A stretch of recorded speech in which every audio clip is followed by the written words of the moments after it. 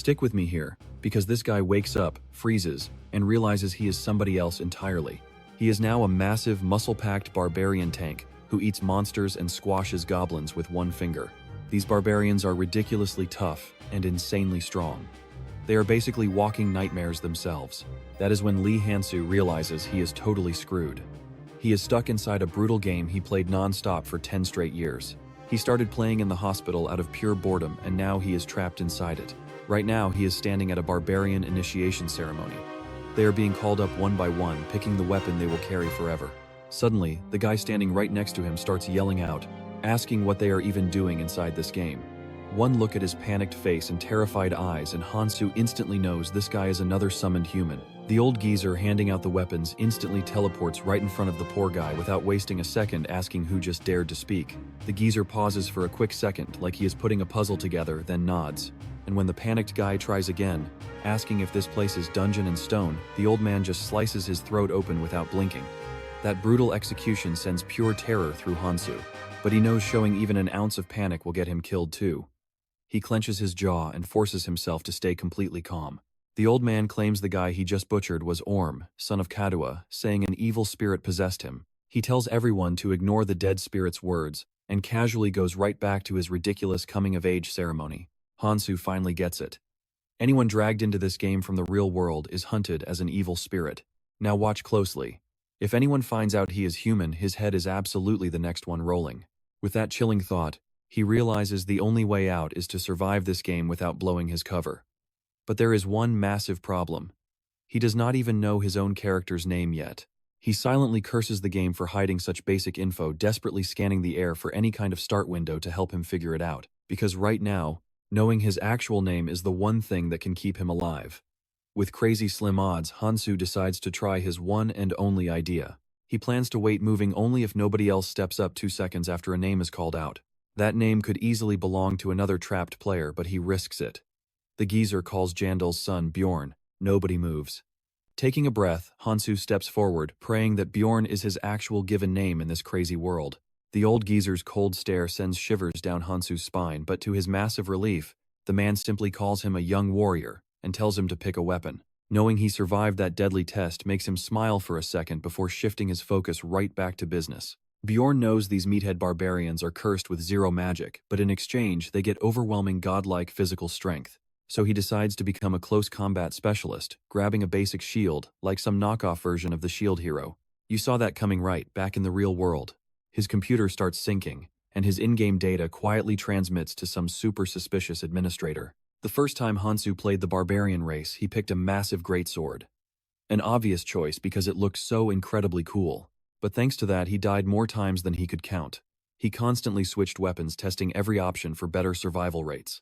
Then a wild idea hit him. Maybe barbarians are not just mindless damage dealers. Maybe the true meta here is playing a tank.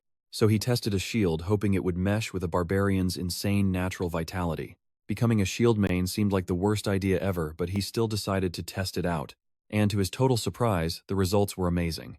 He even took down massive dragon monsters and became completely absurdly overpowered. So now he is completely confident he will not regret this. Just then, the old geezer orders the massive gates to be thrown open. He announces that every barbarian here must now enter the terrifying labyrinth inside the city of Raffonia. The second he raises his voice, every barbarian starts sprinting like their lives depend on it. Bjorn has no choice but to play along to avoid suspicion. These muscleheads just keep blindly charging ahead into the unknown, until one of them, who apparently still has a functioning brain, realizes that Karak pointed them the totally wrong way. The group instantly turns on Karak, yelling at him, "Trust me, you and I are in for one wild journey.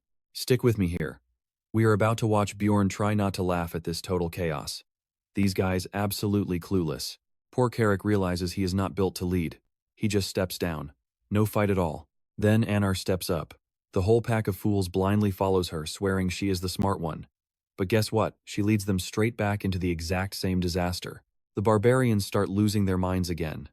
They are screaming about the labyrinth time limit and how trusting Anar was a massive mistake. Someone yells for Jin to take charge, but that just ignites another massive argument. Bjorn just watches.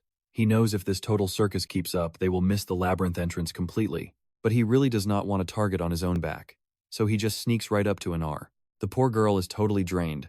She thinks he is just here to scream at her too. But Bjorn stays completely chill.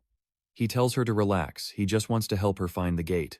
He whispers to keep it quiet and points at another party nearby. They are just strolling along, actively mocking the brainless barbarians. Bjorn simply tells her to shadow them. Anar bolts right back to the group. She loudly brags that she finally figured out the route. She takes the lead like a boss. And soon enough, the muscleheads actually reach the entrance. That glowing purple gate. It looks absolutely majestic to them. They start calling it the sacred dimension of battle. Bjorn stands perfectly still. Should he actually stick with these fools or just vanish into the shadows? Honestly, they are so clueless they would not even notice him gone. Meanwhile, Hansu, the guy inside Bjorn who spent his life trapped in hospitals, starts doubting himself. Can a guy who has never thrown a single punch really survive massive dungeon monsters? He desperately tries to think of any other way to pay his Raffonia taxes without going inside. Now pay close attention here. This tax system is pure evil. Every single citizen over 20 has to pay up. If you fail, you do not get fined. You get straight up executed. Hansu knows you can make money inside the labyrinth or by doing simple jobs like working a bar. But being a barbarian, that is a massive curse. The normal villagers treat them like wild beasts, zero jobs. They just see barbarians as violent walking disasters. That is exactly why they are the only race handed a weapon right at the very start. While Bjorn is paralyzed by overthinking, the clock keeps running. 10 minutes left before that gate locks tight. The absolute worst part, this cursed gate only opens once a month. Miss it and you are starving in the streets for 30 long days. His anxiety goes into overdrive. No job, no money. Absolutely zero options left on the table. He tries to force himself to move. He knows his life will completely crash if he stays out here. But the pure fear is suffocating. His legs are literally frozen. Right when he is about to snap, Anar appears. She warns him they are the very last ones left. Time to move. Bjorn tells her to run ahead, promising he will follow right behind. Before going, Anar genuinely thanks him. She asks how she can get as smart as him, calling him the absolute smartest barbarian she has ever met. Bjorn laughs on the inside. He thinks she would literally need to be reincarnated as another race. But instead, he drops some basic wisdom. He just tells her to always think before swinging her weapon. She locks that advice in. She promises to pay him back if she actually makes it out alive. Hearing her casually talk about the real chance of dying in there, Bjorn straight up asks if she is terrified of dying. Einar just looks at him. Of course she is. I know what you are thinking. Mindless warriors, right? But Einar admits her fear. She fights because she has to. Hansu finally sees how deeply human they really are. They do not battle for fun. They fight because society gave them zero other options. That pride is their only armor. Right then, something clicks inside him. He actually feels incredibly proud to be one of them. With 60 seconds on the clock, he smiles. He sprints straight for the gate. He remembers who he is. He has maxed out thousands of characters in this game. He knows he can survive this. Boom, everything goes completely black. The game system chimes in. He has officially entered the level 1 crystal cave. The only problem, he has absolutely no idea where that actually is. Walking blindly through the heavy pitch-black darkness, he reminds himself he is a game veteran. If he combines this massive barbarian body with his expert-level knowledge, surviving this nightmare might actually be a cakewalk. But wait, things are already taking a very strange turn. Panic starts creeping in. He is practically blind in here, completely lost in the dark. Because trust me, this is wrong. The game had glowing crystals everywhere. Why is it so dark? Stick with me here. We are diving into a nightmare spawn point. He figures this must be the darkness region. It is a pitch-black wasteland sitting at the very edge of level 1, a super rare zone with absolutely zero light. Here is the crazy part.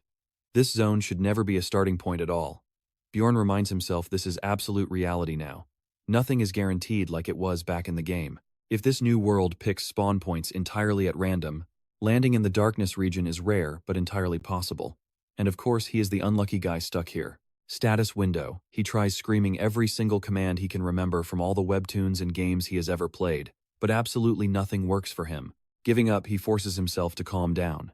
He picks a random direction and slowly starts walking. He jokes that crawling might actually be faster. But the thought of hidden monster traps hits him hard, forcing him to stay cautious. Snap. He steps right into a hidden goblin trap. A massive spike drives straight through his foot, sending shockwaves of pure, brutal agony. Thanks to his sturdy new character build, Hanu clenches his jaw hard. He swallows the scream and stays dead silent.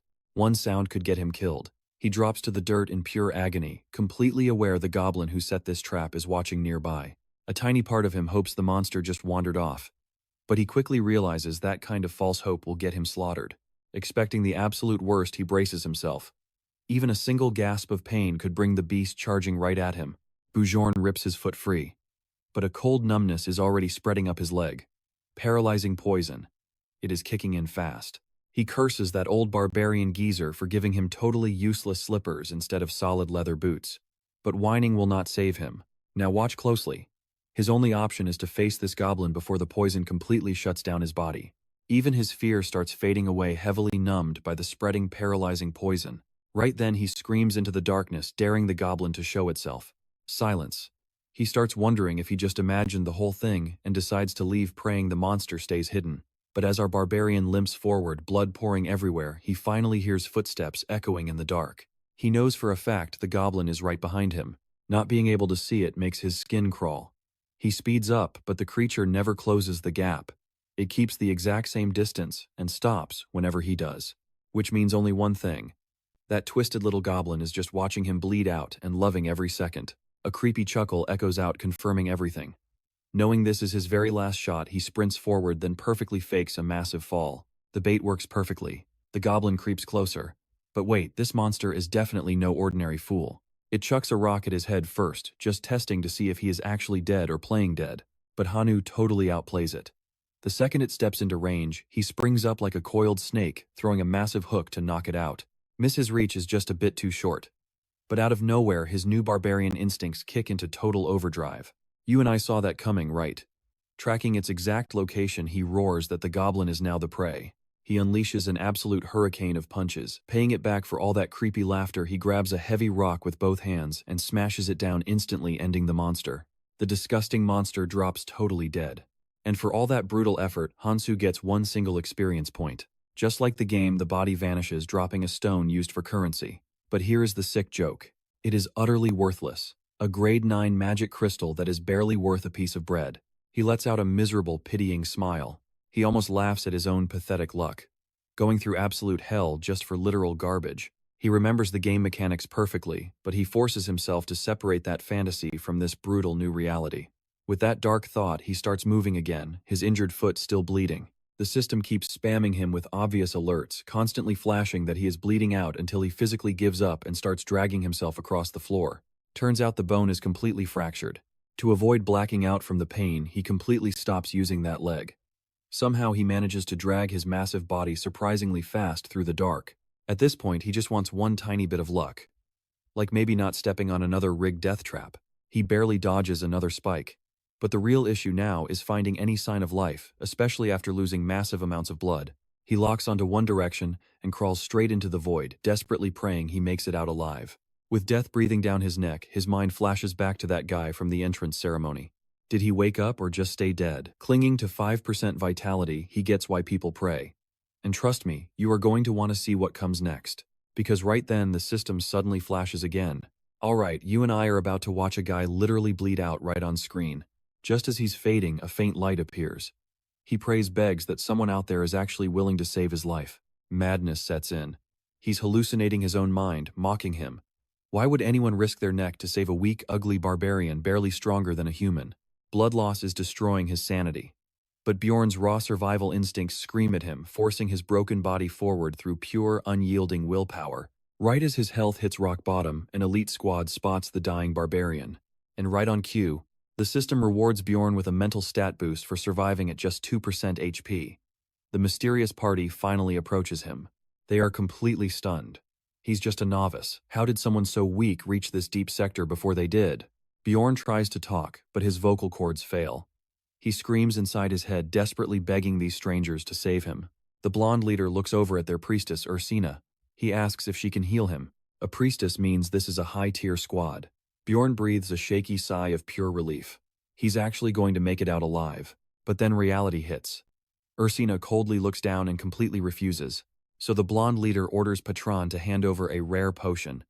Strictly emergency-only gear, used when divine magic totally fails. Now pay close attention here. He pops the cap and warns Bjorn to brace himself because this isn't gentle healing, it's going to hurt like hell.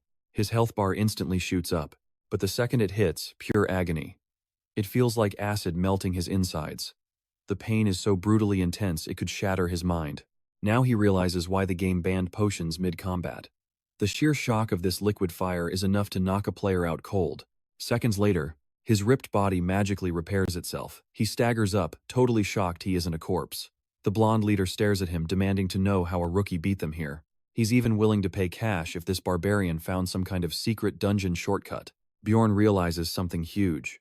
Being ahead of this elite squad is the only reason he's breathing. They just wanted to buy his valuable intel. Honestly, that works for him. Free favors in a dark labyrinth are massive red flags anyway, so our MC plays it totally safe. He lies, claiming he has zero clue. He says the moment he stepped into the labyrinth, he just glitched right into this exact spot.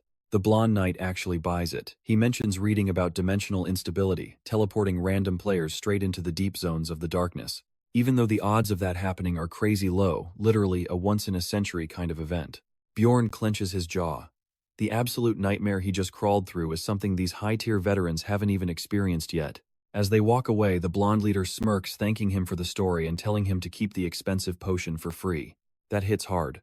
Bjorn finally realizes just how insanely lucky he was that anyone stopped, especially in a dungeon where time is literal gold. He really should just be thrilled that he made it out alive. I know what you're thinking, but no, his barbarian pride is utterly disgusted by their pity. Meanwhile, down the corridor, the squad is already gossiping about the barbarian's insane stroke of luck. Surviving a brutal goblin trap like that, pure dumb luck. One of them even teases the potion guy, saying that Scrub was incredibly fortunate. Their leader stepped up, because if he was alone, he would have never wasted high-tier loot on a greasy peasant. The potion guy fires right back, mocking their priestess.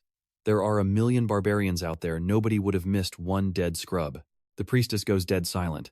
But before the argument blows up, the archer girl jumps in, defending her. She totally would have healed him if her strict temple rules didn't explicitly forbid it. She grabs the potion guy's arm, telling him to learn from Draw.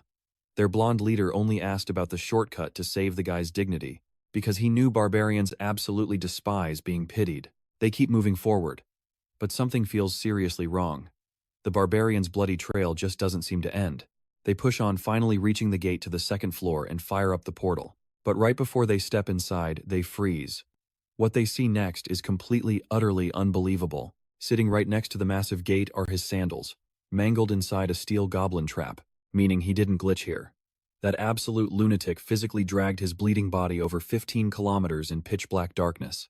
Everyone thinks it's insane, feeling a cold chill creep up their spines. Makes you wonder what he'll do next, right? Stick with me here. The potion guy finally remembers the barbarian reaching his right hand toward them. The whole squad realizes the brute was actually holding a magic crystal up. He just wanted a fair trade. The potion guy immediately swallows his pride. He takes back his insults, admitting these barbarians are just built completely different. Hardwired to survive at all costs. They are way too stubbornly insane to ever accept death as an easy out. Barely dodging the Grim Reaper, Bjorn keeps bumping into wave after wave of goblins, but surprisingly none drop a single experience point. He feels pretty tense initially, but with the whole place fully lit up and his vision back to normal, these ugly little monsters just do not look scary anymore. Looking closely, he spots the traps completely littering the floor. It looks like absolute garbage randomly tossed around by an amateur. He literally laughs out loud at the goblins. They are so ridiculously dumb that tossing a tiny bit of dirt on top never crossed their minds. Lucky for him, their ambush setup is an absolute joke, and their hiding spots basically scream for attention with huge neon signs.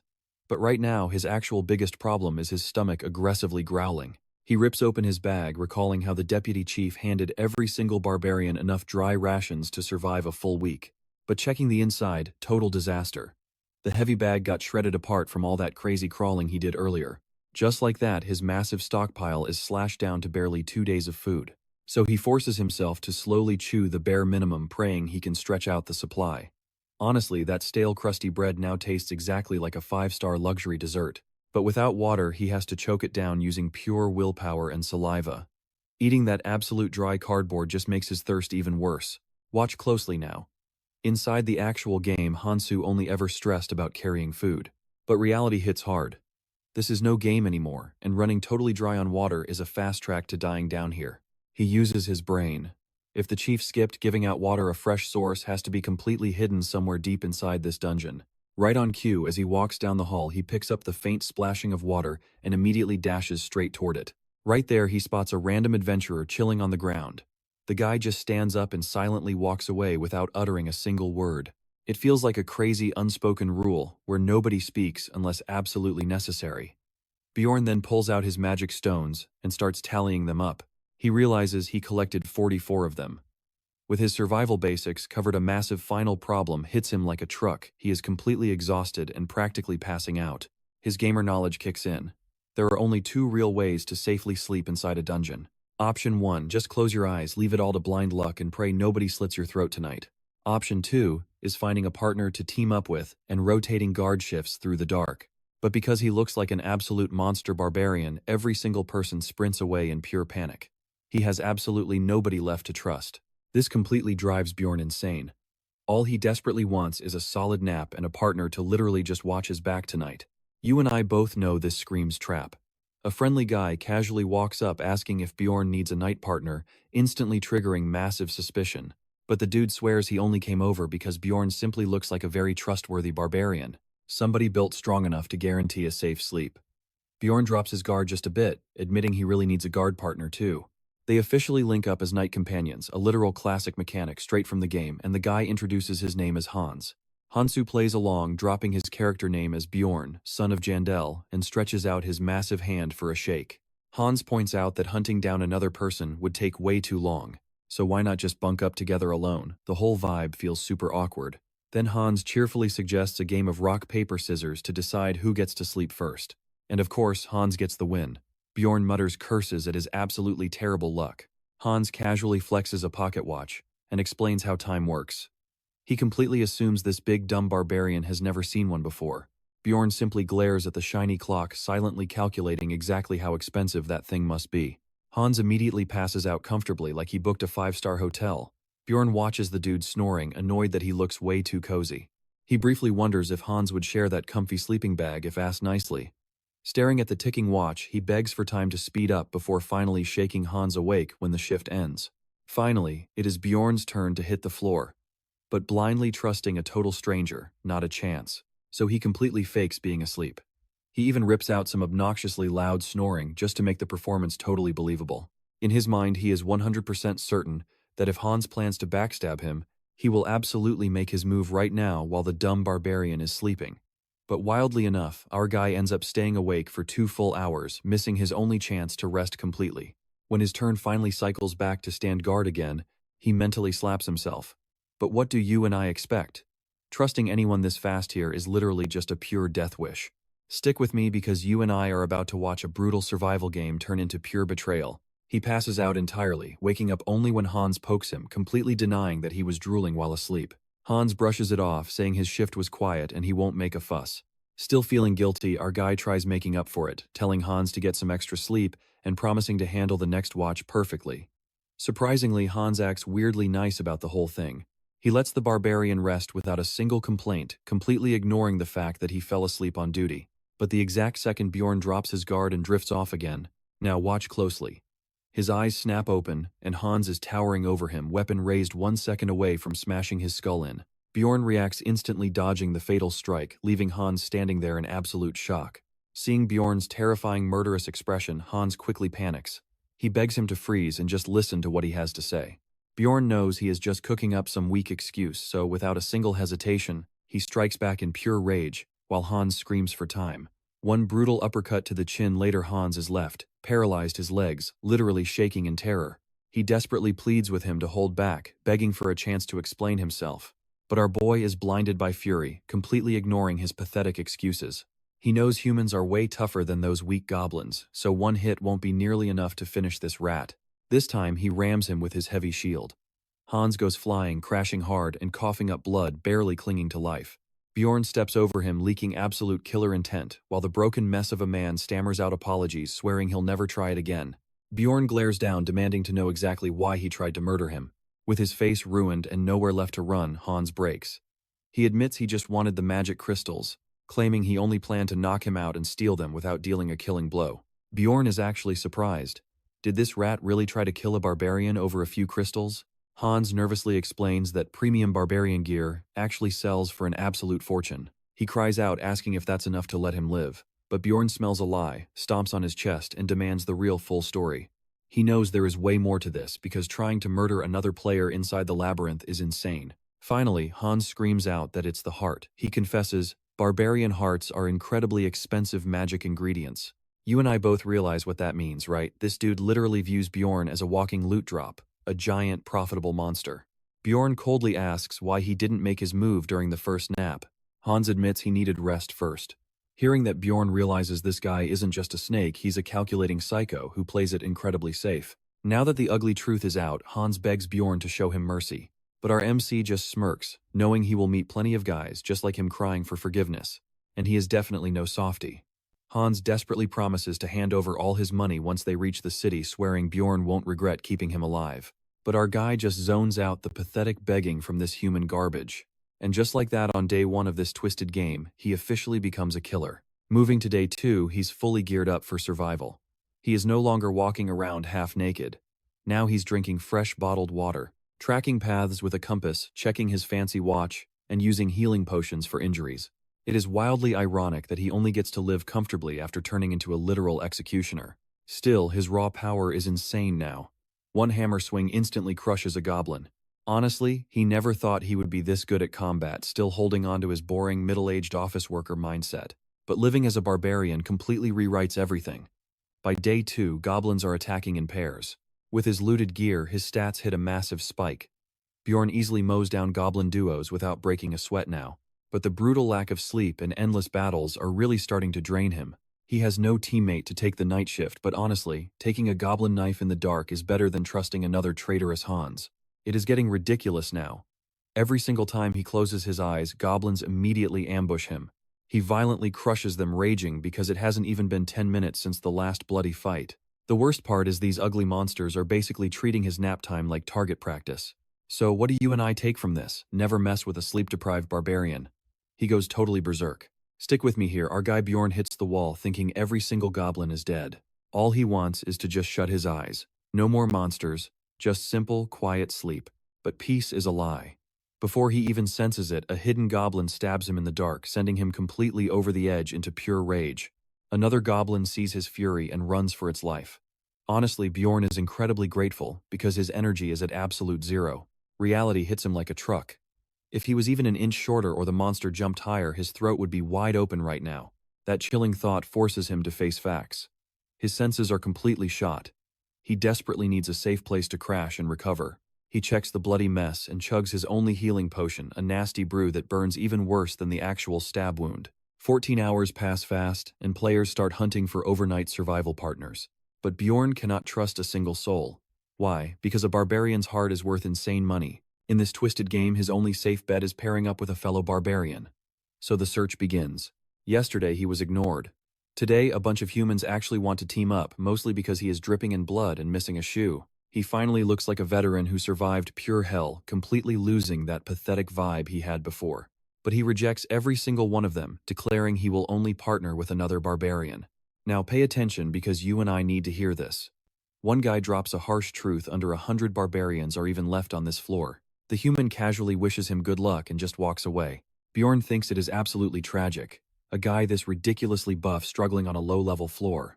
Waiting around for a magical barbarian encounter is pointless. It is simply not going to happen today. Time for a reality check. Humans are a hard pass, so he has to find an entirely different race for survival. Other races are rare but still beat barbarian numbers. Maybe a dwarf with that classic loud, fiery warrior spirit. Or maybe an elf who honors their promises. Honestly, anyone works as long as they are not a greedy human. Most non-human races have massive pride and fierce loyalty, meaning they rarely backstab their own party members. Humans blinded by pure greed. So after an hour of searching, our guy finally spots a prime waifu candidate, an injured elf girl hiding in a dark corner. He asks if she is alone. The second she spots him, pure terror hits, and she tightly grips her bow. He figures she is just being hyper-defensive. And honestly, can you blame her? Seeing a giant barbarian while bleeding out is terrifying. Stepping closer, his eyes instantly lock onto a vicious wound right across her stomach. That is no goblin strike. He asks if a human did this, and shockingly she drops to her knees, begging for mercy. I know what you are thinking. A trap. Nope, she just cries, begging for her little brother's sake. This completely blindsides him. Aren't elves supposed to be super proud and stuck up? Instead, she is a total sobbing mess. If he knew she was this fragile, he would have played it way cooler. Time for damage control. He flashes what he thinks is a warm smile, promising he won't hurt her at all. But big mistake. That smile makes him look like a complete psycho killer, nearly giving her a heart attack. She cries out asking if he will really end her, just for being an elf, pleading for one final chance. Now he is just annoyed. Seriously, what did barbarians do to get this insanely cursed reputation? Why is she so paralyzed by a single word, whatever?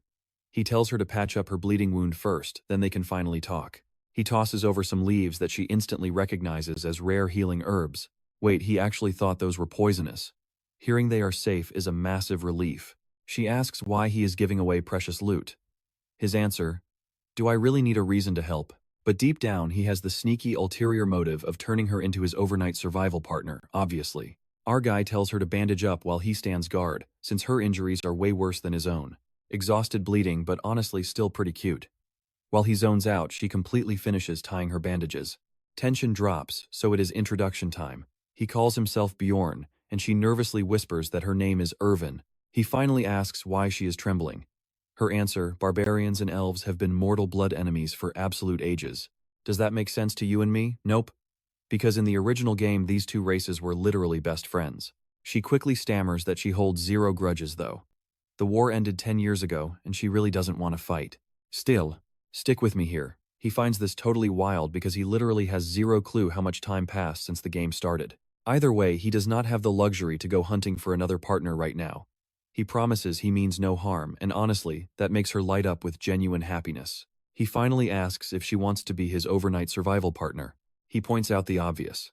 They are both running on fumes, and cooperating for just one single day might actually keep them alive. She mentions that barbarian honor is a massive deal, asking him to swear on it that he will not hurt her. In return, she promises to vow on her own tribe's name. Now, he honestly could not care less about warrior honor. So using that total nonsense to score a safe deal, absolutely perfect. He agrees immediately. With that settled, he totally sets the record straight. His name is not Mr., it is Bjorn, and he is a young, handsome 20-year-old guy. Thank you very much. He formally swears on his warrior pride to never harm her, and she promises on her tribe's sacred name that she will not attack him either. Now that the deal is officially locked in, he feels massive relief about finally resting. He calls first shift for sleep and hands over his pocket watch, warning her to be super careful with it because that thing was crazy expensive. Hitting the cold dirt, he feels so annoyed that just getting a simple nap has turned into an epic survival mission. Still heavily paranoid, he plans to fake sleep for 10 minutes just in case. Instead, he instantly knocks out cold. Watch this part closely. She suddenly shakes him awake, making him panic about an emergency, but she casually mentions 2 whole hours just passed. He realizes his fake sleep plan was a total fail. That elite combo of a warm blanket and a backpack pillow just hits way too differently. He figures if Hans had given him these earlier, there is zero chance he would have woken up for that deadly ambush. So he decides to be generous, tossing the gear over and telling her she can use the blanket and backpack pillow for her shift. The absolute second she takes them, she beams with joy and knocks out faster than lightning, completely crashing the moment her head hits the bag. Seeing this happen, he figures she was running completely empty too. She has obviously survived the exact same pure hell he just went through. Honestly, it feels like they have been stuck in this nightmare for 5 days, even though only 3 have actually passed. Still, he feels refreshed, now blaming his earlier dark mood on all those completely pointless thoughts weighing down his mind. He reminds himself that even if returning was possible, absolutely nothing is waiting for him back home. Clinging to that hope will just destroy his will to survive here. After swapping guard duties a few more times, the pocket watch ticks dangerously close to the next phase. Only 10 minutes left on the clock. He actually starts debating if he should just ask this elf to fully team up again. As a skilled elf, she is a massive battlefield asset, but making her a permanent teammate means splitting all his hard-earned loot. That definitely hurts his profits, but for 3 solid days, goblins have been swarming in crazy numbers. He can handle 4 alone, but right now it is a brutal choice between staying safe or getting rich. You and I definitely saw this coming. 2 strange adventurers suddenly appear and instantly recognize Erwin. They step up and demand to know his relationship with the elf. Bjorn drops the total truth, casually stating she is his temporary overnight rest companion. The bigger dude thinks it is totally insane that a massive barbarian and an elf are sleeping buddies, then roughly asks how much time is remaining. Flashing a completely deadpan, menacing stare, Bjorn replies that he owes absolutely 0 answers to some filthy humans. Hearing that brutal response, Mick actually backs down a bit. He eyes the sleeping Erwin like a massive feast, then slowly walks away for now. Bjorn just cannot shake this terrible gut feeling. He knows for a fact those guys are actually hunting Irvin. He quickly shakes her awake, ordering her to move right now. But she groans like a lazy kid getting dragged out for school, begging for 5 more minutes. That seriously pisses him off because she is literally about to get herself completely destroyed out here. Yet she stubbornly refuses to just give up her precious little beauty nap. He practically yells at Irwin to get up already, but she ignores him completely. He knows she is fully faking it because she yanked that blanket super tight over her face. He literally rips the blanket off by force, scaring her half to death, and demands to know why she is playing possum. Trembling, she admits she thought he would abandon her the second she woke up.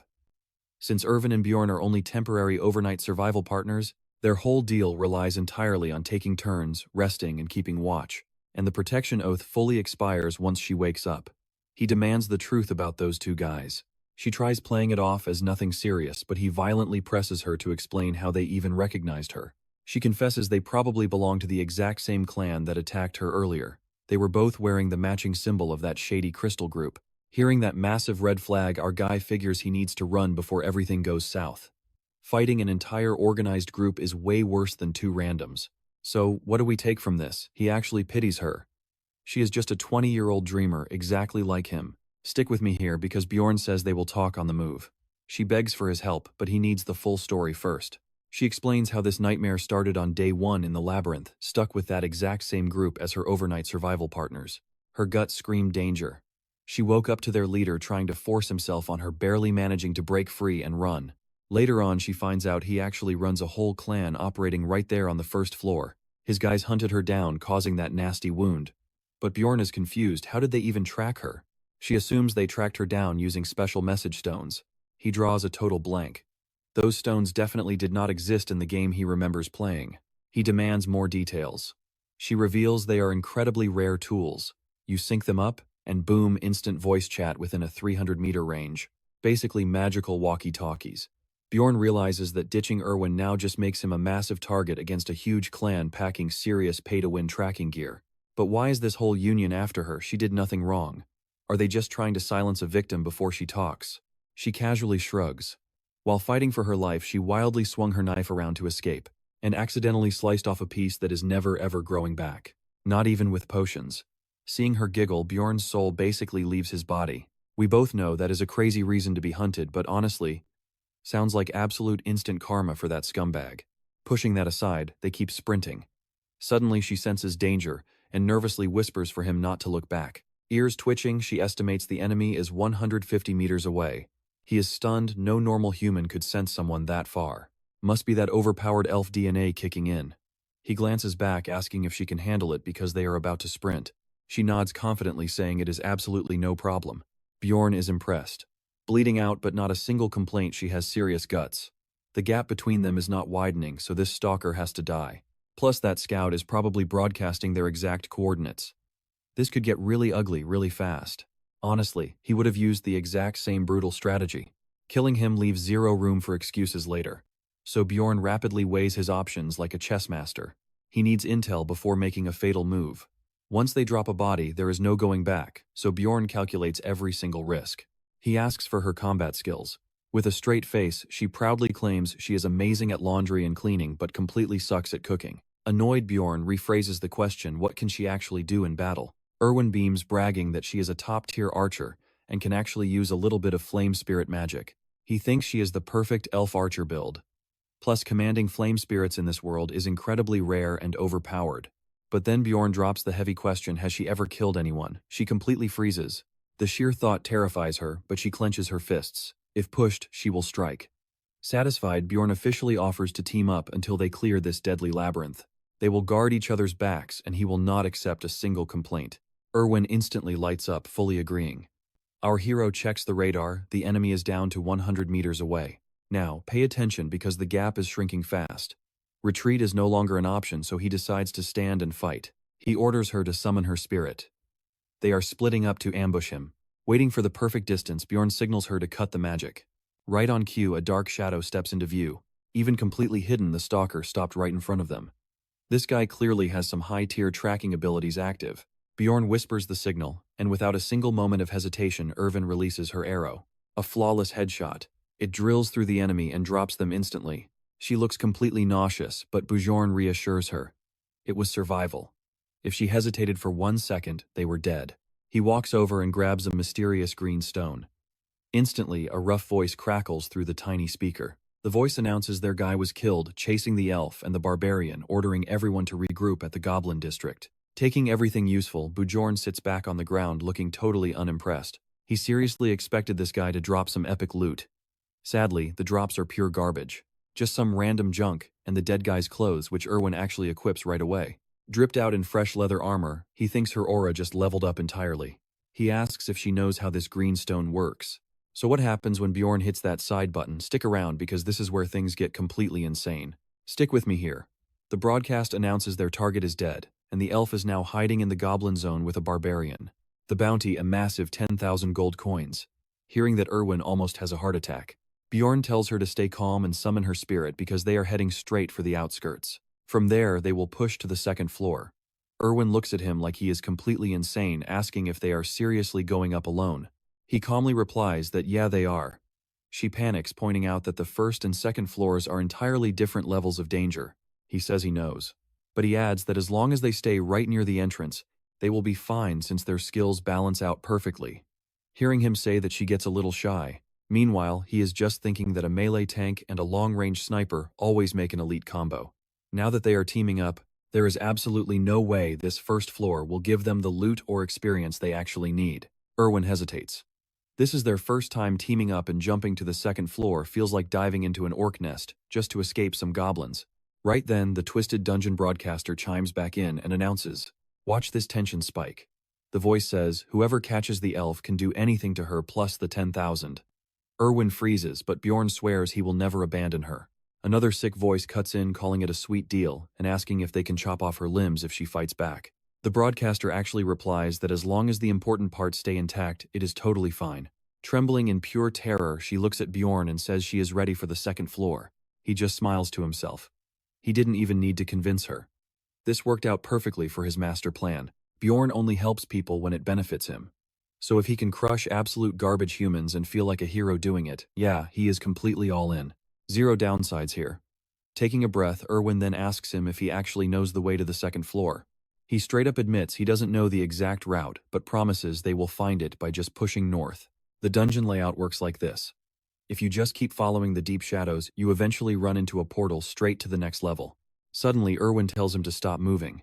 She spots a hidden goblin trap right up ahead. Bjorn is super confused for a second, because it has been a long time since they saw one. Then it clicks.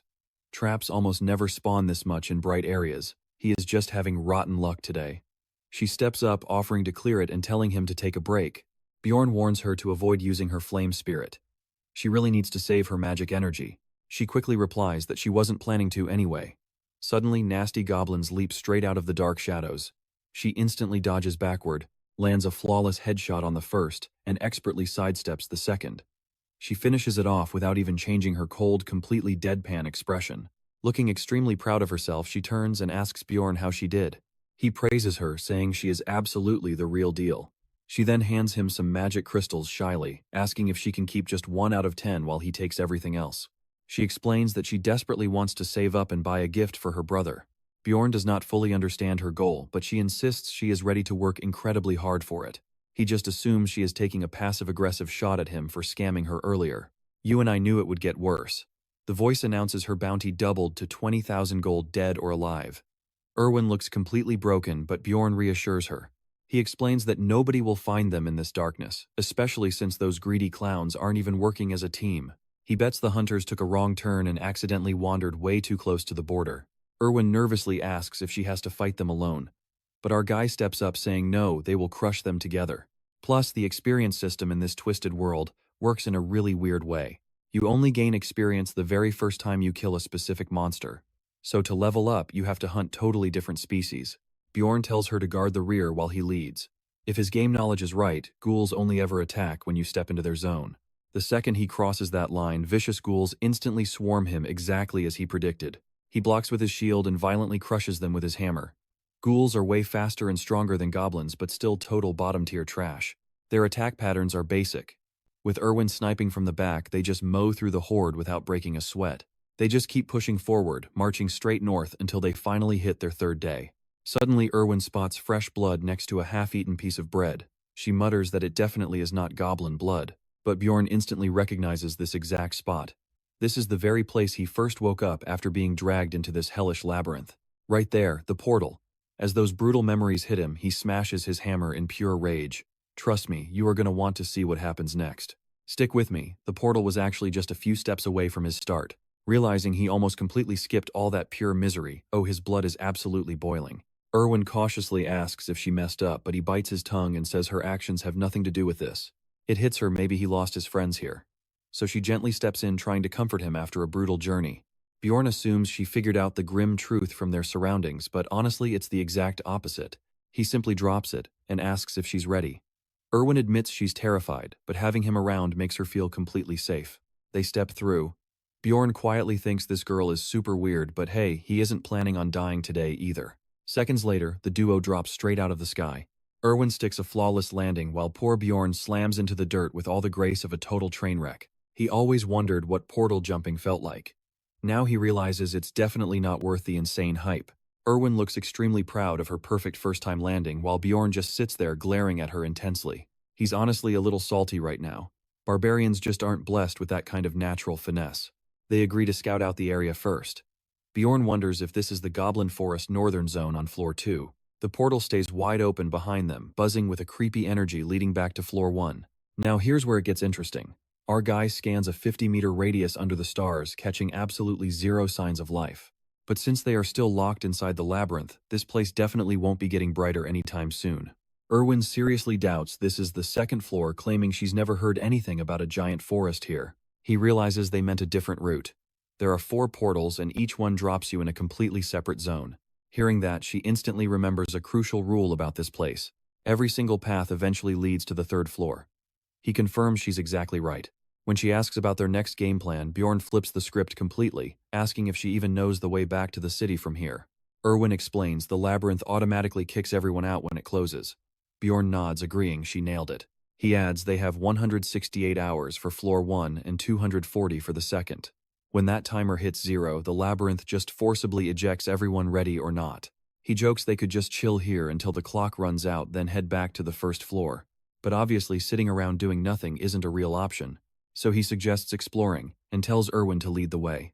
A wave of nostalgia hits her. This place feels just like her hometown fairy shrine. She strictly warns him to match her exact footsteps, since this entire zone is packed with nasty hidden traps. I know what you're thinking, no traps, right? But watch as she confidently chucks a rock at some leaves, triggering one instantly. Seeing that flawless little demo, he figures it must be some kind of natural fairy detection skill. Erwin looks extremely proud of herself right now. Deep down, Bjorn admits this girl is actually getting pretty reliable, but instead of giving her any real praise, he just shrugs and mutters, "Woman good at throwing rocks," he says in his absolute best caveman voice. Erwin stands there completely stunned by that. He tells her not to get a big head over tiny wins, since being an explorer is literally her actual job, but all she actually hears is him calling her a decent explorer. She immediately lights up, looking exactly like her dad finally admitted he's proud of his girl. Snapping back to reality, she warns him something feels totally wrong.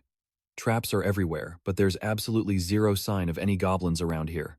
Normally, this specific game zone should be absolutely swarming with goblin squads and dangerous mutant variants. And the deeper they travel, the crazier it gets, constantly spawning insane high-tier monsters too. But since they are staying right next to the portal, it shouldn't be a massive problem just yet. They start tossing rocks to clear traps, expanding their safe zone. Stepping on one of those later would be a massive headache. With the area finally cleared, Erwin looks incredibly proud of her handiwork.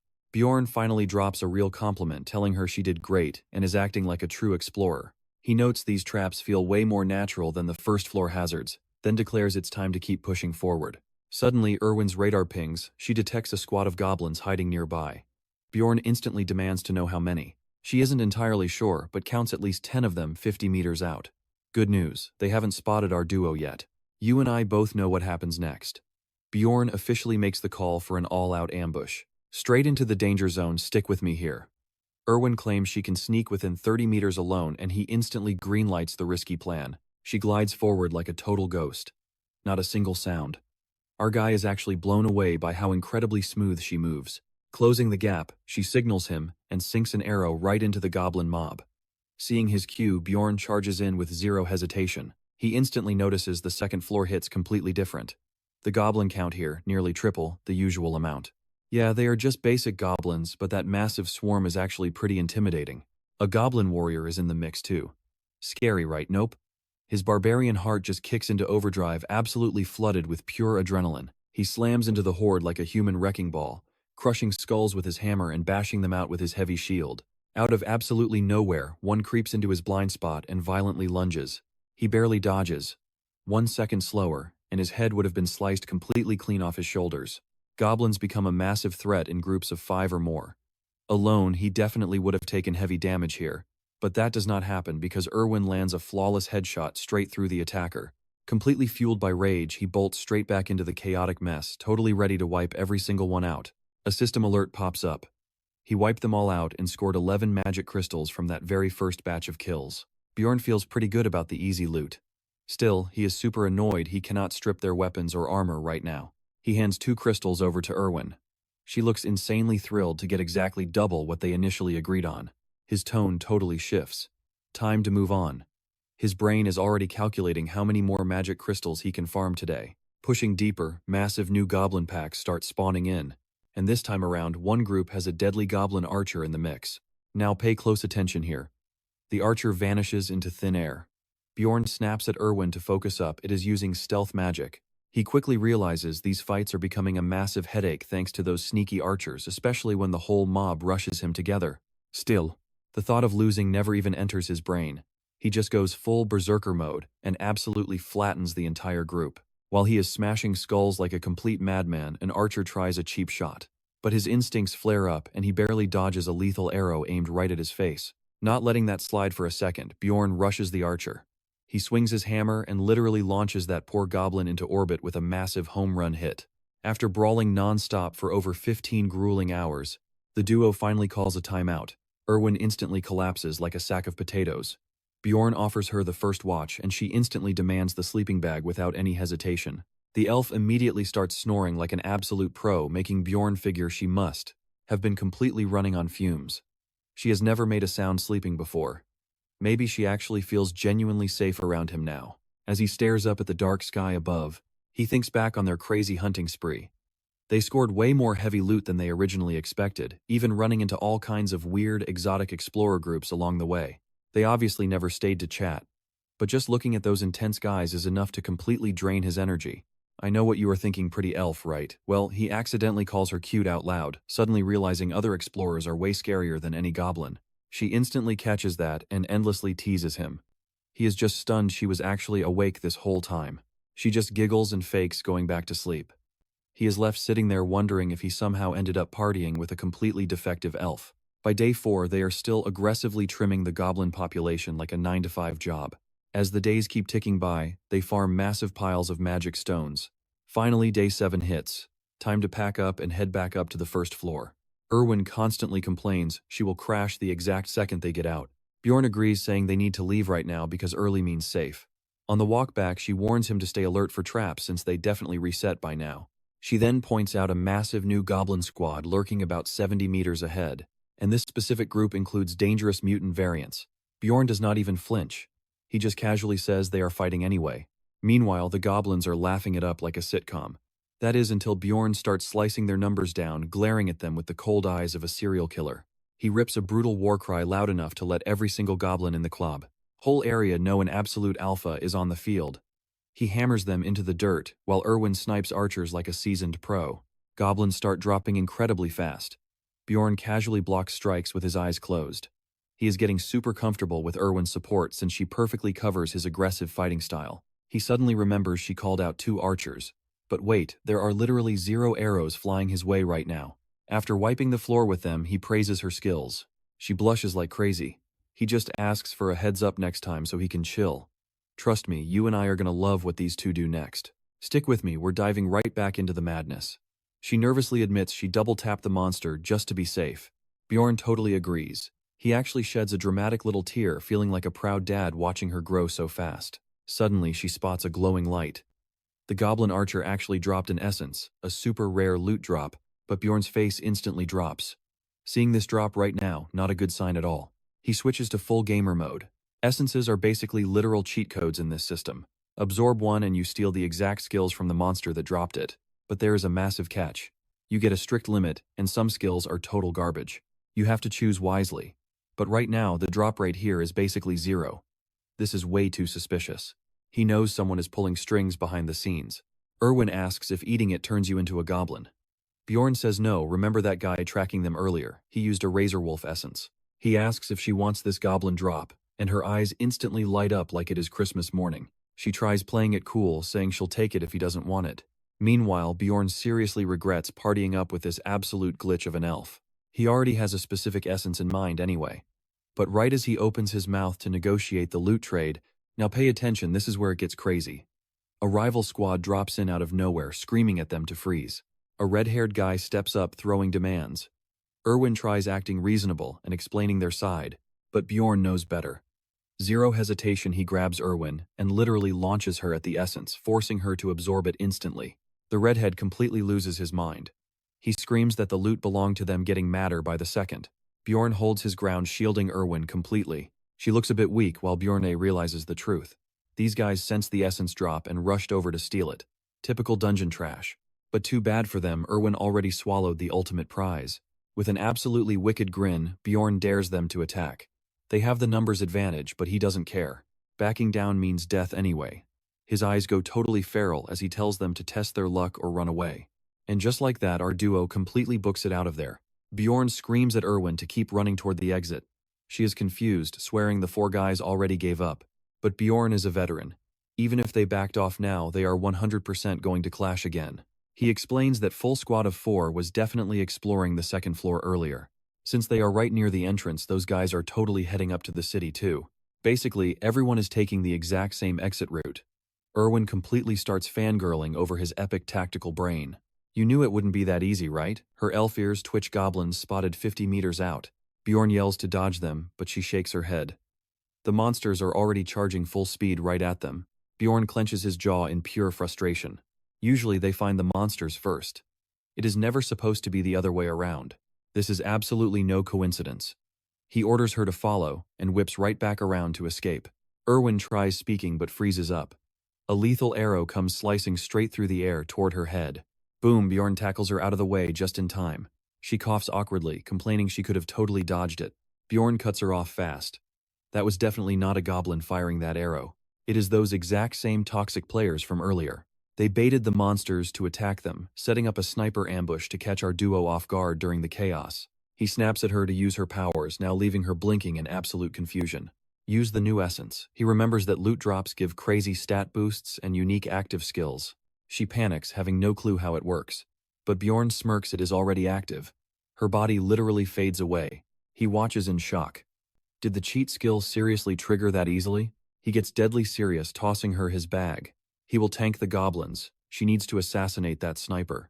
She freezes, terrified this is a suicide mission. But Bjorn coldly shuts down any argument. Hide and wait for the signal to shoot. Trust me, you want to see what happens next. Stick with me here, she asks about the signal, but our guy is already sprinting at the goblins, shouting at her to stay put. Bjorn halts. His senses scream danger. Off to his left, those nasty little goblins are absolutely itching for a bloodbath. He charges right in. Those cowardly ambushers haven't peeked out since that first arrow, but he bets they will once these green freaks are dead. Swinging his heavy hammer with pure confidence, he spots about a dozen enemies, 2 actually holding swords like they know how to use them. He drops his guard just a bit, glad there are no archers. Bam! An arrow smacks right into his shield. He kicks himself for moving too fast. But before he can even refocus, a goblin flanks him and drives a nasty blade right into his back. But Bjorn is an absolute unit. He just crushes the little monster without even blinking. Smashing these gremlins is one thing, but he has to watch for that crossbow rat, especially since Erwin is missing in action. Heavy breaths escape him. The damage is piling up and this fight is totally spiraling. Suddenly his killer instincts scream, 2 arrows flying right at him, one from a goblin, one from the hidden sniper. In a split second he realizes blocking both of these shots is completely impossible. Thinking crazy fast, he blocks the lethal crossbow bolt, taking the goblin arrow straight to his left elbow. Poison floods his veins instantly. That arm goes totally dead. Down to just one good hand, he is forced to make a brutal choice between his weapons. Zero hesitation. He tosses the heavy hammer and rips out the arrow. He grabs the shield knowing it is his only ticket to surviving since those hiding explorers are way more dangerous than some goblins. He starts bashing goblin skulls with his shield like an absolute maniac. But he is getting seriously ticked off, there are just too many of them. Finally, the surviving monsters feel his murderous aura and scatter in pure terror. He exhales hard, so relieved he does not have to hunt them all down. Now watch closely. The ambushers finally step out, and their leader smugly taunts Bjorn for doing all their dirty work. The samurai guy actually looks pretty impressed. But Bjorn coldly spits back that he knew they were there, though he still cannot spot the coward with the crossbow. Ignoring him, the arrogant leader asks where the elf girl is hiding. Bjorn just smirks like a demon and dares them to come get some. The redhead just shakes his head, muttering that Bjorn is a total barbarian for wanting to fight, looking half dead. Then his face twists into this sick grin. He points right at Bjorn's bleeding wounds, demanding the elf girl in exchange for his life. Bjorn flashes a crazy, cocky smirk that instantly puts everyone on edge. They call him a total lunatic, deciding they are done playing games. They tell the injured giant to prepare for his brutal end. The leader isn't totally stupid, barking at his crew to stay sharp. Then the entire squad charges straight at our lone barbarian. Bjorn's left arm is still completely paralyzed. He quickly wonders if Erwin took out the sniper. But whatever, he gives the ultimate signal anyway, flipping a massive middle finger right at the sky. I know what you are thinking. So is the leader, completely stunned, screaming at this madman's crazy hand gesture. Bjorn just prays Erwin saw that. With literally zero backup plans, he dives forward like an absolute madman, catching the attackers totally off guard. Boom, he slams right into the leader, who barely manages to block the heavy shield impact with his sword. Predictably, the coward screams out for help and his cronies rush in, swinging for the kill. Bjorn barely sidesteps the samurai's lethal blade, knowing that backing away now means certain death. So he pushes straight back in, swinging wildly to force any kind of tiny opening for Erwin. But a terrifying thought starts creeping into his head. What if she actually lost her fight to that hidden sniper? Just then, whoosh. An arrow zooms past them, catching every single person completely off guard. Bjorn wonders if it is friendly fire, but the enemy tank jumps up and blocks it easily, proving it was shot by his elf companion. The massive tank yells that he will block the arrows while the rest dogpile the giant barbarian. He casually deflects a second shot, mocking her like he owns the battlefield. Bjorn curses under his breath. This tank obviously planned this defense from the very start. Now the whole squad completely surrounds Bjorn. He knows a long fight is a death sentence, so he makes a crazy, brutal sacrifice. Since his left arm is dead weight, he uses it as bait to charge the redhead. Bam! He smashes the guy's skull open like a ripe melon. Without missing a single beat, he spins on the samurai, dodging a deadly slash and leaping back to create crucial distance. The swordsman is totally shocked by the giant's insane speed. Meanwhile, the shield guy confidently jumps to block another arrow. But this one, a roaring flame arrow that instantly sets his entire shield on fire. Bjorn grins like a maniac, mocking the burning tank. Did he seriously think he could block everything? Trust me, we are far from done. The tank drops the burning gear, and the desperate samurai charges in for the final kill. Stick with me here. Nobody told these guys Erwin is a spirit archer. A glowing arrow slams straight into the tank's shoulder, making him scream like a toddler. The redhead completely panics. Looking around like he is trapped in a horror movie, he bolts toward the forest, screaming that he will handle the archer himself. Bjorn watches him run off and trusts Erwin to handle it. Meanwhile, the samurai barks at Bjorn to just give up, swinging his blade like a maniac. Bjorn ignores the trash talk, focusing strictly on buying Erwin more time. The samurai charges again. Suddenly, Bjorn shifts. He smashes his heavy shield right into the tank's face behind him, knocking the big guy out cold. Now the samurai stands there, glorious bald head, exposed eyes, burning with absolute rage. He hacks away furiously while Bjorn notes he is completely alone. He really wonders what a strong guy is doing with such pathetic idiots. Blocking hit after heavy hit, Bjorn realizes the guy's biggest mistake is underestimating him. Pushing forward, he forces the samurai entirely on defense. Then, tapping into his pure barbarian battle instincts, he fakes a massive shield bash, but releases it mid-motion, sending the heavy metal crashing straight into the samurai. Before the dude can even blink, Bjorn grabs his collar. Pure, undeniable fear visibly ripples through the samurai's entire soul. Yanking him up, Bjorn roars, asking if they actually thought he would die in this dump. Then he leans in and chomps straight into the guy's neck, literally like a man who completely skipped breakfast. With the final enemy dead, Bjorn wipes the blood off his mouth and spits. He definitely did not want to ingest those bald jeans. Just then, Erwin races over, frantically checking if he is okay. She pulls out a potion, insisting he drink it, since he is heavily poisoned right now. The exact moment that healing potion hits his stomach, you are not ready for this. It burns like a firecracker parade inside him, and every single inch feels like melting. Erwin cheers him on like a one-elf support squad, while he pushes through the pain to ask for the time. She checks fast. Nearly 11:30, leaving them just 40 minutes before the dungeon completely seals them inside. Without warning, Bjorn turns and flat-out commands her to start stripping. She turns beet red, slowly removing her clothes, assuming it is some weird survival tactic. But he just deadpans, clarifying that he actually meant strip the corpses. With absolutely zero time to argue, he starts looting heavy gear while she rushes off to grab the crossbow and anything valuable the redhead dropped. The clock keeps ticking. Scrambling to loot the bodies, they sprint full speed toward the exit. With barely a minute left, they hurl themselves right into the portal. As usual, Bjorn lands face first into the dirt, like fate has a deeply personal vendetta against his dignity.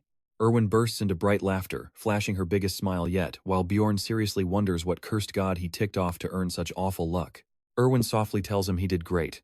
Bjorn nods, but he is honestly shaken by how close that was. Remembering their earlier chat, she asks what he was trying to say before. Bjorn raises a finger but completely stops mid-sentence. He suddenly cannot even remember the tavern's name. Mentally overclocking his last two brain cells, he practically fries his mind before finally remembering the name, Black Whale. Telling her to meet him there, the portal finally closes behind them, whisking the duo straight back to the safe city.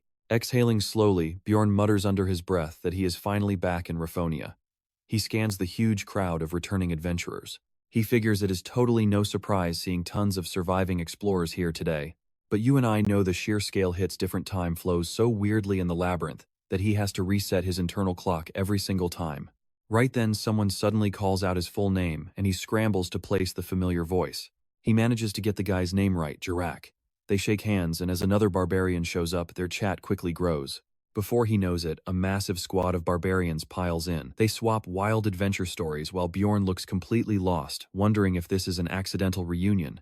Eventually, the chaotic crew decides to hold a friendly contest heading to the checkpoint. Bjorn tries fading into the background, but gets forcefully dragged along anyway. At the evaluation counter, the cashier lady counts the magic stones, announcing a fat total of around 41,000. Everyone starts hyping up Carrick's massive haul. Meanwhile, Bjorn casually whips out 3 heavy bags of his own. The cashier side eyes him, questioning if they are actually all monster crystals. She counts them up lightning fast, and in just a few seconds, she drops the insane final number, 182,000. Everyone stares in absolute disbelief before completely losing their minds, declaring our boy the new record holder. That is when they really notice his dripped-out outfit and brand-new bling, declaring him the absolute peak of all warriors. So what do you and I take from this? He went in looking like a dirty caveman, but he came out a distinguished gentleman. Absolutely epic. Alright, stick with me here as we jump back into the madness. The hype finally hits him. He screams he is the absolute best, sparking total chaos as they toss him sky high while guards try to restore order. The giant barbarians just keep screaming their apologies, turning the whole scene into a complete disaster. A little while later, the massive uproar finally settles down. Bjorn decides to hang with the barbarian crew for now, just in case he missed any hidden clues the first time around. Right then, he spots a familiar face in the crowd. It is Erwin, looking completely happy while chatting it up with her friends.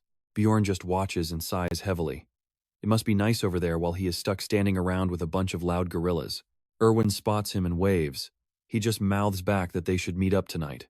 She nods instantly, but the girl beside her shoots a suspicious glare, asking if she knows him. Erwin panics and totally denies it on the spot. Out of absolutely nowhere, Karak chimes in, asking if Bjorn knows the fairy. Bjorn does not even blink and denies it completely. Karak takes it way too far, claiming the ultimate warrior has no business hanging out with those cowardly, pointy-eared weaklings. The older elf catches that nasty slur. Bjorn just wants to melt into the floor and vanish seconds away from snapping at these brainless savages. Seeing the very last of the barbarians finally clear out, he tells his group it is time to leave, knowing he cannot talk to Erwin with this circus watching. Suddenly, a kid screams for his dad and hugs him tight. Bjorn watches in complete silence as families reunite with pure, tearful joy. But that joy instantly shifts to heavy grief. He spots a woman completely breaking down because her husband never made it back, alongside many others mourning. Now watch this part closely. He has played this exact game countless times before. But seeing raw human emotion instead of pixels, it hits completely different, leaving a bitter taste behind. Later, the barbarians party like absolute animals, chugging endless beer, while Bjorn quietly sips his in the corner. He only tagged along, hoping for some missing intel. But clearly these guys are just wasting his time. He slams his hand down. He gets up and says he has places to be. Immediately, the others start freaking out like he is the absolute main character. Surprisingly, they just wish him good luck and go right back to partying like normal. Bjorn walks through the city watching kids play.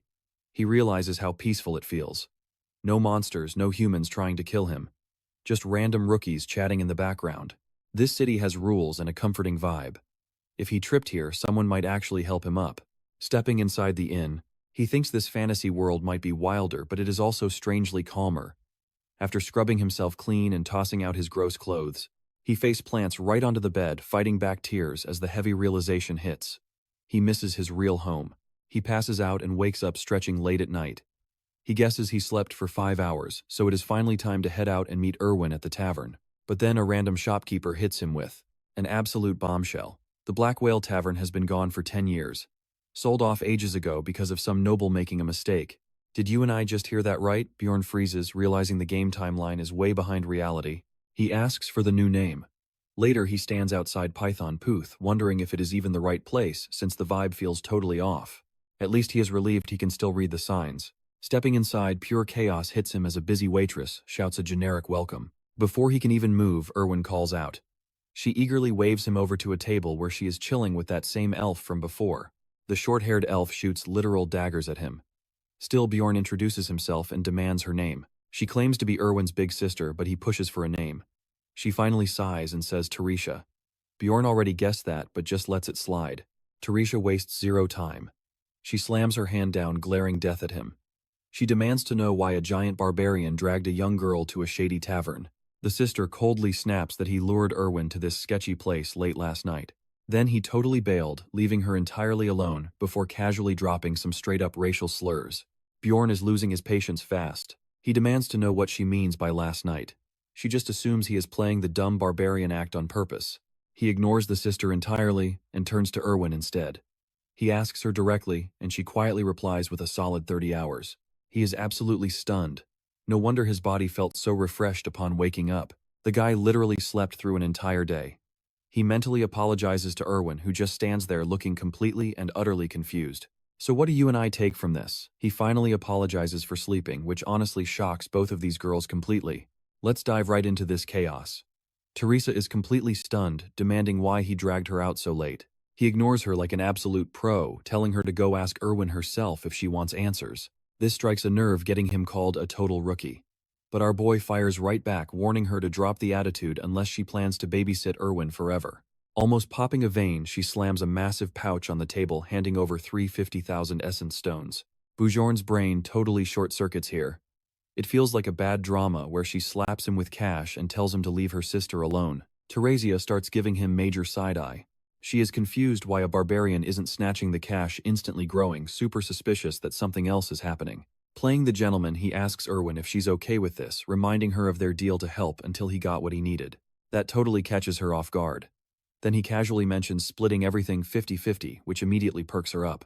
But she quickly switches to sad mode and apologizes, leaving Bjorn blinking in pure confusion. Teresa explains Erwin is sticking with her from now on.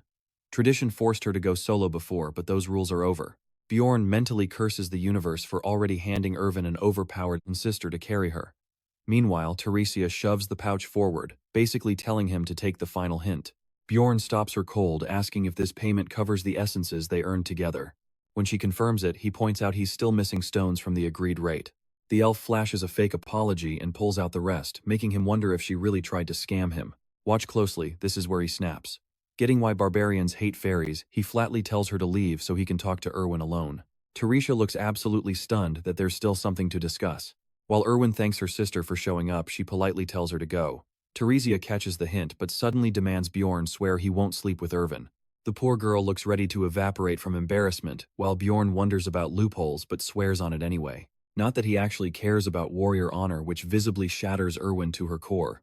Completely satisfied with his answer, Teresa finally leaves, but throws a massive curveball, turning back to thank the barbarian for saving her sister.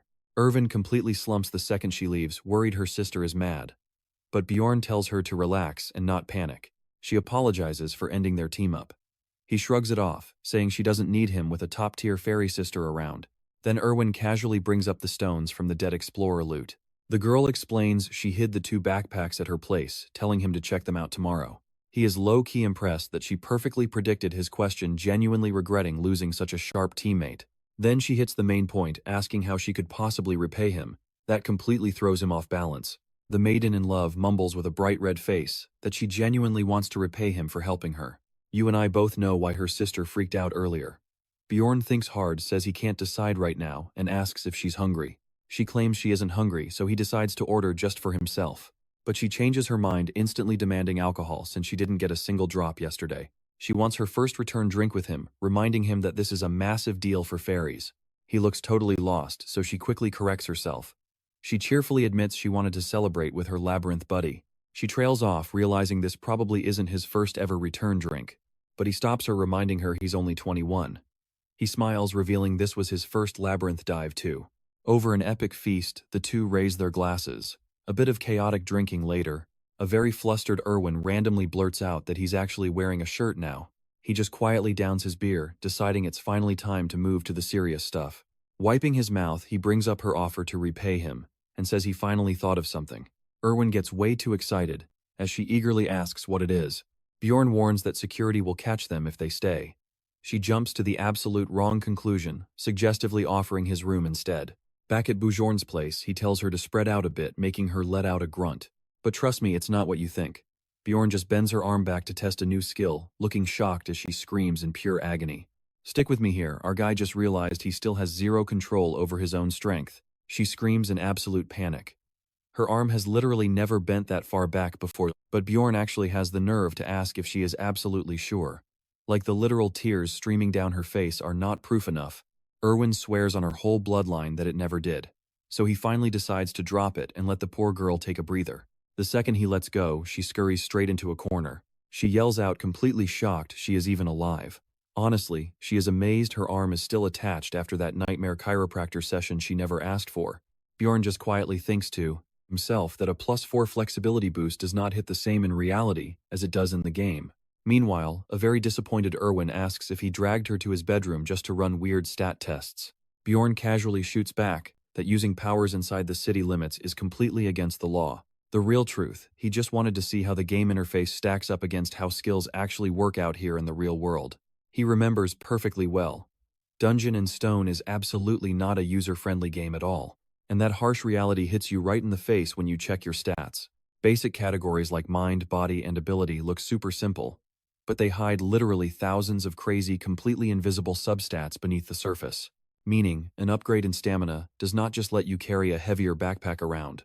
It also massively boosts the damage of your physical attacks. Thanks to this insane hidden system, characters end up with completely different builds, even if their main numbers look exactly the same on paper. Bjorn thinks back. It took him forever just to wrap his head around this basic level. Let that sink in for a second. 9 full years grinding this game and he still does not know every single hidden detail. One crazy stat he still barely understands is obsession. Thinking about this, he stares right at Erwin, knowing it is directly linked to that monster essence she just ate. She looks super confused for a second, asking if they are actually going to do anything else. Bjorn completely ignores that. Instead, he just asks if she felt any weird changes in her body since they left the labyrinth. Like overthinking random tiny details or suddenly losing her patience way faster than normal. She thinks it over for a second. Honestly, she is not really too sure. The only clear thing, craving cookies the second they returned. This instantly makes him wonder, does the obsession stat just amplify a person's basic desires in general? And maybe that exact reason is why it never showed any clear effects while he was playing the game. He just zones out, completely lost in thought about the other stats he knows zero about. Then Erwin tugs his sleeve. She is exhausted. He definitely wants to run way more tests right now, but he calls it a day so they can finally rest. The candle goes out. They hit the bed. Right as he is about to pass out, Teresa's harsh warning suddenly hits him. The strict promise he made to absolutely not sleep with Erwin, but he just brushes it off. He convinces himself it does not even matter since he has zero bad intentions toward her in the first place. Next morning, Erwin drags him over to her place to show off all the crazy loot they grabbed. And wow, it is such a massive haul of gear that even he can barely believe his eyes. Erwin asks if they are selling everything. He nods. Everything goes except for a few specific items he needs to keep. So she grabs a sleek leather outfit and asks if she can keep it plus a nice leather belt. Bjorn says that is totally fine, but it comes out of her cut. They hit up several city shops, selling their massive stash for an absolute fortune in stones. You and I both know this is wild, 1,450,000 stones. Erwin is absolutely stunned, wondering if she is literally dreaming. Bjorn does the quick math. If he tosses Erwin her share of 50,000, he keeps 1,400,000 for himself. The biggest payout he has ever seen. He turns to her saying they can split up now since all their business is finally done. Erwin looks totally caught off guard by that cold dismissal. So he awkwardly adds they can at least walk to the square together. She just sighs quietly to herself. She really wanted to hang out with him for a bit longer. Hitting the town square, they suddenly run into a massive crowd. Everyone is swarming around a literal guillotine. Bjorn asks what is going on. Erwin whispers it is an execution. But then he quickly realizes. So what do you and I take away from this? These people did not commit murder, they are getting beheaded just for skipping their taxes. Stick with me here. As the executioner pulls that rope, Bjorn realizes Raffonia is literally the only city left alive after the witch's devastating curse. And since the labyrinth is the only place left to gather any resources, the government straight up executes anyone who cannot pay their crushing taxes. It is a brutal way to reduce the mouths they gotta feed. Boom. The moment the execution happens, the crowd suddenly swarms the gallows, dipping their bread into the fresh blood before eating it, a sick sight that absolutely terrifies both our heroes. Erwin turns to Bjorn, totally sickened, and asks why anyone would do something so revolting. He calmly replies that it is a dark local legend. People actually believe drinking an executed person's blood brings them serious financial luck. Totally disturbed by that bloody scene, he asks Erwin about the exact tax for year 1. She says non-humans pay 700,000 stones. He notes that is different from the game but not too far off reality. She adds that by year 2, taxes jump to 800,000 stones plus crazy extra fees just for making basic exchanges. He realizes this rising tax system feels exactly like the game, meaning he desperately needs to get way stronger within this year. Now, pay close attention here. He hits a grim realization. If dying doesn't send him home and he isn't strong enough to survive this hell, his own blood will be the next thing soaked into a peasant's bread. To survive this madness, he absolutely must start saving some serious cash. And to pull that off, he needs to clear the 6th floor minimum. So he heads straight to the library, which is finally open for business. As he walks the aisles, every single reader turns and stares. A massive barbarian in a library, he sticks out like a sore thumb. But right then, he spots Anar completely passed out on a desk. Out of pure curiosity, he wakes her. After a quick hello, he asks what she is even doing here. She replies that she needs knowledge to think before acting, just like he told her to do. She bravely declares that monsters aren't their only enemies. So she made the big decision to study hard. But true to her hilarious self, she just realized she cannot even read, so now she plans to learn from the elders. She jumps up in a rush, determined to start reading lessons before her easily distracted barbarian brain forgets why she even came here today. Before running off, she tells Bjorn to come find her if he ever needs some backup. He nods, acknowledging her offer. With her gone, he turns his focus back to hunting down the specific books he needs in this gigantic library. But while searching around, he notices the sleeping librarian and decides to wake her for some help. He tells her he is hunting for a book. She totally cuts him off, casually casts a quick spell, and says he can now find all the books effortlessly. She quickly reminds him he cannot borrow any, then slips right back to sleep, like absolutely nothing even happened.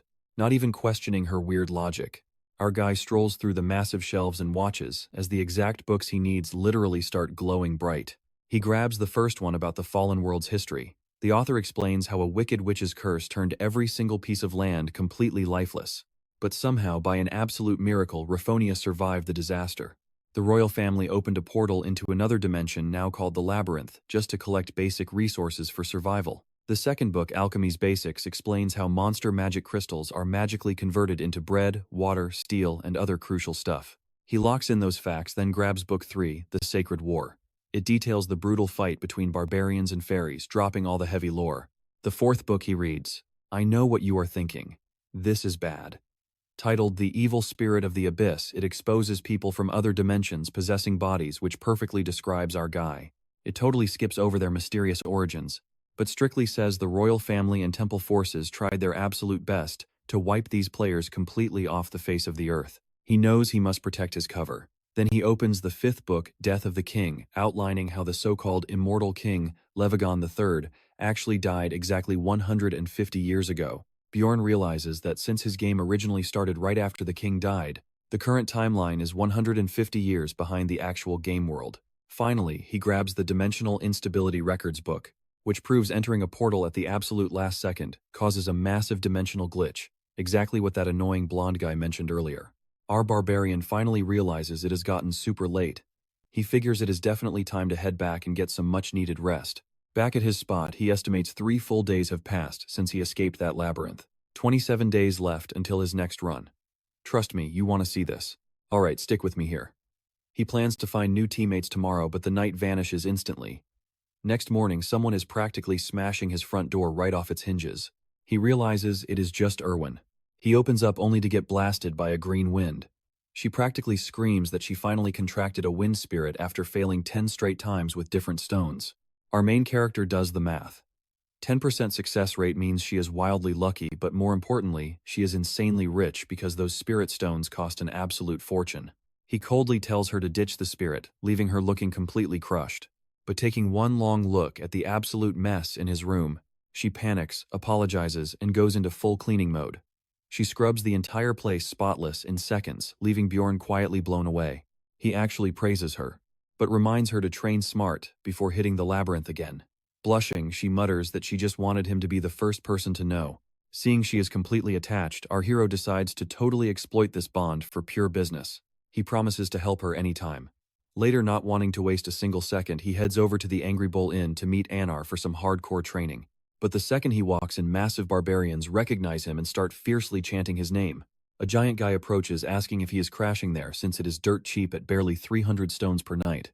Before he can even question it, he spots 10 massive barbarians stacked like giant puzzle pieces across 5 tiny beds. Gross. He quickly explains he is just there for Anar. And luckily they bump into her right away. He flat out asks her for combat training, knowing he is way too weak against other barbarians. She marches him straight to the field, promising to fight him absolutely anytime he wants. The fight starts immediately. A huge crowd of barbarians quickly gathers around to watch the epic showdown. Now watch this part closely. He charges with his shield, but she casually swings her massive broadsword once, and Bjorn drops instantly. The crowd goes completely wild for her. Meanwhile, Bjorn oddly smiling. He stands up for round 2, only to get absolutely obliterated every single time. When the brutal day ends, they sit down and Bjorn admits she is wildly strong and way smarter than the average barbarian. So he asks if she is entering the labyrinth solo next time, and offers an official team-up. Our greedy main character demands a massive 80% of the loot, but offers to pay the party fee. Anar cuts him off, grabs his hand before he can react, and says she fully trusts him. The next day, they hit the barbarian shrine. The elder greets them, asking exactly why Bjorn came back. Bjorn stares him down and says he wants the immortal spirit seal. He remembers every single species has a unique power, like fairies forming wild contracts with nature spirits. Dwarves get insane armor blessings for their gear. Beastmen bond with giant ancient monsters and barbarians. Only they can unlock the epic spirit seal. Right then, the elder completely interrupts him, demanding to know how a kid knows such highly classified secrets. Bjorn keeps a stone-cold poker face, claiming he read it in a history book about the massive ancient war against the fairies. The elder buys it, slapping his back hard, proudly saying it is great that young barbarians actually read. You and I know our boy has been scheming right, while the clueless elder casually drops a nuke. The spirit seal costs 800,000 stones. Bjorn doesn't even flinch. He confidently says he will pay up front, which leaves Anar completely stunned. But he needs to buy this now. Higher levels require way rarer ingredients for the seal, so he just whips out his heavy pouch, proving his massive wealth. The elder looks totally shell-shocked, begging to know how he got that much raw cash. Bjorn is ready. He spins a crazy lie about finding an injured fairy down below, enslaving her, and using a rare essence just to extort a massive ransom from her rich sister later. The elder absolutely loses it, laughing, and the whole room howls. So impressed, he actually gifts Bjorn 200,000 stones instantly, claiming the kid has insane potential, while cackling about squeezing even more gold from those pointy-eared fairies. Next up, Bjorn visits the witch doctor. He remembers barbarians get tattoos at birth to keep their raw soul pathways crystal clear forever. The witch doctor gives a dark warning: pick the immortal seal now, and you can never get another one. But our guy stays rock solid. It is perfect for a tank build, so the brutal ritual finally begins. Trust me, we want this boost. But that pain, it still has him acting like a total wimp. His stats immediately start jumping up, and he actually thanks the doctor. The guy just busts out laughing. Real barbarians apparently never say thank you. Stick with me, he almost just blew his entire cover. Bjorn scrambles out fast. He heads straight for the commercial district to buy some new gear. After recent training, he realizes sword fighting just isn't his style. So he looks for a one-handed blunt weapon. After agonizing over it, he finally grabs a slightly oversized mace. He also buys a custom helmet and some solid half armor. Now he accidentally looks like a random NPC with only 50,000 stones left over. He realizes his daily routine has honestly become pretty normal.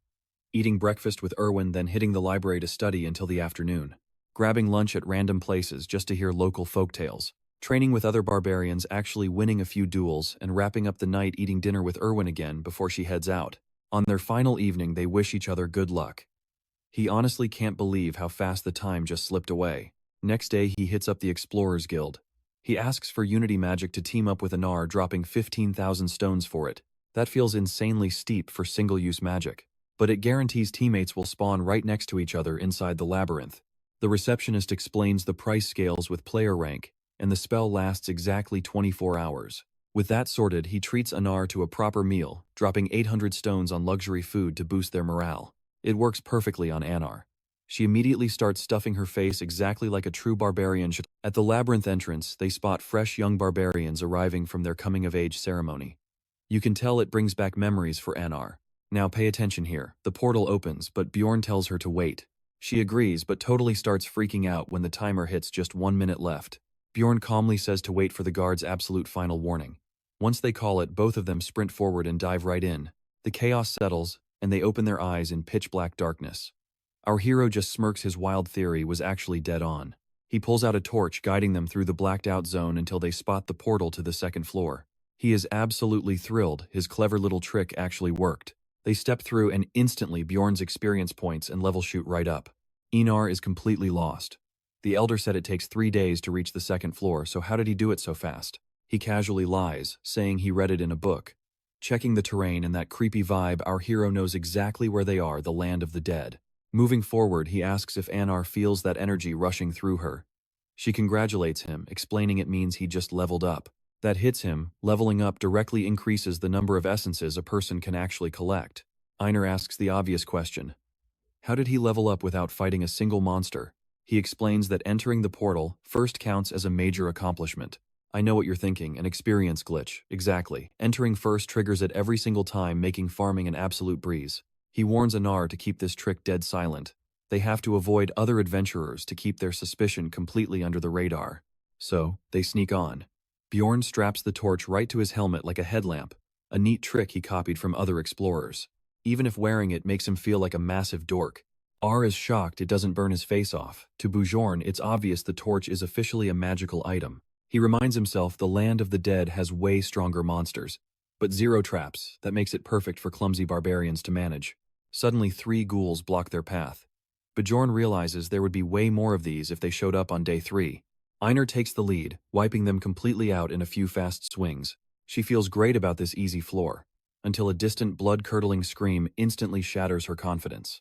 Bjorn calmly explains it is just a banshee. Unless they provoke it, it won't attack. But if they hit first, that banshee goes completely immune and curses them until they run away. Suddenly, Anar completely panics, almost choking Bjorn. She realizes it is just skeletons, then charges off to fight them solo. Our boy tries shouting out their weak spots, but Anar just brutally crushes them before he can even speak. They keep pushing north, facing a horde of new monsters. Elder ghouls, skeleton warriors, and even some skeleton archers. Zero trouble on day 1. But you and I know this easy streak won't last. Alright, stick with me here. The mason armor fits Bjorn like a glove. He hits way harder blocks like a tank, and that helmet easily stops weak arrows cold. He looks at Anar, who absolutely obliterates an entire skeleton pack with one swing, screaming Valhalla. Just for fun, he starts roaring it too. Honestly, he is completely loving this brainless barbarian squad energy. Einar suddenly points at his injured arm, but he holds it high, showing off how fast that immortal seal heals him. It closes minor wounds in under a minute and instantly recovers his stamina. Yeah, all that pain to get it, totally worth it. Crouching down, he checks the soil for moisture. The terrain is definitely changing. He instantly warns Anar rank 8 monsters are definitely nearby. A terrifying roar echoes out. Bjorn yells at her to brace herself. A death fiend just dropped in. Rumor says this thing eats light. But seeing it up close, its sheer nightmarish presence actually throws him off a bit. He shouts to aim for the head. Anar attacks first, but the fiend cleanly parries her with a massive blade-like limb. Bjorn quickly circles behind and smashes it, but he is completely stunned. It didn't take a single scratch. He realizes instantly this fight is deadly serious. Anar charges back and just barely missing its giant head. Her strike connects with its shoulder instead. But horrifically, It only leaves a shallow cut, and she is sent completely flying. She scrambles up, admitting this thing is an absolute tank. Bjorn watches that tiny cut heal in exactly 3 seconds. Its passive body preservation skill is working right in front of them. Now pay close attention here because things get wild. The beast roars and suddenly a massive wave of ghouls surrounds them. Bjorn screams at Anar to wipe out the ghouls while he sprints off to solo the Death Fiend. But all he can actually do is desperately block and dodge its terrifying, relentless strikes. He keeps evading until Anar finally slaughters the ghouls. She rushes up behind the massive monster, aiming a lethal strike at its head. The monster jerks away just in time. Seeing his opening, Bjorn completely crushes the side of its skull with his mace. He expects it to drop dead. Instead, the monster casually brushes it off and launches him into next week with one punch. That brutal hit completely catches him off guard. He honestly considers quitting since this freak heals way faster than his own fighting spirit. Suddenly, Anar dives in out of nowhere. She locks onto its leg like a hardcore pro wrestler. This gives Bjorn a genius idea. He rushes in, smashing the fiend's ankles to throw off its balance during her grapple. Their combined brutal effort finally sends the giant creature crashing down. You and I both know what happens next. The beast lands hard, looking up to see 2 bloodthirsty barbarians looming right over it. They instantly start pulverizing its skull with everything they have. Bjorn feels like he is furiously pounding rice cakes, and honestly, they are having a blast. Once the beast is finally dead, they score 2 XP points and 1 massive crystal. Bjorn guesses it is only worth a pathetic 100 stones. Anar is absolutely stunned, but he casually drops that ghoul-summoning fiends sell for 300 Anar, suddenly asks how much their earlier cream pie cost. When he replies 300, her eyes literally sparkle. She realizes that is exactly 1 pie per dead fiend. Bjorn realizes her brain runs entirely on a food-based economy. She is too hyped to remember the 80-20 split. He still loves her crazy hype. Way better than Erwin being constantly sleepy. After that, they go on a total rampage, knocking fiends over and literally beating the soul out of them. They stack up 70 kills in a single day. Most players build around their first essence. But Bjorn already wants this Death Fiend essence for that insane passive healing. Even with Anar snoring loudly beside him the next day, brings fiends hunting in lethal pairs. But our duo sticks to the game plan, knock them down and violently bash their heads in. Still, the horrific risk of ghoul swarms becomes extremely real by evening. Suddenly, fiends start spawning in deadly groups of 3. That is way too much to handle, so they smartly end their hunt on day 2. They find a solid spot to rest. But right as they settle down, human adventurers suddenly appear. Bjorn steps up to confront them, but Anar instantly cuts him off. She coldly scares them off, but says they must relocate immediately since their position is blown. And trust me, you and I will definitely want to see what happens next. Stick with me here because things are about to get wild. Bjorn suspects Anar suffered some dark stuff with humans but keeps quiet. While they scan the area for a better camp, a sudden scream for help completely ruins the vibe. Both freeze. That is definitely a human screaming in pure panic. No hesitation. They immediately sprint straight toward the chaos. But instead of monsters, they find 4 fresh corpses. And standing right there, 1 suspicious woman giving off major killer energy. Bjorn's gamer brain kicks in. He knows plunderers are deadly pros who farm players for their loot instead of hunting monsters, which is totally illegal. The punishment for it is death. But just like when he wiped out those 6 guys earlier, everything is fair game in here if nobody catches you. The psycho lady just smirks, spins her dagger, and asks if this is his first time seeing a real plunderer. Cold sweat drops. Bjorn instantly realizes they just stepped into a total nightmare. This lady screams high-level boss energy. He zeroes in on her unique gear. She should be super easy to track, but that only proves she is a ghost who never leaves a single witness breathing. Anar starts panicking too, whispering that this woman feels way too overpowered for them. Bjorn checks the dead squad. High ranks. The uninjured ones are definitely poisoned. He straight up asks if she betrayed her own team. She does not even deny it. She just keeps stuffing their gear away like our duo does not even matter. Shoving that giant sword away means she definitely has one of those insanely expensive infinity bags. Now pay close attention here, because Bjorn is already running calculations on how they get out of this alive. Anar nervously asks what the plan is. Are they really fighting? Nope, our boy turns around, uses the classic Jor technique and yells at her to run, leaving the killer completely disappointed. Sprinting for their lives, Bjorn knows they only bought a few precious seconds. He locks onto the marks he carved on the trees earlier, rushing right back toward the portal. But then boom, they slam the brakes. They just ran headfirst into another squad of explorers who look equally shocked. Bjorn completely distrusts them, but takes a massive gamble, warning them about the plunderer. Their bald leader raises an eyebrow. How do they know Bjorn is not the plunderer himself? Our guy swears on his warrior honor, which the leader buys, leaving Bjorn praising that barbarian cheat code. The bald guy grins and says, if they kill the plunderer, they keep the loot. He calls his team over popping a gnome ability that makes them completely invisible. Nerd mode activated. Bjorn knows this hides everyone to avoid fights even if you cannot move. Thinking they are finally safe, you probably saw this betrayal coming, right? The bald leader smirks. Our barbarians just walk straight into a trap. That crusty guy activates suppression on them both. They freeze up completely, unable to even speak. The leader gloats while our boy is just mentally roasting these pathetic losers. Then it hits him. Trash mobs like this only ever use gnome suppression. He quietly panics, praying they just do one single point of damage to him. The garbage squad instantly starts raiding their pockets. One creep actually puts his hands on Anar. He laughs, calling it a total tragedy that his first woman is a giant barbarian. Another guy calls it a win, claiming barbarian hearts sell great right now. Bjorn glares at the fat rat stealing his crystals, but the rat just laughs. Staring is not going to save him. Suddenly the boss tells his cocky lackey to just finish them off immediately. The brat smirks, bragging that he never misses. Bjorn freaks out. Is this really game over?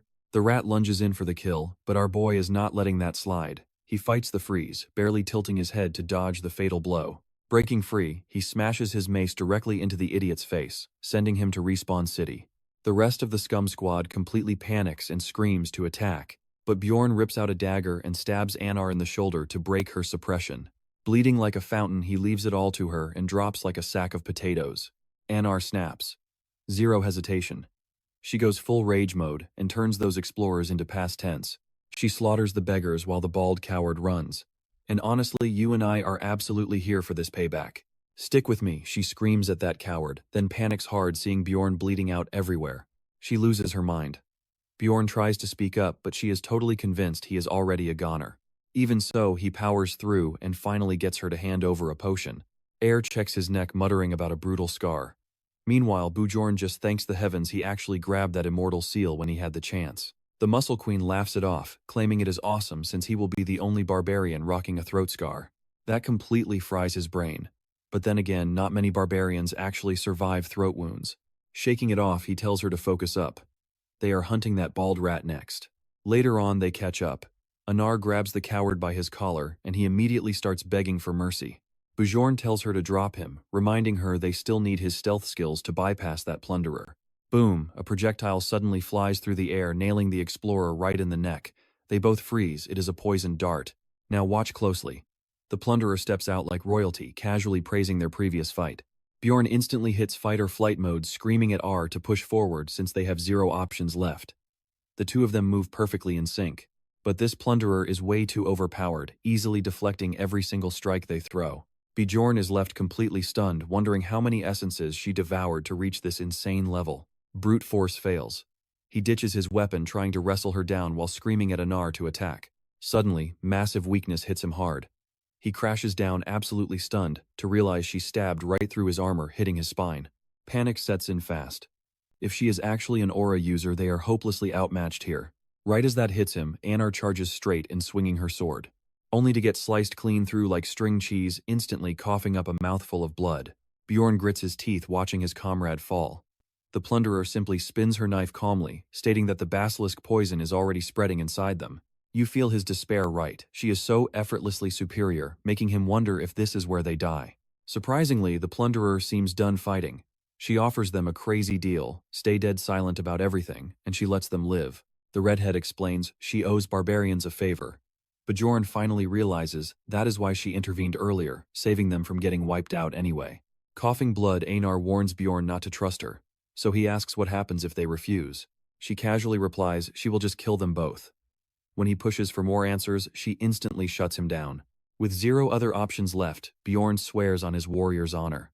The plunderer smirks, noting he is definitely different from the rest, spotting his nasty neck wound already beginning to heal up. She turns to Anar for her answer. Anar bluntly refuses, so the plunderer just shrugs and prepares to execute her. Bjorn refuses to let that happen, screaming at Anar to swear the oath. She glares at him like he is insane, ranting loudly about how truly sacred this pledge is. Bjorn completely shuts her down, begging her to trust him while silently cursing that stubborn barbarian mindset. Anar hesitates but finally gives in and promises. While the plunderer packs up, Bjorn asks one final question. He needs to know exactly which floor she is from. She pauses, answers the 8th floor, and then slowly walks off into the foggy distance.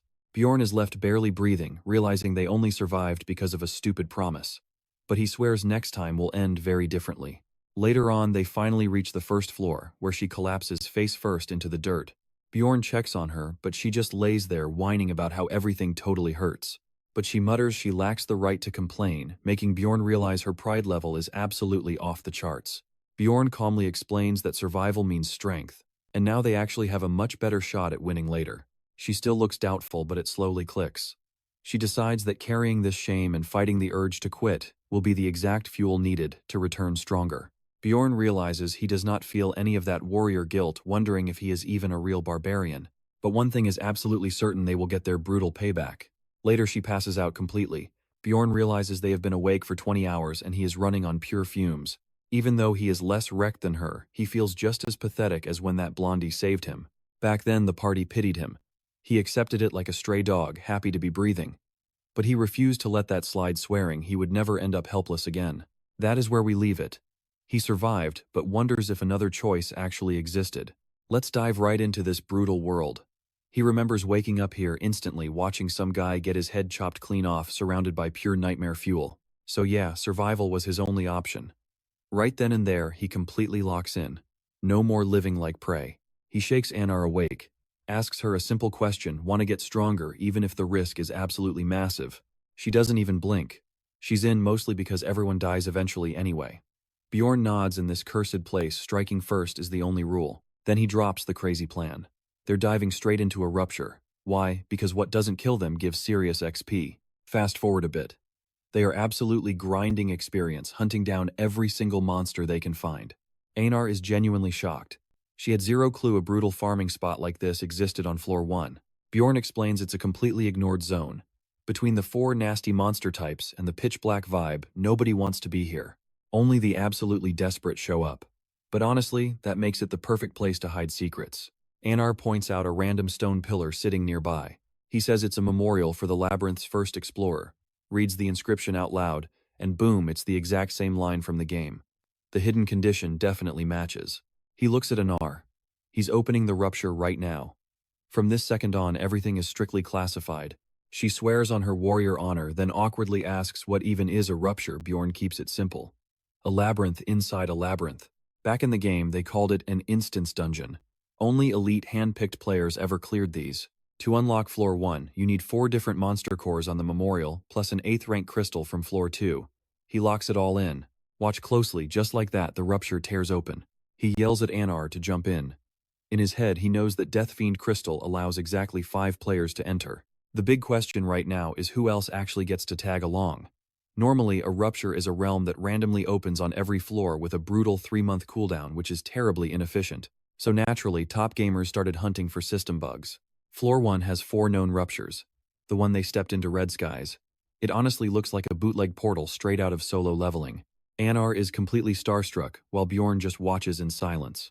He already knew the Death Fiend Crystal would drop them at the blood-tinted castle. But seeing this place in reality completely hits different. Good news though. No matter how insanely cursed this area looks, a first floor zone is always clearable. Right now, the real concern is which random players will actually show up to help them raid this fortress. Now this is where it gets interesting.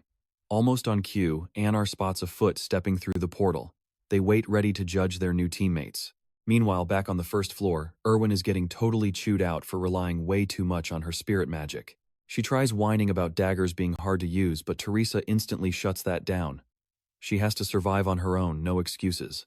Erwin mutters that Mr. Bjorn always said to play to her strengths and trust the squad. Teresa agrees, but bitterly reminds her this world is never that kind. Grabbing her shoulder, Teresa drops some harsh truth. Teammates are strictly just teammates. Never give away your trust that easily. Erwin nods, but deep down she knows Bjorn is a good guy. Trying to lighten the heavy mood, Erwin begs to hit the second floor already. She jokes that Bjorn is probably farming insane amounts of coins. Teresa just smirks. Climbing floors isn't about mindless grinding, it's about playing smart. Their real goal, hitting a rupture. Erwin tilts her head, super confused. Didn't entering a rupture require pure dumb luck? Teresa admits, yeah, very few actually get inside. But it's been 8 months since the last one popped, so the cycle should reset any day now. Erwin is shocked Bjorn never mentioned it. But Teresa just laughs it off. He's a complete beginner, so he wouldn't know. Flashing a cocky grin, she promises to make Erwin stronger than that brute. Suddenly, a massive noise cuts through the air. Teresa's face turns pale. The rupture just opened. She screams at her sister to jump in.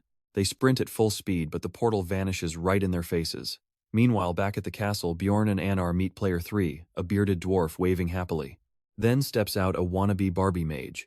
Strangely, she isn't even surprised the portal dropped them here. Bjorn is honestly stunned to see a mage on floor 1. This team is already looking solid. Anar, though, not convinced at all. She brings up the local librarian being a mage. Bjorn has to explain that the librarian is 9th rank, and mages carry massive respect. Only officially certified magic users are even allowed inside, meaning this girl must be the real deal. The mage overhears chuckling as she calls him surprisingly smart for a barbarian. She introduces herself as Raven, a 6th rank mage. Bjorn instantly clocks her massive superiority complex, but hey, that's just typical mage behavior. Get ready for this dynamic. She points at the dwarf Tarjan, introducing him as literally just her luggage boy. The dwarf introduces himself as Hikarad. 3 years as an explorer, that definitely explains his ridiculously pricey gear. Our barbarian duo introduces themselves next. But Bjorn cuts to the chase. Why are these veterans slumming it on the first floor? They completely dodge the question, claiming they just heard the rupture was opening. But you and I know exactly what this is. Classic high-level gatekeeping to block newbies from leveling up. Raven steps up and takes charge. Loot gets split between everyone except Tarjan, a deal the dwarf happily agrees to. Bjorn agrees silently. He respects Mage's right, but before he can even speak, Anar starts screaming that she disagrees. She insists Bjorn should lead, since he is a massive big-brain warrior. Bjorn honestly just wants the floor to swallow him whole. She keeps hyping him to the moon while cutting off every single thing Raven tries to say. The squad is absolutely speechless while Bjorn facepalms in pure shame. Hikarad breaks the ice.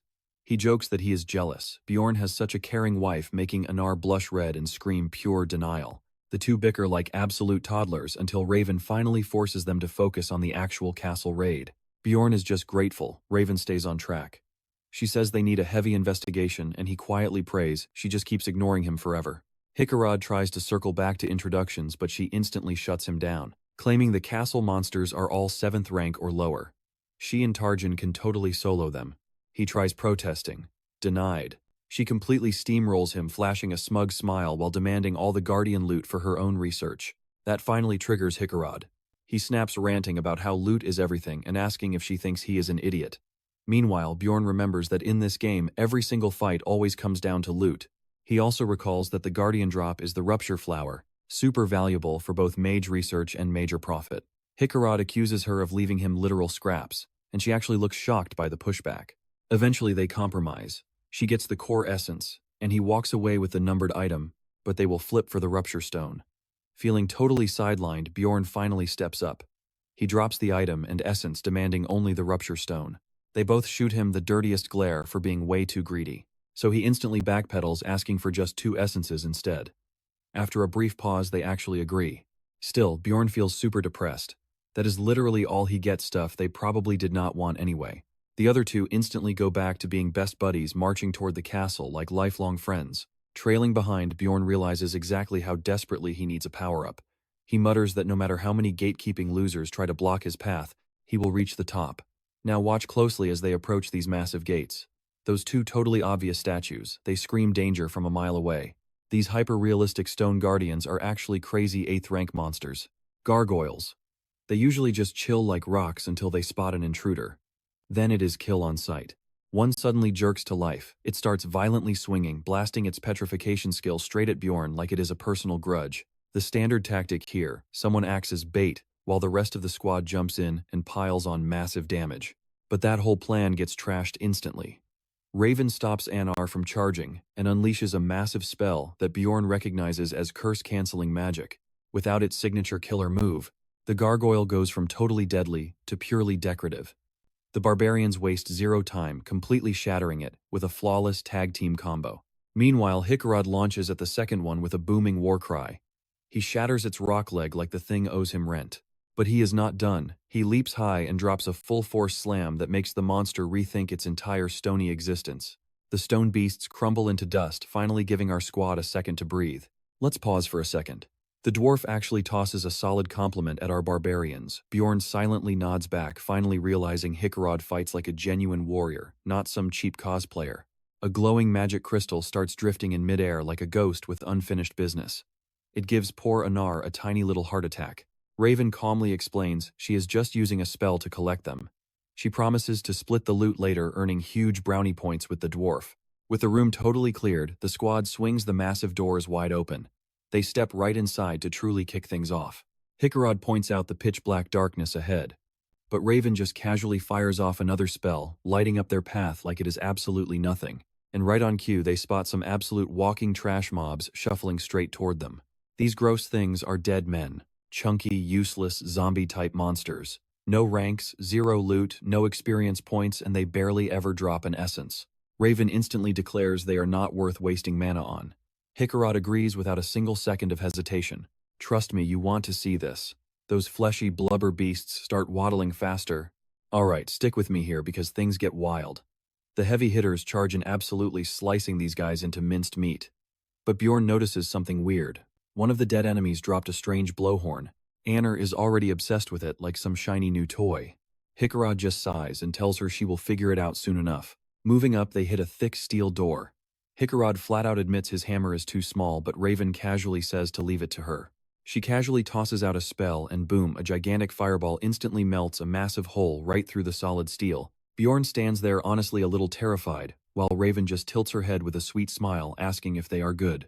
They step right into Chapter 1 of the raid, coming face to face with a drawbridge. Raven is already 2 steps ahead. She notes the ramp is up exactly as planned, and tells Anar to blow that weird horn from earlier. Anar takes a huge breath and blasts this ridiculously awkward tune. But hey, it actually works, and the heavy drawbridge starts lowering. But right then, she completely freaks out, pointing down at the blood-red water below that is slowly creeping higher. Looking closer, she spots creepy movement in the water and panics. Raven just waves it off. Those are just more dead guys. Nothing serious. Bjorn slips straight into his internal monologue. The whole goal for this chapter is literally just to survive until that massive bridge drops down. Now watch closely. For a normal squad, this is a total death sentence. But having a mage like Raven changes the entire game. Smirking like she already won, she tells everyone to group up. She charges pure raw mana, sending insane shockwaves everywhere, instantly wiping out every single undead blob in range.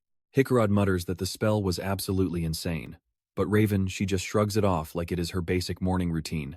Bjorn literally clenches his teeth, frustrated because he never expected such a ridiculous gap in power. She casually announces that now they simply need to wait for the bridge to drop. Bjorn just stands there speechless, finding it crazy hard to believe they finished this phase so fast. After a painfully long wait, the entire gang finally crosses over together, which officially clears the first chapter of the blood-tainted castle. Honestly, Bjorn still looks low-key offended that it was this unbelievably easy. They breeze past the bridge and step into the outer castle.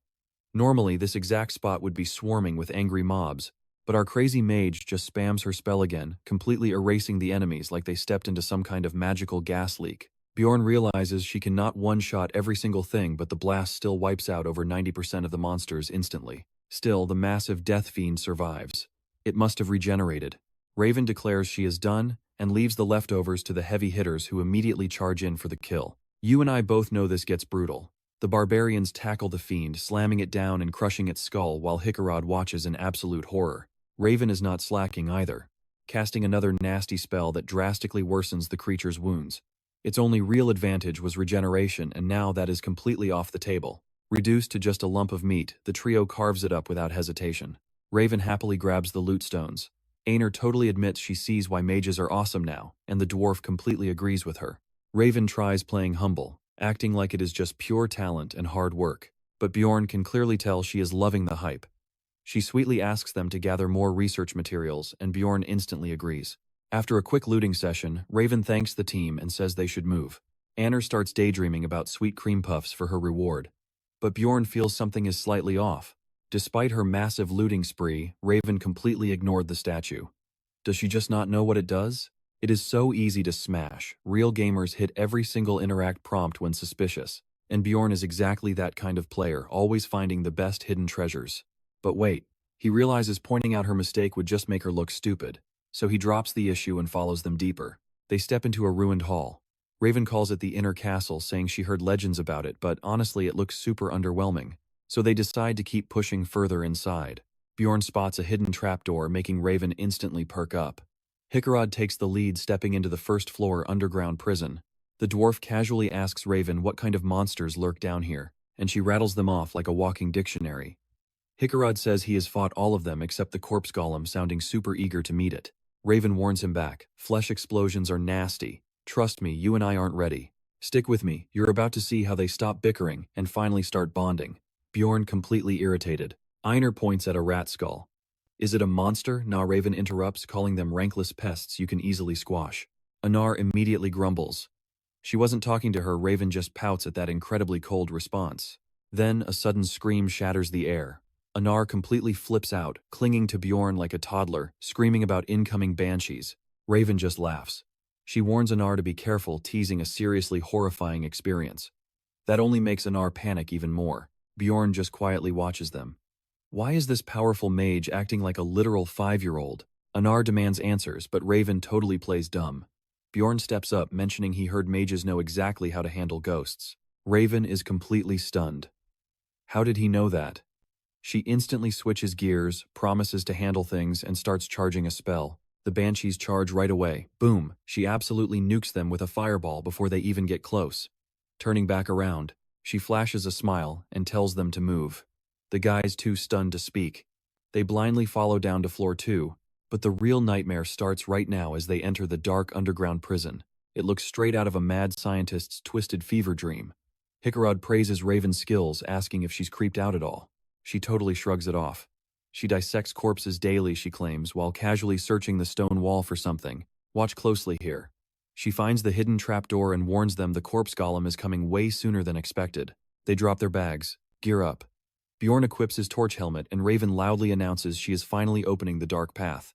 The second that passage opens, a wave of pure rot hits them. It practically chokes them out. A literal canal of decomposing bodies stretches out. The absolute stench burns their noses and instantly twists their stomachs into knots. But they keep pushing forward. Bjorn realizes the vile stink isn't really affecting him, all thanks to his high barbarian stats. The luggage boy, though, he starts puking instantly. Raven is right behind him, gagging incredibly hard at the awful sight. Bjorn figures she isn't used to smells this bad. Hickarod praises the barbarians for holding up, urging everyone forward. As they push ahead, they step right into a giant, horrifying pile of corpses. And get this, it straight up tries to talk to them. It mutters something about saving them. The heavy hitters tense up immediately.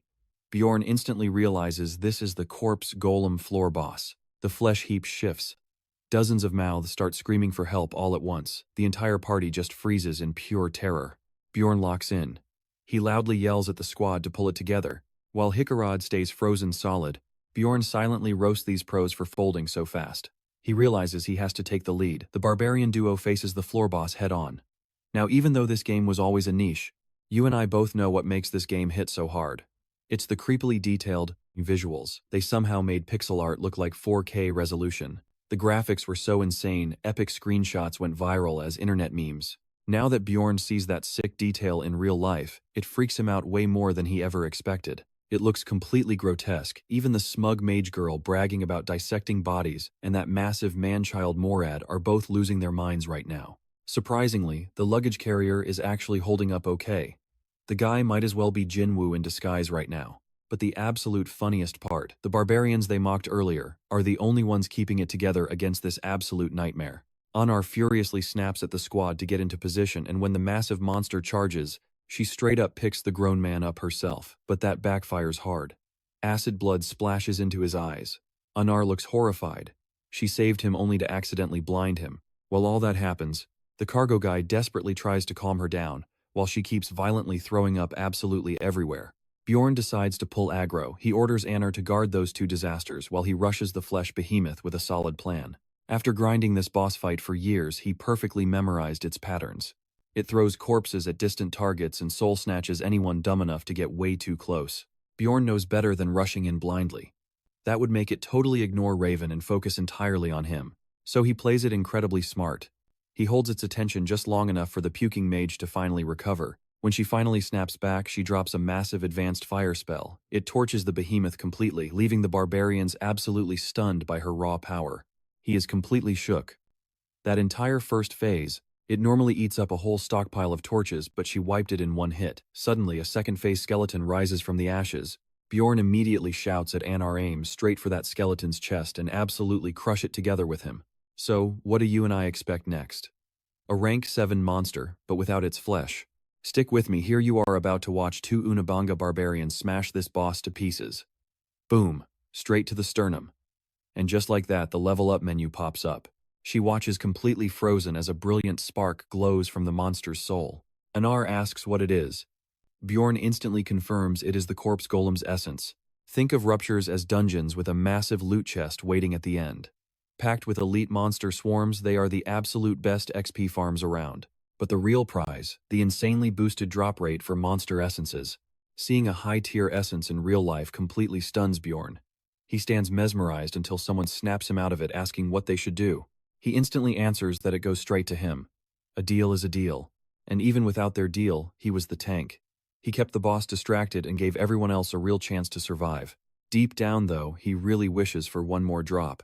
He has his eyes locked on the legendary Death Fiend essence. Think Minecraft regeneration potion. Meanwhile, the Chimera Wolf boosts pure strength like an absolute cheat code. Still, the Corpse Golem essence is huge. It is a crazy rare drop almost never seen in the Bloodstained Castle, with stat boosts perfectly tailored for tank builds. His senses will take a massive hit, but getting steel strength bones. Yeah, that sounds totally worth the trade-off. Plus, the pain, suppression, and poison resistance will absolutely clutch up against underhanded creeps like that plunderer woman. Now pay close attention here, because the major downside is that flesh explosion skill. It is complete trash. Not only does it deal ridiculous self-damage, it drains health fast. Then there is the passive acidic blood skill, another headache since it risks melting through his own armor. So yeah, the stats are cracked, but this essence guarantees a lifelong spike in potion bills and armor repair costs. He delays his final decision until Mirad gets patched up. The stubby old man apologizes for his pitiful performance, and our boy takes the chance to roast him, saying he should just retire from calling himself a man. The chunky dwarf just grins, admitting he hasn't faced the worst monsters during his long single life. Inside though, Bjorn is screaming. They almost died thanks to this loser's performance issues, probably matching his issues in the bedroom. He calms down and checks on the hot mage girl, congratulating her on the solid teamwork. But when he brings up the loot split, the narcissistic brat just shrugs. She is only glad her fire spell worked in time. Bjorn drops his friendly musclehead act immediately. Bluntly, he states that saving their lives overrides any previous deal. Even she has to agree. He lays it out straight and demands the rupture stone. She stares at him like he just slapped her. The dwarf steps up like an absolute wingman, agreeing that Bjorn deserves it for saving his life. Cornered Raven grits her teeth and is forced to agree, though she warns him not to get cocky, since they haven't even found a rupture stone yet. I know what you are thinking. Watch this. He casually mentions the corpse golem's essence dropped. All three of them are completely stunned. Raven practically squeals over loot, so rare she doesn't know the effects. Not knowing something drives her crazy. She starts stressing hard over her choice while Bjorn just sits back, loving the absolute chaos he caused. Then he tosses out a surprisingly fair offer. He will let her take the essence, but only if he gets first claim on the Guardian's essence. This completely throws her off guard. Raven asks if he is really willing to gamble since the drop rate is not guaranteed. He nods without hesitation. Her mood instantly skyrockets, and she admits she actually wanted the corpse golem form from the very start. Bjorn pulls a classic Joseph Joestar nice guy move, while the clueless mage tries explaining to the dwarf that tubed essence is better for research. But our boy completely loses his mind seeing she owns a test tube. That is a super rare high-tier item in this world. Right after that, she marches forward grinning, telling them to scram. Heading deeper into the dungeon, the dwarf wonders if those gargoyle statues are alive. Raven immediately says they have zero magic, and touches one of the carved-up stone faces. Suddenly, books drop from above.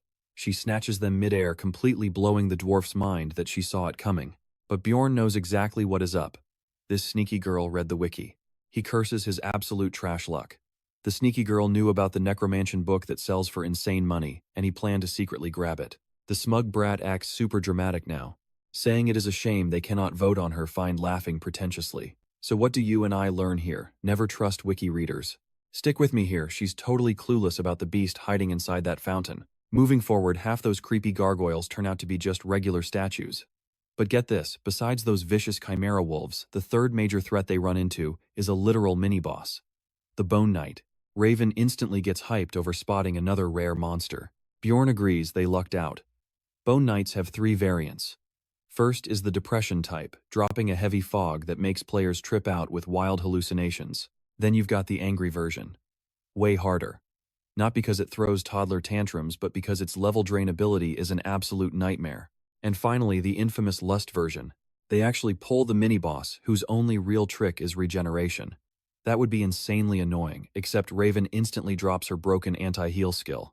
With that brutal nerf active, Bjorn and Anar just rush in and absolutely crush that bony punk. And by pure luck, it drops a rare essence. Bjorn flashes a massive grin at the double win. For once, it actually feels like his trash luck is turning around. The dwarf gives him major props, but Bjorn passes the drop straight to Anar. It fits her combat style way more. That lifesteal works perfectly with swords, and he is definitely not touching a sword anytime soon. Plus, after fighting side by side, he knows she's a loyal teammate who will be beyond grateful for the upgrade. Anar dashes right in and absorbs the essence. Instantly, her entire body explodes with a blinding bright aura. When the glow fades, she thinks nothing even changed, until she suddenly realizes Bjorn looks absolutely massive. And not just him, everyone looks huge. Now watch closely. Our boy finally reveals the brutal truth. She actually shrank. And yeah, she is straight up paralyzed with shock. Raven isn't surprised at all, and explains the Bone Knight essence actually compresses the user's skeleton. The trade-off: her bones are now dense enough to slice incoming damage completely in half. Plus that sweet lifesteal active. Raven tries to calm Anar down, saying the height loss is no big deal. But her ears practically ring when Anar starts screaming. She is absolutely devastated, convinced every single barbarian back home will treat her like a weak little girl now. Raven counters by saying she looks way prettier. Zero help. Bjorn chimes in next, claiming she gives off total queen vibes. Even though, honestly, she just looks like a regular cute girl with way too many tattoos. Seeing her completely crushed, Bjorn promises she won't feel so miserable once she tests her new strength. Especially on the Death Fiend, waiting for them just up ahead. She looks like someone just punched her grandma, but he tells her to suck it up. Anar suddenly remembers she can't ditch her warrior pride just because she got adorable. She charges in fast and slices the monster completely in half like a hot knife through butter. Our boy jumps right in with the hype, telling her she's still a massive, terrifying barbarian. And weirdly, it works perfectly. She shyly asks if she really looks that strong. Bjorn looks at this adorable muscle brain and tells her straight up. She is a huge, powerful warrior. Meanwhile, the rest of the squad just keeps moving. Eventually, they stand right before the boss room door. Both Raven and Murad suddenly get super nostalgic, reflecting on their brutally short, yet somehow wholesome time together. But Bjorn, he's locked in. Praying to the gods, this guardian drops another god-tier essence. Because let's be totally real here.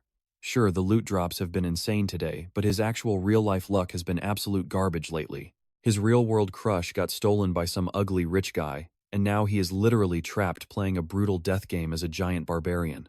Ready to end, this Murad reaches for the door. But hold up, do you see that crimson glow? Bjorn realizes instantly something is horribly wrong. The clueless dwarf asks what's wrong as he pushes it open. Boom, a violent gust of wind and suffocating pressure blasts right into them. Raven's eyes snap wide in pure terror, because the thing standing inside, that is definitely not the Death Knight she signed up for. The twisted nightmare inside just laughs, whispering that it's been a very long time since he had visitors. Then a chilling system message flashes. The Guardian has changed. Raven is paralyzed. Standing right in front of them is a vampire, a monster that should only spawn above the 6th floor. And even then, it's an ultra-rare spawn. This isn't just some basic enemy, it's a named variant, the insanely busted Alucard knockoff known as Duke Camber. See, even basic mobs like goblins can have simple variants using swords or bows. Then you get advanced versions way deadlier than normal. Or super rare freaks like corpse golems that only pop out in special zones like ruptures. But sitting at the absolute top of the food chain, mythical named monsters, beasts with their own twisted personalities and broken unique powers. Bjorn screams for the squad to run for their lives. He completely ignores Murad's confused questions. This vampire duke is a 5th-rank boss packing insane physical strength and lethal dark magic. The carry doesn't waste a single second. He scoops up a frozen raven, while she frantically stammers that this spawn shouldn't even be mathematically possible. Bjorn is just as horrified. Even after years of gaming, he never saw this vampire duke outside a lower-floor rupture. Trust me, you and I must see what happens next. Stick with me, we are diving into the craziest survival stream you have ever seen. The Brad is getting carried, princess style, demanding to know how Bjorn knows all this. His answer, shut up and just keep running. He actually spotted that slight color change on the door handles because he spent hours studying the one streamer who almost cleared it. Even that guy never reached the Duke, and now Bjorn regrets noticing the trap way too late. Murad starts screaming that they need to stand and fight. There is nowhere else to go. Bjorn tells him to shut it. They need sunlight fast, especially as the vampire suddenly swoops past them in spirit form. He screams at Raven to act. She tells everyone to close their eyes before flashing the vampire blind. And boom, it works. The vampire shatters into this thick, dark mist, leaving Anar completely stunned. Bjorn explains their spirit form lets them fly around while their body stays put. But Raven's flash completely blocked his teleportation when he tried to actualize. Her poor loyal servant Tarjan panics because she looks terrible, and suddenly she is violently coughing up blood. Now watch closely because you and I are in completely uncharted territory. Bjorn panics, unsure if the vampire caused this since the only streamer who reached the Duke died fast. He figures he will solve that mystery later. Right now, survival is priority number 1. Murad absolutely loses it. Raven was basically their GPS, and now she is completely out of commission. So Bjorn reminds the big guy he isn't brainless. He actually memorized the entire escape route, confidently leading the way out since he has literally played this exact stage over 100 times. Even Murad has to admit the barbarian isn't completely stupid, seeing as he actually found the exit. Right then Bjorn senses the vampire's spirit closing in fast. He screams at the party to run for their lives. They barely scramble into a courtyard just in time. The Duke's spirit melts back into the shadows, weak to the sunlight that is still shining down. Seeing Bjorn memorize the whole route on his first try, the dwarf seriously doubts this guy just came of age last month. But his second waifu jumps in bragging it's totally normal, because Bjorn is an absolute boss. Even so, the sun is setting fast. Our boy warns them they cannot stop running until they reach the outer castle walls for better cover. Tarjan tries arguing, saying Raven is totally wiped out and desperately needs a break. I know what you're thinking, ruthless, right? But Bjorn orders him to keep running unless he wants a dead boss telling him to protect their only hope. Meanwhile, he checks the fountain for an item he spotted. After beheading the Stone Guardian, our boy secures a one-time healing item that completely counters dark magic attacks. He asks Raven if she feels better while she looks like she just caught a brutal punch to the gut. He wonders what essence did this much damage. She reveals it is the Duke's twisted pain-sharing effect. She needs at least 20 minutes to recover her strength, but even after that, she can cast 5 spells max, which is not nearly enough to survive. He bluntly asks if she can use sun magic. She takes offense, snapping that a man never asks a lady her age or her spell list. Bjorn literally just picks his nose, showing zero care, since he is just a dumb barbarian anyway. Super annoyed, Raven admits she can cast Sunfear, basically a fire spell packed with a heavy dose of solar energy. Hearing this, Bjorn orders her to charge it. She warns him it takes 10 whole minutes. But he boldly claims he will stall the vampire for 30, telling her to focus entirely on charging that attack. She nods at first, then realizes she is taking orders from a barbarian and snaps, asking who made him the team captain. But Anar backs him up, and even Murad admits he trusts Bjorn, calling him straight-up homie material. Later that night, shadows swirl. Duke Camber appears with a twisted grin, asking why he cannot resist the taste of their delicious human ketchup. Bjorn and the crew brace themselves. So what do you and I make of this? They're locked in for 30 brutal minutes to buy Raven time for one saving spell. The vampire screams to assert his dominance and steps forward. Bjorn instantly commands Tarjan to grab Raven and get the hell away.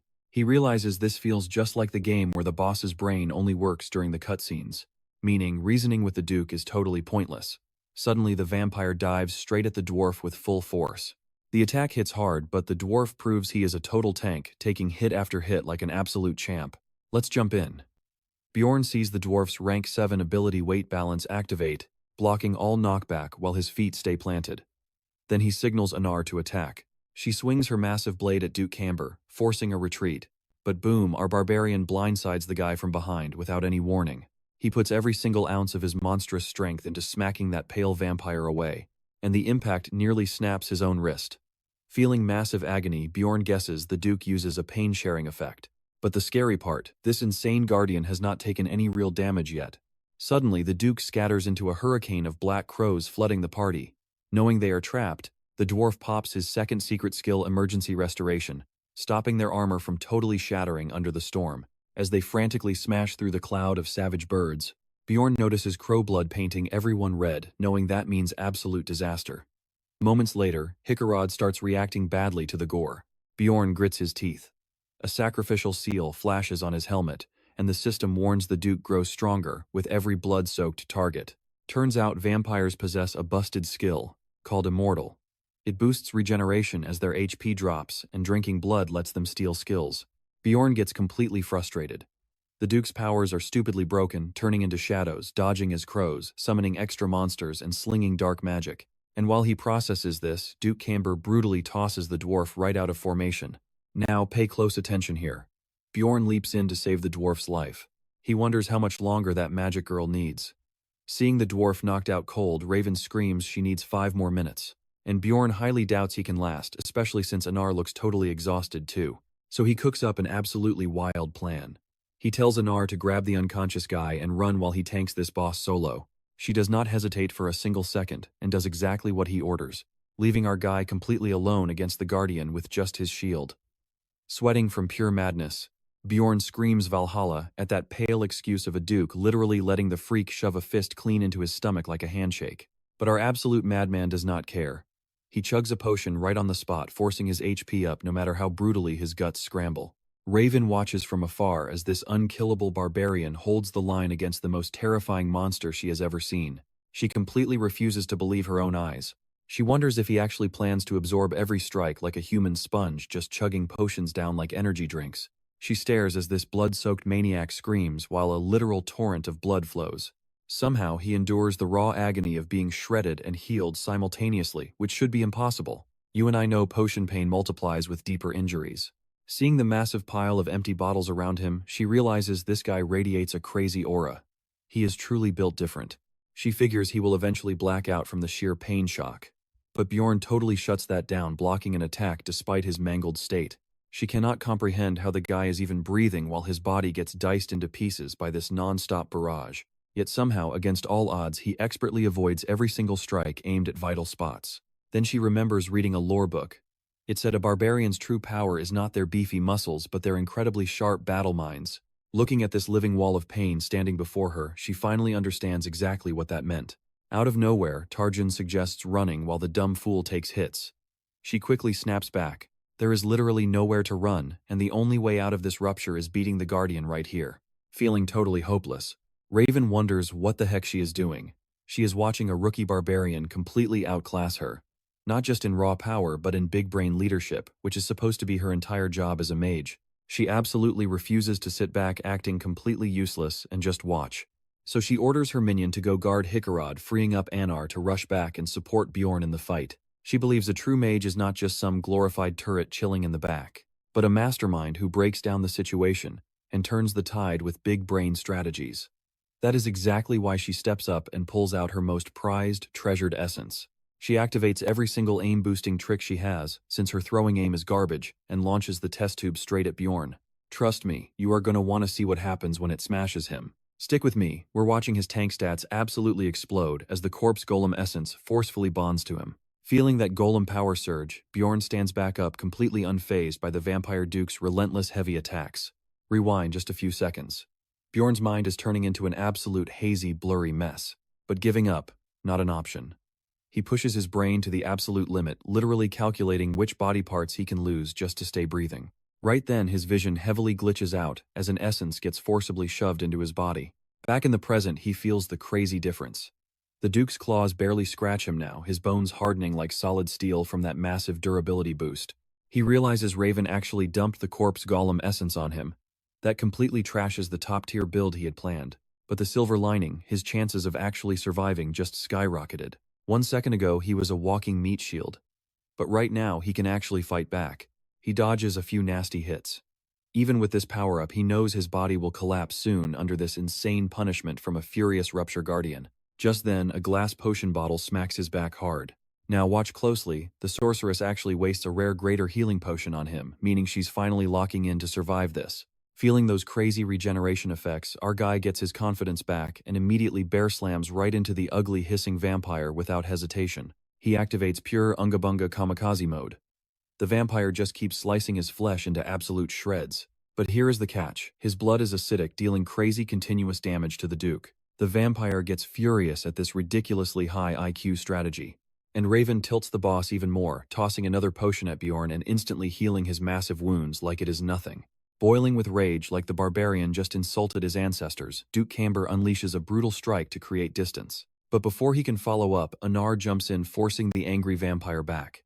Just as the Duke starts raging, our boy swings in with a nasty sucker punch that barely misses. Camber counters hard, stabbing straight through his chest, making Bjorn cough up blood mid-charge. He and Anar launch a desperate last-ditch effort to hold the monster back.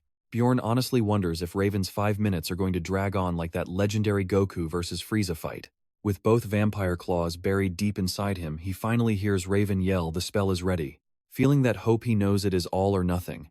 He grabs the Duke using absolute maximum power to yeet the bastard toward Hikarad. Ready for some well-earned payback, the dwarf blasts the Duke with brutal lightning, totally locking him in a stun. Our hero charges at the boss. Gripping a glass vial, he decides it is finally time to use the ultimate item he saved. For this exact moment, the goddess tears. Without hesitation, he forces the thick glass tube down the vampire's throat, throwing a brutal uppercut to shatter it completely inside the Duke's mouth. You and I both know what that means. The artifact immediately seals away every single broken passive ability the proud vampire has. The system alerts him that the Duke is slipping from unconsciousness straight into full-blown shock. Right after, Raven screams for him to move as she preps her sun magic glowing above her head like an absolute fiery spirit bomb. Barely standing in her completely exhausted, wrecked state, Raven weakly mumbles for him to run fast as the massive blazing spell comes crashing right down toward the vampire. But Bjorn keeps pinning the monster down like he is trying to win a literal wrestling match. Right then he realizes he totally messed up. Fire explodes outward, instantly engulfing them both in flames. The system politely notes that the sunspot sphere knocked him totally unconscious right after he already passed out. The Duke's pain-sharing effect makes the others faint too. Moments later, our boy wakes up coughing blood, desperately wondering if they finally won. Realizing it is way too quiet, he uses pure willpower to stand up and confirm if the bloody vampire is actually dead. His eyes practically pop out in pure shock.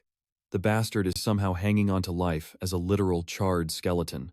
A prompt hits Bjorn. The immortal skill does not just slow injuries, it seals them tighter as things get worse. Worse still, the Duke's passive keeps him kicking, unless his heart gets completely destroyed. Watching the nasty body literally patch itself in real time. Bjorn knows all their insane effort means absolutely zero if this monster manages to recover. Seeing everyone else lying totally knocked out, he decides the risk is worth it, strolling over to the Duke to finish this once and for all. He pins the body in a totally sus position. "Trust me, you'll want to see how this ends." "Stick with me here," he notices. The chest survived because the Duke blocked it with his arm at the last second. That tiny detail sparks pure rage. He smashes his fist right into the chest, unleashing the corpse golem's flesh explosion skill. He screams in absolute agony. It burns. But giving up? Not an option. He keeps spamming the skill like an absolute madman even as his own body falls apart. He realizes that if he can just blast a hole straight into that vampire's disgusting heart, the boss's HP will hit 0 first. Bjorn is literally at 1 HP death, staring him down. He doesn't even flinch when the system flashes, a warning only 46 mentality points left before it is totally game over. His mentality plummets to 16. He just glares at the bloody stumps where his arms were. Pushed past the brink, he throws himself onto the vampire's body, spamming flesh explosion point blank like a guy with a vendetta. He watches his mentality stat bleed out with every single blast hitting a terrifying 10 points. But right when he's completely out of options, the system dumps a massive amount of experience points on him, forcing a level up. But Dungeons & Stones is ruthless. Leveling up doesn't heal your HP here, so he is still bleeding out fast. Now watch this gamble. He's silently praying that his open slot grabs the vampire essence, an insanely rare drop with only a 1 in 3 chance. And in a rare stroke of luck, the universe basically steps in to bless him with some much-needed plot armor. Thanks to his new vampire essence passive, his health crawls up to 1% since his heart survived intact. Plus, his suicidal attack scores him 10 extra mentality points, grabbing the direct attention of the administrator himself. Bjorn wakes up panicking, only to find he's using Anar's thick thighs as an improvised resting place. She looks down calmly, asking if he is awake. He immediately demands to know about the others. She casually mentions they bailed 3 days ago, but she stayed to watch over him. Wait, he actually slept for 3 straight days. That scares him. He shoots straight up brain, struggling to process the huge time skip. It suddenly clicks. Today is the 7th day. Checking his body, he realizes his wounds are totally healed. But then he looks down and completely freezes. He awkwardly stammers to Anar, asking why he is currently sitting there totally exposed. Deadpan Anar admits his clothes were completely shredded, so she just tore them off. Bjorn panics, but she cheerfully tells him not to worry since she respects his warrior physique. He just wants to disappear. Changing the subject fast, he asks what happened. The dwarf took the numbered item, and the mage grabbed the rupture stones. You and I both know what that means. The only reason he's still breathing is because he absorbed the essence. The Guardian definitely dropped all 3 high-tier loot items. That gets his gears turning, but Anar brings up the dice bet for the stones. Turns out the mage played dirty, claiming she needed those stones to cover her previous losses. The dwarf literally didn't care. The mage even hinted that Bjorn scored the absolute best loot anyway, ending the argument right there. It immediately hits him she totally knew about the vampire essence drop from the start. Plus, she had already handed him the corpse golem essence earlier on. She practically threw the matches just to gear him up. He actually feels a bit relieved. Meanwhile, Anar keeps complaining about the greedy mage stealing everything while Bjorn was passed out cold. Playing it smart, Bjorn agrees with her, calling Anar the reliable one, a compliment she completely devours. Refocused, she asks if they should head out. But Bjorn stops her. They aren't done here yet. Even if that mage stripped the place completely bare, one specific item should still be hidden in the room and he wants it. But first, he urgently needs some pants. After digging around for gear, they finally return to the crystal cave. The labyrinth closes, warping them back to the city. Bjorn prays this nightmare equals a massive payout, but the guild receptionist shatters his dreams. He only earned 230,000 stones. He's completely gutted. But honestly, what do you and I think 2 rare essences is a massive win? But when he reaches out to grab his payment, she snatches the pouch away. Squinting, she calls out his massive earnings as highly suspicious and demands to see what is hiding inside his backpack. Bjorn is completely lost. Nobody asked this in the game. Before he can speak, knights storm in and aim their weapons straight at his head. Stick with me, he is in serious trouble right now. They bark orders, dragging him straight to a dark interrogation room. Meanwhile, Erwin actually makes it back to the city completely unharmed. Wiping sweat from her face, she mutters to herself. That 3rd floor was way more brutal than she expected. She knew 7th rank monsters were bad news. Even with her sister fighting the 6th rank ones close by, it still felt like an epic adventure. She is absolutely buzzing to tell Bjorn every detail. Looking around, he is nowhere to be found. Instantly, her hyped-up mood takes a dive. She was dying to show off her brand new essence. He would totally want to test it immediately. She just really wants to see the big guy. Guild staff count her stones, shocked at the massive haul for her level. She drops her sister's name, which totally satisfies the receptionist, and clears her to leave. Back in her room, she enjoys a long bath and slips into a fresh dress, constantly wondering if her man has returned. She happily daydreams about treating him to a nice dinner. She pictures his excited face, swapping insane battle stories all night long. But reality hits her like a brick. The hotel manager drops the news: Bjorn never came back. Cold panic starts creeping in. Did something terrible happen? Still, she clutches onto hope that he will show up soon. Watch closely, a full week passes and still no Bjorn. Erwin catches the hotel staff packing up Bjorn's room. Furious, she demands to know what the hell is going on. Sighing, the guy says he waited out of respect. But he tells her to face cold, hard facts: he is gone forever. She screams back, but he shuts her down fast. Bjorn is probably dead inside the dungeon. Later, Erwin sits shivering in the freezing rain, sobbing uncontrollably like her entire world shattered. Her sister approaches, offering quiet sympathy, but asks how long she plans to wallow. Erwin slowly lifts her head. Now her eyes burn with a much darker, intense fire. She vows to Teresia that she will become insanely strong, whatever it takes, just to protect the people she loves. Over in the dungeon, Bjorn has spent a whole week rotting in a cell for alleged plundering. This total injustice is really boiling his blood. During the very first brutal interrogation, the angry investigator demands to know about his crossbow. Bjorn calmly explains he looted it from the absolute psycho trying to kill him. Unless the laws are twisted, he is completely sure that self-defense against murderous plunderers is not illegal. Smirking, the investigator says they will decide who attacked first. This sets Bjorn off entirely, confirming this whole setup is completely rigged. He recalls the old golden rule. Explorers were never grilled about their loot without heavy concrete proof. I know what you're thinking, this screams corruption, right? The guild rewrote rules just for absolute control. Life is tough everywhere, sure. But Bjorn is convinced this shady system has wrongfully locked up dozens of innocent fighters just like him. The guard pushes harder, demanding the supposed truth. But Bjorn stubbornly refuses to break. He details how Baldy and his ruthless crew ambushed him, conveniently leaving out the mystery woman, of course. The investigator laughs. Surviving a fatal knife strike to the neck, impossible. He demands to see the scar, so Bjorn exposes his neck. Then panic hits. The vampire essence fully healed the deep wound. Now he just looks like a massive liar caught red-handed.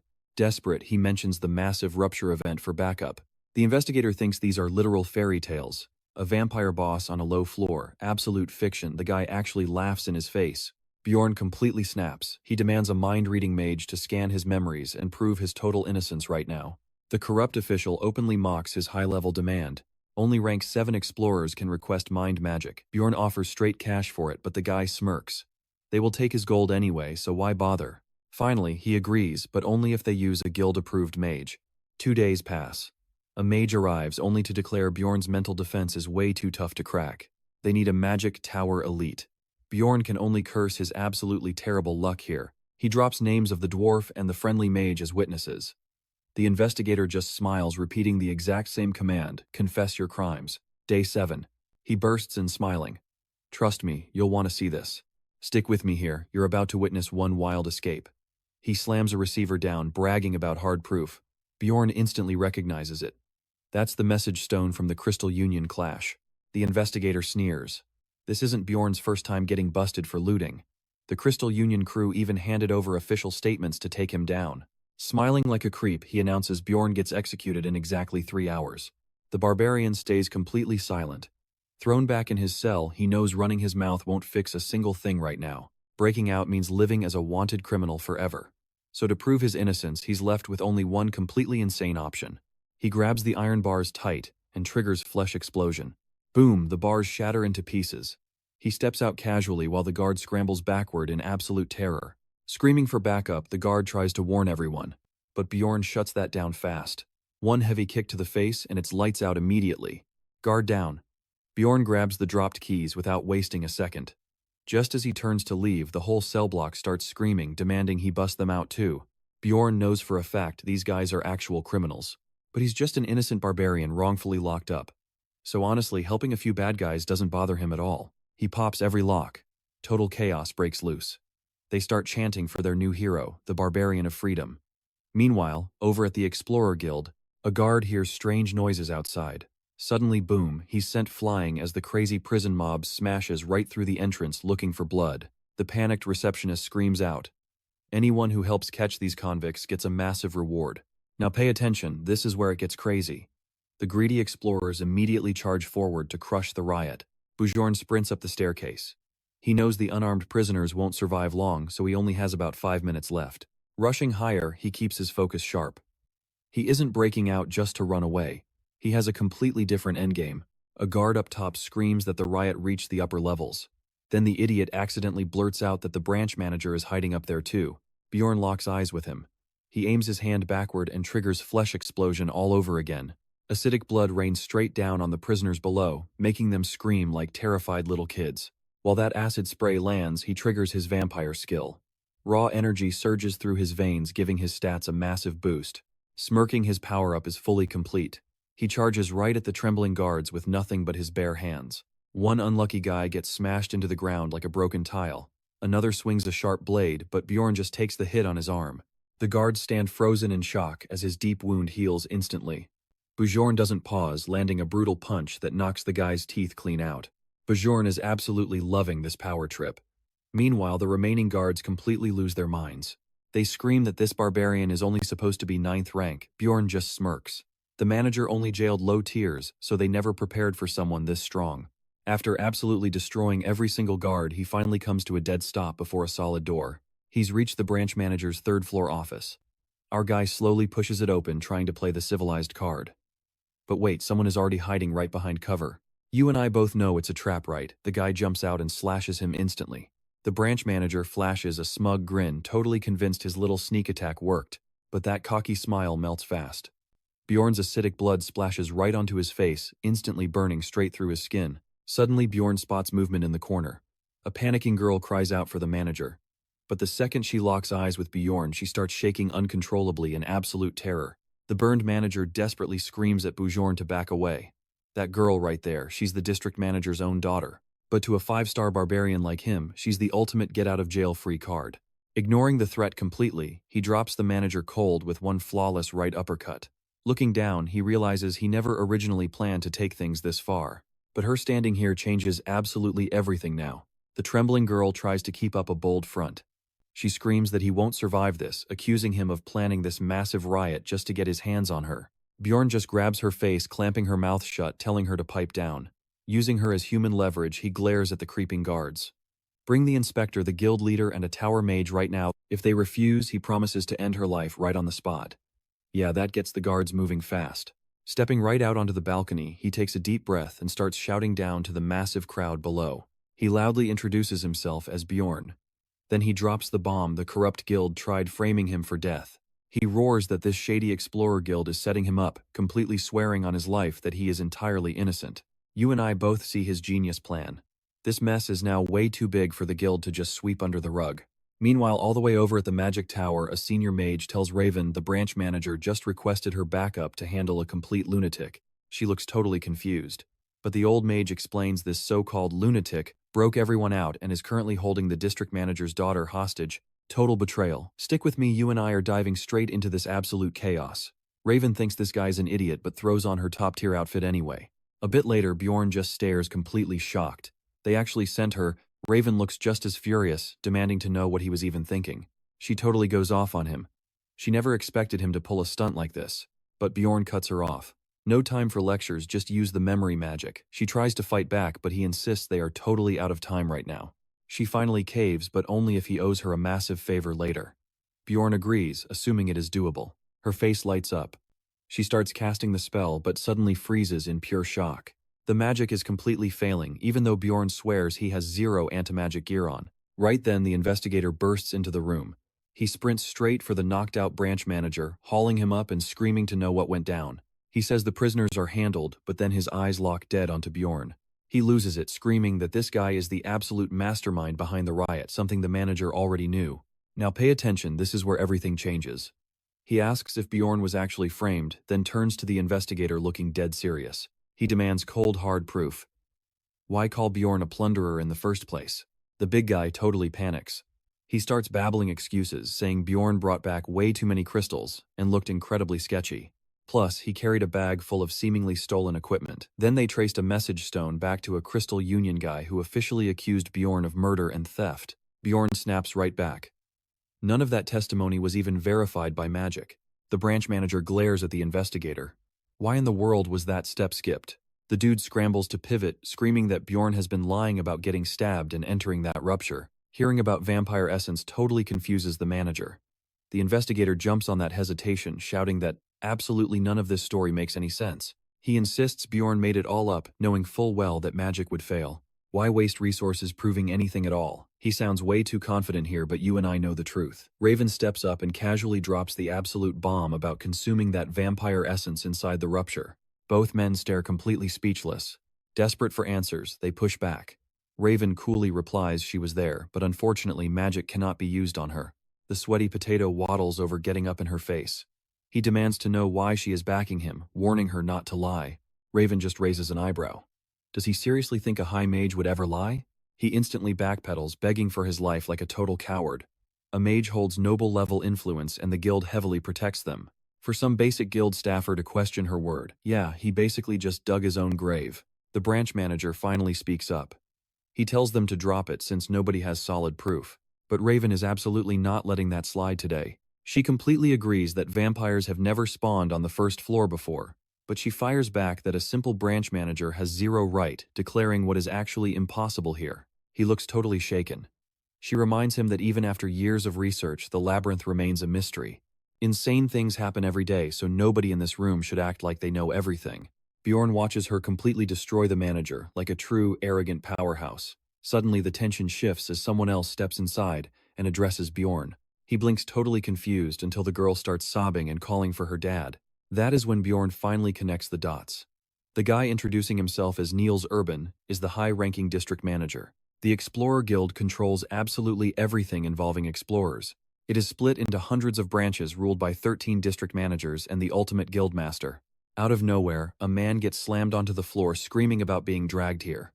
The manager simply says Bjorn was looking for him.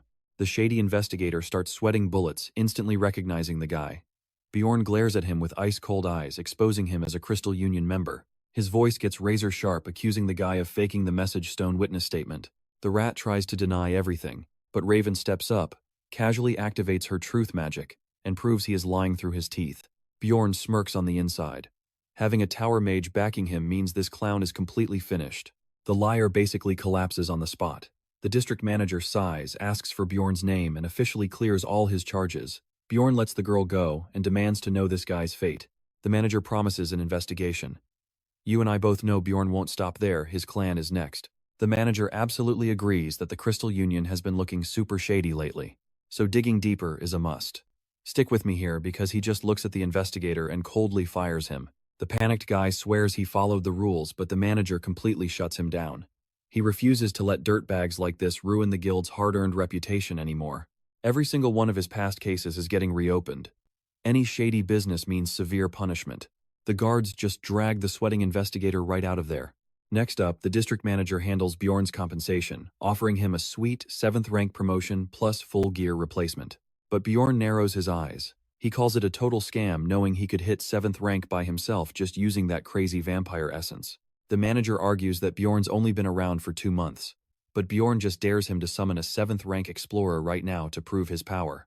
Bjorn literally roars, telling them to bring it on. This actually makes the district manager flinch hard while desperately trying to calm him down. Raven backs him up, pointing out that nobody survives the rupture with a 5th rank monster's essence.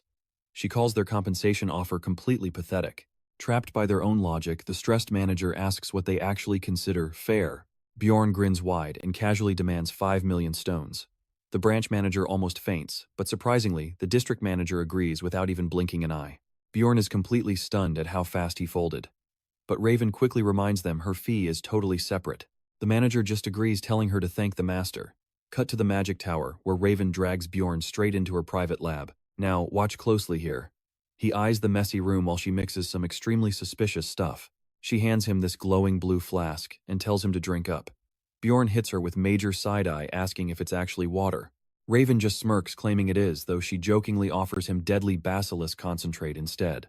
Bjorn almost takes it but quickly puts it down. He definitely suspects she slipped some gross monster parts in there. Raven just laughs, reminding him about the massive favor he owes. Bjorn pushes back, saying he only agreed if it was actually doable. Still, having a high-level mage buddy seems like a solid trade. She reassures him she only wants to study that insane essence he consumed. Plus, she adds that he might actually learn something useful too. Bjorn notices she's gone full lab nerd over these rare essences. He seriously wonders if all Magic Tower grads act exactly like this. Before she starts yapping again, Bjorn interrupts. He wants to know the exact terms in that shady document she made him sign. Back then, she fully agreed to keep quiet about everything. But she secretly added a clause hiding the fact he took the vampire essence. Bjorn initially thought she was just being generous, but now he is highly suspicious. She tells him he has to visit her lab once a week for 6 months. Bjorn immediately tries cutting that deal down to 3. She just facepalms, reminding him she literally saved his life and made him incredibly rich. Our boy agrees, but clarifies that doesn't mean she controls everything. He leans in closer and aggressively asks why she isn't paying him instead. Raven blinks in pure confusion. He points out she was the one who violently shoved that corpse golem essence into his body. She shrugs, claiming it was completely free. But Bjorn calmly counters that it was forced onto him, which definitely makes this a massive problem. I know what you're thinking, she saved his life, right, but he didn't want it, so he boldly demands 10 million stones for removal. That completely sets her off, making her start yelling and furiously swearing. But Bjorn doesn't even flinch. He explains he never asked for that specific essence, so she technically harmed him. She completely flips the argument, demanding payment, since it's super rare. He brutally shuts her down. Mages can't even use essences, so she honestly doesn't understand anything. Thinking he's bluffing, he challenges her to ask another explorer. Raven immediately storms off and angrily activates her magical communication sphere. It finally connects after a quick second, and she hastily greets the explorer on the line. She asks a simple question. If someone forced a random essence on him against his will, how would he actually feel about it? The explorer pauses at the super weird question. Meanwhile, Bjorn just stands in the background, a massive smug grin spreading across his face. The explorer bluntly replies he would be absolutely furious. Bjorn flashes a smug grin, but Raven desperately tries arguing that it was super rare. The explorer stands firm. It doesn't matter how rare it is if he didn't want it, it would literally just mess up his build. He finishes with a sharp jab, saying mages wouldn't ever understand something like that. Raven gets absolutely destroyed on the spot. The explorer explains you can't reach higher floors with totally mismatched essences. When she nervously asks about compensation, he answers without any hesitation. He'd demand money, probably 15 million stones. That completely shatters her massive ego. She panics, asking what if money wasn't an option. He coldly states that if the person was standing right in front of him, he would probably snap their neck on the spot. Raven spirals into deep panic while Bjorn watches, thinking these people seriously lack creativity. Trust me, you and I expected her to ask a high-rank explorer who understands essence balance. Stick with me, a rookie would absolutely beg for this. Bjorn mentally calls checkmate. Is she going to fold? But then, boom, a sudden loud laugh interrupts them as an old guy walks right in. He thinks a barbarian outsmarting a mage is pure comedy.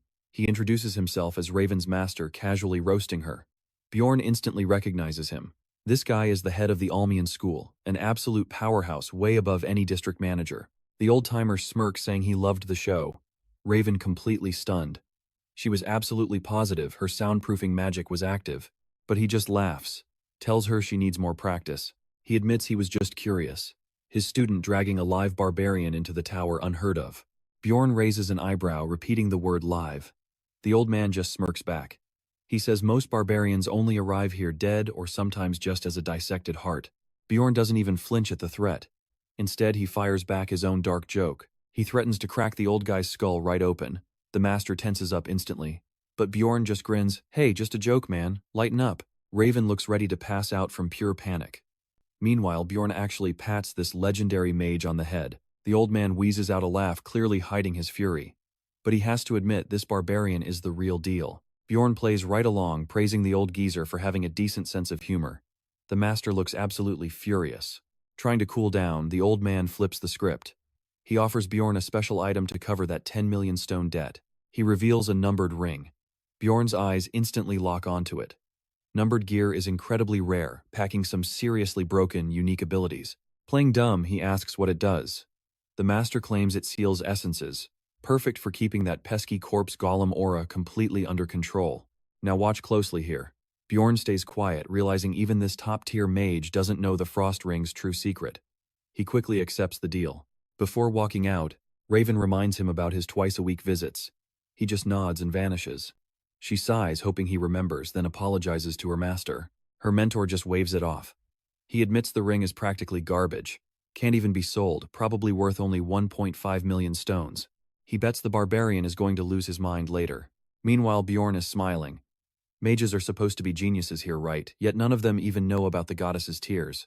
Honestly, compared to his hardcore gamer knowledge, these elite mages are basically just a giant guild of massive noobs. Back at the inn, the manager completely freaks out. He swore the big guy was totally dead. He admits clearing the room. When Bjorn asks about his gear, the guy claims he threw it out. Bjorn almost snaps, remembering he paid for an extra week. The manager is trembling, promising a full refund. Bjorn is taking every ounce of willpower to not just crush him. But wait. When exactly did he become so incredibly violent? Think about it. Watching beheadings, his first kill, it felt completely normal. He only ever hesitated when breaking out of that jail cell. I know what you're thinking. And yeah, he feels it too. Doing brutal things doesn't even faze him anymore. Hell, threatening that old mage, his old Earth self would have never dared. At first, he blamed this crazy fantasy world environment. But lately, he realizes these changes are straight-up primal instincts, kicking in automatically during every fight. His entire personality is morphing. Is he slowly just becoming a true savage barbarian inside and out? Whatever the case, it's definitely keeping him alive right now. Bjorn demands 30,000 stones. The manager screams that's totally insane, but then he accidentally admits to stealing the gear.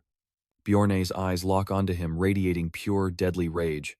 One aggressive negotiation later, our guy is kicking back in a luxury room. Huge windows, private bath, nice. Soaking in the tub, he thinks about Anar. Time to meet up tomorrow and split that massive payout. Morning hits.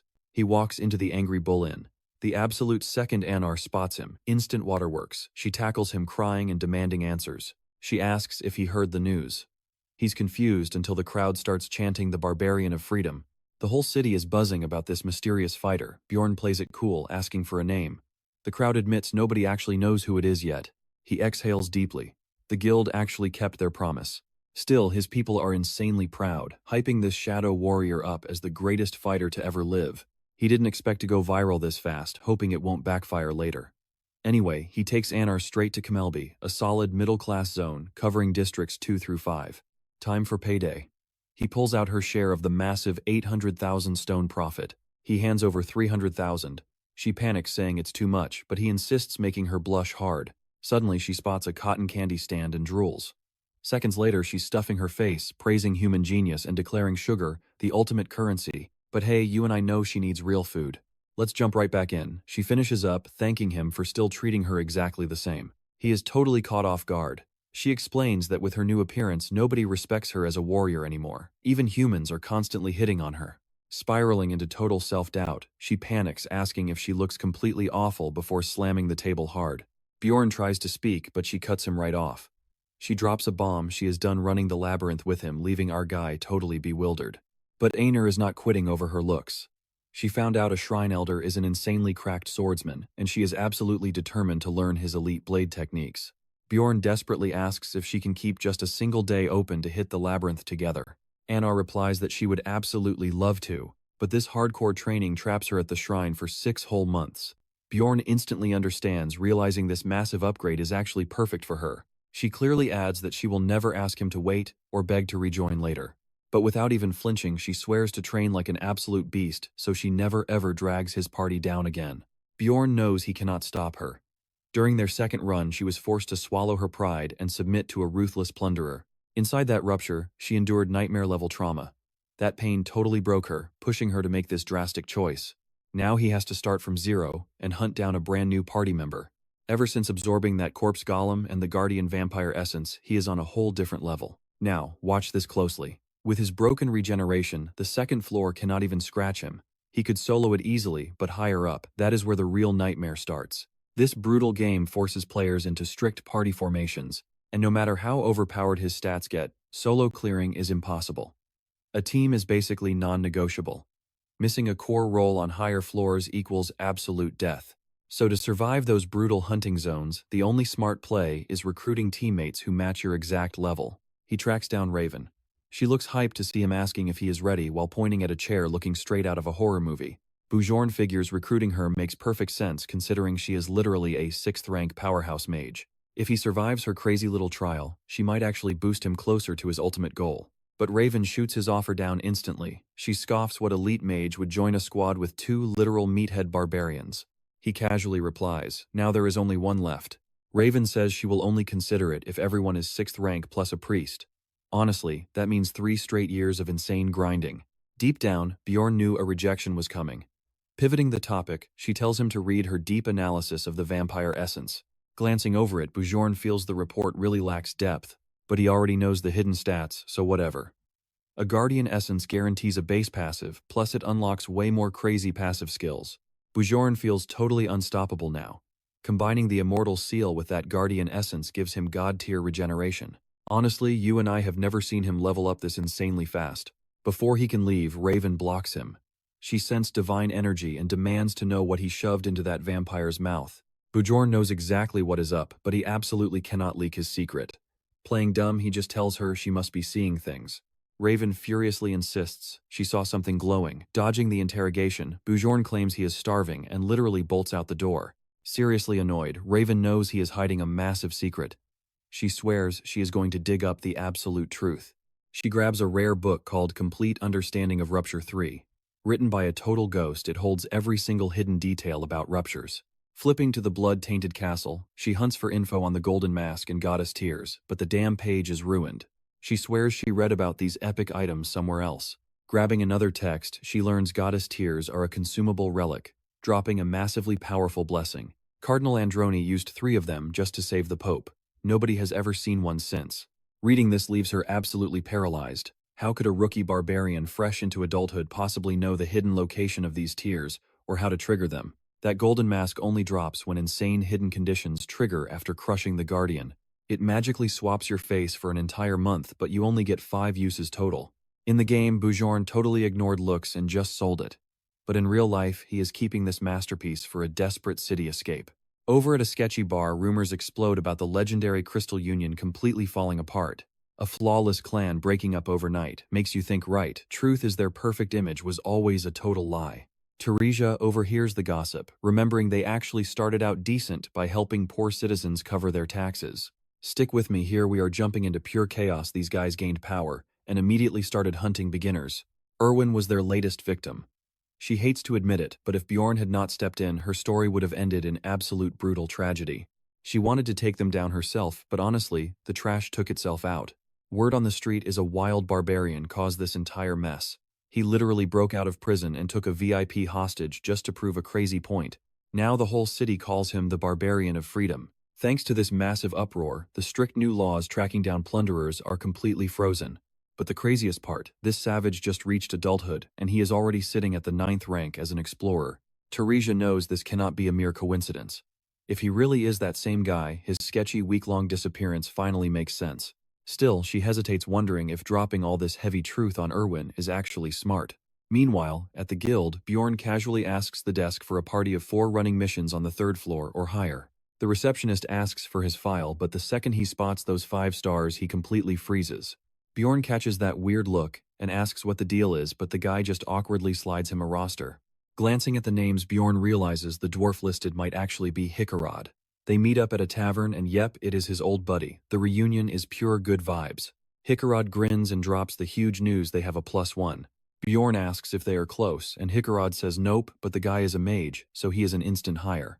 Now pay attention here, because this throws Bjorn way off. A high-level magic user slumming it with them. He is instantly suspicious about who this is. Cue a flashy guy strutting into the bar, introducing himself as Dwaki, ready to join the squad. Hikarad lights up, asking if he is the magic user they have been waiting for. Dwaki smirks, joking that mages never just stumble into random taverns by accident. The dwarf chuckles and formally introduces himself as a 6th-rank veteran. In response, Dwaki proudly claims the High Court ranks him as an 8th-tier mage. Hikarad is absolutely stunned, but Bjorn brutally calls him out as some pampered noble who cannot even hack it at a real magic tower. Our main guy instantly reads between the lines this dude is definitely a mid-tier caster with 0 formal tower training. He honestly pities the dwarf for missing these obvious red flags. Meanwhile, Dwaki looks genuinely amazed by Bjorn's sharp deduction and asks his name. Bjorn finds this flashy guy super annoying, but keeps his cool, drops his name, and orders the pretty boy to sit down. He cuts right to the chase. Why play adventurer here? Low-tier casters normally avoid deadly labyrinths like the plague. The lower floors pay garbage, and they are too weak for the high floors. Plus, anyone with magic can easily print money safely back home. Dwalki casually explains he just wants to make the Martin family name legendary by becoming a top-tier explorer. Hearing those aristocratic titles, Hikarad starts sweating bullets, assuming he is sitting next to actual royalty. But the mage waves it off, claiming it is just a distant connection on his mother's side, and he treats everyone as total equals. Bjorn listens to this entire pitch, and silently tags him as a clueless fraud selling a fake backstory. I mean, look at that pristine face. Perfect golden hair and tall build. The guy also supposedly knows utility, magic curse, and ice spells. You and I both know that makes him look insanely suspicious, but Bjorn realizes having any mage guarantees better recruits will start applying. So against his better judgment, he accepts him. And exactly as planned, elite applicants immediately start flooding their inbox. For the next few days, he and Hikarad grind through stacks of applications at the tavern. Honestly though, Bjorn does all the heavy lifting. They finally pick their last member, and boom, the squad is officially locked in. Cut to Bjorn dragging a massive pile of gear right into the local library. When the librarian questions him, he totally flexes, showing off his expensive latinium armor, heavy shield, and magic-expanding backpack. The librarian just hits him with an absolutely deadpan stare and orders him to unequip everything because other readers are complaining. He grumbles and unequips it, deciding she has 0 sense of humor. Heading home, things get weird. He spots another barbarian hiding in a dark alley, totally unarmed. That is deeply shocking because a barbarian's weapon is literally their soul. Locking eyes with him, Bjorn tells the shaking guy to calm down and asks what on earth he is doing in the shadows. The desperate guy admits he pawned his only weapon just to survive bankruptcy. Hearing that ultra-formal tone, an alarm bell rings in Bjorn's head. This guy is 100% another stranded player. Our guy introduces himself as Jandal's son, Bjorn. The stranger respectfully replies, claiming the name Turkan, son of Lean. Bjorn buys the starving guy a massive dinner. Tasting actual food again, Turkan almost cries and swears he will never forget this ultimate act of kindness. So what do you and I make of this? Turkan's coming-of-age ceremony happened exactly 1 month before Bjorn's. He claimed he got totally lost and couldn't find the labyrinth entrance. But Bjorn figures the truth is way simpler. The guy chickened out and ran. And since nobody hires barbarians in this world, he literally had nowhere else to go. Stick with me here. If all players really opened that boss room, A skilled guy like him should have known how brutal NPCs treat barbarians. Bjorn asks what he did all month, and Turkin admits he never even stepped foot back inside the labyrinth. Our MC hears this and totally loses it, calling him an idiot. Tariq panics and explains his situation: no weapons, zero cash, and tossed out on the streets after missing his rent payments. Bjorn realizes this guy is definitely a newbie player who never planned ahead, making his pathetic story pretty much exactly what you'd expect. Turk keeps rambling. He talks about surviving freezing cold, starvation, and sickness. He even begged other barbarians at a local inn for help, but they just kicked him to the curb. Bjorn honestly can't believe he survived 3 whole months like that. He realizes he'd be in the exact same miserable spot if he had bolted on day 1. Tariq looks up, asking if his sad story makes Bjorn feel sorry enough to actually help him out. He even tries bragging, claiming he knows the labyrinth perfectly and could totally assist Bjorn.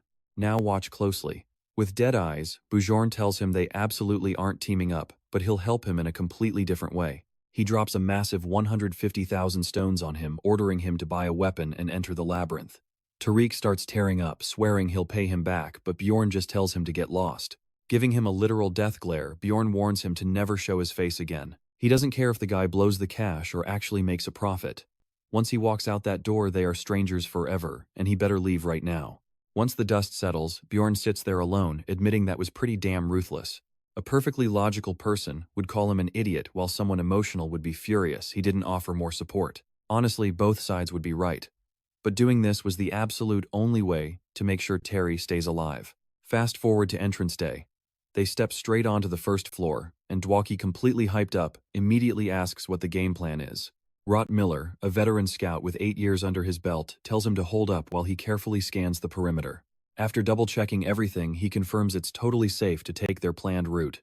Hikarad smirks, noting it's been ages since he actually ran with a well-balanced squad. That's when Misha Karlstein chimes right in.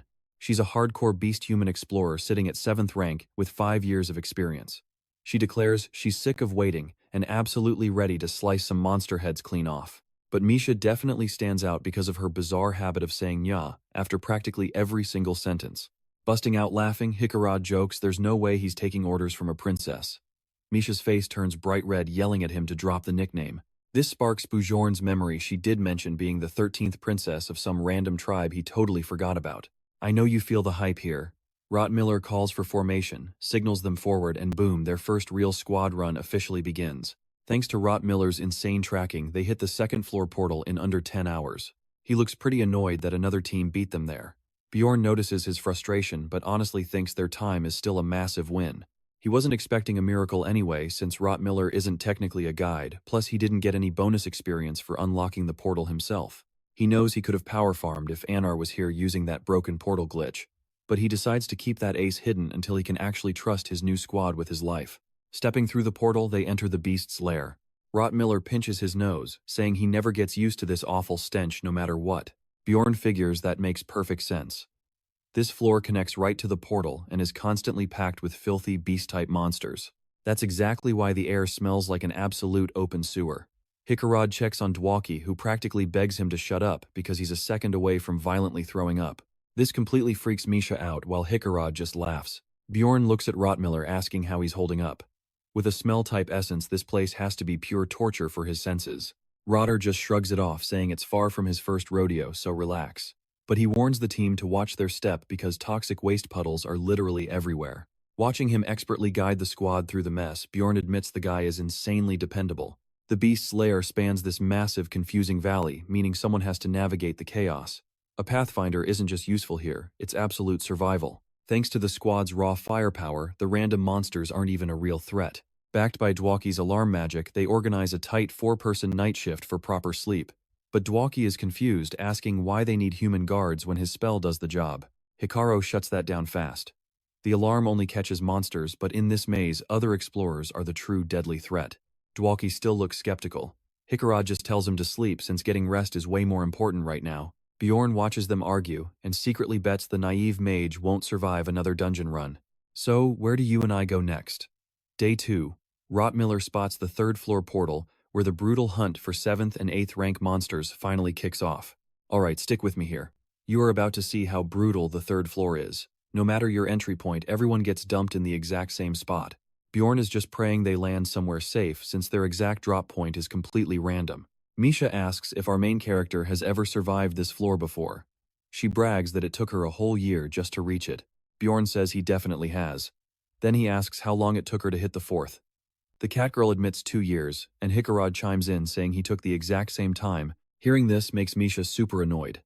Hikarad has way less actual experience than her, yet holds a higher rank. Rotter tells them both to shut their mouths. Bjorn notices he sounds incredibly irritated, probably because he is the only one doing real work while the others just run their mouths. The squad steps right through the glowing portal and boom, monsters ambush them instantly. Suddenly, Bjorn reacts with lightning speed, shoving Rottmiller out of the danger zone, while throwing his massive shield up to block. Now pay attention here. He wonders why beasts are spawn camping the exit. Without that shield, he would be knocked totally flat, exactly like Hikarad almost was. The fierce dwarf screams not to let the monsters push them back. Bjorn snaps back that he obviously knows, but deep down he is actually a little jealous. Hikarad has an active skill granting total knockback resistance. That power was an absolute lifesaver against the previous Guardian. Hikarad triggers his ability to halt the charging beast. Dwalki instantly drops a curse spell to weaken its armor, and the dwarf executes a perfect lethal strike. Misha suddenly spots another threat. She screams out a warning, steps right off Bjorn's heavy backpack, and launches herself high into the air. She hits the Aintara with pure essence, obliterating it in one shot. Bjorn thinks it is super weird for Aentos to spawn here, and asks Rottmiller if anyone is hiding nearby. Rotter quickly scans for body heat, but senses absolutely nothing. But catching a lingering scent, he figures another group passed through this exact spot about 2 minutes ahead of them. Our guy assumes the strangers saw their squad and just kept moving. You and I both saw that setup coming, right? Rottmiller explains that luring monsters to the portal is a filthy trick used by plunderers to completely blindside other explorers. Misha gets instantly hyped up. She suggests they hunt those guys down and eliminate them for a massive payday. But Rottmiller shuts it down. Tracking them without hard proof is dangerous, and if things go wrong, their squad takes all the blame. Misha just shrugs it off. Dead men tell no tales, right? The dwarf smartly suggests leaving a warning sign behind and walking away instead. Meanwhile, Dwalki looks absolutely horrified by this dark reality. Misha admits she never knew these dirty tactics existed, and calls Rottmiller impressive. He humbly admits this is his very first real encounter with it too. She notes that running into actual plunderers is super rare. Bjorn asks her exactly how many times she has seen them. She casually replies 8 times in 5 years. Bjorn is speechless. He has fought 5 in 3 months. Misha and Hikarad crack up, joking that his cursed luck might ruin them today. Rottmiller tells everyone to chill out, and reassures Bjorn that even he bumps into these guys every few months. Still, Bjorn cannot shake the feeling that his luck is just completely cursed. Hours pass by. They finally halt. Rottmiller points out a safe campsite to rest before hitting the next zone tomorrow. They are at the border now, meaning way fewer monster spawns and better security. Hikarad glances over at Dwalki. He notices the guy has been awfully quiet and asks if he is doing okay. Bjorn is wondering the exact same thing. Dwalki is usually a massive chatterbox, but he has been dead silent for hours. The sorcerer finally breaks his silence. He confesses that his grand explorer fantasy is totally shattered. Hearing his own teammates casually joke about explorers murdering each other or treating plunderer bounties like a normal Tuesday job makes his stomach absolutely turn in disgust. He honestly fears that if he stays on this brutal path, he might eventually become a killer himself. He has spent the entire day trying to mentally brace for that exact reality. He claims he feels ready now, but still heavily doubts if he can actually pull the trigger when required. Bjorn quietly observes him, sensing that his newfound resolve lacks any real weight. Yes, the guy is shaking with fear and hesitation, but honestly, that raw truth makes him way better than fake tough guys who shatter under real pressure. Rotter completely agrees, adding that blind arrogance is what actually gets people killed out here. Someone knowing their own limits feels infinitely more trustworthy than a liar, claiming they can easily handle any threat. He changes the subject, saying he wants to show the squad something truly incredible if they wait. Later, Rotter leads them to a cliffside with a breathtaking view, explaining that this visual masterpiece only appears at this exact time of the day. Nobody knows why this magic happens, but honestly, when you and I are staring at a view like this, logic just stops mattering completely. He looks straight at Dwalki. After witnessing something this epic does, he still have the absolute guts to keep walking this dangerous path. Stick with me, we're diving back into the labyrinth's darkness, and only Bjorn stays awake. Dwalki is finally resting easy. If his math is right, he just scored 50 XP, and only needs 150 more to level up. Right now, his body can handle 3 monster essences. He already absorbed 2, leaving exactly 1 slot open. No need to rush the level up, but he definitely wants that final essence to be an absolute game changer. They finally hit the orc habitat. It's a brutal zone, swarming with rank 8 beasts, literally the absolute best hunting ground, unless you're aiming for the 4th floor. Hikarad warns everyone to stick to the plan and stay coordinated. Boom, a massive pack of orcs ambushes them. Bjorn and the dwarf instantly lock down the front lines as heavy tanks. Rotmiller and Dwaki hold the backline, raining down magic while Misha slices through the close-quarters combat. Everything's smooth until an orc witch doctor casts Berserk. The mob goes totally insane, and one vicious beast breaks right through their defense. When this happens, there's only one rule. Keep Dwaki alive because the mage is completely squishy. Rotmiller blocks the lethal hit, and Misha instantly executes the rogue orc with a brutal slash. Bjorn locks onto the witch doctor, crushing him in seconds, and the squad wipes the rest. Honestly, Bjorn feels their overall damage output is lacking. Taking 8 whole minutes to clear basic orcs is slow. But hey, it's completely safe, and he really likes this squad. Pushing deeper into the habitat's core, the monster density starts spiking like crazy. They even run into a great warrior orc, a rank 7 beast, but the squad absolutely claps it without breaking a sweat. You and I know how this works. Too smooth always means trouble. Out of nowhere, an old mage drops a literal boulder from the sky right at their feet. He barks at them to scram, claiming this territory belongs to the Jarwi clan. Wait, Dungeon and Stone was just a single-player game, but real-world territory control is actually happening here. If you build a massive clan, you can literally monopolize hunting zones.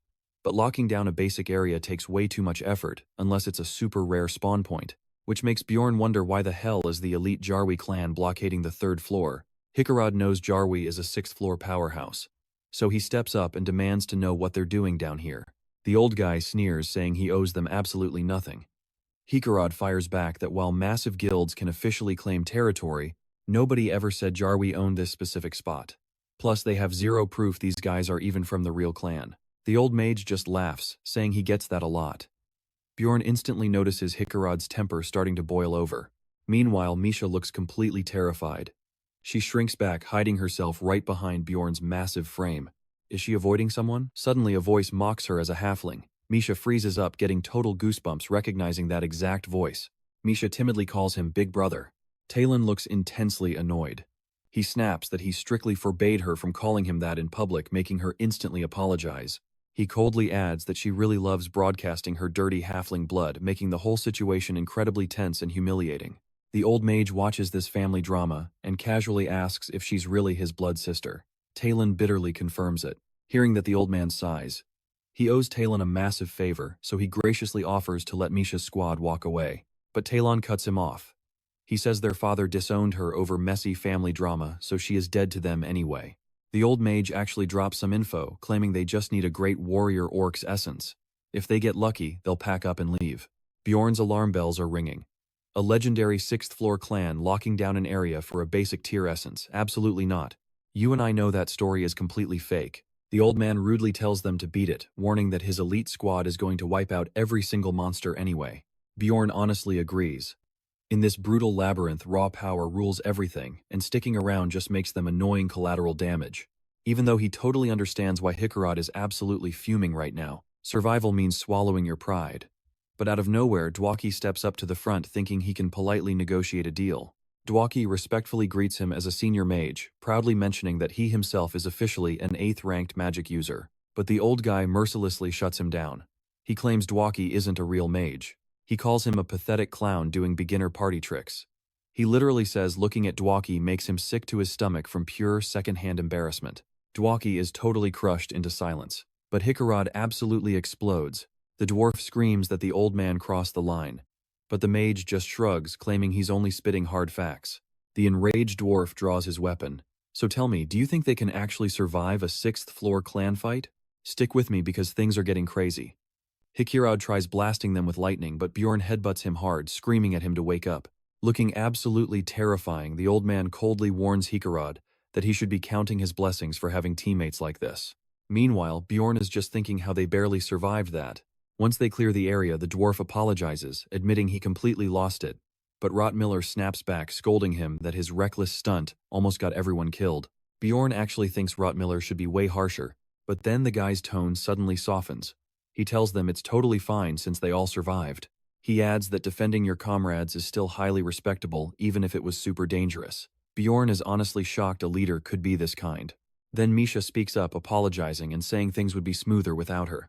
Dwaki tries comforting her, pointing out that getting kicked out was far from the worst possible outcome. This entire vibe makes Bjorn super uncomfortable. The sudden touchy-feely mood is really starting to make him cringe.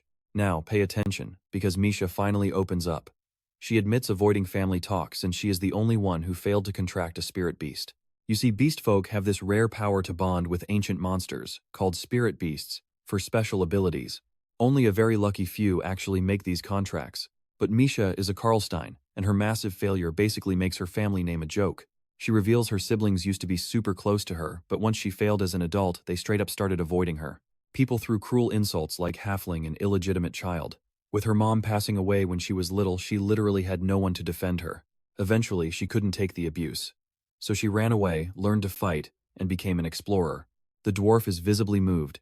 He comforts her, saying she survived pure hell, and he is incredibly grateful she shared her story with them. Misha brushes it off.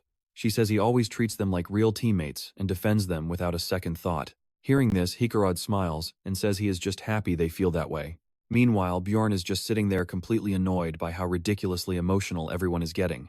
Then Hikarad jumps in with his own tragic backstory, revealing his failed dream of being a blacksmith because of zero talent. Plus, being totally broke forced him to quit his training entirely. So at age 30, he ran off to become a dungeon explorer. Hearing this sob story, Dwaki casually admits he feels even more useless than Aqua.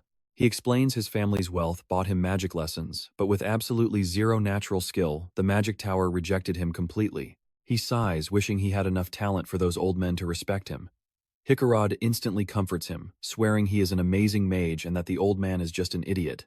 Out of nowhere, Rottmiller mentions he has been part of countless explorer teams, but he has never seen a group act like this.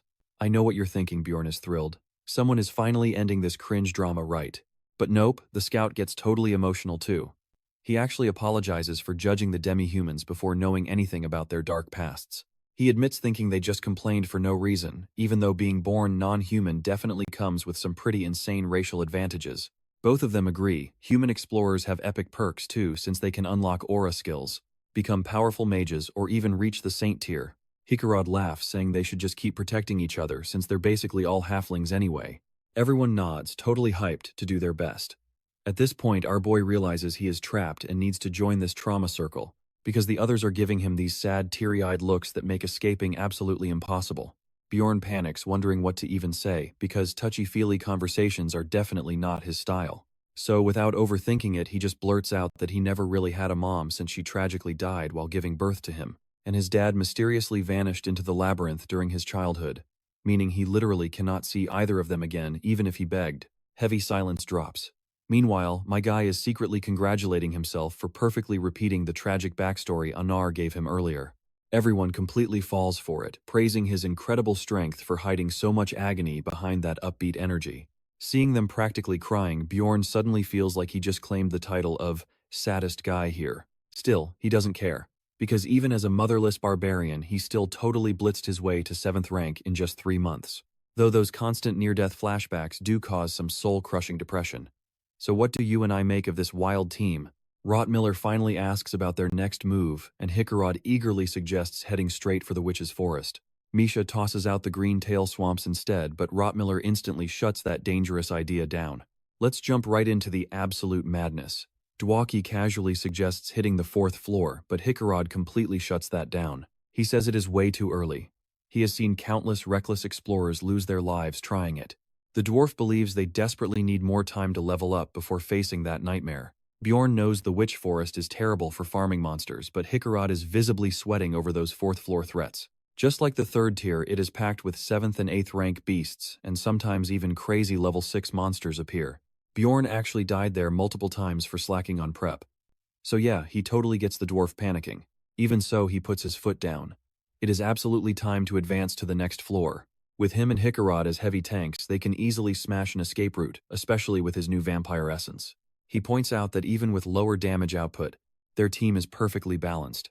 The grind will be slow but solid, easily letting them reach that 2nd floor checkpoint. The rest of the crew starts arguing, doubting his call. Bjorn gets super annoyed, hearing their whispers, until the dwarf finally suggests putting it to a simple team vote. The majority rules.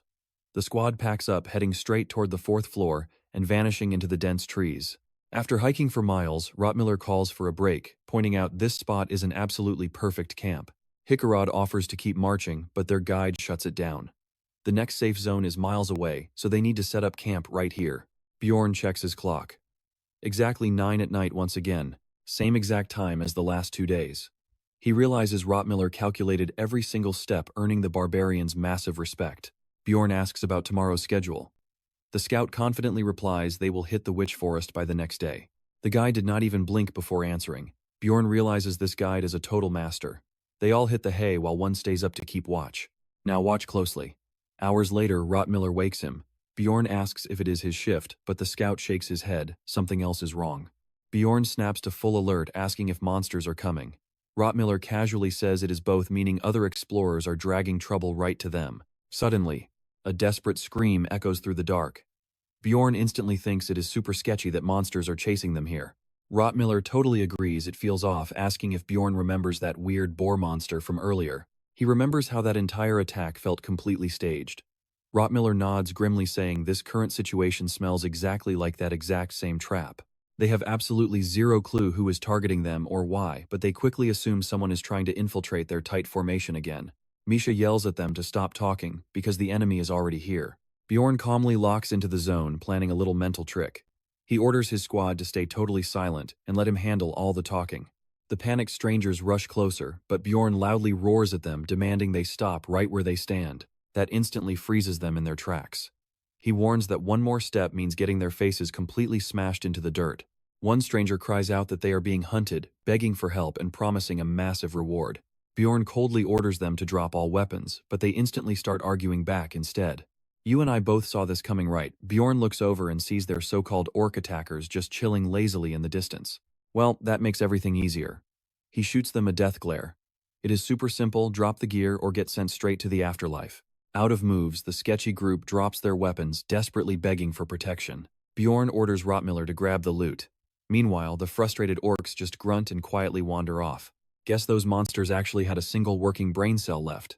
Suddenly, the priestess breaks his focus with a sweet thank you, introducing herself as Elisa. Bjorn stays completely quiet, but Hickarod instantly stares at her revealing outfit and tries flirting, earning a massive mental facepalm from our barbarian boy. The two other guys step up and one of them introduces himself as Hans. Bjorn instantly gets terrible vibes, flashing back to the very first Hans he ever met. The guy laughs, claiming it is just a common name, but Bjorn stays completely on edge. Elisa dramatically sighs, claiming they would be completely dead without the heroic barbarian's help, smoothly name-dropping the famous deity Leetless to sound holy. Rottmiller catches that clue, instantly asking if she is actually a priestess. She proudly confirms it, launching into a speech that sounds like a rehearsed script. Bjorn smells pure trash. He is completely convinced they are faking this whole thing, just waiting to backstab them later. And this is where we leave it. The priestess drops a literal miracle heal, leaving Bjorn totally speechless. Stick with me, we are about to see how crazy this gets. Hickarod is stunned. Misha quietly asks Rottmiller if his gut feeling was right, and Bjorn gets it. In this ruthless world, people are die-hard believers. Getting fooled by a holy priestess act, super easy. Elisa gives a nervous chuckle. She asks if that miracle was enough proof, and politely requests their weapons back. But Bjorn hits her with a hard no. The color instantly drains from her face. He totally ignores her priestess title. Barbarians follow different gods, different rules, and have absolutely zero sympathy. He demands a massive reward for saving them. For a barbarian, that is more than fair. Elisa blinks, totally confused. But she admits she knows the custom and asks how much he wants. Bjorn casually drops the price. 2 million. He says that covers the exact value of their lives, while she panics about having no cash. Bjorn ignores the excuse completely. No money, fine. He demands they pay up in high-tier gear instead. Their shiny armor will do just fine as payment for trying to pull a fast one. The older guy sighs and surrenders it. Life over fancy armor. Bjorn eyes the loot, realizing he just stripped them clean. The desperate group asks if they can finally rest now. But instead of answering, "You saw this coming, right?" Bjorn tightly grips his mace and cuts Elisa off. Zero warning. He swings full force, smashing her face and launching her backward like a crash dummy. Everyone gasps in pure horror. Bjorn just smiles like an absolute lunatic. Wiping blood off his face, he claims he thought they were plunderers. The two guys go into complete panic mode. They freeze, staring terrified at something on the ground. Bjorn is confused for a second, but before he can ask, the long-haired guy coughs up blood and collapses. Hikarad whips around to Dwaki demanding if he did that. Dwaki completely denies it. Out of nowhere, the priestess rises back up like a horror movie monster. It scares the absolute soul out of everyone. She stares with wide, creepy eyes. She asks how they knew she was actually an enemy. She starts laughing, tells them it is already too late anyway. Meanwhile, Bjorn curses his terrible luck. The squad stands frozen in shock. Bjorn snaps them out of it, telling them to let him handle this. Without blinking, he smashes his mace down on her skull again like whack-a-mole. Hikarad stares completely speechless. He screams at Bjorn for damaging a corpse and demands to know what the hell he is doing. Bjorn coolly brushes it off. Says he panicked a little and the best defense is a good offense. But then it clicks. If this woman keeps getting back up, she is definitely a Karui priest. Now pay close attention. This is where it gets interesting. It is a hidden class past the 5th floor mixing divine magic, dark curses, and brutal drawbacks. Karui is tied to a wicked entity. Anyone picking this path suffers from sudden head loss syndrome. To survive, they have to regularly sacrifice the souls of humans. That totally explains why she is a plundering lunatic. Right on cue, the old man clutches his throat and drops dead.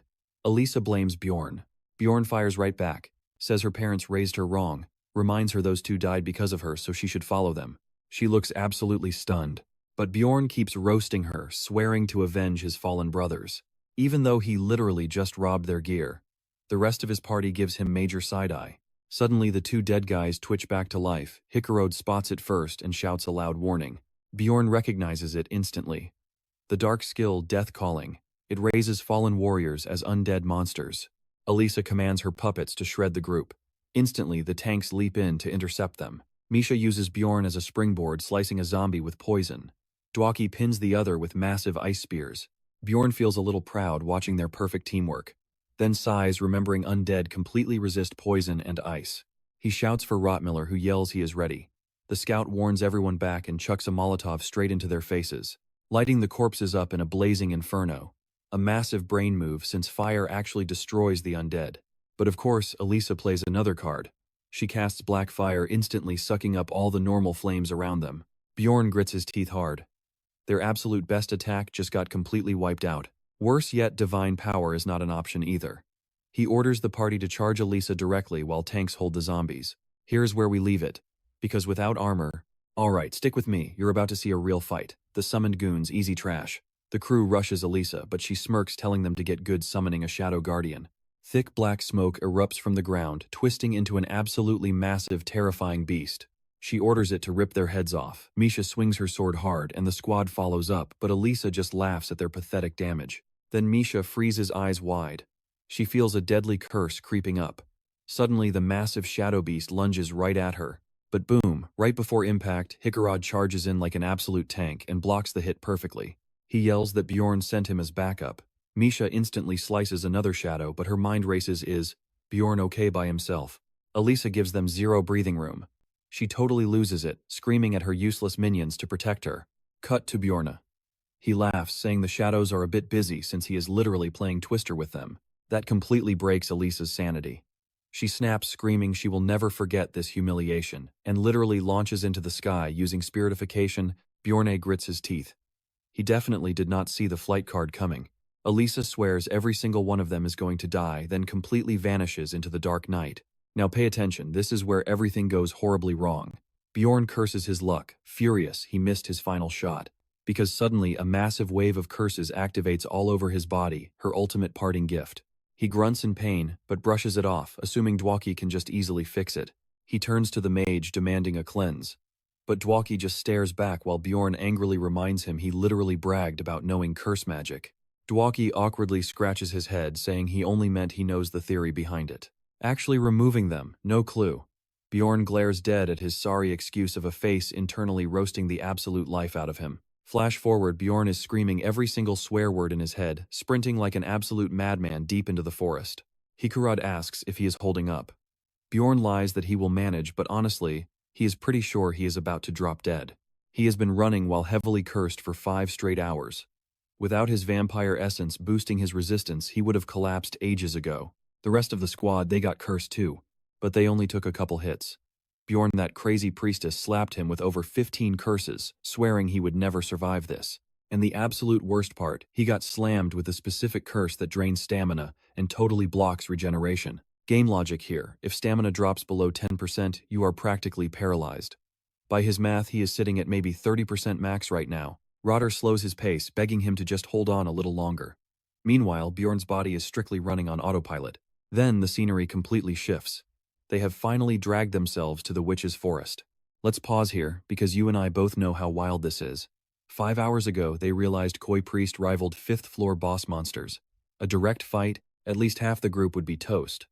Bjorn reminds them that stealing those weapons was the only reason they avoided massive casualties. Surprisingly, Misha actually praises him. She admits she totally doubted Rottmiller at first, but she is honestly thrilled he still smashed Elisa's face in. Bjorn asks if they can track the priestess, but the guy just shakes his head no. Our hero states the obvious, letting her live is a huge risk. Dwaki tries joking that Bjorn could just easily crush her again. The joke totally bombs. Bjorn coldly demands to know their plan if she ambushes them next. That shuts the mage up real fast. So he makes the hard call, dive straight into the witch's forest. Everyone instantly agrees. This weird forest guards the 4th floor portal and is packed with low-tier spirit monsters everywhere. It is terrible territory for close combat warriors, but it is their best shot.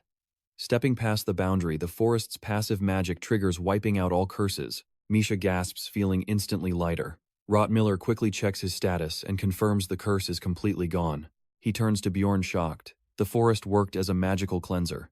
He straight up asks, "Is this really your first visit here?" Bjorn lies, claiming he read it in the library. Secretly, he is just playing it cool, realizing Rottmiller is way sharper than expected. The squad bursts out laughing.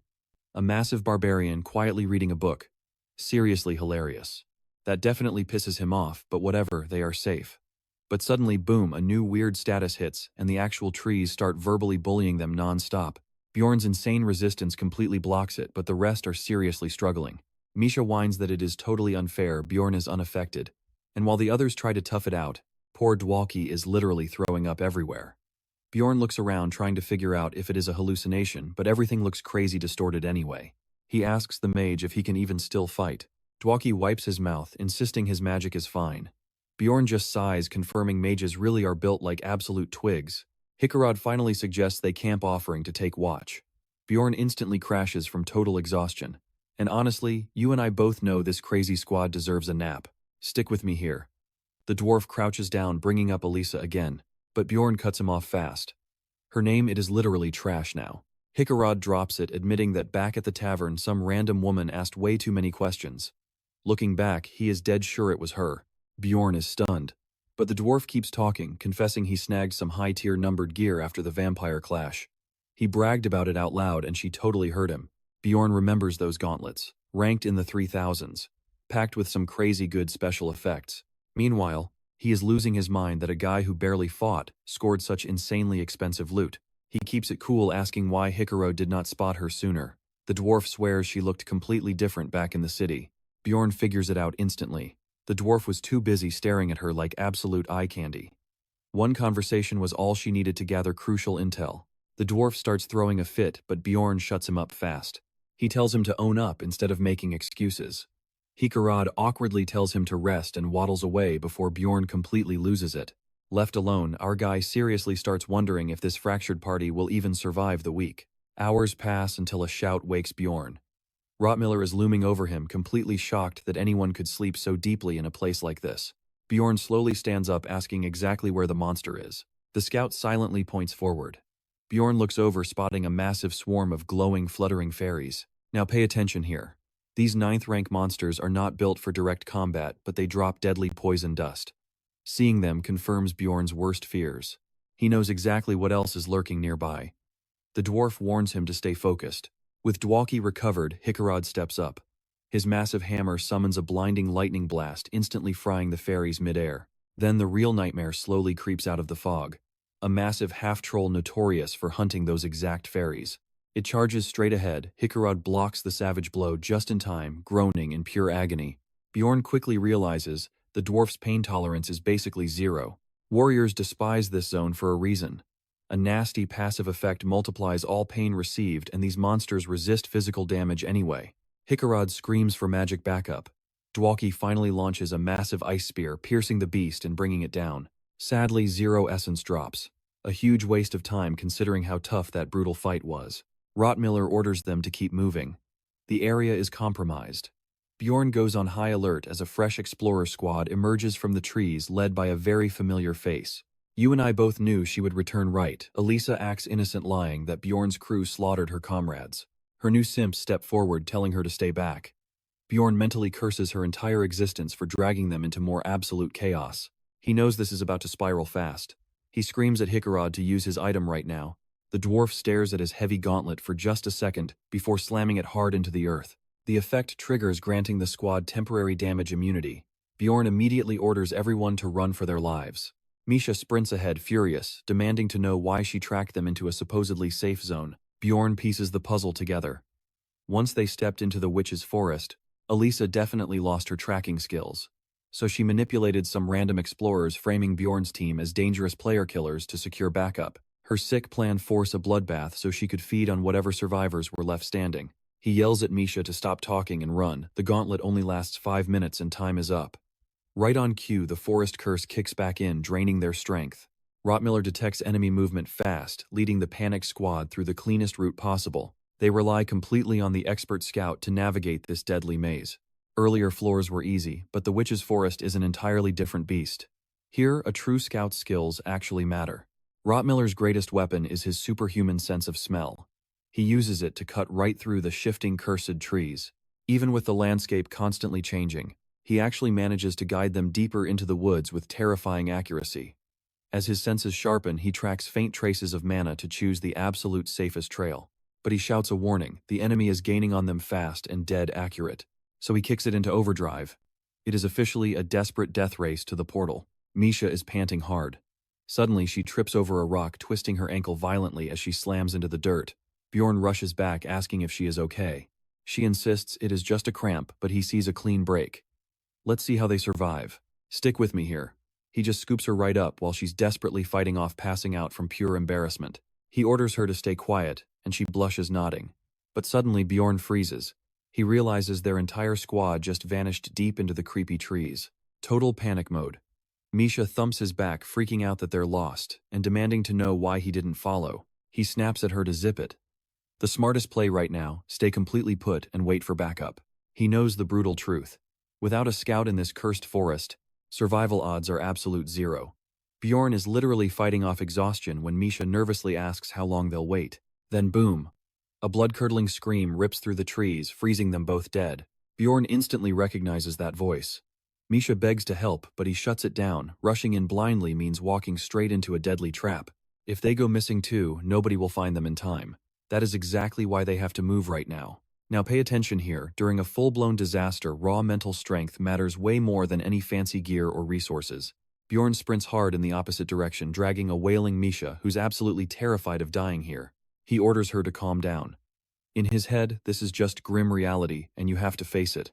Misha won't stop crying, blaming herself and saying her clumsy tripping caused all this. But Bjorn snaps hard.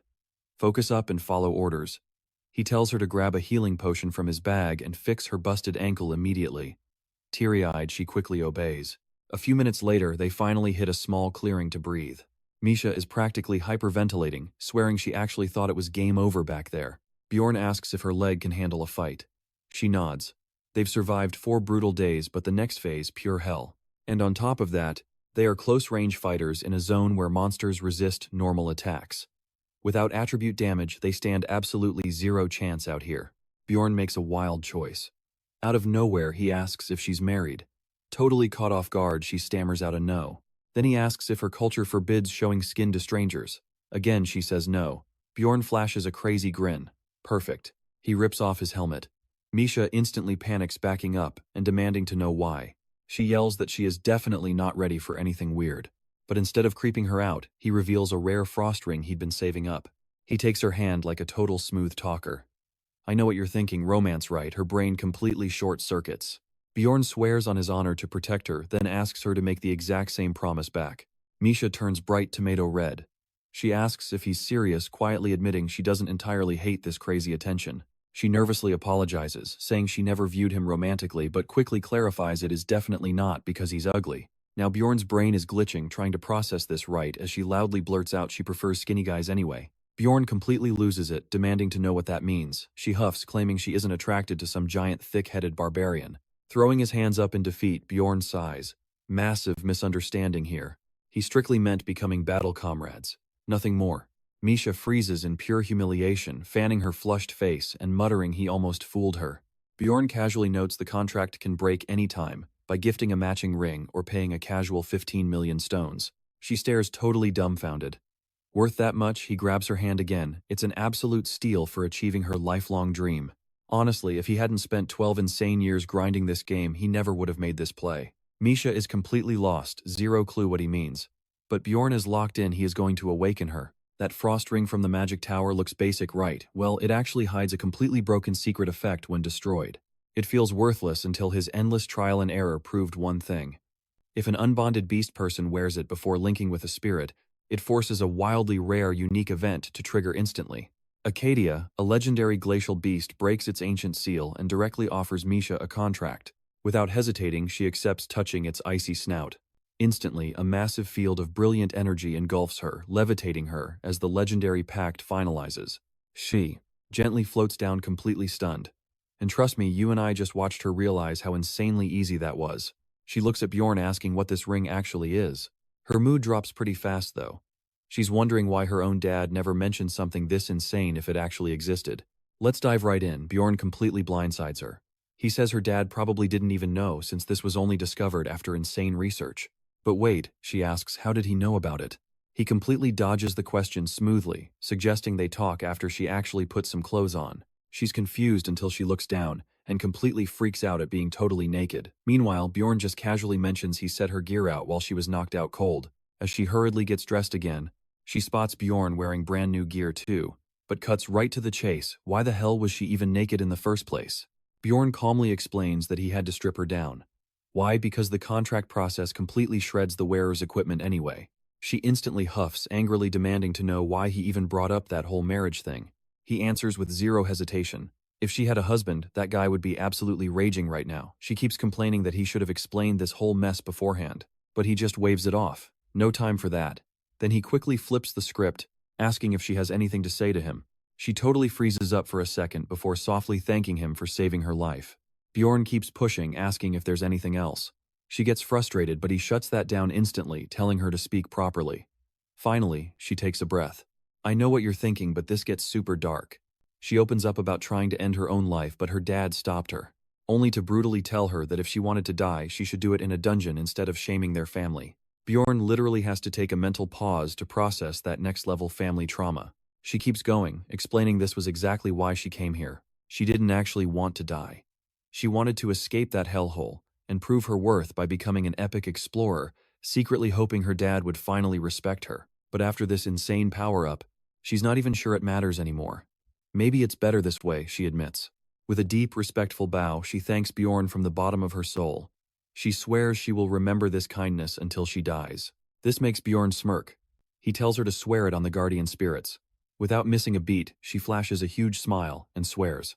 Beast folk like her usually get 3 contract skill types: summoning, strengthening, or pure power. But Misha's case is special. She permanently fuses with Scadia, granting her a massive strength-based buff. Seconds later, she leaps up and completely obliterates a wraith in one single punch. She stares at her new icy powers like a kid buzzing on a sugar rush. Meanwhile, Bjorn is internally praising the heavens. They finally have attribute-based damage to wipe out those annoying spirit monsters. He notes that these things are way weaker now, making them easy targets. But Misha mentions feeling weird every time she lands a hit. Just like Bjorn's barbarian seals, her new spirit buddy can level up too. Since she is currently stuck at stage 1, using weapons with her powers is impossible. Not a problem though, since she's a brawler. But those wraiths just will not stop. Now pay attention, because the real test starts right here. Bjorn tells her to run while they have momentum. 11 hours pass. For hours they've been smashing through endless monster waves, hoarding magic stones and gaining experience. 0 breaks allowed. Bjorn barks at Misha to grab the loot crystals fast. He's just glad they haven't run into a rank 7 monster yet. Or that absolute gremlin Elisa, for that matter. But it's not all good news. Using the frost ring triggered his corpse golem's passive, and its acidic blood is melting his top-tier gear. And to make matters even worse, they haven't snagged a single attributable essence yet, and Misha's stamina bar is dropping fast. If this keeps up, Bjorn calculates their survival odds at a totally grim 30%. Once the 12-hour mark officially hits, the field's nasty debuff finally activates. Bjorn immediately pulls out a rope telling Misha to tie it around her waist. They cannot separate. He checks if she knows about the abnormal effect. She nods, tying the rope tight, just as the debuff drops. He refuses to stop. He warns her to keep moving because freezing for even a second in this cursed forest means instant death. You and I are about to see why. The Witch's Eye debuff summons a rank 7 boss Kanabaro, if you stand still. On their third brutal day inside the Witch's Forest, stick with me, Bjorn and Misha are totally lost running for over 60 hours straight since the Witch's Eye activated. At level 5, it takes barely 10 minutes for a Kanabaro to spawn. Stopping means instant death. Taking down just one monster burns 15 minutes. Now the only real difference is they are literally tied together by a rope. This way if someone trips up, they will not lose each other forever. Completely drained, Misha begs Bjorn to just slow down. He actually agrees, well aware his own body has been breaking down since morning. All that endless walking absolutely wrecked her. She keeps stumbling, dragging behind his slower pace, leaving him wondering why she moves like a glitched escort NPC. She has been fighting her inner demons non-stop, so yeah, she is completely exhausted. Our guy tells her to hop on his back to rest up, making her blush instantly. Not even waiting for an answer, he just scoops her right onto his shoulder. She barely resists, proving just how utterly spent she is. 17 hours later, with the Witch's Eye hitting level 6, Bjorn hits his absolute limit. He has carried her this entire time, but they still need to find that specific safe zone before disaster strikes. Now pay attention here. Suddenly Bjorn hears a voice mocking him for refusing to smash. He recognizes that tone immediately. It is his smoking hot ex-girlfriend manifesting as a stupidly high-resolution illusion right in front of him. She asks if he fears betrayal, actively trying to seduce him by twisting his absolute darkest thoughts and memories. Bro cannot believe his ex is mentally breaking him while he dies. He almost falls for it until Misha screams at him to wake up and start swinging. She immediately starts punching the illusion while Bjorn just stands there totally confused. Misha literally beats him back to reality, then shouts for him to help take down the Dryad. It is a super rare 8th rank monster that uses a captivation skill to trap its prey. After crushing the plant monster, he thanks Misha, fully aware he would have been dead meat without her. Suddenly they spot a group of explorers. This is the very first time they have seen humans since getting lost. The Witch's Forest is absolutely massive. Running into another team on their 8th day here, extremely rare and highly suspicious. Most groups already left. Seeing just these two alone, the explorers act surprised and ask if they got separated. You saw that coming, right? Bjorn agrees, but secretly knows trusting them is a deadly mistake. Misha asks if they are saved, but he orders her to hold still. An old lady says, "Do not worry." She claims they mean zero harm, even saying the duo reminds her of her kids. She invites them to rest, but Bjorn instantly shuts it down. If they actually have kids, they are likely desperate enough to kill for quick cash. Misha hopes they might help, but he sternly tells her to shut up. Bjorn always planned for this exact scenario. The best move: ask for help, while offering a solid reward to make it a perfectly fair trade. To negotiate properly right now, he must figure out who they really are. So he introduces himself as Jandel's son Bjorn. One guy laughs, mocking his intense caution, and introduces himself as Han Stove, the team's official pathfinder. Bjorn gets instantly annoyed. Why the hell are there so many guys named Hans in this world? He deducts a mental point immediately. Scanning their party setup.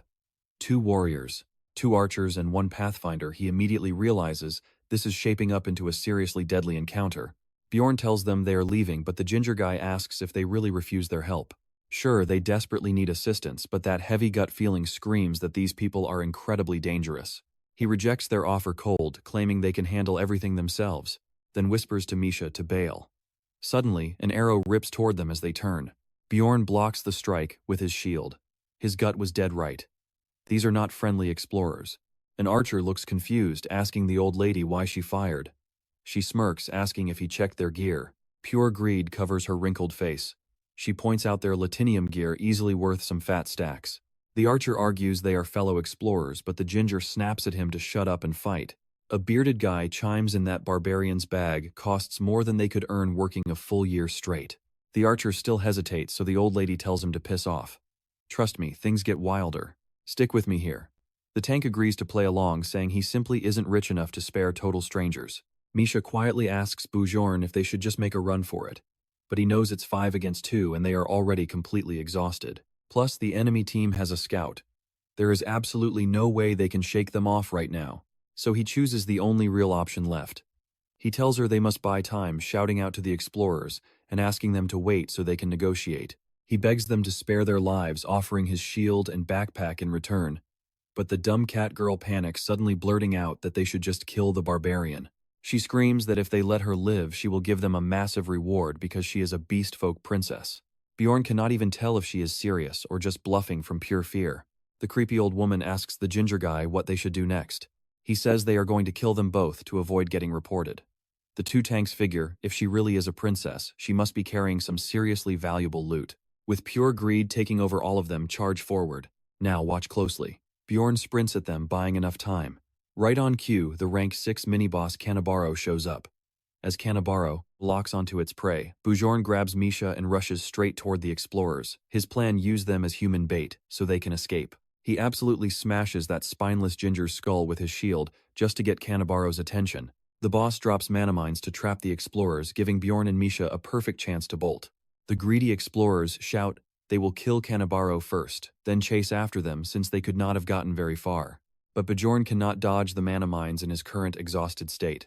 So he just runs straight through, getting his feet totally blown up. Meanwhile, Kanabaro summons wild hounds to hunt those explorers. With mines scattered everywhere, dodging becomes completely impossible. One hound goes after Bjorn, biting right into his leg. He quickly responds by using Flesh Explosion, blowing up the monster along with his own foot. Bjorn feels absolutely nothing below the ankle now. His foot is completely obliterated, so he decides to leave the rest entirely up to Misha. Using Misha, like a high-level Pokemon bro, straight up throws her at Canaro and shouts he chooses her. She lands knife in hand, slicing the monster instantly. Misha quickly scans the area for surviving explorers. She spots the old woman in deep pain, begging for help or just a single healing potion. But without a single second of hesitation, Nisha ends her life, then turns back to treat Bjorn's leg. She pours a potion onto his bloody injury, but tells him it is useless. Standard potions have zero effect on injuries this severe. He calmly tells her not to worry. He knows an extreme injury like this will actually heal instantly, all thanks to his immortal skill. Right after his destroyed foot starts regenerating in real time. Misha watches in absolute shock as a fresh new foot pops out without any high-tier potion used. Bjorn knows his regenerative stat sits over 100, more than enough to restore entire limbs. That is the insane power of the vampire essence combined perfectly with the immortal's regenerative seal. I know what you're thinking. Misha is super confused too, asking Bjorn what exactly he is since he never even flinched at the potion's sting. He casually says it is just the mental strength of a true barbarian. She is still totally shocked and asks again if he is even human because no normal person ever reacts like that. To which he simply replies, barbarians are just built different. He remembers how Anar never flinched when taking those potions either. Bjorn stands up and tells Misha they really need to keep moving before more Kanabaros show up. Still confused, Misha asks how he even knew those wandering explorers were so dangerous in the first place. He says one of them was named Hans, and he absolutely despises that name. Misha hears this, but she still doesn't quite understand. He says it is fine anyway since they made it out alive. But Misha just looks sad. She admits she never expected that sweet old lady to be a killer. She truly believed the old lady might have been someone good. Our boy says that might have been true if they didn't look so weak, lacked valuable equipment, or just met her outside the labyrinth. But deep inside this dark death trap, that old lady was just a greedy goblin in disguise who made the first move. Misha still doesn't seem to fully get it, so Bjorn asks why she entered the labyrinth. She tells him she just needs the money. He nods and says those explorers are exactly like her. In a world where missing taxes gets you executed, the only thing protecting people is cold hard money. And he is learning that lesson the hard way on this expedition.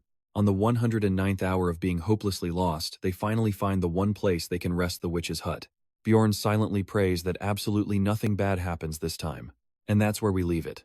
After surviving over 100 straight hours, they finally reach the only safe spot, the witch's hut. You'll want to see what happens next. Stick with me here.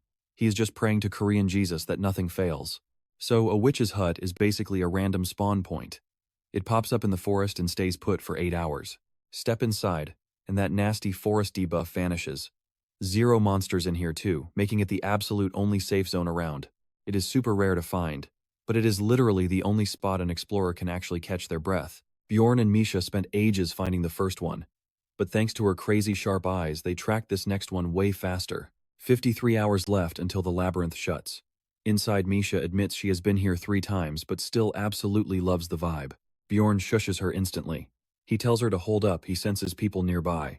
How does he know? He explains the hut caps at exactly 5 people. Once it hits that limit, the portal shuts down completely.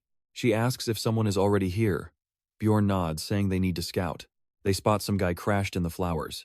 Bjorn instantly recognizes him. It is the dude who was rolling with Elisa. He wonders what the heck happened, because the guy honestly looks completely homeless. Misha spots more guys inside. Now watch closely, you and I know exactly who these punks are. Bjorn decides to handle the flowerbed sleeper first. Boom, he just obliterates the guy's face with his mace. Zero hesitation.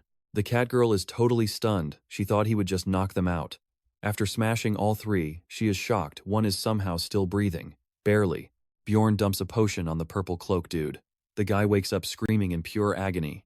Bjorn asks if he is finally awake. The bleeding guy recognizes his face immediately. The man screams that Elisa played them too. He swears it is all just one massive misunderstanding. He claims they attacked the Pathfinder upon regrouping, but it was nothing serious. Just a tiny scratch. Then out of nowhere, a blinding flash knocked them cold.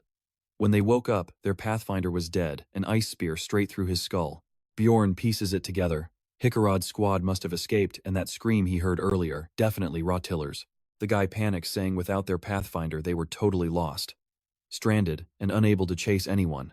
But the real nightmare started on day 2. That is when they saw it firsthand. Elisa was actually a hardcore Karui worshipper. He swears she caused all of this mess. He begs, insisting they never wanted to rob anyone. Bjorn tells him to shut his mouth. But the dude just keeps sobbing, tears streaming down his bruised face. He begs for his life, offering to pay for everything. Misha glances at Bjorn, saying she will back whatever call he makes. Bjorn meanwhile goes deep into thought. He has ended plenty of lives in this world, but they were all absolute scum, and it was strictly self-defense every single time. Yeah, these guys made his life hell, but nobody actually died. This feels different. Is executing them really the right move here? What would you do? He is totally torn between his good and bad angels. The dark side says, end them now, 0 loose ends. But his old beta salaryman mindset argues everyone screws up and they do not deserve death. But Bjorn quickly snaps out of it. That soft logic only works back in his old world. Definitely not in this one. He asks Misha for her take. She flat out refuses to trust them. Mistake or not, they tried to kill her. That is unforgivable. Hearing her say that, a massive weight lifts right off Bjorn's shoulders. He has to play by this world's brutal rules. Otherwise, he will be the one getting his skull crushed next time around. The guy is still screaming his apologies, but it is too late. Bjorn has made his choice. It might have been a tragic mistake, but he is not giving them a chance to make another. Since waking up in this massive barbarian body, he knew one thing: survival means becoming a true barbarian. It is the only way forward. Misha sees his hand trembling. She asks if he is okay. It's nothing, he mutters, tossing the body straight into the fire. Shocked, she asks what he is doing. He coldly says there is no choice. It is exactly like the game. You can actually extend the hut's time limit by 8 more hours. All it takes is sacrificing a corpse. 2 bodies means a solid 24 hours of safe rest. He asks if Misha is going to sleep, but she stays completely silent. So he goes first. He hits the bed and realizes it is insanely comfortable. Crazy irony, the more he acts like a savage barbarian, the more human he actually feels. While sleeping, past memories flash by. Waking up, he finally accepts this grim new reality. He is a barbarian now, forced to slaughter monsters just to see tomorrow's sunrise. That is where we leave it. Did he seriously sleep 7 whole hours? Stick with me, here you are about to see a survival run go horribly wrong. Bjorn tells Misha to wake up, but she stubbornly begs for 5 more minutes, totally grinding his gears. So he wakes her up the good old barbarian way. Pure brute force. Her screams instantly echo throughout the entire hut. Only 24 hours remain until the labyrinth shuts down completely. And worse, just 1 hour left before the hut vanishes. Bjorn thinks the final moment is here. If they survive just 1 more day, they make it back to the city. Misha whines that this expedition was pure hell. The absolute first thing she is doing back home, taking a long bath. She asks Bjorn what his plans are. He flat out tells her he honestly has no idea. The hut closes, tossing them back to the forest. Instantly, they notice the entire area glowing in a deep, eerie crimson hue. A special condition just triggered. The Floor Lord appears, and Bjorn instantly realizes exactly what that nightmare means. The Floor Lord is basically a massive field monster. Think of a floor master from the game, every level has one. Misha starts panicking, begging Bjorn to stop joking. She heard the 3rd floor didn't even have a Floor Lord. But Bjorn explains that summoning it is a completely secret mechanic. That is why everyone assumes this floor lacks one. Because if some absolute lunatic actually manages to summon this thing, it goes on a full-blown unstoppable killing spree. This boss is the Lord of Chaos, Ryakis. The exact second he drops in, every other monster instantly hides. He doesn't just dominate the area. He completely slaughters everything in sight until either it dies or he does. Running is not an option. Teleportation and dimensional movement are totally blocked the moment he gets summoned. Now pay attention here. If you are stuck on this floor, you better be mentally prepared to die. Misha demands to know why this boss appeared right now. Bjorn admits it is probably all because of them. Burning corpses inside the witch's hut is actually one of the hidden summoning conditions. He honestly assumed it wouldn't matter at all. It had been 10 whole years since Riakas was summoned, and burning 3 bodies shouldn't have triggered a single thing. But apparently someone else burnt 4 bodies before them. Their tiny contribution, it just completed the deadly requirement. The cat girl completely freaks out and cries, screaming at Bjorn for dooming them both to hell. She shouts that they are going to die all because of a brain-dead barbarian. Annoyed, Bjorn tells her to shut up before people connect the dots and realize they actually summoned the boss. Misha completely breaks down, crying and screaming that she is going to die thanks to a giant walking meat stick. You and I both saw how she treated him like a knight in shining armor earlier, right? Well, Bjorn definitely notices how wildly those tables have turned now. He tells her to pull herself together immediately. They need to get out of here fast and rush straight to the orc habitat. According to the dwarf, Jarwi clan operating on the 6th floor, that group is seriously strong and highly organized. If anyone can actually survive a floor lord rampage, it is definitely going to be them. Sticking close to the Jarwi clan might be their absolute best shot at making it out alive. Arriving at the orc habitat, they see it totally packed with gathered teams. Bjorn guesses the Jarwi clan has at least 10 squads stationed here to hold the line. Misha nervously points out there are way too many people here.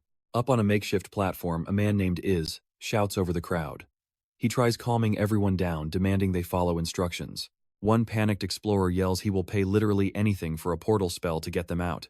Another guy accuses the clan of summoning the floor lord themselves, but Iz keeps a cool head, assuring everyone this place is safe. Their head priest just activated a protective barrier, and heavily armed searchers are patrolling outside. He firmly reminds everyone that the labyrinth closes after just one more day. Thanks to their royal family contract, the Jarwi clan promises to do their best to return most explorers totally unharmed. But anyone causing trouble or breaking rules gets kicked out. No exceptions at all, because this is absolutely not a democracy. Bjorn admits the guy throws a great speech, seeing the panicked crowd calming down. With that priest barrier active, they can finally rest. The proclamation spell is a key priest skill. It lets humans move freely but blocks monsters out completely, like a massive impenetrable iron wall. Still, Bjorn is not relaxing just yet. He knows way better. They won't get kicked out, but he already smells major problems brewing. He tells Misha to keep her ears wide open. Her hearing is better, so she needs to listen to nearby conversations. Bjorn eavesdrops on a guy whispering about the 10-year gap since the floor boss appeared, calling them extremely lucky the clan is here. Our boy knows it is a gamble, but they might just make it out of here completely alive. So what do you and I make of this? Misha is sleeping peacefully on Bjorn's arm until he moves, causing her to hilariously crash down hard. She asks what's wrong, and Bjorn lays it out. There's a massive problem. 500 explorers are packed in here, but only about 50 Jarwi clan members remain to control them. Misha asks for the game plan. His answer: we wait. Let's see how this clan handles a mob this size. Suddenly, Iz's voice booms out. Stick with me here. He announces this zone is perfectly safe, totally relying on the priest's magic. But salvation ain't free. Time to worship with the holiest artifact of all, cold hard cash. Every single explorer has to cough up 1 million stones or gear of equal value. Bjorn catches on fast. This is a genius disarmament tactic. Nobody carries 1 million stones in pure cash. They'll be forced to surrender their absolute best equipment and valuables. Iz calls it a show of faith and a mafia-style protection fee. In exchange, the Jarwi clan swears to protect everyone inside the barrier with their lives. Bjorn admits the priest's barrier is seriously overpowered. But against the absolute chaos Riakas can unleash, it might be useless. Even with this insane defense, the floor boss could still massacre everyone. Still, he tells Misha to drop whatever gear they don't need. A massive chunk of the crowd just leaves, refusing to hand over their weapons. Bjorn breathes a sigh of relief. Their inventory is stacked enough to pay up without sacrificing essential gear. The Jarwi clan easily raked in 300 million stones, plus they have way fewer unpredictable explorers to babysit right now. Total win-win for them. But here's the catch: if Riaka actually spawns, even these pros might get completely wiped. The 3rd floor is unbelievably massive. Most explorers just pray they aren't unlucky enough to cross the boss's path today. But Bjorn, he's bracing for a nightmare. Just 5 hours left until the labyrinth closes, and then it drops. Now pay attention, because things go sideways fast. The sky turns pitch black. The Floor Lord's passive area skill, the Rain of Despair, starts pouring down. Every single person takes a brutal chaos debuff, and Misha feels the immediate hit. She grabs her head, blinded by distorted thoughts and pure pain. The Lord of Chaos Riakas officially spawns. Pure horror freezes the entire crowd. But Ara stays ice-cold grimly, announcing this run just got way more expensive. He screams that the floor boss is here. He orders the clan to bust out every single hoarded emergency supply. Instantly, the Jarwi clan members go into overdrive. Chugging potions, popping buff scrolls, stacking enchantments, using literally everything they have. Their bodies explode with insane auras as they lock in for war. Iz roars that they will survive this. He promises they have more than enough combat stock to keep everyone alive. He orders his squad to burn through their inventories. This exact moment is what they saved it for. Seeing this elite clan gear up for an absolute bloodbath, Bjorn actually feels a tiny spark of hope. These absolute veterans have stared death down hundreds of times. They came ready. The heavily armored frontline leader screams for defensive formations. It's time to clash with the Lord of Chaos. Stop Riakas right here or die trying. With a terrifying aura, Riakas instantly asserts dominance over the low-level explorers. Panicking like crazy, some try to run for their lives, only to get instantly splattered into red mist. Bjorn wonders what's going to happen next. He gets his answer immediately. The tanks and melee fighters desperately dodge heavy hits while blocking the lighter ones. After getting healed, the warriors simply charge right back into the brutal fight. But casualties happen. One guy gets instantly crushed. Riakas fires a breath attack, wiping out 3 backline damage dealers in seconds. You know how crowds react. The weaponless bystanders completely panic, screaming absolute garbage from the sidelines. But they don't get it. The clan is playing flawlessly.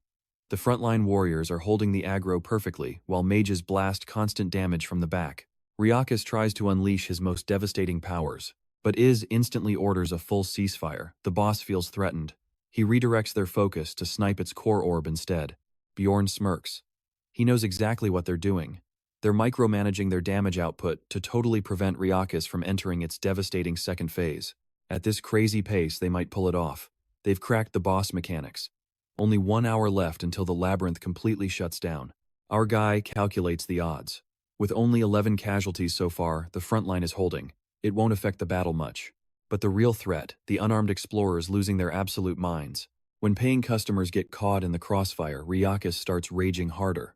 Misha nervously asks Bjorn if they should step in because things look terrible, but he tells her to let him think.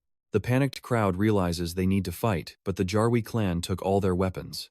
Right now, hundreds of greedy, desperate eyes lock onto that huge pile of confiscated gear. Watch this. Bjorn tells Misha it's time to run. Trust me, you'll want to see what's next. Stick with me here. The explorers finally snap, attacking the guards to escape on their own terms. They charge in, absolutely battering the guards, while Bjorn tells Misha to stay right behind him. He knew this bloodbath was inevitable. Normal explorers stand zero chance against Riakas. They sprint away from the massive brawl, with Misha warning him that the chaos spirit is dead ahead. Bjorn yells at her to take a sharp right and run. There is absolutely zero time to fight these monsters. They need to get as far away from this death trap as humanly possible. They push their limits, sprinting deep into the forest to put serious distance from the center. Suddenly, pitch-black darkness swallows everything around them. Bjorn starts sweating, wondering if this is Riakas' ultimate skill, the Crevice of Evil, and if that massive beast already absorbed every single orb. Misha is shaking with pure terror, asking what happens next. And yeah, Bjorn's instincts were dead on. This is Riakas' ultimate move, the Crevice of Evil, triggered only when he absorbs all 10 chaos spheres. Now pay attention to this absolute nightmare. You only have a tiny window to escape, but the zone's special effect literally drags everyone back to the center. In just the blink of an eye, every single person gets violently teleported straight back. Looking around, Bjorn estimates barely 200 explorers are left standing. Only 20 of them belong to the Jarwi clan. They started with 50 dozens, wiped out in mere minutes. Total panic sets in, as explorers and clan members start screaming instantly, blaming each other for this disaster. One furious clan member tells them to be grateful they aren't being executed on the spot, warning that the clan won't protect them anymore. But then, an NPC suddenly speaks up. He claims he knows exactly what's happening, warning everyone that if they don't break out of here in time, it's an absolute death sentence. Freedom is just 5 kilometers in any direction, but they must unite to survive the monster waves. To Bjorn's total shock, this random guy is actually perfectly correct. But here is the brutal reality. Riakas' clones and chaos spirits are going to hunt them down without mercy. The desperate explorers roar that they will fight. Doing nothing just means waiting to be slaughtered anyway. Misha desperately asks Bjorn for their next move. He refuses to bet their lives on such pathetic, slim odds of survival. Instead, he is going all in on a gamble with much higher stakes and success rates. He grabs Misha and marches straight toward Tylon. Halfway up the stairs, Talon barks at him to freeze right there or else, but he pauses instantly when he spots Misha. Bjorn casually says hi like they're old drinking buddies, though. Talon looks completely annoyed since they aren't even friends. Out of absolutely nowhere, Bjorn asks if he has an orc hero's essence. The catboy instantly goes into full panic mode. Talon furiously demands to know how he figured that out. You and I both saw that coming, right? Seeing that reaction, Bjorn just grins like an absolute supervillain, knowing his wild gamble was a total success. Meanwhile, Iz gets the grim report. Only 23 Jarwi members remain, realizing many warriors died during the chaotic uprising. An old mage standing nearby warns her time is running out, asking for her next move. Iz knows they can't break through with just 2 close-range fighters, a swordsman and a spearman. They are completely missing a proper tank to absorb those massive frontline hits. If they had just one single person capable of soaking up that brutal damage, escaping would be easy. Right on cue, Bjorn's voice echoes from below, loudly roaring that he will carve out a path for them. Iz immediately glares down, asking who the hell he is. A guard scoffs, telling her to ignore the dumb barbarian with Karlstein's loser sister. But Iz steps up, deciding she'll judge his worth herself. The guard explains this crazy barbarian is offering to clear their path, but only if they hand over the orc hero's essence. Wasting zero time, Iz activates the survival instinct skill. It instantly highlights the exact person who boosts their survival odds the most. The moment it activates, Bjorn is practically glowing with an absolutely blinding, dazzling light. He is literally the only person capable of keeping them alive. Without a second thought, Iz walks right up to Bjorn, asking his name. Boom, second gamble won. Bjorn flashes a cocky grin, confidently telling them to call him Big Daddy. The Jarwi clan's vice captain Oz steps forward and demands to know how Bjorn figured out their secret orc hero mission. Sweating just a little bit, Bjorn plays it cool, claiming it was just an educated guess. Why else would a massive clan march in here? They took over an entire orc habitat and brought insane amounts of supplies. They obviously had a hidden goal in mind.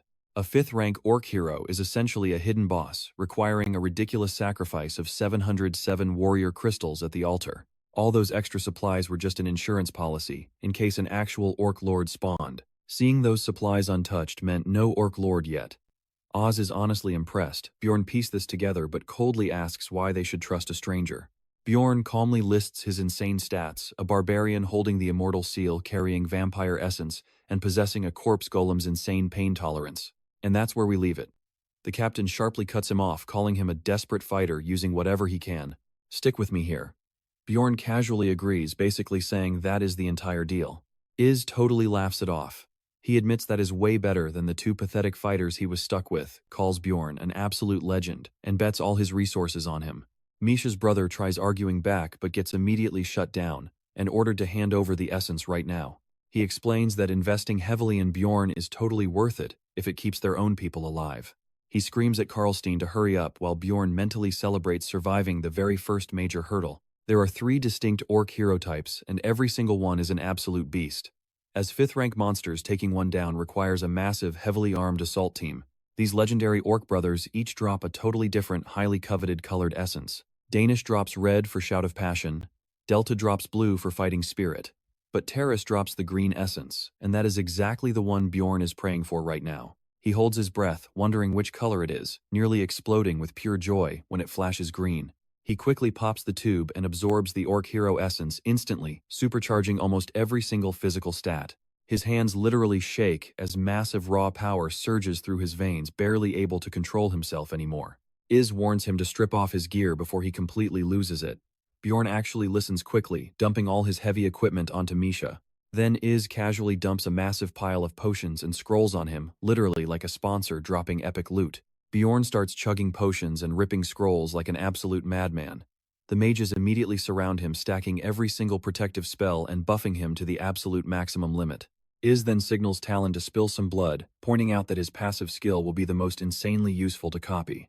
Talon slices his wrist open and Bjorn greedily drinks the blood down like an absolute vampire. Instantly, he temporarily absorbs Karlstein's Corrupt 1 skill, causing his eyes to glow a furious red. Iz instantly recognizes the crazy glowing red eyes, noting that it actually boosts active skills by 1.5 times. Now pay attention here. The vice captain asks if he is ready. Bjorn just smirks, finally activating the massive skill he has been saving. His eyes flash crimson as his body violently expands, completely shredding his remaining clothes. He now stands there as a towering, completely naked giant. Misha does not miss the chance to sneak a quick peek, while every other guy around suddenly feels way too painfully small. Pure silence hits the room until Iz finally snaps back to reality, desperately ordering everyone to gather up their capes.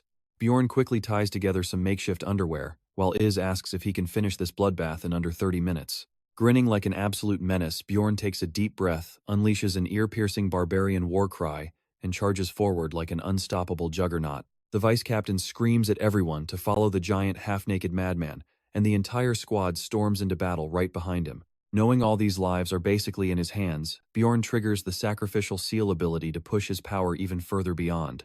A wild grin takes over his face as sheer godlike power surges through his veins. He is officially done holding back. With zero hesitation, he charges straight at Ryakus like an absolute demon. A massive wave of clones block his path, but standing barely 2 meters tall, they are completely outmatched by his insane size. He literally crushes them one by one.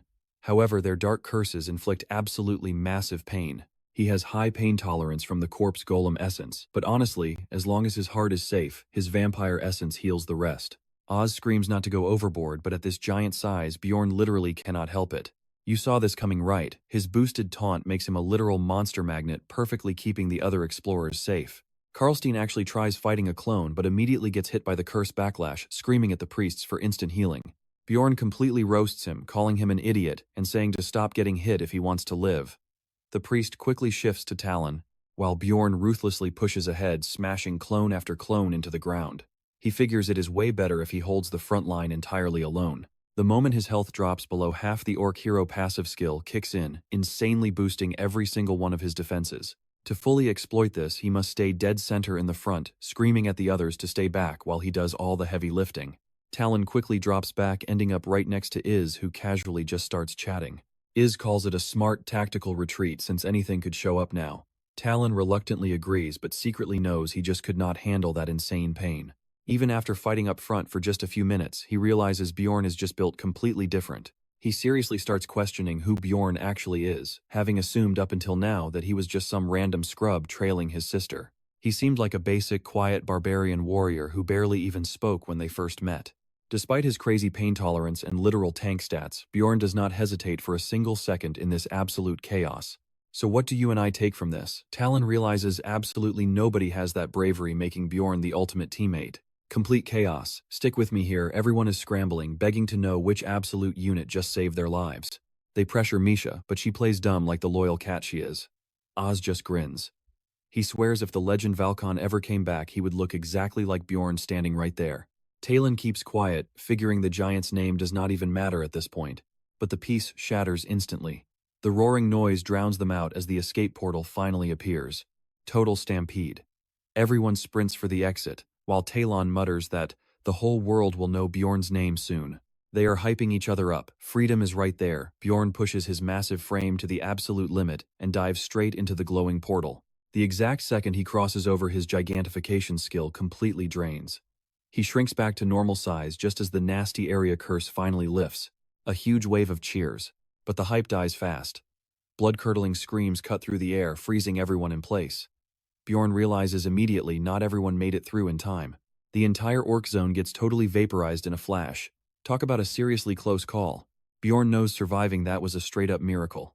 Iz agrees, but yells at the group to stay on high alert because the nightmare isn't over. Bjorn nods. That was only phase 1. Now the system is about to mark one random survivor as the ultimate prey. Literally anyone could get picked. He is praying it skips them, but then Misha snaps him back to reality. She is violently shaking next to him. Now watch this closely, this is where it gets awful. She is completely paralyzed. Bjorn curses his terrible luck. She is the prey. Out of every single player standing right there, why in the world did the system have to choose her? She panics, confused, until she sees the dead cold stares from the crowd. Even her own brothers look away. Reality crashes down on her. Whoever gets marked becomes totally paralyzed. They are the sole prime target for Ryakus until they drop dead. Iz steps up, genuinely shocked. It's Misha. He offers full clan protection, but only if Bjorn agrees to sign on with them permanently. Bjorn rejects him completely, flat out. He works alone. Iz shrugs it off as a massive pity, noting that if Bjorn was the target, he wouldn't have an option. Bjorn sweeps Misha right into his arms. Iz officially cuts their ties, hoping they will run into each other back in the city. Bjorn fires back that there is a huge chance he is leaving this dungeon in a body bag. Iz just smiles, totally confident the barbarian will survive. As a parting gift, he orders his mages to drop some defensive buffs on them before saying goodbye. Bjorn takes the magic buffs without hesitation, even though the clan's mana is basically totally empty. He gives his final thanks and Ars warns him to stay alive or Riakas is hunting them next. Bjorn just smirks, realizing he completely forgot about that rule, and takes off. 15 minutes on the clock until the labyrinth completely shuts down. But Riakas is wide awake. He is absolutely bloodthirsty, and not going to make this escape easy. Bjorn goes full throttle. Misha feels his intense body heat and hears that terrifying roar getting way too close. Pure panic kicks in.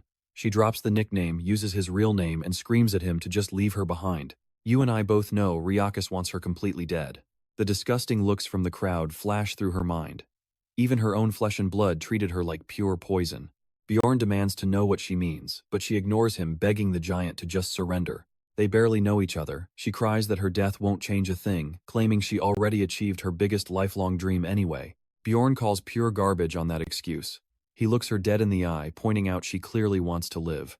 Why lie about it now? She pushes back hard, but he shuts it down.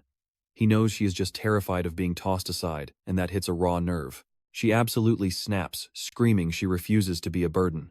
But Bjorn stays ice cold, asking if her precious pride matters more than breathing. Be completely honest. If she actually wants to survive, all she has to do is beg for help, and they have got a fighting chance. Misha scoffs that only a meathead barbarian would say that, but the message lands perfectly. She finally understands what true survival mode actually looks like. Blushing hard, she confesses she was acting like a total pathetic crybaby just now. Her energy spikes instantly. She swears if he saves her, she is his loyal follower forever. Bjorn sighs, reminding her she already promised that. But she flashes a huge grin, promising him every single gold coin she makes today. Now, that is exactly his language. Suddenly, the clan's magic buffs completely shatter. Rain starts pouring down, meaning that Absolute Monster is breathing right down their necks. Making things worse, a swarm of chaos spirits starts chasing them. Bjorn grinds his teeth. He hates burning his ultimate trump card this early, but he slams the gigantification skill again. Here is what you and I need to remember. His stats explode, but his massive strides are what will save them now. Burning his soul power, he figures he has got exactly 3 minutes left in this massive form. He desperately asks Misha for the timer. She checks the clock hanging from her neck. Less than 200 seconds left. Bjorn just tells her to keep counting. Stick with me here. Misha starts the countdown, while Bjorn charges right into the spirits. He plows through them like absolute paper, while Misha screams they are down to 165.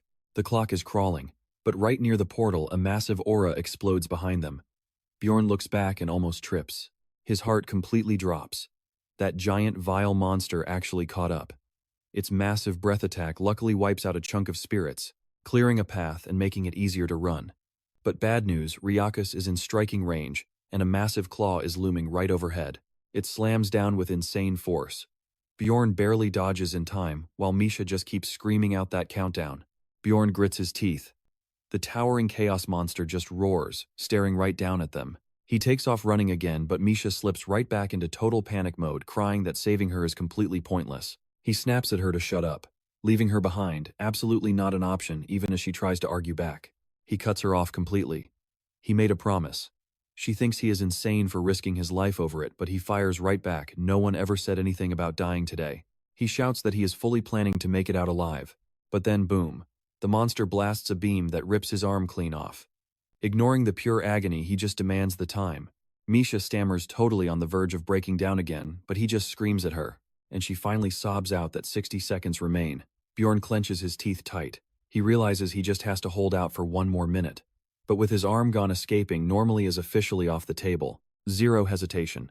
He leaps high into the air, and Misha screams as he charges straight toward the massive monster. Here is where it gets crazy. He snaps for the time. She yells 50 seconds, and he figures aiming a breath attack under its own legs is impossible for the beast. It is a massive risk. Riakas could flatten them instantly. But Bjorn rushes in anyway, dodging left and right like absolute crazy. He remembers the Jarwi clan battle, using it to read the monster's attack patterns. 30 seconds left. They are still fighting. But just when it looks like he might actually survive, his guard drops. and that giant tail crashes down right from above, sending him absolutely flying. He slams into the ground, lying there in pure shock, totally paralyzed, as the giant claw comes down again. He thinks it is game over.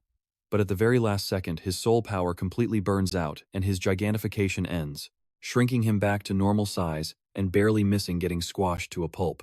Bjorn gets up totally stunned. 1 second later, that would have been a fatal hit. 10 seconds on the clock. He scrambles right up the monster's claw like an absolute maniac. He sinks his teeth deep into Ryakus. He just hangs on while the beast thrashes wildly to shake him off. 3 seconds left. The monster remembers its other claw. It grabs both of them tight, opening its disgusting, drooling mouth to eat them alive. You saw that coming, right? Bjorn just smirks, mocking the overgrown mutt because time is officially up. Boom, the labyrinth completely shuts down instantly, teleporting them safely back to the city. Back in the city square, the crowd waits in tense silence for their loved ones. Suddenly the portal flashes. It spits injured explorers out right across the cold ground. Pure panic erupts. Someone screams for the guild as people rush in to help the wounded. Then they spot Bjorn's chewed-up body. Whispers immediately spread through the crowd. He looks barely alive. Misha wakes up in a total daze. Shocked she is even breathing, she instantly starts screaming for Bjorn. The whole crowd freezes. They just stare at his mangled state, wondering what kind of nightmare monster could do that to a barbarian. Misha shoves through the panic and drops beside him. Pure dread hits her while someone yells for the temple. She presses her ear right to his chest. A faint heartbeat. Through her tears, she whispers that he scared her absolutely senseless. Rumors start swirling about the 3rd floor. Word spreads fast. Only 30 people actually made it out alive, while the final death toll easily reached into the hundreds. One survivor claims they were saved by a single guy. Someone assumes it was Iz, but no. The guy corrects them it was just some random 3rd floor explorer. When they ask who, the answer drops. Jandal's son, Bjorn. The story spreads even though the barbarian hasn't really done anything official to be a hero yet. But if he keeps fighting exactly like this, that title is only a matter of time. People start calling him Little Vulcan right after the legendary hero known for absolute unmatched bravery. His fame skyrockets. But fame always comes with a heavy cost. It drastically raises the odds of a special, dangerous event triggering for the player. Meanwhile, a government official is staring at Bjorn's file. It all looks highly suspicious. Not many explorers rack up a crazy record like this so fast. So what do you and I make of this? He has never seen someone with such exotic essences, and to him this whole thing smells completely off. Stick with me, we're diving into history, which always talks about those rare souls with strange fates chosen to be absolute heroes. The man leans back, staring hard at the file. He wonders who Bjorn actually is. Is this guy a destined hero or an evil spirit? Meanwhile, Bjorn relives that entire dungeon nightmare. From Ryakus waking up to Misha, becoming prey, their brutal escape, and finally outsmarting that giant hound. Sunlight hits his face and he groans. He's alive. Misha is passed out right on his leg, so he gives her a gentle pat. Fast forward 2 days. Everyone is still gossiping like crazy about the 3rd floor boss and the barbarian hero who saved them. Bjorn's fame stat is absolutely skyrocketing. Nearby explorers are arguing about who triggered the boss, completely convinced the real culprit is still out there. The rest of the crew finally arrives, so relieved to see them safe. Rotter tries apologizing for getting hurt, but Bjorn instantly cuts him off. Food comes first, obviously. Over some drinks, he asks Hikarod what happened after they got separated. The dwarf explains that when the scout got injured, they triggered the wrist guard's power again just to buy time. Misha is shocked it worked so much, but Bjorn guesses a combo move. Hikarod confirms he used emergency restoration to reset the item. While Misha literally tries to force-feed broccoli to Bjorn, Hikarod mentions they ran everywhere trying to treat Rottmiller and find the squad, but tracking them was totally impossible. Day 3, they ran into that crazy woman again. Misha tenses up, but Hikarod says they managed to escape to the 4th floor. Now pay attention here. Rottmiller explains they actually used the portal's color shift mechanic jumping through right before it changed to completely ditch their pursuers. Hikarod grumbles about waiting 10 days on the 1st floor being pure torture. Bjorn almost loses it after everything he actually survived. Then the dwarf smugly adds he snagged an essence during the trial, pushing Bjorn over the edge. As it turns out, they grab the Mimic's essence. Bjorn instantly starts cursing the stupid game mechanics. The Mimic is a rare rank 7 monster. The skill grants a personal pocket dimension, plus the first time you open it, random epic loot drops. Trying his hardest to stay calm, Bjorn asks what dropped. Rottmiller casually lists 2 million stones, 3 top-tier potions, and 2 numbered items. Bjorn totally loses his cool and starts throwing out angry slurs.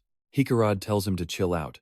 Bjorn awkwardly apologizes, claiming he was just incredibly shocked. Rottmiller doesn't even need the numbered items, he plans to sell them and split the cash, which is still an absolute fortune. Bjorn offers a weird congratulations while bending a spoon. Misha asks why he's breaking utensils and he awkwardly blames his new essence. Yeah, she's not buying that. Bjorn smirks, claiming she hasn't seen everything yet. We both know exactly why Misha starts blushing. Hickarod asks what went down between them. Misha tries to explain, but Bjorn quickly interrupts to keep things hidden. He gives a rough summary, skipping all the juicy details, but the group is already hooked. Rotter congratulates Misha on her spirit beast, knowing it was a heavy burden.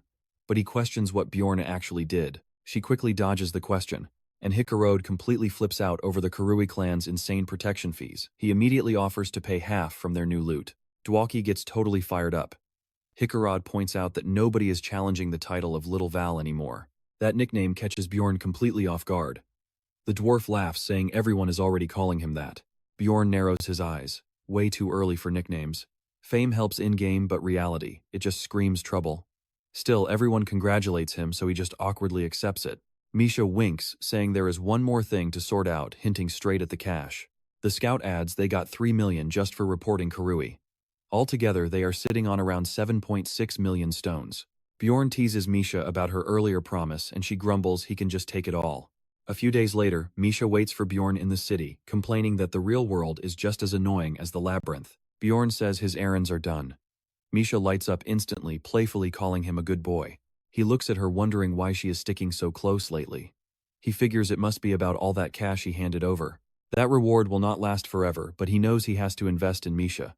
Upgrading her stats is crucial, since she is his main party member. He says he is heading back and asks her plans. She nervously admits she is visiting family and might be gone for a few days, leaving him totally puzzled. Bjorn decides not to push it, just wishing her good luck. She stays quiet, so he gives her a friendly smack. Trust me, you're going to want to see what happens next. She actually scolds him about eating properly, adding that he better not skip his vegetables. Bjorn just internally sighs. Instead of treating him like her grand savior, she is acting like a worried mom. Stick with me here. As the carriage departs, our guy decides leveling Misha up is priority number 1. He could totally join a better team now with his upgraded stats, but that means leaving Misha in the dust. So he sticks around, completely determined to turn her into a true pro. Walking through the city, he suddenly notices how strangely quiet it has gotten. Just then, a voice cuts the silence. An execution. Bjorn watches the massive crowd gather, and they are openly thirsting to see some blood spilled. But wait, he spots a familiar face. Bjorn completely freezes. He recognizes the guy up there. It is the exact barbarian he gave money to. He realizes the idiot must have blown it all. And right in that very moment, the player spots Bjorn and starts screaming. Bjorn panics, thinking he might get exposed. But it is way too late for that poor soul. The blade drops. Head meet the floor. He silently decides right then and there. No more helping people out of pity. Suddenly, another strange voice calls his name. But Bjorn just tells the guy to back off. This shady man tries playing it friendly, claiming he is in the same boat. He literally drops the names of modern countries, asking where Bjorn is from. Now pay close attention here. Everything feels completely off.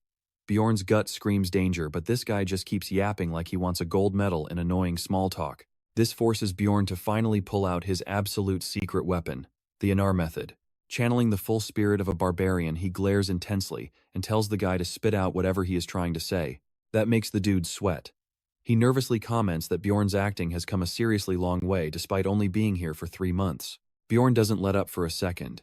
He bluntly tells him to cut the garbage and ask his question, but the guy still keeps running his mouth. At one point, he even mispronounces the word game, which instantly sets off major alarms in Bjorn's head. The man just keeps going. He compliments Bjorn's rapid rise, then starts rambling on about his own life, ticking Bjorn off even more. He repeatedly calls Bjorn an outsider, asking if he wants to join their little goo aim association. Before he can even finish, Bjorn catches on. He looks him dead in the eye and asks if he is an evil spirit. The guy looks confused, but assumes it is just part of some roleplay act. He plays along, claiming that he actually is. That is the absolute last straw. Bjorn yells out loud, recalling his vice chief's advice to erase any evil spirit he meets. He follows through with a punch so incredibly fast it completely shocks the annoying guy. Sometime later, Bjorn finds himself sitting in a security agency office. The captain there is hyped to meet him. Why? Because Bjorn saved his brother in the labyrinth, one of the few who actually paid the fee. Our boy says he is starving and just wants to leave. He still feels bad for not finishing off that evil spirit wannabe. Meanwhile, back at the execution site, The crowd actually tried to stop Bjorn, who was shouting out that the blondie is an evil spirit. The captain says the whole matter is under investigation. But before he can continue, a knight rushes in, announcing the suspect carried an official evil spirit hunter token. They all march to the suspect's room. There an official boldly declares that the guy is not an evil spirit after all. Bjorn just pretends to throw a massive fit, insisting the guy confessed it himself. You and I both know Bjorn is faking it. The official explains they test anyone getting suspicious achievements fast. But Bjorn keeps playing dumb, telling him to use normal words. The captain sighs heavily. He admits they actually thought Bjorn might be the evil spirit, which sends him totally over the edge. He demands a shot at those idiots while the captain desperately holds him back with all his strength. The official tries to keep explaining the situation while our boy keeps up his absolute Oscar-worthy act and continues throwing a wild fit. Walking back later on, Bjorn thinks about the situation. He really didn't expect the agency to know so much about players. He recalls the list of real-world countries the guy mentioned, and especially that super weird way he pronounced game. That little slip-up helped him recognize the trap.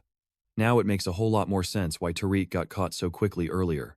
Bjorn realizes this fantasy world is way more complicated and dangerous than he initially thought. But hey, at least things didn't completely blow up today.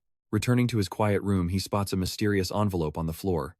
It holds a pill and a note warning him to hide his player identity. So what do you and I make of this? His eyes go wide, reading about a hidden community where he is safe. Just take the pill. But if he doesn't want to join, he should just destroy the pill completely. And there is even a hilarious little side note calling the king of Raffonia a total granny kisser. Meanwhile, in an unknown location, a mystery man is furious. He questions why their agent got beat up since he only ordered him to follow Bjorn. The official simply explains that the blonde idiot got way too overconfident and tried to catch him instead. Alright, stick with me here. The mystery man demands the test results, but the official just tells him to watch and powers up the magic sphere. Staring at the replay, he hits a full detective pose. His verdict, a real evil spirit would have bolted, not thrown hands in the middle of the street. He officially clears Bjorn's name. Not an evil spirit. And the official he has absolutely no choice but to swallow that result. The mystery guy just smirks. He mutters that the city always needs more heroes, wondering if Bjorn is exactly that. Cut to the next day. Bjorn heads straight to the magic tower. He thinks that weird letter is actually legit and wants answers. Down in the lab, Raven immediately teases him about his sudden superstar status. Totally catches our guy off guard. She drops a bombshell: anyone who gets famous gets that exact letter. Though she's super annoyed, the original text vanished before she could study it. Bjorn plays the confused barbarian perfectly. So she spells it out for him. It is a direct message from the evil spirits. She asks about the pill that came with it. Bjorn, cool as ice, plays completely dumb. Raven explains the pill was crafted by an insanely strong mage specializing in dimensional mind magic. Swallowing it drops you straight into a specific spirit realm. He acts like his brain is buffering. She simplifies it. Think of it as another dimension. Your soul logs in, but your physical body stays completely behind. Rumor has it evil spirits trade intel there. Now, watch closely. Every single infiltration attempt ends in death, making our guy silently thank his lucky stars for not eating that pill. She warns him dead serious, do not eat it. Even if he's curious. Bjorn dumbly asks if it's pure poison, but she shakes her head. So he pushes back. Then why exactly is everyone dying? The leading theory, the evil spirits instantly detect intruders and snap their souls in half on the spot. Yeah, Bjorn feels fantastic about skipping that deadly tea party. Raven drops another crazy detail. In that realm, your appearance matches your soul. It leaves zero traces back in the real world. Figuring out who goes in or out, basically impossible right now. Bjorn acts completely stunned. He asks why the magic tower can't just track the pills, but she admits they just aren't there yet. Enough lore dropping. She casually says it's time to draw some blood. But Bjorn is totally zoning out. He's genuinely wondering if that spirit community is actually a goldmine for info.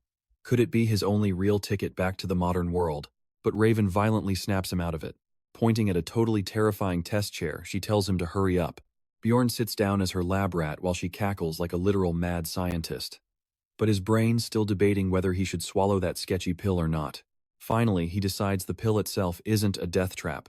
If it was, that whole secret player community would already be completely wiped out. Still, he's playing it smart. He refuses to take it right now. Popping it immediately might tip off the sender that the newest target just logged in. So the plan. Wait a cool 6 months before joining the server. 15 days pass. Deep inside some dark, sketchy magic lab, a glowing orb informs a robed guy that their newest recruit is still a total no-show. The robed man sighs. He figures the barbarian isn't a player after all. He tells the voice to just send out the rest of the letters. I know what you're thinking. And yeah, he's crushed. He was secretly hoping the legendary gamer was the one piloting Bjorn. Boom, scene shift. Back at the guild, Bjorn gets some epic news. He's officially promoted to 6th rank. Over the next few weeks, the grind is unreal.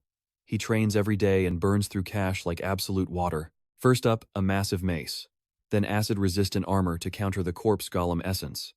Oh, and magical crotch-guard pants that automatically resize when he goes giant mode. Vital gear. Much to Misha's obvious disappointment, he buys her Lich twin blades. They're shorter than her usual, but she adapts insanely fast after shredding some training dummies. Finally, time for the village witch doctor to upgrade his immortal seal. The pain is just as completely agonizing as his very first labyrinth run.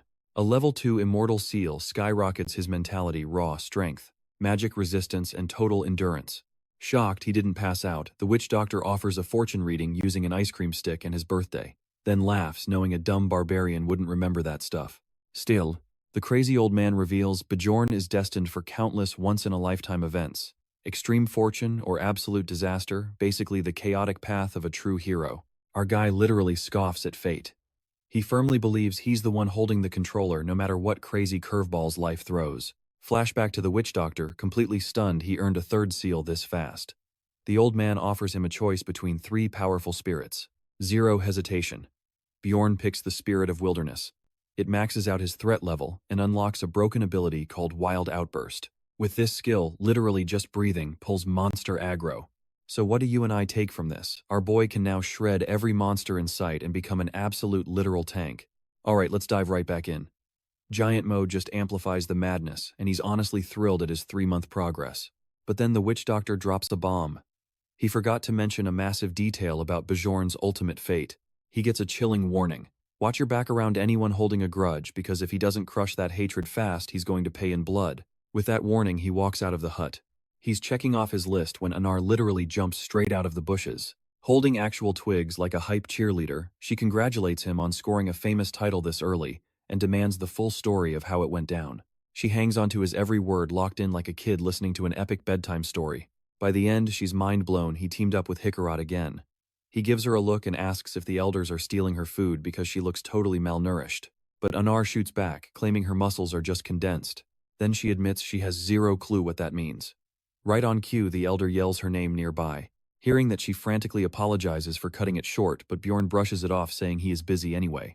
As she runs off, Anar tosses one last parting compliment. She yells that his gritty survival mode like Bear Grylls was awesome, but this brand new calm and collected Bjorn is just as legendary. Our boy just stands there totally speechless as she vanishes, seriously wondering if this chaos actually counts as a relaxed life. Back at the library, LNA speaks up before he even sits, congratulating the new celebrity, while tossing out a reading spell that completely blindsides him. He stares, wondering if she actually wants to say something. But hey, approaching a top-tier mage at his current level, pointless. Plus, rotting in a dusty library means she's definitely dealing with her own massive baggage, just like Dwaki. Sinking into some seriously dark, depressive thoughts, Bjorn realizes this cold logic is pure survival instinct. He reminds himself that playing nice gets you killed, and he needs to stay breathing. That is exactly why he stays icy, uses allies for pure gain, and ruthlessly eliminates anyone who might become a threat later. His mind keeps spiraling into darkness. Now watch closely, because this is where it gets interesting. He suddenly snaps out of it, remembering when he saved Misha, realizing he got too comfortable playing Barbarian. Bjorn decides to stay a Barbarian, but a gentlemanly one. He marches right up to the cute librarian, slams a heavy hand on the desk, and demands she spit out whatever she is hiding. Flustered Lagna asks how he figured it out. Our guy smoothly replies that her pearl-like eyes were practically screaming his name. Next day, Bjorn rolls up to a trendy cafe packed with women, barely squeezing his massive frame through the tiny front door. He instantly regrets this. The ultra-girly name was a massive red flag. Now he is trapped inside this pink dessert hell for single ladies. When a wildly energetic woman waves him over instantly, realizing he is the giant client she has been waiting for. She introduces herself as Shavan, a blue-haired girl and a close buddy of Lagna, who clearly set this whole meeting up. After dragging a literal walking tank into a sugar paradise, Xian actually asks what he wants to eat. Dripping with sarcasm, he tells her to bring him a massive steak and a cold beer. Then he drops the act and demands what she really wants. She's absolutely stunned that Lagna didn't brief him at all beforehand. Skipping the fluff, she says she needs a sewer patrol guard because sketchy tax evaders keep treating the underground like a free hotel. But the ultimate catch, none of the past patrol guys ever returned alive. You and I know what that means. Lagna thinks he's perfect for this absolute horror show. He argues there are way better explorers secretly panicking that this evil spirit hunter vibe is way above his current pay grade. But the nerdy otaku Shavain claims it's because he's practically trending on fantasy Twitter. Looking at him like that seals the deal. Then she drops a shameless request begging to pretend he bought her cookies just so she can totally flex on her friends with a celebrity gift. He agrees without even blinking. She finally drops the number. 200 grand flat, which honestly sounds like a pretty epic payday. She keeps pushing, explaining that working for her elite super picky organization is going to massively boost his resume. That credibility means more future jobs. But he instantly shuts that dream down because no matter how legendary his reputation gets, nobody actually wants to hire a barbarian. Still, he smiles and happily takes the gig anyway. After he leaves, Xian realizes he is just as unique as she hoped. She is pleasantly surprised by this chill guy who calmed her down. So here is where we leave it. He still knows nothing about Lagna. Honestly, after everything, he just looks way more straightforward. She quietly approves of her girl, making him a friend. Later on, our hero gathers up his whole party right outside the underground sewer gate. Everyone's already whining about the absolute god-awful smell even though they totally knew what they signed up for. Stick with me here because Bjorn just yeets the gate open, dripping with absolute main character energy in his flashy new helmet. He looks like a straight-up JoJo villain. He warns everyone to protect the helmets. They have built-in cameras to record all their bounty evidence. Flashback to yesterday. He rounds up the squad. First is Hikarad, who is actually hyped to tag along for zero pay. Dwaki jumps in because anything beats reading books all day. Plus, Rottmiller tags along itching to test out his brand new unlocked skill. And Misha, she is just pumped to slice up criminals with her new Lich twin blades. Bjorn feels like an absolute god scoring this much free labor. Honestly, Rottmiller is the MVP here. His elite navigation skills are carrying them because this sewer, it is literally a never-ending nightmare maze. Dwaki casts a quick light spell to pierce the heavy darkness. But Hikarad is still terrified, praying some mutant sewer beast does not jump out. Misha asks the sorcerer for monster intel. He casually mentions that mages dump magical waste down the toilets, so yeah, a toxic mutant beast could totally spawn down here. That cursed thought basically gives Misha a heart attack. Bjorn just shrugs it off, reminding them there have been 0 monster sightings for the last 2 years. Suddenly Rottmiller freezes. It is not the terrible smell, everything stinks down here. His elite sixth sense just picked up someone else hiding nearby. Trusting his mimic essence, Bjorn immediately gets ready to throw hands. Now watch closely. Misha spots some guy hiding on the wall like a cheap ninja. Bjorn rips him off the wall and slams him so hard his invisibility cancels out. The guy panics, cussing and drawing a sword, but Bjorn just grabs his arm and completely snaps it like a dry twig. He stops right there, realizing the dude is just desperate to survive. Interrogating the crying mess on the floor, Bjorn kindly offers to snap his neck next if he does not start spilling the truth right now. The guy bawls even harder, confessing he is just a broke tax dodger hiding out. Rottmiller spots a forehead tattoo, calling it the mark of a major sin. Hikarad chimes in. He saw that exact mark working with shady criminals back in his old blacksmith days. Bjorn actually considers keeping the guy alive. Bringing him in pays a solid 5,000 stone bounty. But honestly, killing him works too as long as the cameras catch it on video. After all, a filthy tax dodger hiding in the sewers probably deserves the worst anyway. The crackhead desperately begs for a deal, offering some juicy intel. At first, it just annoys Bjorn more until the guy drops a specific name that instantly grabs his attention. Apparently, there is a totally insane lady with a massive bounty down here surrounded by corpses. You and I both know what that means, right? Bjorn's instincts start screaming it has to be the Kawi priestess Elisa. His shocked face says it all, and Misha quickly asks him what the plan is. Our hero states facts. They cannot let a bloodthirsty psycho with a personal grudge run around unchecked. They just need to confirm her identity. But honestly, the whole squad is fully prepared to throw hands.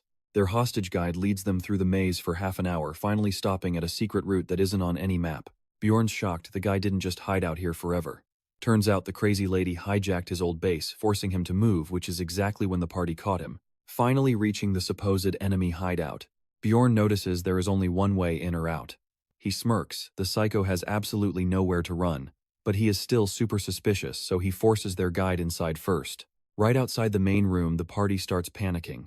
Piles of lifeless bodies are everywhere. But Bjorn shoves his shaky guide forward, and bam, the guy triggers a hidden trap. Suddenly, a massive storm of deadly curses rains down on them. Bjorn screams at the squad to fall back. The guide gets brutally shredded by a revenant's curse, draining his max health with every hit, literally sucking his soul away. Meanwhile, on the other side, Elisa instantly feels her curse trigger. She immediately wonders if temple enforcers finally tracked her down. Her heart races.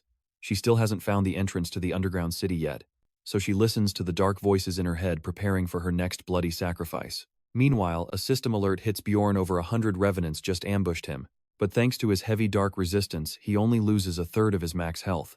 Clutching the poor guy as a literal meat shield, Bjorn yells to a worried Misha that somehow he is still alive and kicking. One look at the guy's hollow corpse shows exactly what would have happened. Trust me, you are going to want to see this boss fight. Alright, stick with me here. He's incredibly thankful that random homeless guy tanked the hit instead. Hickarod checks the guy's name tag and realizes, wow, it's just another dude named Hans. They step inside Hans's room. And honestly, it's way too clean and fancy for someone acting like a broke street beggar. Still, no sign of Elisa anywhere.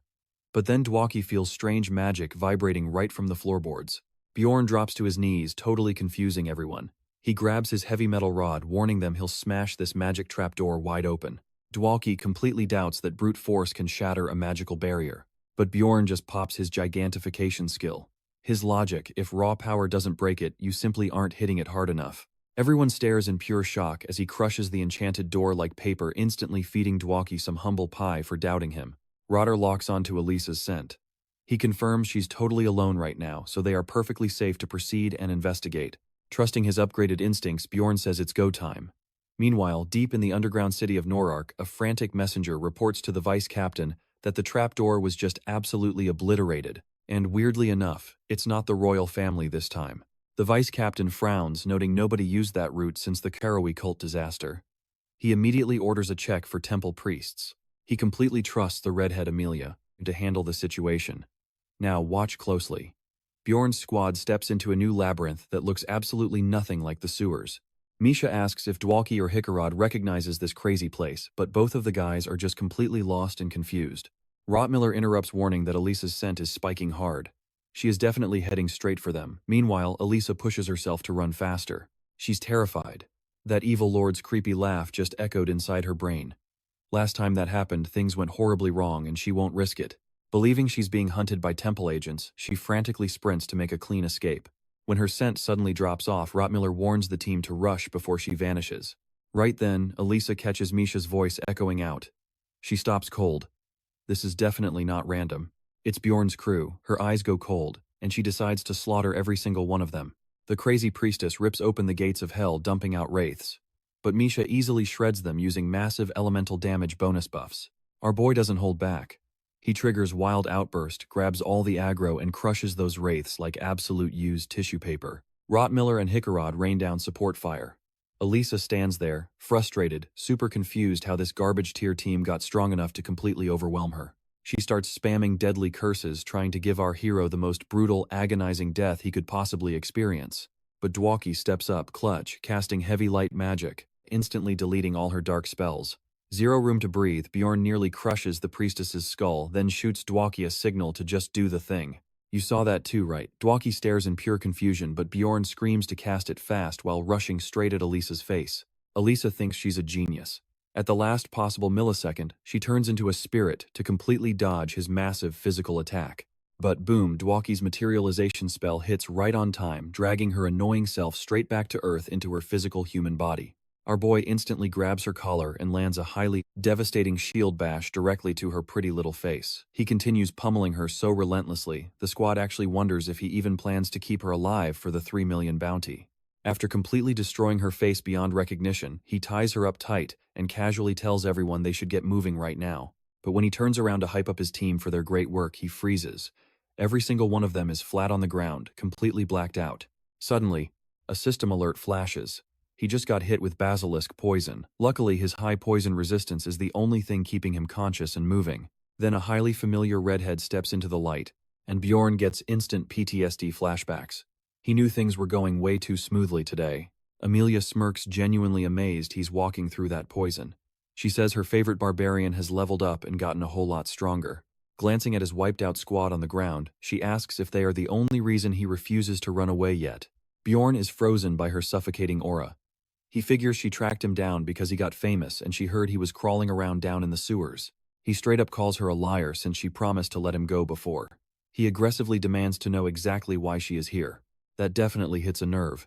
She snaps back that he came knocking first, demanding to know how he managed to find the secret entrance. Bjorn goes full caveman mode here. He just asks what the hell she means, which totally confuses her, wondering how he accidentally opened it. You and I just witnessed one wild cliffhanger. Alright, stick with me here. Our guy casually admits he smashed the magic door with his mace like a total caveman. She is completely dumbfounded, asking why. He honestly just wanted the priestess. Amelia quickly puts the puzzle together, but when he offers to play nice and leave peacefully, she shuts that down fast. She makes it crystal clear she cannot let him walk away, knowing about the entrance. He tries to innocently offer a pinky promise, but she warns him this time is totally different. Bjorn takes the hint, strips his armor, and lists 2 ways to make someone absolutely furious. Number 1, stop mid-sentence. And right while she is patiently waiting for reason, number 2, he cuts himself off and hurls his heavy mace straight at her face. The plunderer easily dodges the weapon, but he instantly follows up with a forbidden Captain America throw, using his entire armor piece. She dodges exactly like he predicted. He lunges in to stomp the flexible fighter, but she easily slips away because that brutal move is way too predictable. Then comes his real play. Our boy pops gigantification. His massive barbarian arms extend incredibly long, catching her completely off guard with his fist raised like a wrecking ball, ready to absolute Hulk smash his opponent. Now watch this closely. He yells game over, slamming his fist right into her face with zero hesitation, but just as he winds up again, she surprises him by completely charging up her dagger. He instantly assumes she is about to slice off her own arm, just to escape his grip. Acting on pure instinct, he triggers flesh explosion right in her face. A surprise shower of acidic blood leaves Amelia completely speechless from the signature Bjorn special. Yet somehow, this crazy fighter still manages to counter after taking a massive beating. Bjorn decides it is finally time to show her who is boss. He unleashes a brutal kick with log-thick legs, slamming her ribs hard. She coughs up blood, totally fading in and out of consciousness. He starts thinking his luck is finally turning around, but that hope dies instantly the second he hears her voice calling out from right behind him. The system casually informs him she just used auto-reproduction to create a clone, leaving him utterly speechless. Out of absolutely nowhere, the clone flies in with a textbook Ashura kick to his back. She mockingly claims he will be fine if those vampire essence rumors are actually true. Her hit lands so hard his head pops clean off before he can even curse. The only reason he is not dead is because his heart remains intact. Even with that fatal damage, his vampire essence regeneration instantly kicks right into overdrive. Amelia looks genuinely impressed by his insanely fast body regeneration after she uses just 1 potion. I know what you are thinking, why didn't she finish him? Bjorn shoots up confused and annoyed, wondering the exact same thing about his survival. She sighs, calling him dumb for using surprise attacks as a survival strategy when she was clearly down to just talk things out. He does not buy it. He argues he had zero choice because she totally gave off silencing vibes. That annoys her even more, reminding him she literally let him walk free previously. When he repeats her earlier threat about not leaving, she rolls her eyes. She meant questioning him first, not actively trying to shank him like a maniac. He demands to know what she even wants anyway. Amelia calmly tells him to chill out, noticing his hand subtly creeping right back toward his mace. He pretends he was not about to go caveman mode again, but she knows he is just cautious of a sudden violent mood swing. He drops the classic line that the best defense is a good offense. Laughing it off, she pulls out an item, a blessing that totally erases the past hour of memory. Naturally, Bjorn asks why she didn't use it during their very first meeting. Her excuse, it is super expensive stuff. He raises an eyebrow, asking why waste it on him. She could have wiped out his unconscious party and made absolute bank selling all their loot. That totally hits a nerve. Amelia looks genuinely offended. He thinks she is some kind of monster. Without saying a single word, she grabs him and shoves the drug down his throat, claiming it is perfectly safe and totally side effect free. She literally tells him to sleep if he values his life. He blacks out, but upon waking up the system alerts him. The blessing failed to affect his soul, most likely because he is a literal player. Next day at the agency, Shiane confirms the killer Han's nameplate Bjorn brought as hard evidence. She hands over a massive coin pouch as his reward. He is caught completely off guard when she does not slap him with a damage bill. She explains the higher-ups let it slide, because his situation was a seriously special case where he nearly lost his life. He remembers that by the time he woke up, his own gear was totally fine, but his headlight and camera were smashed to pieces. And that is where we leave it. Just like Amelia promised, the others forgot everything after reaching Han's hiding spot. Crazy, right? Let's dive right in. He's super confused why his memories are crystal clear, while Misha and Dwalki are totally freaking out over Elisa's magical death. In the end though, Rottmiller goes full galaxy brain. He figures Bjorn's mace absolutely smashed her ugly face in, and she threw a desperate curse to wipe their memories. Dwalki totally buys it. Meanwhile, the dwarf is just straight up vibing. They get the fat reward cash, and she's the one dead, not them. Stepping outside, they bump into Shavine and Lagna. The girls admit they almost went in because he was taking way too long. But honestly, he seriously doubts the Sundar librarian and nerdy girl would help much. He does notice one thing though. Lagna is absolutely stacked with elite expensive gear. Shavane totally teases her for worrying so much about him, clearly enjoying the moment. Later on, a paladin confirms the dead witch really was Elisa.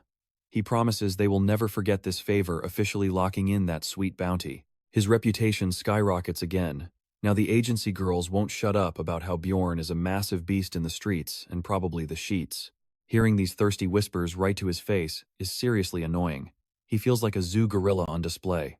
Bam, Shavian slams the desk. She threatens to report the thirsty ladies for harassment if they don't leave. With that settled, he tells her he must catch up with the squad. Shavan casually tells him to swing by the library soon. Apparently Lagna is saving something super special for him. He nods, figuring he'll check it out later. Inside the tavern, Hikarad is laughing like an absolute maniac. Misha is dying of laughter, while Dwalki is completely passed out from too much booze.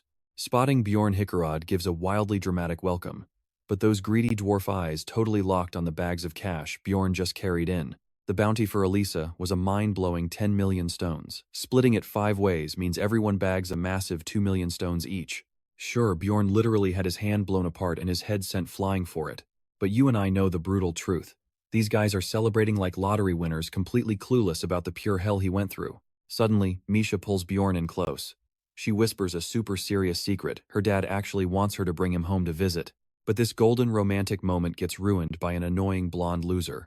And of course, his name is Hans. So Bjorn instantly tells the annoying creep to get lost. Just then, 2 elite Mauslin knights walk in. They are basically the noble FBI, and everyone wonders what the hell they are doing here. The knights march directly toward Bjorn's table. He genuinely starts sweating, thinking he's getting arrested for something completely stupid. But instead, one of the massive knights towers over the blacked-out Dwalki. Confused Misha and Bjorn watch the knight casually grab the mage by the collar like a stray cat. 3 grueling hours pass. The whole squad waits outside the city gates, while their mage gets intensely interrogated. Hikarad looks terrified, swearing they are probably torturing the poor guy. But finally, Dwalki stumbles out looking like an absolute brain-dead zombie. Are we ready for this wild twist? The wimpy mage drops a massive bomb. He has to quit because Baron Martin is his actual brother. Bjorn just stares in sheer confusion. This awkward dude never gave off a single noble vibe before. Dwalki confesses he is technically half noble. His dad was a baron, but he's an illegitimate child from a maid born as a total stain on the family name.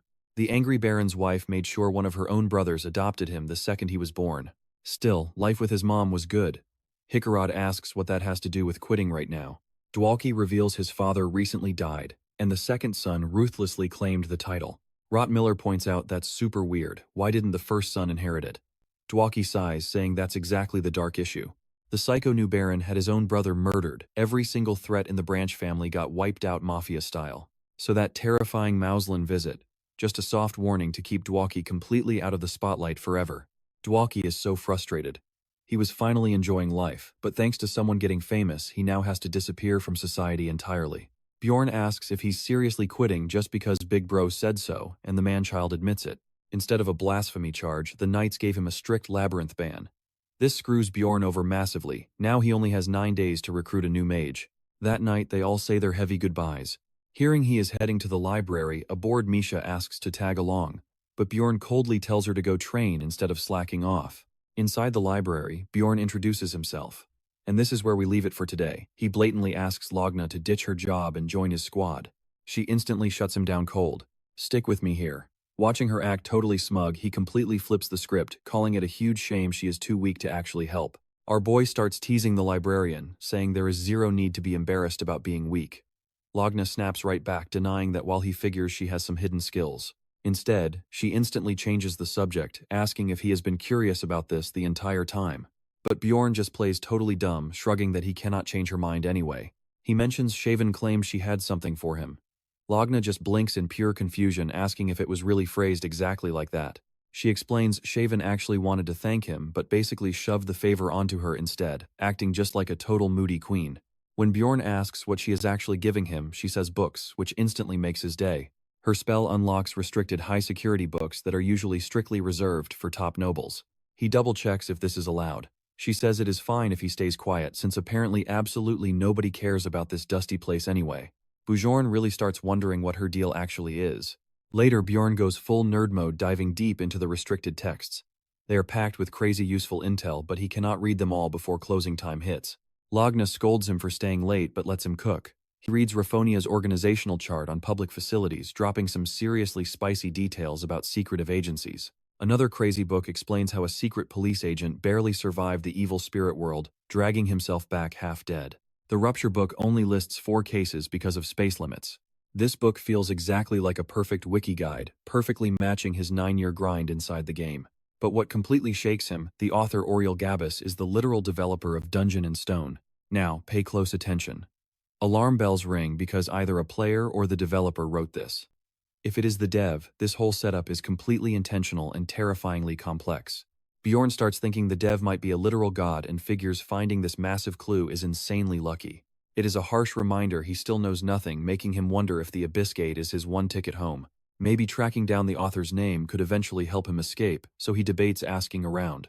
He aggressively checks the book again for missed clues, sweating way harder than a pro league player. Before he even knows it, morning hits. He notices Lagna passed out in her chair, wakes her, and asks why she stayed quiet all night.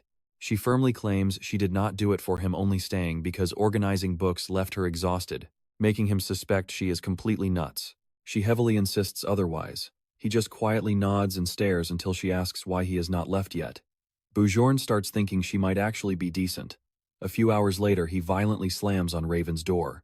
She opens it half asleep, demanding what he wants. He tries recruiting her again, and boom, she instantly slams the door shut. Bjorn screams he has a job. She reluctantly opens up after seeing the ripped book page as he asks her to track exactly where it was made. She finally lets him in, warning that this definitely will not be free. But first, she heavily interrogates him about the relic he used on the vampire and its origin. He claims he just smashed a statue, making her instantly suspicious. You are thinking the same thing, right? But Bjorn insists he broke it from boredom, completely clueless. She presses harder, demanding how he figured out its activation.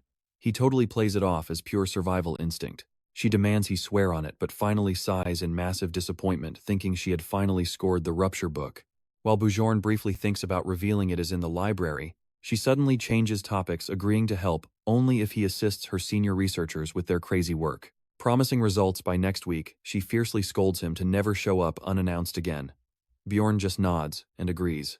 Later at the team meeting, Misha dramatically bursts into loud tears, crying that Bjorn was not home. He says he was reading library books, sparking massive suspicion. She narrows her eyes, asking if he is totally sure, making him nervously sweat a bit. Panicking slightly, he shifts the topic, asking what she wanted to say yesterday. Now she completely panics. Before she can even answer, the whole team arrives, saving her from pure embarrassment, while Bjorn quietly notes her weirdness. Hikarad kicks off the meeting with Bjorn, who bluntly suggests grabbing a new mage.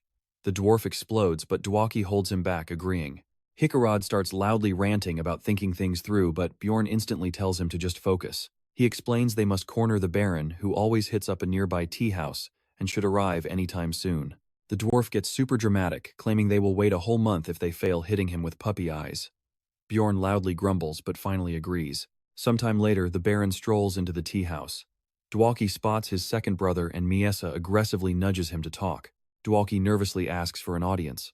The butler announces Lady Carolina's son, and trust me, we are hooked. One wrong word means death. The Baron demands answers. Dwaki completely freezes up in panic, and Bjorn jumps in to save their necks. Stick with me, you've never seen a standoff like this.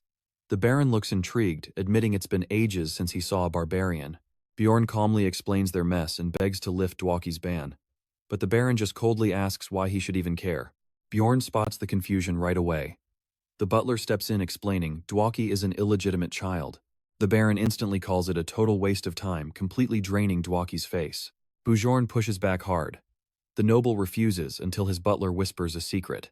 The Baron freezes tight. He realizes this is little Valkon. His entire mood flips, praising his butler for recognizing Bjorn. Flashing his heavy gold rings, he lifts the ban. But there's a catch.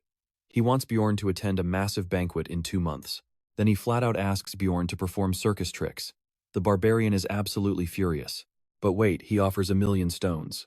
Bjorn pauses, flashes a big smile, and says he'll do it for his team. Totally not for the cash. The very next day, the crew rushes to check Dwaki. Now watch this. He looks totally drained, realizing his labyrinth ban got lifted way too easily. Something feels off. Bjorn knows it's just the noble's ridiculous power talking. He silently vows to reach that absolute god-tier status someday. Hickarod hands out the promised loot, but the whole crew is way too ashamed to take it. He thanks Bjorn for swallowing his warrior pride.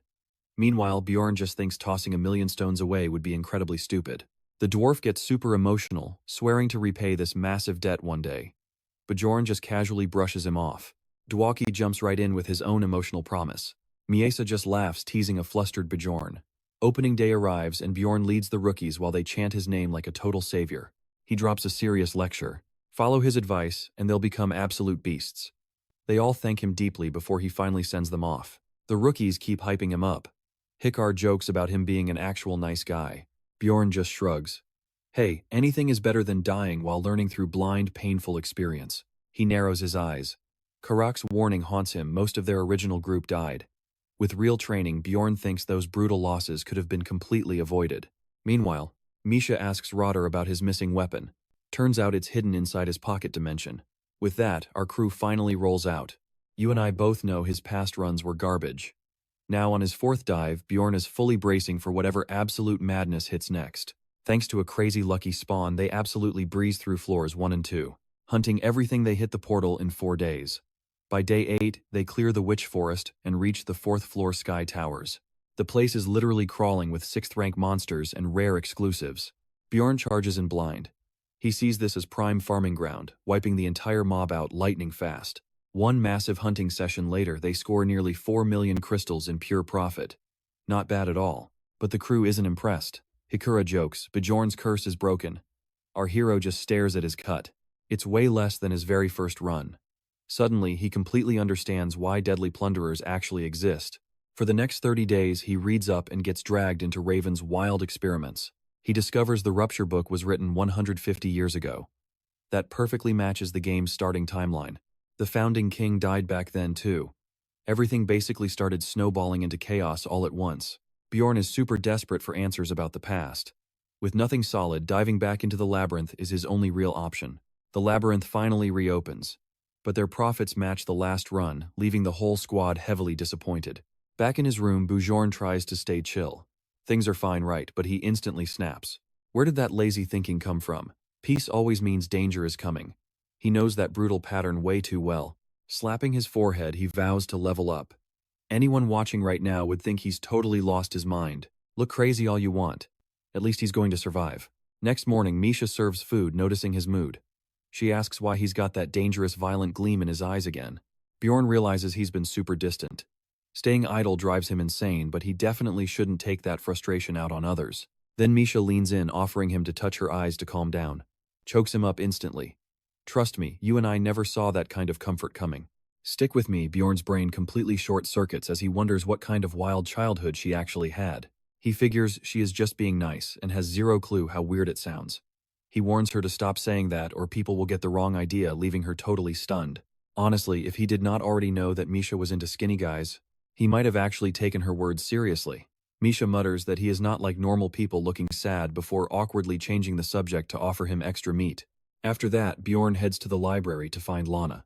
He catches her anxious look before speaking, telling her to just spit out whatever is on her mind. She hesitates for a split second, then drops a massive warning about an upcoming disaster. A dimensional collapse inside the labyrinth. Something way worse than any floor boss. And suddenly it clicks for our guy. This is exactly why things have been so suspiciously quiet. Bjorn still isn't buying it. So Lagna backs it up, saying a literal expert mage from the Terrapani school issued the warning about these collapses. Bjorn just thanks her and casually walks off, totally stunning her. She asks why he is leaving so fast, but he just waves goodbye, fired up for his new quest. At first, he thinks the mage is totally fake. But then rumors explode everywhere, and even Misha brings up the impending collapse. The whole town is whispering, making Bjorn highly suspicious that somebody is intentionally spreading this panic on purpose. He is super frustrated and desperately needs better intel, but that is practically impossible for a barbarian. Eventually, he stares down at the magic pill he was originally saving for a later date. Now pay attention. He swallows it, and the second midnight hits, the system locks on, ripping his soul straight into another realm entirely. He wakes up somewhere totally unknown. Surprisingly, he is back inside his original body. Meanwhile, back over in the real world, cops are investigating Hans's disappearance. They are looking into his company and family, though honestly his own mother does not seem to care at all. The senior cop questions why they even got this case. His partner explains the creepy part: cameras show him entering, never leaving, with every window fully locked. Flipping through the file, the senior detective mutters that something here is just completely wrong. Zero signs of a break-in. Zero credit card use all month. Even the exact clothes he wore were left behind. It is literally like his body just vanished into thin air, making the cops suspect some absolute psycho serial killer is involved. He asks if the scene was totally untouched, ordering his partner to call forensics. But right before that, the rookie says he needs to show him something crazy. You and I both know this is terrifying. Bjorn's monitor is fully powered on despite having zero cables plugged into the wall. Glowing on that screen all of Bjorn's in-game achievements. The senior detective just stares in absolute shock, wondering what the hell is happening while his partner drops a bomb. Similar cases are popping up overseas. Back in Bjorn's world, he is thinking hard. 5 entire months have passed and he has done some truly unspeakable things just to survive this nightmare. Is his humanity even left? Then he spots his old computer sitting in the spirit realm demanding a login password. He types in literally the first thing that hits him, that funny note claiming Raffonia's king is a granny kisser. Once accepted, the entire room instantly transforms. As the smoke clears, Bjorn's eyes go wide. He is standing right back inside his old bedroom. Zero hesitation, he dives for the mini fridge.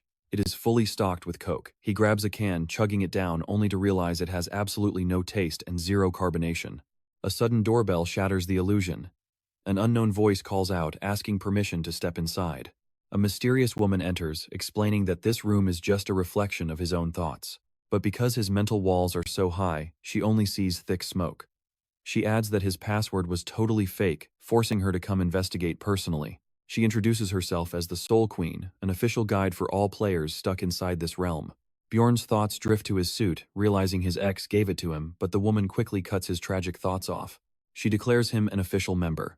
He guesses she has other verification methods, and she confirms that she cannot rip souls from bodies anymore, so he is totally safe.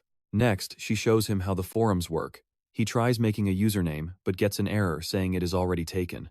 Using his massive galaxy brain, he slightly changes the spelling. Suddenly, the Soul Queen asks if he is a big fan of that person, completely catching him off guard. She leaves without explaining, telling him to submit a help request if needed. Exploring the community is super easy. So where does this wild ride leave us? He joins a random chat room and instantly teleports to a campfire, greeted warmly by other users. Alright, stick with me here. The room leader asks where Bjorn is from, and he casually answers Korea. The guy actually apologizes for the plain room setup, explaining they lacked the points to decorate. He then tells Bjorn to reveal his nickname, leaving our guy blinking in pure confusion until it clicks. Getting the hang of things, he reveals his username, Elf Nuna. The entire room freezes, then explodes into absolute chaos as everyone starts fangirling. They are completely stunned that Elf Nuna is here. One player brags they knew Elf was Korean, while another asks if it is really him. Lee Hansu is a sweaty pro gamer who posted a massive stat breakdown 3 years into the game. Now he realizes that old post somehow went completely viral without him knowing. Suddenly, the Soul Queen's comment from earlier makes total sense. Panicking, he completely backtracks, claiming he is just a fan, while pointing to an extra letter in his name. The group instantly deflates in disappointment, and Hansu feels the sting of his lie right away. The players completely ghost him after that, but then a random guy walks right up and asks how long he has been trapped in the game. Deciding the truth is way too risky, he lies and says 1 year. The guy mentions he must have gotten his letter late since most players get theirs super early. He adds that Bjorn must be a great actor, dropping the bombshell that only about 70 days have actually passed out in the real world. That detail completely throws Hansu off. The guy explains time moves at a 1:5 ratio, meaning only a month passed in reality for his 3 months here. Hansu asks how to escape, but even Pink Guy has no clue. Now pay close attention here. Hansu asks about the first player and learns someone has been stuck here over 20 years, jumpstarting the whole community. Hansu is completely floored. Clearing this brutal game in 5 years is absolute insanity, and even his sweaty gamer heart respects that grind. But the realization totally crushes his massive ego. These people reached the gate of abyss way before he ever did. Before he can process anything else, the guy asks what difficulty Hansu actually played on. He is totally lost, and Pink Guy keeps pushing, asking which remake difficulty he cleared. Hansu still has absolutely no idea what he means. But then the guy clarifies that Koreans might know it as cheat mode, a version that was uploaded 5 years ago. Pink Guy proudly brags that he beat the game on 50 times less difficulty, making Hansu's brain straight up implode. That version completely changed levels, drop rates, and essences. He asks again about Hansu's difficulty, and our boy barely manages to choke out 50. Pink Guy laughs, saying that was pretty tough, but the top player beat it on 15 times while the average was around 60. Let's pause for a second. Back in the real world, the chief asks if they secured the computer. She confirms they totally took it, and she completely wiped every trace of its memory. The chief then asks about the man himself.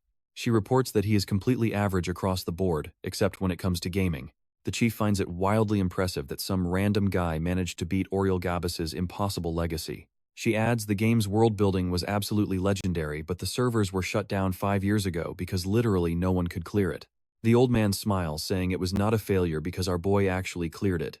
Now he just wonders how far someone like him can go. Meanwhile, Hansu realizes his little chat with Pink Guy ended up being way more useful than expected. He remembers the guy asking what food he missed most, and Hansu answering without a single second of hesitation, hot soup with rice. It is the most efficient meal he ever made, and honestly thinking back, Pink Guy really helped relieve some serious stress. Staring at the glowing screen, he wonders if this space will automatically close when time runs out, but remembers the duration was shortened from 12 to 7 hours. With that exact timeline in mind, he decides to search for anything related to the dimensional collapse and pops open the trade market. He immediately sees tons of players offering crucial information in exchange for money. Wasting absolutely zero time, he filters for the highest paying requests, realizing this is easily the most efficient way to stack up a fortune. With years of absolutely sweaty gamer knowledge under his belt, he starts printing money like a living cash machine. He knows this game better than anyone else, and takes full ruthless advantage of that fact. The second he posts his own request, a seller with his exact name pops up. This Picasso knockoff quickly asks if he wants info on the mage in the school. Hansu had worded it exactly that way on purpose. Figuring too many people would lie about the collapse if asked directly, he sits back and confirms he wants to know what the mage is really planning. Picasso instantly realizes what Hansu actually wants is info about the dimensional collapse. And when asked if the terrifying rumors are true, he straight up denies them. Hansu asks for his source, but the guy claims it involves higher-ups. So Hansu just offers even more money, which works like absolute magic. The seller explains the Terratane school specializes in dimensional magic, and the headmaster wants to run a crazy experiment on the labyrinth.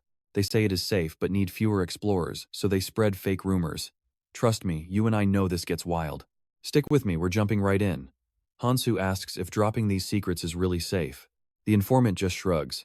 He only cares about the cash.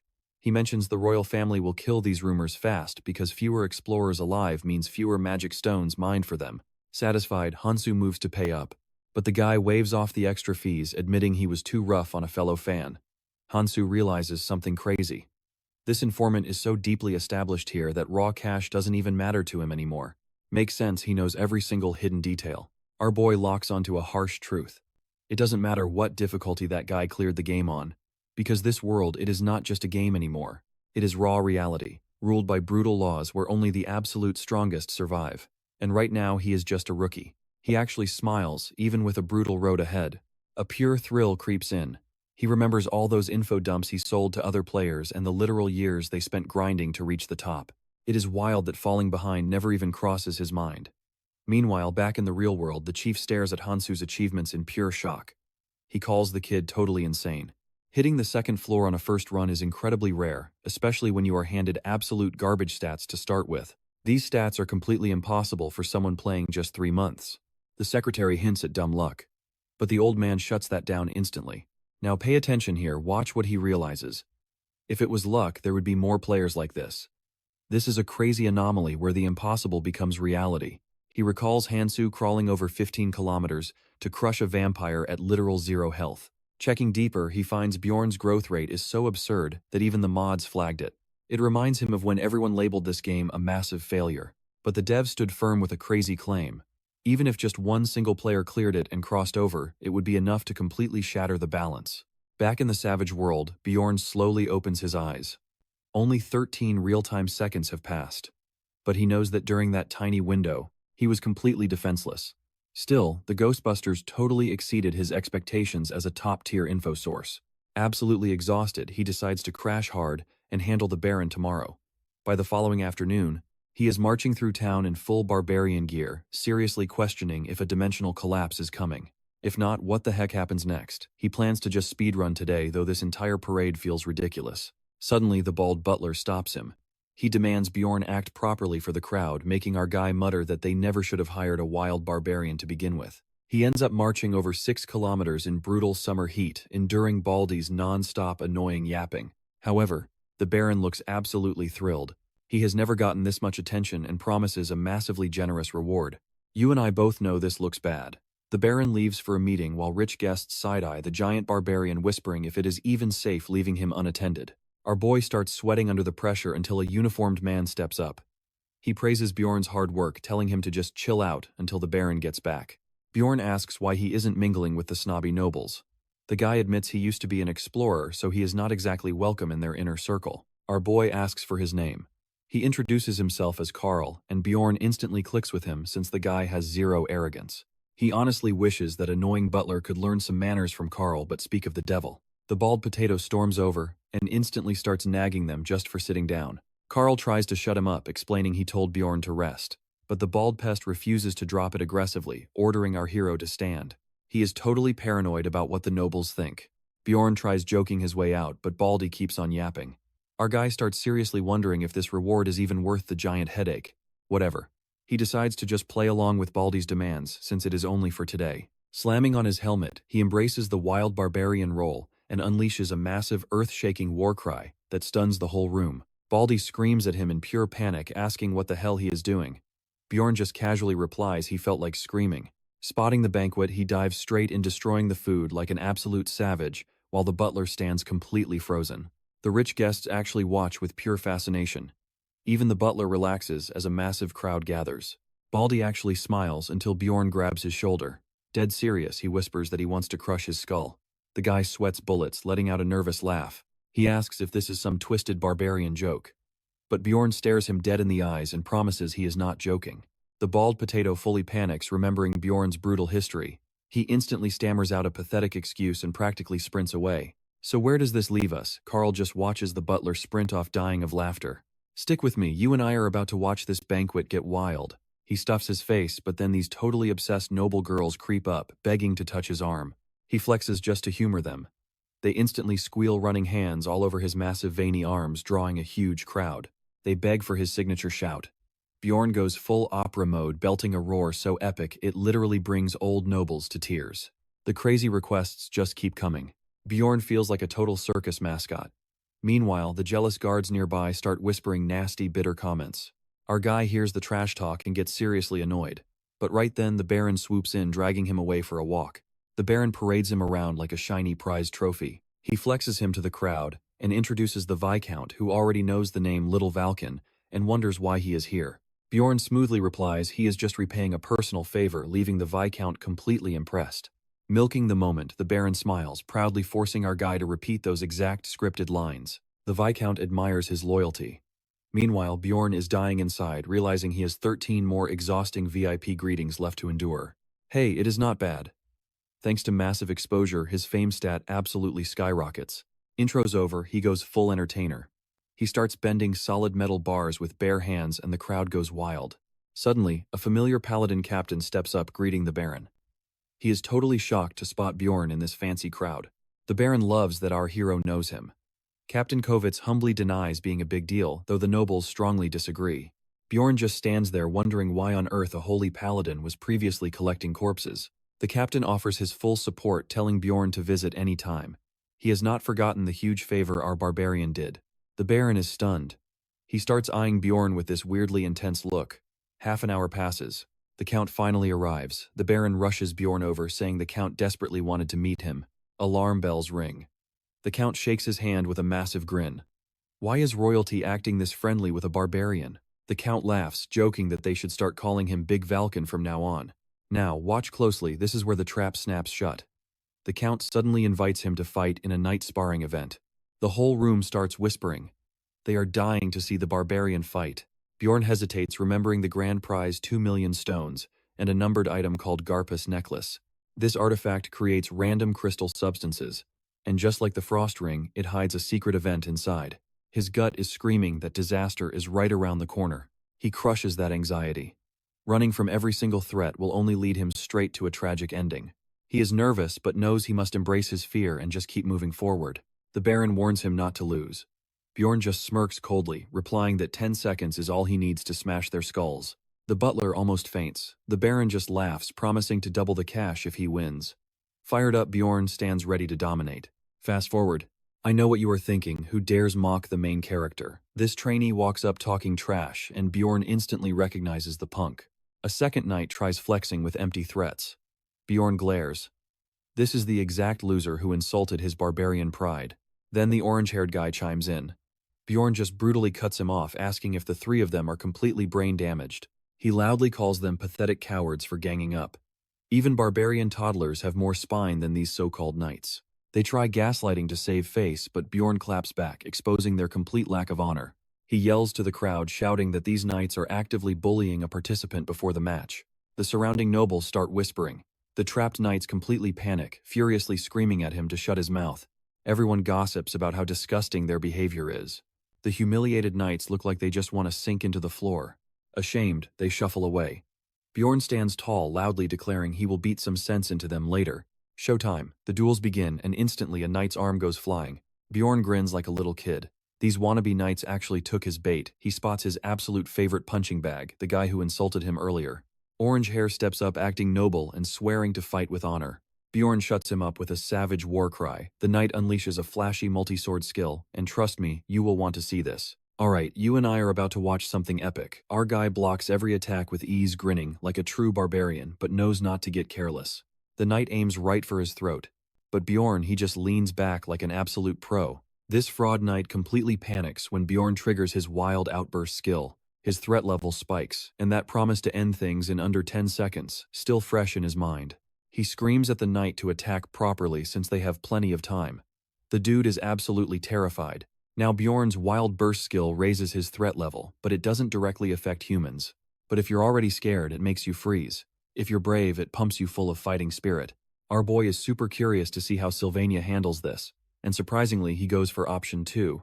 Bjorn quietly wishes he brought a shield. Sylvania charges in, slashing his sword right at Bjorn's arm, but the hit, it barely breaks his skin. The ginger just stares in pure shock. And Bjorn simply points out the obvious fact. He's way too weak. Bjorn casually yanks the blade out, splattering a few drops of blood across Sylvania's face. Desperate to save face, the ginger screams it's a dirty trick. Meanwhile, Bjorn is standing there utterly confused. Honestly, something must be seriously wrong inside that guy's brain. Watch closely because this gets crazy. Bjorn promised to fix his brain damage right, so naturally he grabs him by the throat, lifting him right off the floor. Since his head is clearly broken anyway, he goes with the obvious barbarian fix and punches him square in the face. Later in the medical tent, Bjorn asks if he's dead. She says no, but suggests maybe holding back next time. Bjorn argues he only used his bare hand, not his axe. He had no idea one simple punch would completely knock out this loser. The priestess is super annoyed. It wasn't just a knockout, he punched him so hard that literal brain fluid leaked out. Bjorn silently enjoys acting like a stupid barbarian here. Suddenly, Sylvania wakes up completely lost, swearing he was just walking away. The priestess calmly explains he probably has mild amnesia from the head trauma. But she healed his body, so his memories should return soon. As the ginger thanks her, Bjorn steps right up. He casually asks if he really forgot absolutely everything. Sylvania stammers out a nervous no. He tells Bjorn to back off because he is seriously hating this vibe. Bjorn realizes the guy isn't lying at all, agreeing to leave. But first he wants one quick favor. He tells Sylvania to repeat the exact same insult he used earlier. The second those words leave his mouth, boom, everything clicks. His memory rushes back, but Bjorn is not done yet. You saw that coming, right? Bjorn towers over him full intimidation mode, and Sylvania instantly folds, begging for mercy. Bjorn totally counts this as a massive win. In his mind, he just cured brain damage the priestess couldn't even fix. Soon after, the Baron finds him complaining he's been looking absolutely everywhere. Bjorn just shrugs. He was checking on the knight. The Baron looks stunned, especially since Sylvania attacked him first. Bjorn casually mentions that down in the labyrinth he would have used his axe. He honestly never expected knights to be this pathetic. Surprisingly, the Baron totally agrees. He admits it is their own fault for slacking off during training. Our boy asks if going wild against noble opponents is really okay. But the Baron assures him it is absolutely not a problem. Actually, that is the whole point of these arena events. Nobody cares even if someone dies out there. If it causes drama, he can easily cover it up. Bjorn just needs to win. And honestly, the more unhinged he acts, the more entertained the Count gets. Hearing this, our boy promises to crush every single skull without holding back. The announcer then hypes up the next fight. It is Bjorn Jandel of the Martin household versus Sir Corton of Surfia. Bjorn feels like luck is really on his side today. He's got another member of that idiot trio stepping up. The announcer drops the signal to start. Corton starts rambling about noble shame, claiming he will not go down easily after what happened to Sylvania. But before he even finishes his monologue, Bam Bjorn lands one clean strike, crushes his skull, and ends things in under 3 seconds. He lets out a massive roar that shakes the arena. The crowd goes absolutely wild. They start chanting Night Slayer like he is a legendary gladiator. Seeing these nobles love caved-in skulls so much, Bjorn silently wonders who the real savage is here.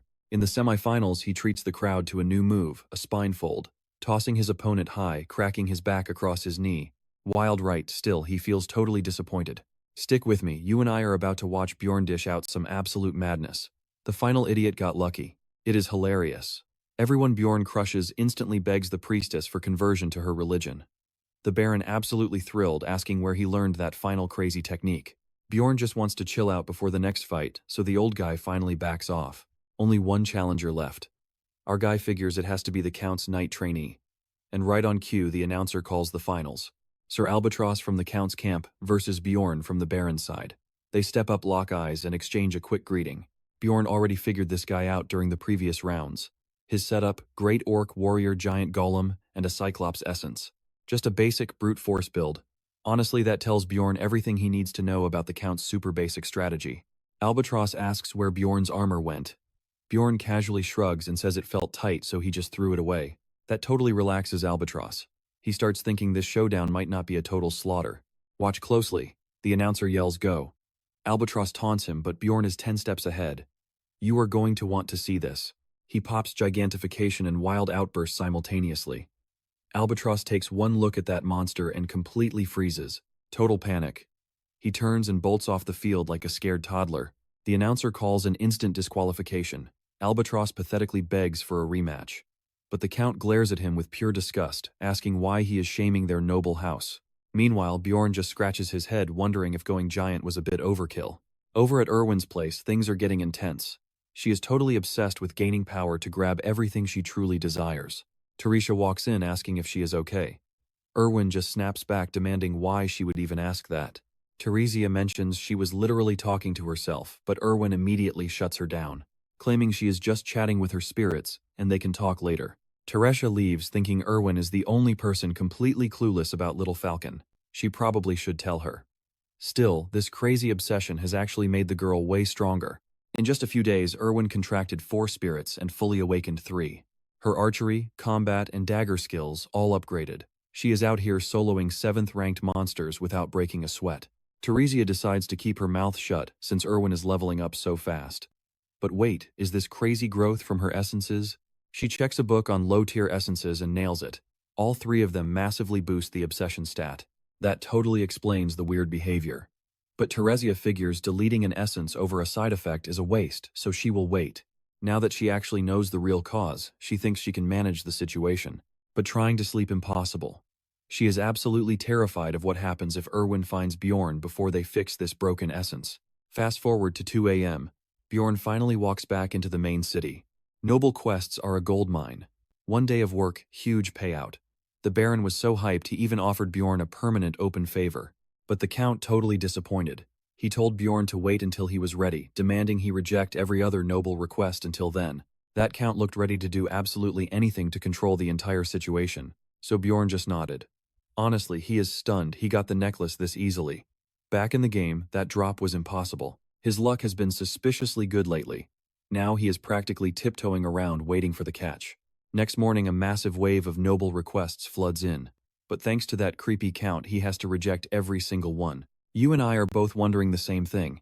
What is the Count's real game? That cold stare seriously rattled him. The terrifying part, he has zero idea why a high-class noble would want anything to do with a random barbarian. He plans to investigate at the next community meeting. Plus, this is his final month assisting Raven with her crazy magic research anyway. He asks who they are helping today. Raven instantly looks super nervous as that annoying old mage suddenly walks right in. Bjorn sighs. He tells Raven that when she said senior mage, he did not expect a literal senior citizen. The blonde immediately apologizes, whispering that the old guy was too stubborn to ditch. The mage just smirks, telling them there is no reason to be nervous. Bjorn knows he forced his way in. And bingo, the old man pulls out a magic tool designed to detect an evil spirit's soul. Hearing that, Bjorn's heart drops. He forces himself to stay calm and mentally prepares for disaster. To dodge suspicion, he fakes total shock over the magic part of the device, totally ignoring the evil spirit comment. Then he loudly questions if this thing is even safe, complaining about all the brutal experiments Raven already dragged him through. The old guy gets offended. He asks if Bjorn doubts him bragging about his elite status at the Altemian Magic Academy. He swears it is totally safe since Raven will test it first. So what do we think is his secret getting exposed? Stick with me, we're kicking things off with a sketchy experiment that could literally end everything. Raven insists she's only here to check his math. Bjorn watches this whole argument play out, figuring the student will obviously side with her master, so he can't trust either of them. Plus, the geezer looks totally unsure himself, which basically guarantees this crazy machine is a total dud. Certain this thing is fake. Our guy figures, if this tool actually exists, this crazy old man definitely tricked him into being the literal guinea pig. Backing out now means falling right into the guy's trap, so he bites the bullet and decides to just sit down and try it. The mad scientist asks what his plan is promising. The whole thing is totally safe and only takes like 5 minutes. Bjorn agrees. But suddenly the old man starts sweating bullets nervously, asking if he's actually sure about this. Red flags everywhere. Bjorn questions him, but the old guy immediately backtracks, claiming he was just worried about safety, but now it's perfectly fine. Our boy coldly reminds him he only agreed because of Raven's backup. He tells him to speed it up, he just wants to sleep.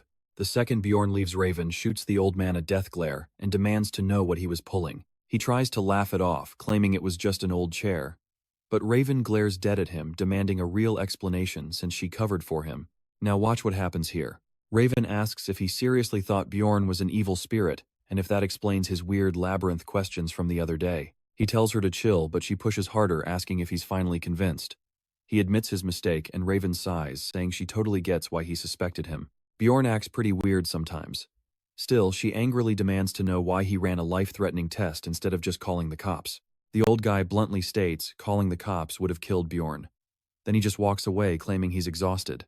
Raven just stands there, totally stunned. She thought he needed a living evil spirit for his research, but now his motives are a complete mystery. Meanwhile, Bjorn finally makes it home and collapses onto his bed. That entire situation was absolutely insane. He wonders why the geezer looks so panicked, but decides it really isn't worth losing sleep over. Out of nowhere, Misha quietly slips into his room asking if he's awake. He jumps at first, then remembers he literally gave her a key. Like an absolute boss, he grabs her hand, pulls her in close, and boldly whispers that he needs her for the night. Misha turns bright red, but before things get spicy, Bjorn drops a stack of paper. He just needs her to write boring replies to nobles. She hesitantly asks if sending out letters like this is going to start some major political drama. He brushes it off, scribbling down that he's way too busy, and they need another barbarian. While working, the cat girl asks what happened yesterday. Cut to the squad's meeting. Hickarode asks why Bjorn is staying quiet, but our guy just tells him to hold on while he thinks. Only 10 days left until the labyrinth officially opens, and the dwarf outright refuses to go. If those rumors of a dimensional collapse are true, they'd all be walking into a literal death trap. Dwalkie and Rottmiller completely agree with him. Misha turns to our guy, asking for his plan. Bjorn knows he could easily convince them to go. I know what you're thinking, ditch the squad. Honestly, yeah. He can exploit the rupture for a massive level up. Since he can't reveal his secrets, he decides to bring only Misha, declaring it completely settled. This run is a strict duo mission. Misha looks stunned, but Bjorn smirks, asking if she seriously thought he'd risk a solo dive. She hesitates. He pulls the guilt trip card, offering to go alone if she's scared. But she snaps right back, telling him to ask nicely, instead of just assuming. So Bjorn finally drops the attitude and asks. And boom, she instantly agrees to watch his back. He's honestly shocked it was that easy. It's officially decided, just the barbarian and the cat girl. By the next morning, huge news breaks. The royal family publicly denies all the scary rupture rumors, blaming the Magic Academy for spreading fake news. Hickarod kicks Bjorn's door open, hyped that it's safe and they can all go now. But Bjorn instantly rejects him, claiming he already took a different job, and brutally slams the door right in his face. Confused, Misha asks when he picked up a new quest. He just shrugs casually, admitting it was a total lie. He drops the bomb. He's actually planning to dive straight into the rupture. Shocked, she asks how, wondering if he found a secret method inside the library. He gives a vague yes. She doesn't get why he's hiding this from the team, arguing that bringing everyone along would be way safer. Bjorn sharply asks if she's told a single soul about the Frost Ring or her Spirit Beast contract. She shakes her head, saying she kept it a total secret like he asked. He then asks what Hickarod would do with that info. She admits the guy would spill every single detail the second he got drunk. He then asks about Dwalki or Rotmiller. Dwalki would definitely blurt it out. You and I know our guy made the right call here. Alright, stick with me here. Our boy agrees. Rotmiller might keep it quiet, but you and I know he'll definitely question how Bjorn found out, and that means major problems. Misha totally gets his point. So she asks why confide in her instead. Bjorn has his reasons. She doesn't spill secrets, plus she is such an awful liar that if she even tried to blab, he would instantly catch on. But rather than explaining all that logic, he simply says she is someone he trusts. Her face instantly goes beet red, though she totally tries to play it cool. Bjorn knows he'll be incredibly busy prepping with only 8 days left until the labyrinth opens. The very next day, they head out to buy insanely expensive enchantments and crucial supplies, all paid right out of their joint account.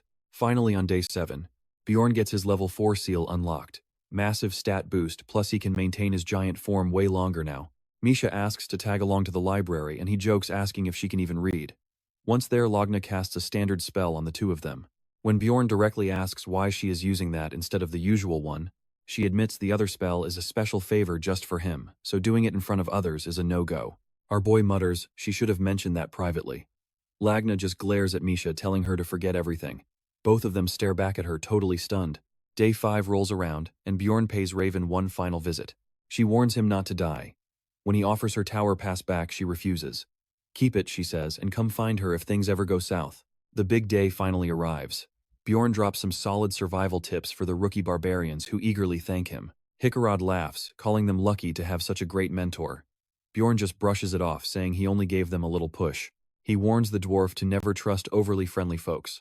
The dwarf instantly fires back, asking if he seriously looks that easy to fool. Rotter announces his team is heading in. He asks if they are joining, but Misha smoothly lies, saying they are just waiting on a client. With that, the three of them step right through the portal. Watch closely, here is the crazy exploit. The portal shrinks after 30 minutes, but Bjorn tells Misha to hold on. Waiting longer literally doubles their experience points. He suddenly realizes why veterans hate newbies, they just never listen to instructions. Boom, he signals her to jump. They drop into the first floor, landing directly at the second floor portal. Misha is completely mind-blown, begging to know how, so Bjorn gives a quick rundown. Her brain totally short-circuits. He casually admits he can't fully explain the logic, he just knows the system trick. She actually feels bad for Rotmiller. If he ever discovers this insane shortcut, all that hard scouting work would feel entirely useless. Bjorn agrees the guy would be devastated since he takes his job way too seriously. They teleport into a barren stone desert on floor 2, and Bjorn curses their awful luck. To get that magic crystal, he knows they need the beast lair out east. Yep, that means a whole lot of painful backtracking. They trek east for 2 straight days, slaughtering monsters non-stop. Misha groans about having to loot all the magic crystals. Meanwhile, Bjorn quietly wishes Dwalki was here to make the whole process way easier. Suddenly, Misha spots a group approaching and panics.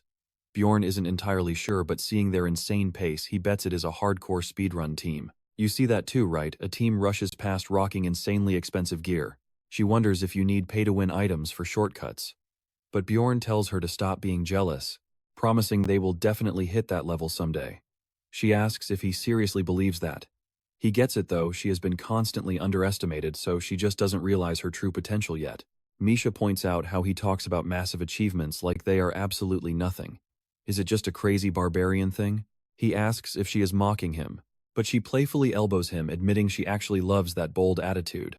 Bjorn gets flustered. Sometimes she is way too direct, leaving him wondering if she is slowly turning into a barbarian herself. As they keep moving forward, the other explorers start whispering about Bjorn's massive mace and his shiny magic backpack. He is totally caught off guard. He did not realize how incredibly suspicious it looks for fully geared elites to loiter near the first floor entrance. Hearing him chuckle, Misha asks what is so funny. It just reminds him of back when he survived purely because high-level explorers took pity on him. It also makes him wonder how Erwin is doing since she was his very first partner. Right then, some ugly dude shoots him a nasty side-eye. The guy's pure jealousy is so intense Bjorn can practically feel it stabbing him. The dude is seriously creeping him out, so Bjorn demands the ginger just spit out whatever is on his mind. But the guy instantly panics and apologizes.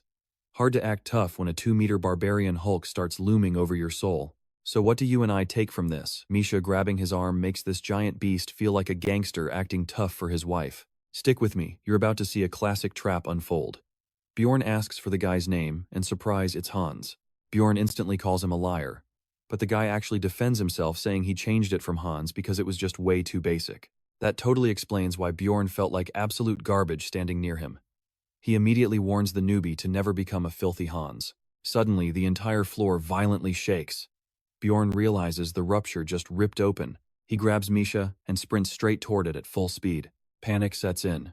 This thing wasn't supposed to open for 3 more days. That means someone manually forced it exactly like he originally planned.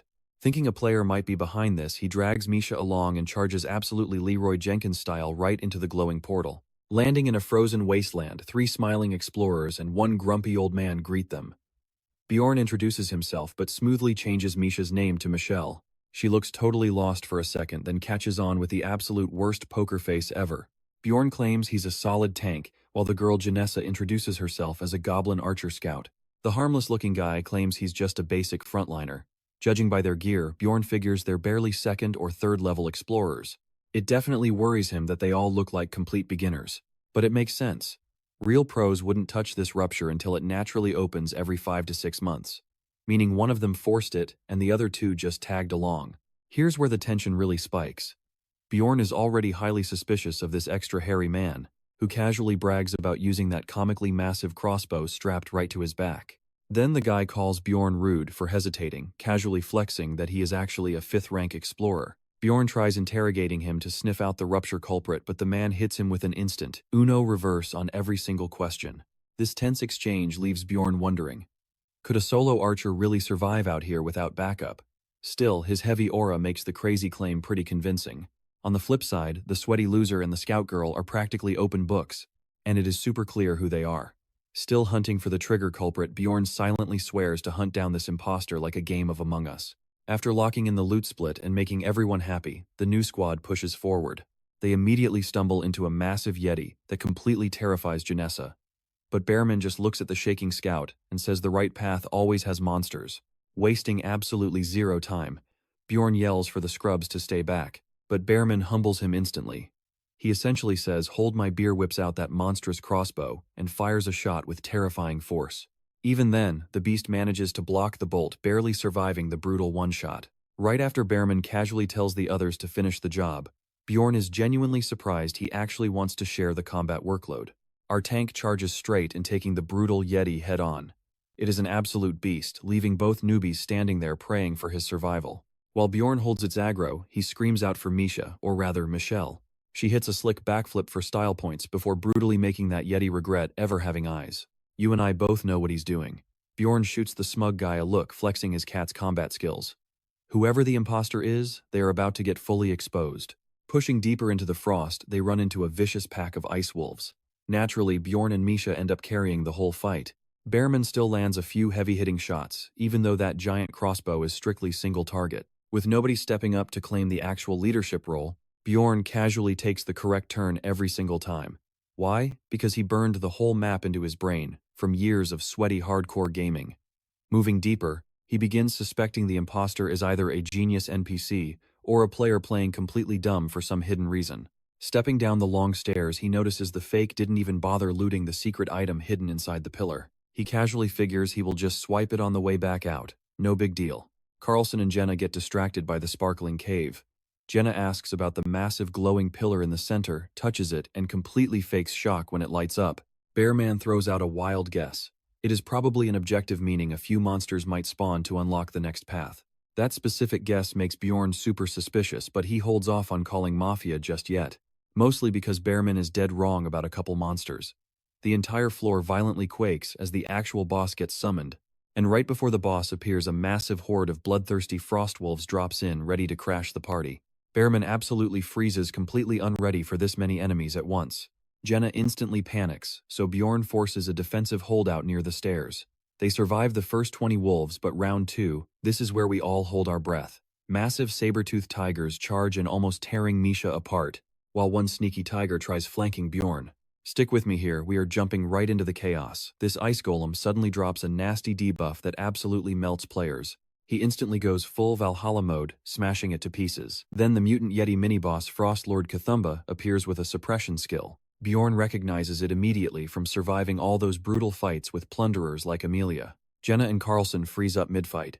Misha literally bites her tongue to break the effect, while Bjorn just stands there totally unaffected thanks to his insane top-tier resistance. With pure force, he leaps forward. He screams Valhalla right in the big guy's face. Misha is already annoyed, warning him to stop acting so crazy. She actually ditches the monsters, chasing her just to jump in and back him up. Anyway, the mini-boss unleashes a nasty frost breath that chills Bjorn to his core. But he is no weakling. He pushes through and smashes the Yeti's skull. The mutated beast roars out, desperately trying to fight back. But Bjorn roars even louder to assert total dominance, giving it a firm, brutal smack to the face. He keeps going, slapping it around like a school bully wanting lunch money. Suddenly a voice warns him to run if he values his life. Bearman charges up his crossbow with a skill called Dangerous Material. The second he fires, the bolt streaks out with a dark, menacing aura. It smacks Cthulhu directly in the eyeball because of course it does.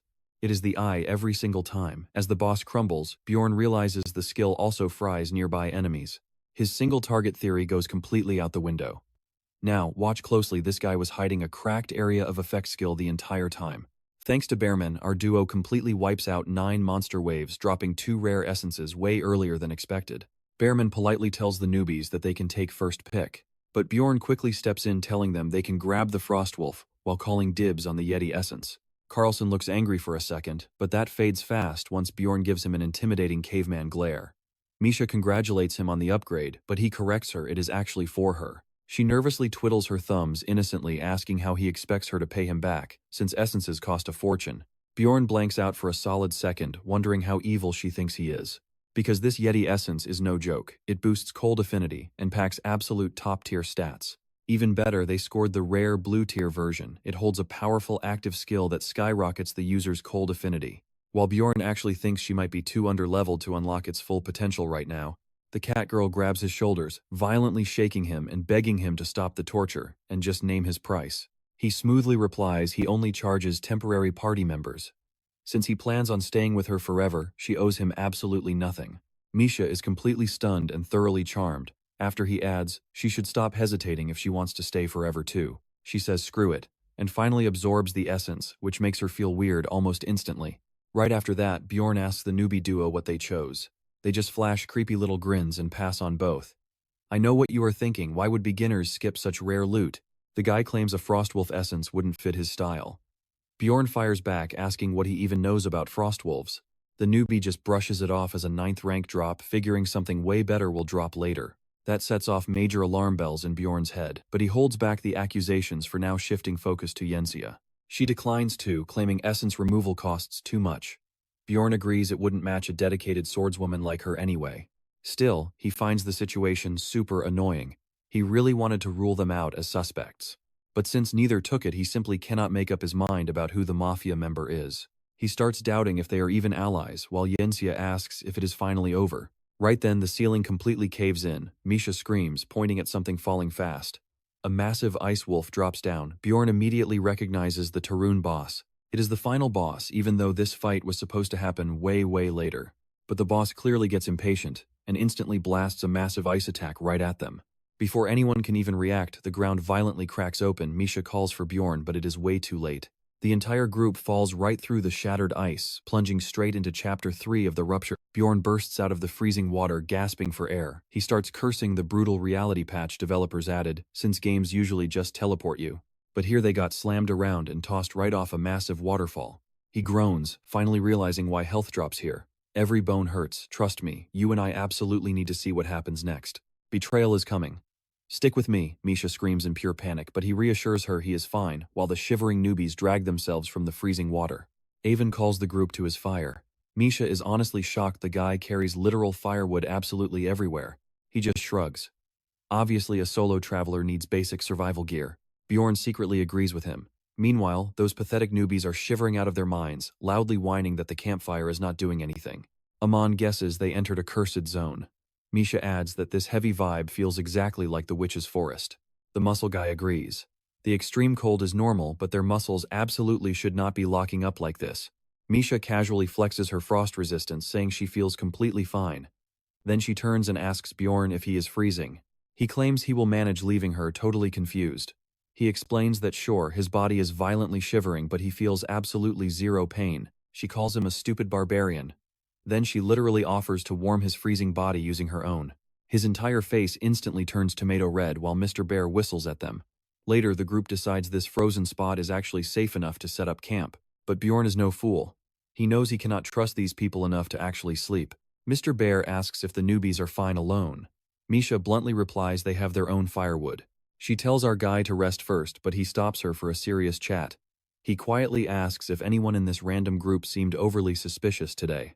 Misha pauses, rubbing her chin as her brain cells finally spark. She admits that one specific detail has been bothering her. She spills the tea, dropping some massively useful intel. Hearing this, a dark grin spreads across his face. Watch closely now, things are getting wild. He praises her logic, finally piecing together exactly who the imposter is. 6 hours pass. They resume the dungeon dive, sticking purely to the main icy path to safely reach their final target. Our boy violently crushes the 8th rank monsters, jumping from the icy walls. Naturally, Misha keeps up the slaughter too. The newbie barely blocks a brutal hit. He screams at Gensia, warning her that the zone's heavy debuff makes every single strike feel way worse. Meanwhile, Bjorn is getting annoyed. Those weaklings are not even fighting on the front lines. They are basically dead weight, offering absolutely zero real help. Hours later, they enter a room packed with frozen ice orcs. 7th rank monsters. Absolute bad news. Gensia nervously asks if they really have to fight these beasts. Amon wastes zero time. He glares at the massive orcs. Instantly they shatter their icy prisons and brutally charge forward, giving the squad absolutely no time to breathe. Bjorn screams for formation. As the beasts close and his eyes narrow. He still has no idea what the Mafia imposter is planning right now. Maybe they just want to clear these dangerous ruptures safely. You see it too, right? Blocking a strike, he realizes this is the perfect moment for a brutal backstab. So he smartly holds back his true power. The newbies dodge a fatal blow. Amon yells, asking Misha why she is not helping her man. She simply smiles, claiming she is just watching. Seeing the newbies acting as useless dead weight, Bearman steps up. His body fiercely glows, as he literally summons a giant, terrifying bear, catching even Bjorn completely off guard. The magical beast starts violently ripping through orcs like absolute paper. Watching this slaughter, Bjorn finally understands how Amon survived solo. But wait, this giant bear might actually kill all the monsters before the hidden mafia ever makes a move. So Bjorn switches to plan B. He intentionally takes a direct hit, sending his body flying away. Misha rushes over with a dramatic scream and tears. The massive orc violently slams him into the cold ground as she cries his name. But our guy is a genius. He times the brutal impact perfectly, using his heavy helmet and fast regeneration skill to easily shield his skull. He leaves the rest to Misha. The newbie shouts, asking if Bjorn is okay, screaming at the orc as he recklessly charges forward. But suddenly a high-speed arrow blasts right through the monster. The newbie is totally stunned. An ice orc sorcerer starts casting a heavy spell. Misha screams at the newbie to dodge while Amon aggressively rolls like a pro gamer and aims his bow again. The sorcerer throws up a thick ice wall, but that magical arrow pieces it like pure butter, sinking deep into the monster's ugly skull. Bjorn just watches. He realizes this overpowered bear guy is literally going to clear the entire room before the mafia even flinches. He aggressively curses under his breath. Was his whole fake injury setup a complete waste of time? Suddenly a cold voice says to drop the act. Bjorn stiffens, Gensia smirks, swapping armor and activating Beastly Walk for maximum stealth mode.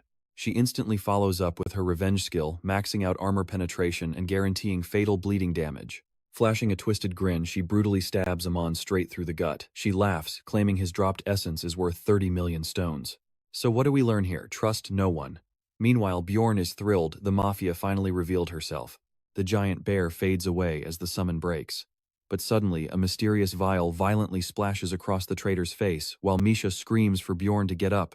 Stick with me. Bjorn suddenly leaps up, roaring his lungs out and freezing Yansia completely. He swings his massive axe. She barely dodges it, panicking. How did he figure it out? She tries activating stealth again. Denied. That witch lamp potion from earlier completely locked her skills.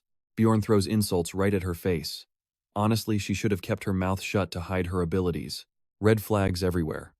She asked super obvious questions that felt way too guided, acting like she already knew how to clear this whole zone. Bjorn noticed it instantly. She played clueless while conveniently pointing out the most important survival steps. Hours ago, Misha told him her scent changed the second they fell into that water. She smelled like the beast lair. That meant the dirt on her boots came straight from there, instantly making her the #1 suspect. Misha does not hesitate at all. She charges the traitor, aiming to finish this fast. Yanxia dodges again, but backs right into Bjorn. Without missing a single beat, he smashes her with his mace, making her cough up pure blood. She somehow stays standing, hopping away and screaming that he is a trash NPC. Boom. He realizes she is a player. But honestly, none of that matters now. She is just a deadly threat. Misha yells a warning as an orc rushes him from behind. Bjorn ignores it. His outburst state makes him practically untouchable for the moment. He instantly regrets it when the monster keeps slamming his head. But he absolutely refuses to trigger the final boss just yet. So he just tanks the hits. Meanwhile, Yanxia tries sneaking away while he is distracted. But Bjorn does not care. She is completely trapped. Now pay attention. She is clearly a rookie if she does not know that once ice orcs awaken, the entire ceiling collapses, completely blocking off the one and only exit out of here. He glares at the runaway rat. Meanwhile, the orc creeps right up behind him, mercilessly smashing his head again. Misha finally offers to distract the annoying thing out of sheer pity. The two players face off once more. Suddenly, Yanxia tries to talk her way out, but Bjorn sees right through the act. She is literally just stalling for time until her revenge skill comes off its cooldown. Simply put, she has absolutely no way to break his defenses. But she tries anyway, because she is running out of options. Bjorn shuts that down fast. He swings hard, smashing her arm and knocking the sword away. With her handicapped, he calmly asks what she wanted to say. She stammers, desperately trying to invent a lie, but Bjorn is not waiting around. He slams his mace straight across her face, wondering how she even fell for that. Checking out her gear, he notices it is perfect for direct combat. He considers giving it to Misha, but decides to interrogate this girl first. First things first, he brutally bashes her limbs. Then he forces her to switch forms, just so he can steal her second armor set too. She starts sobbing and begging for her life. Bjorn coldly asks why she targeted them in the first place. She claims she could not risk her identity leaking, figuring it was much safer to just strike them first. But Bjorn cuts deep with a sharper question. Why the hell did she even open the rupture? Yanxia admits the Heart of Frost is only found here. She thought it would be super easy since these monsters are only 8th rank. You caught that too, right? Something clicks. She suddenly asks how he even knew she was the one who opened it. Bjorn freezes. He completely slipped up. He tries playing dumb, but she just starts sobbing wildly. She cries about working so hard to survive, wanting to go home and apologizing over and over. She swears she would have never attacked if she knew he was a player, begging him not to murder a real living person. Bjorn screams at himself internally to say something, but surprisingly he stays dead calm. He labels her an evil spirit while she cries for her mother. Without another single word, he completely finishes her off. The system immediately marks his achievement for taking out another player, massively boosting his mental strength. Walking back through the pitch darkness, Bjorn tries processing what he just did. Was there any fear? Or maybe even a twisted trace of excitement? Ultimately, none of that matters at all. It was just something he absolutely had to do to survive this nightmare. He keeps walking until he finds Misha. She asks where he went, clearly worried that something terrible had happened to him. Right then, the newbie screams for help. He barely blocks a massive swing from the ice orc and gets violently thrown backward. Bjorn tells Misha she can handle the ice orc now. He suggests she test out her brand new skill on it. She buffs up her dual blades. Right as the orc is about to turn the guy into sushi, she flashes in and cleanly slices both its hands off. Bjorn notes that the attack dealt heavy frostbite damage, and while cold affinity completely stops monster regeneration, its absolute biggest strength is slowing enemies down. Since this ice orc has natural resistance, the frostbite only spread to its wrists. A normal monster, totally paralyzed up to the elbows. Trust me, we are just getting started. Let's dive right into this bloodbath. He points straight at the neck, and she doesn't hesitate. She charges in, scaling the massive orc and sinking her twin blades deep. She looks back, checking if that strike did the trick. Bjorn confirms it a perfect brain-piercing hit. Dusting his hands, he asks if she is prepped for the main event. She nods. Bam! He crushes the orc's skull with one brutal smash. The monster drops, officially triggering the boss fight phase. The back wall splinters open, glowing ominously. Suddenly, Tarun, the boss, erupts from the rubble, crashing down like a heavyweight champion entering the arena. Bjorn knows exactly what they are facing. This lycanthrope is twice as massive as normal ones, boasting absolutely terrifying raw stats. It wields a massive frost club that inflicts instant hypothermia, But Bjorn, he just screams that he can shred this beast in under 10 seconds. The monster lunges, trying to flatten him instantly. Bjorn blocks the heavy strike with zero effort, then deliberately drops his own weapon. Now pay close attention here because this is genius. As the weaker mobs swarm them, Bjorn chews a lightning herb smirks and rips a thunder scroll open. He knows its elemental weakness. A blinding electrical shockwave erupts. The giant werewolf gets instantly paralyzed in its tracks. He does not relax though. Bjorn stays on high alert knowing this boss packs a fortitude skill designed to instantly wipe away status effects. But that trick is completely useless. Misha jumps into the chaos, hurling electric grenades directly at it, completely shattering the monster's focus. Too little too late. The beast takes another massive voltage spike and crumbles to the floor like dead weight. Checking the time, Bjorn realizes barely 3 seconds have passed. He instantly shifts to phase 2. Both of them unleash absolute hell, bashing the paralyzed boss with crackling lightning gear. They completely execute the floor boss without breaking a sweat. Meanwhile, the rookie watches in total disbelief as the monster drops its rare essence. Misha turns and asks if she should claim this essence as well. He reminds her that was the deal from the start. Shoving her gently forward, he orders her to absorb the power quickly before it despawns forever. The moment she finishes, Bjorn prepares to leave. Suddenly, Avon collapses, screaming in absolute agony. Misha cannot believe the guy hasn't died yet. He desperately begs for healing magic. Rushing over, they debate using a high-tier potion, but the rookie just screams at them to pour it immediately. She empties the bottle, but nothing heals. He frantically begs for more drops. Bjorn connects the dots fast. That enemy blade carried a strict anti-regeneration curse. Panicking, the bleeding guy desperately asks them for a poison antidote. Misha instantly hands one over. However, Bjorn already knows it is completely useless here. It isn't poison. It is a debuff that aggressively tears open wounds. The rookie completely loses his mind, screaming that his flesh is refusing to close.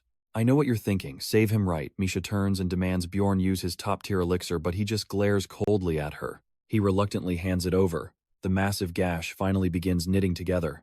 Watching this, Bjorn realizes the curse was insane since the ultimate potion barely managed to work. He orders the exhausted newbie to rest, then remembers they still need to divide up the dungeon loot.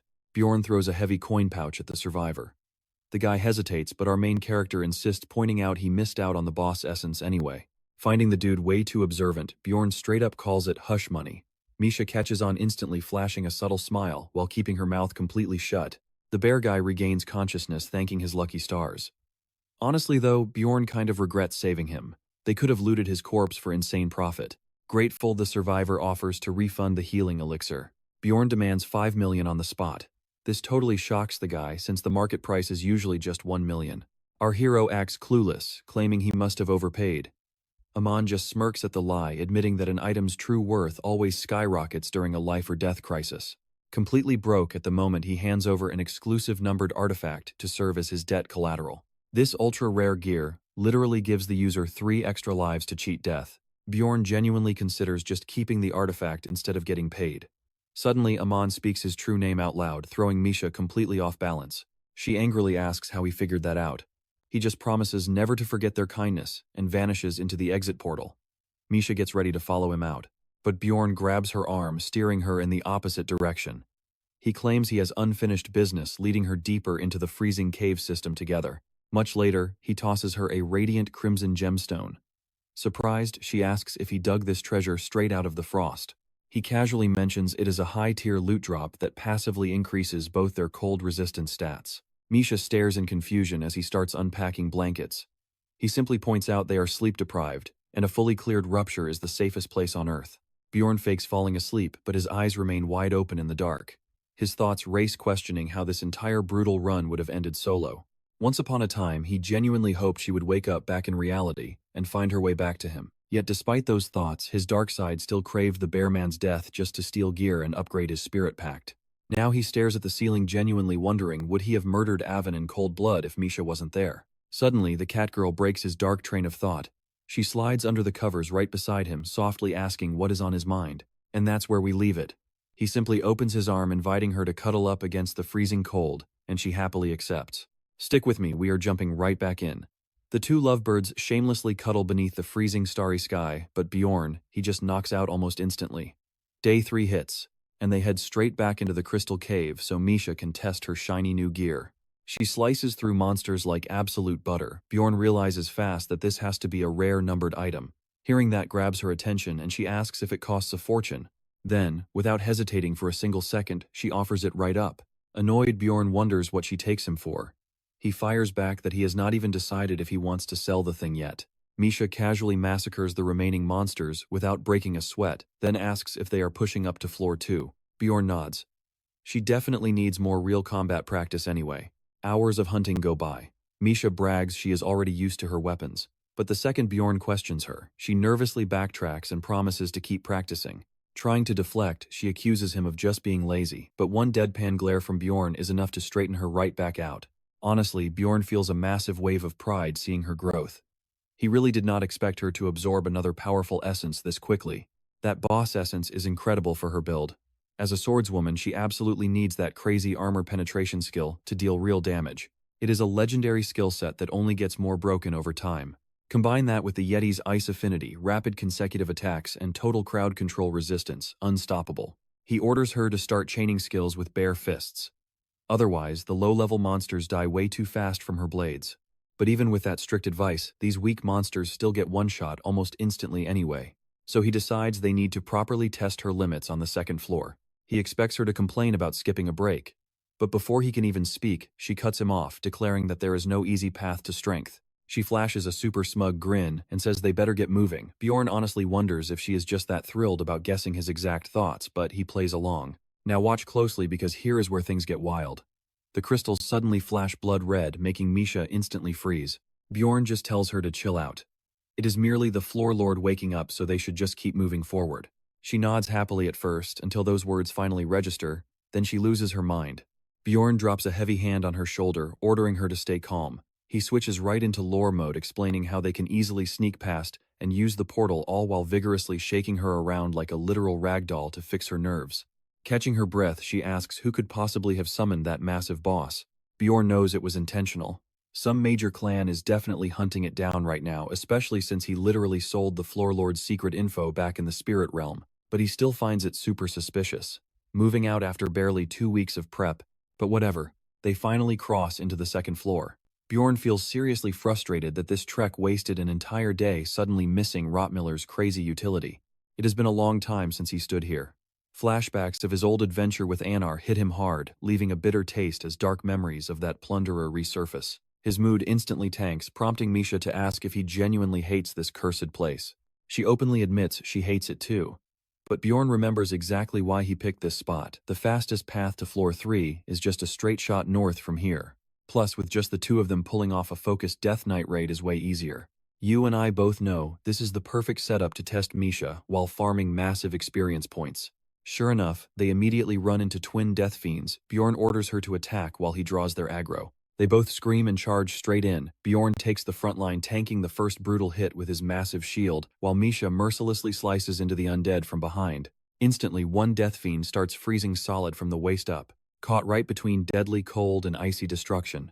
As Misha relentlessly pushes the assault, the fiend shrieks, summoning more undead, making her scream for Bjorn to watch his back. But those rushing zombies get a mouthful of his acidic blood. They immediately recoil in pure agony as the acid melts their jaws off. She sprints over, panicking about his health, only to see his flesh instantly regenerating. She jokes he might actually be a monster. Blushing, he barks at her to focus on the fight, secretly wondering how she will react once he hits his next crazy level.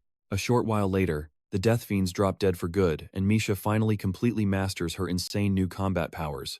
Later on, a deadly chimera wolf uses hard crowd control, but Misha just activates her fortification skill and aggressively pushes right through it. Bjorn warns her to chill, since that ability absolutely drains mana, but she just completely ignores him. To absolutely nobody's surprise, she completely collapses. Bjorn ends up dragging her by the collar like a grumpy cat, telling the sleepy kitten to just rest and recover her blown-out stamina. So we leave them here, camping near creepy ruins. Stick with me here. Clueless explorers are chatting nearby, having zero idea a massive barbarian is resting right in the shadows. Bjorn figures he should just ignore them. After all, it's almost time to wake Misha up anyway. But then one voice stops him dead. These shady guys start joking about another sleeping barbarian, laughing about cutting out his heart. The final straw, one guy jokes that mages prefer their ingredient stock totally fresh. That absolutely sends Bjorn over the edge. He stands up furious, instantly crushing the stone in his hand to dust. He refuses to ignore this when a rookie barbarian is in danger. He immediately flashes back to his own hellish start. Only a third of the barbarians from his original group actually survived. The sickest part: it wasn't even the monsters that caused most of those brutal deaths. Shaking off the dark memories, he watches the shady crew settle down and plans his next move. He seriously considers slaughtering them right there. Honestly, it would be the absolute fastest, safest option. But instead, he walks over, wakes Misha, and tells her to get her gear ready. Now pay close attention here. While one guy stands guard, Bjorn takes a deep breath and unleashes an earth-shattering roar, violently jolting everyone awake. Misha gets super annoyed, demanding to know why the heck he is randomly screaming. Bjorn just shrugs and says he felt like it. The two casually stroll toward the camp, acting totally surprised. But the guy holding a hammer yells at them to stop. He frantically orders Lewis to wake the sleeping barbarian. The sleepy barbarian looks around in total confusion and nervously asks if monsters are attacking. Hearing it is just other explorers, he groans, asking why they even bothered waking him. The big guy warns that humans can be deadlier than monsters. But the barbarian shakes his head, pointing out the giant man is his own kind. That completely catches the big guy off guard. Instantly, the two barbarians break into pure bromance mode, intensely flexing and hugging it out. Bjorn smoothly introduces himself using a totally fake name, Bion, son of Thor. The rest of the shady group just stares in pure disbelief, completely baffled by this bizarre scene. The barbarian Karen tells everyone to drop their weapons, swearing up and down that Bion is totally safe. The group awkwardly calls him Bion, but he instantly trolls them back, demanding his full name, since they are absolutely not close friends. One of the explorers looks ready to absolutely rage quit, but he forces a weird fake smile, suggesting Bion and his buddy should probably leave, so they can all get some sleep. Bion acts super thrilled, claiming they also need a resting spot. He suddenly offers to team up for the night, completely throwing everyone off. You and I both see the trap, right? Well, Bjorn knows this is just the first course. Hammer Guy aggressively tells Bjorn to check his brain, since overnight companions are only a thing on floor 1. Bjorn tilts his head innocently, asking if that is a hard no. The guy sighs in deep relief, thinking this annoying conversation is finally over. But suddenly Bjorn shouts that something is seriously wrong with their brains. He explains that adding 2 more people to their 4-man squad means way longer sleep shifts for everyone. Karen's mind absolutely explodes at this divine logic. He instantly screams that it is a completely bloody, brilliant idea. Meanwhile, the hammer guy looks 1 second from exploding. Stepping forward, the guy tells Bjorn to kick rocks, but he freezes the second his eyes hit Misha. Scanning her up and down, he bites his lip, creeping her out, asking her thoughts. Misha gives a playful little twirl, saying she isn't completely sure. But since they have a fellow barbarian with them, maybe they aren't totally awful people after all. She sighs, complaining that this giant buffoon lost his weapon, so she absolutely cannot trust him to stand guard alone. The hammer guy fakes being shocked. Bjorn spins a quick lie about a monster stealing his gear, and these dumb explorers buy it without a single question. Bjorn demands a quick choice. After exchanging a super shady look, they agree to let them stay the night. But their tone, yeah, it screams bad news. Later on, the creepy explorers tell Bjorn and Misha to sleep, claiming they will take the late shift. The duo pretends to sleep side by side while Misha whispers with a blushing face. She nervously asks if they really have to do this. Our boy promises to grant her a special wish later if she plays along. As those thugs start creeping closer with sick grins, Bjorn feels their every step and instantly tenses his muscles. Karen is totally knocked out, leaving him to analyze everything. He quickly figures out they plan to slaughter all 3 of them simultaneously. Right as the first attacker raises his blade to swing, Bjorn stretches, faking a massive yawn. He casually asks if they are hungry too, making them freeze. That's where we leave it. Trust me, you are gonna love what comes next. Stick with me here. We are jumping right into the chaos as the hammer guy calls our boy a fool, slamming his weapon straight into his head. But the absolute shock on his face, the massive attack literally did nothing. Bjorn just stares at him coldly, asking if his hand slipped. The guy starts sweating bullets, stuttering that it was a total mistake. But Bjorn skips the entire explanation and just violently caves his face in with 1 punch. The second guy watches in pure horror, while our boy casually jokes that maybe his own hand slipped because he was feeling a bit hungry. Karen finally wakes up, totally confused, while the panicking explorer starts screaming for Louis to shoot his bow. Seeing the arrow reflect off his axe, Karen barely blocks the shot with his arm. Furious, he storms over to the fat explorer, violently lifting the guy right by the throat. He screams, demanding to know what the hell they are doing.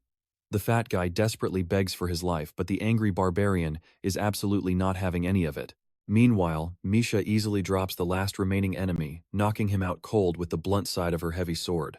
She finally admits she was pretty hesitant about all this at first. Now pay close attention here. She realizes Bjorn was totally right about these trashy plunderers. Seconds later, the fat rat desperately starts flipping through his little secret notepad. He starts reading their past conversations out loud, bragging about wiping out barbarians like it was just a hobby. Right before he accidentally blurts out something much worse, he completely freezes up. Bjorn calmly asks why the yapping suddenly stopped. Not waiting around, our hero violently crushes the guy's hand. The rat squeals in pure panic until a sickening crunch echoes out, completely breaking the chubby loser's spirit.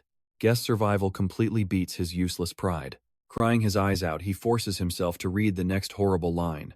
It basically calls all barbarians way worse than monsters and just as unbelievably stupid. Karen just blinks in complete disbelief. Unable to process the insult, he furiously asks who exactly dropped that nasty line. Turns out it was Victor. But Bjorn does not even flinch, coldly ordering the crying rat to keep reading. The talk quickly shifts to looks, and Misha gets labeled as stupid but attractive. The messed up note says they were hesitant to mess with a girl apparently sleeping with a barbarian. Misha immediately turns bright red like a tomato, snatching the cursed notepad to read ahead herself. Pure murder flashes in her eyes when she sees the hammer guy said it. She instantly claims that this pathetic loser is completely hers. The fat rat is visibly shaking out of his mind as he starts reading another section covering their dirty action plan. Apparently he was actually supposed to eliminate Karen. This leaves the young barbarian completely lost. He just stares right at Bjorn, totally confused about what he is supposed to do with that info. Before anything gets cleared up though, Karen swings wide, literally separating the archer's head from his body. Misha absolutely wrecks the leader's family jewels, ending him instantly. The last survivor starts begging like his life depends on it. Because it totally does. Bjorn throws in a fake moral test, asking if he will be a good plunderer from now on. The desperate guy eagerly agrees to every single word coming out of Bjorn's mouth. I know what you are thinking, Mercy right, no way. Our boy grabs his head and unscrews it like a jar lid. The only good plunderer is a dead one. Karen pops a healing potion and Bjorn notices he is being stingy, so it actually scars up. That is a massive badge of honor for any true barbarian warrior. He tells the kid to loot whatever he wants, but Karen hesitates, saying he honestly does not think he deserves it. Eventually, he picks up a heavy battle axe. Our hero silently nods, totally approving of the crazy dual-wielding style. They push him to grab more loot. He tries acting humble again, but then realizes he can literally just sell the extra gear and make serious bank. That gets Bjorn smiling, offering to escort the kid to the first floor personally. Later on, back at the Crystal Cave, Karen tries to address his savior. But Bjorn quickly cuts in to reintroduce himself. The younger barbarian almost explodes with absolute excitement. He finally realizes he is actually talking to little Valkon. Karen eagerly accepts the offer, deciding to sell the extra loot for proper gear. Bjorn drops some epic fatherly advice about getting stronger, completely fueling the young kid's inner fire. Right now, barbarians are mostly seen as the weakest race. Total prey even with all their insane, untapped potential. A wild thought hits Bjorn. If more highly skilled barbarians started showing up, the entire cycle could flip. They might actually grow powerful enough to survive long term. He figures it completely works in his favor too. Stronger kin basically means less cannon fodder and way more solid credibility for him. After all, mages only got their terrifying reputation because of the magic tower. Without it, most of them would just be insanely overconfident crybabies.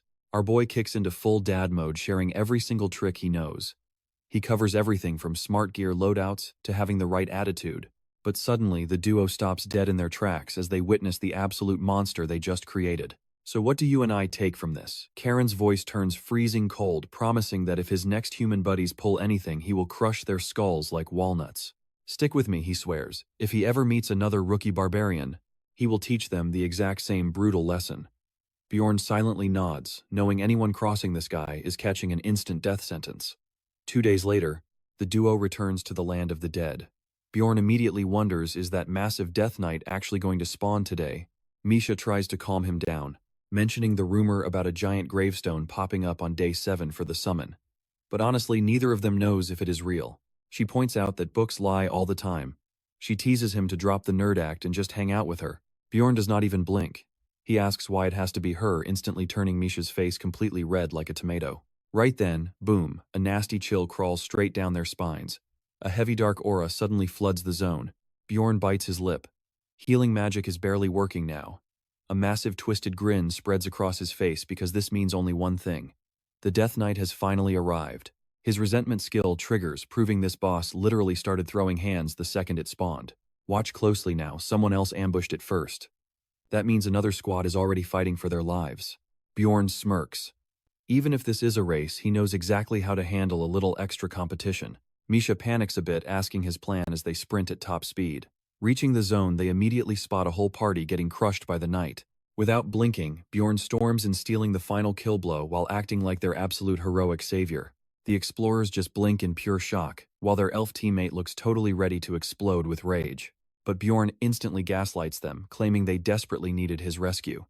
Suddenly, one guy recognizes him, whispering that it is little Valkon. Bjorn remembers saving that exact guy from a floor boss ambush earlier. Hearing this, the tense group finally relaxes, figuring it is just a big misunderstanding. After all, the famous little Valkon would never steal a kill like a cheap scavenger. Meanwhile, Bjorn and Misha are secretly mind-blown at how perfectly this scam worked. As the two groups exchange names, our boy completely freezes mid-handshake. The other guy's name, it is Hans. Bjorn instantly yanks his hand back. He yells at Hans to stay back, throwing the poor guy into massive confusion. Without any warning, he screams about urgent business, grabs Misha by the hand, and just bolts, leaving everyone speechless. Misha demands to know what the heck is happening, but he promises to explain everything later. Meanwhile, I know what you are thinking. Why is Karen marching in laughing like an absolute maniac, completely confusing everyone? The other barbarians spot him, immediately demanding to know where he scored all that insane loot. Puffing his chest out, he gathers the crowd. Then he starts preaching the glorious new teachings he learned directly from Sensei Bjorn. The barbarians absolutely erupt in outrage. They roar that they are not just some wild monsters to be hunted. Karen lays it on extra thick. He swears Bjorn is a tactical genius who predicted the ambush, making our boy's fame stat absolutely skyrocket. He shouts that this massive treasure haul is the reward for following Sensei. He triumphantly raises the heavy loot bags for everyone to witness. Suddenly, he overhears a whisper behind him. Someone mutters that barbarian hearts are the only useful parts. This makes him absolutely furious. He swears to pass down Sensei's most brutal survival wisdom to all the baby barbarians. He launches into the first lesson, and the barbarians hype themselves up like they are preparing for a holy war. Karen loudly declares, "This exact moment marks the very first step toward the true greatness of our barbarian kind." Meanwhile, our duo finally reaches the Pilgrim's Passage on floor 3. They got crazy lost without a scout and just stalked another party. After hearing Bjorn's insane Hans curse theory, Misha begs to leave the labyrinth immediately. But he stops her, saying the theory is not perfectly confirmed yet. Besides, if the Hans curse is real, they are both completely screwed anyway. That thought sends terrifying chills straight down Misha's tail. Our guy shamelessly smiles. He admits he feels way better now that both of them are terrified instead of just him. This makes her visibly furious. He quickly plays it off, saying she is just way too reliable, turning her face bright red again. Then this absolute menace casually admits he was joking, and sprints straight into the dangerous jet black marsh. Misha decides to punish him. She forces him to princess carry her the entire rest of the way. Not that he actually minds the punishment. Overhearing their cute little argument, one adventurer jokes she will fall for him soon. Another angrily snaps at him to shut up so people can sleep. Bjorn and Misha freeze. They instantly recognize that voice as Tree Stump Hickarod. And trust me, you will love this epic reunion. You and I are jumping straight into the madness. Hickarod demands to know why Bjorn bailed on their job, but our boy, he casually says he cleared it on floor 1. Bjorn fires right back, why isn't Hickarod on the second floor like they planned? The dwarf smirks. His job wrapped up fast too, and they are already hunting their next target. Teaming up, the squad blitzes through a brand new request, harvesting Frogbeast eyes in just 3 days. Job done. Dwaki tries shooting his shot, flirting with Misha and calling her their little lucky charm. But Hikkar instantly shuts that down, pointing out that Bjorn is the real one bringing them the good luck. Before the vibes get too weird, Bjorn makes a call. They need to hit the next floor. Sitting around wasting time on floor 3 just isn't his style. 3 grueling days of endless walking later, the crew finally hits the witch's forest. The catch: they have barely 3 hours left before the portal shuts forever. Bjorn tosses Rot Miller a quick nod of respect for actually getting them there in time. Without wasting a single second, he rushes the portal. But right as he steps through, a super familiar voice calls his name from behind. Boom. 4th floor. But his mind is racing. He cannot get that voice out of his head. It sounded exactly like Erwin. But come on, the odds of her actually being there, literally 1 in a million. Especially since that 3rd floor is absolutely massive, just like her wild personality. 0 time to think. A fresh monster wave charges the explorers instantly. Our boy leaps right into the chaos, and with some killer teamwork they completely wipe the floor with them. The second the last beast drops, a system panel pops up. Trial complete. Suddenly 4 glowing portals of different colors spawn right in the room. Dwaki panics. They are running low on time, and lower level loot is absolute trash. They need to make a choice, and fast. Pay attention here because this choice changes everything. They pick the Door of Wisdom, and with Miller leading the team steps right through the portal. Big mistake. Huge. Our hero instantly regrets it as he finds himself battered, barely standing against an absolutely brutal behemoth.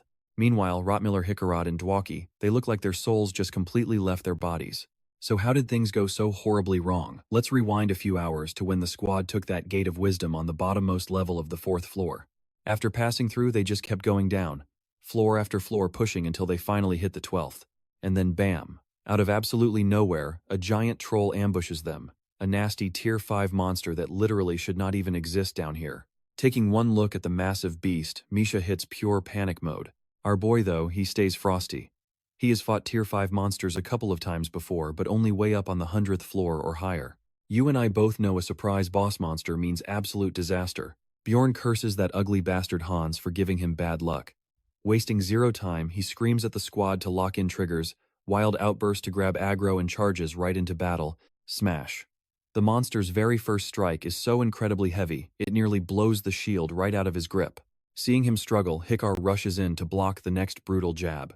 But even with knockback immunity active, the poor dwarf loses every ounce of confidence. His shield gets instantly shattered like a brittle cracker. As his skill auto-repairs the gear, Bjorn screams at the money-hoarding dwarf. This is exactly why he told him to buy a real upgraded shield. He lands a massive heavy blow on the troll, but the monster just snaps back. It barely even felt that hit. Meanwhile, Dwaki charges up an icicle powered by magic boost and blasts it at Piggy's face. But Piggy shatters the tiny spell, totally crushing Dwaki's self-esteem. Misha desperately yells at him to snap out of it, but the blonde sorcerer just throws a full-on tantrum. He screams there is zero chance they can win. Taking another bone-shattering hit, our boy tells Blondie to stop crying and start fighting. Meanwhile, he frantically searches for literally any way to survive this nightmare situation. Last time he survived a Tier 5 vampire lord pure luck. He had a wildly overpowered mage using sun magic, which was the undead boss's one major weakness. Not to mention he also burned that insane one-shot item Tears of the Goddess. Even with all that, the pain was absolute hell. But this ugly bastard right in front of him, it is the literal king of not dying, packing insane regeneration and rock-hard skin. Knowing full well he is the only guy here who barely meets the raw stat requirements to even clash with this thing. He orders the squad to hold the line. This is going to be one seriously brutal long fight.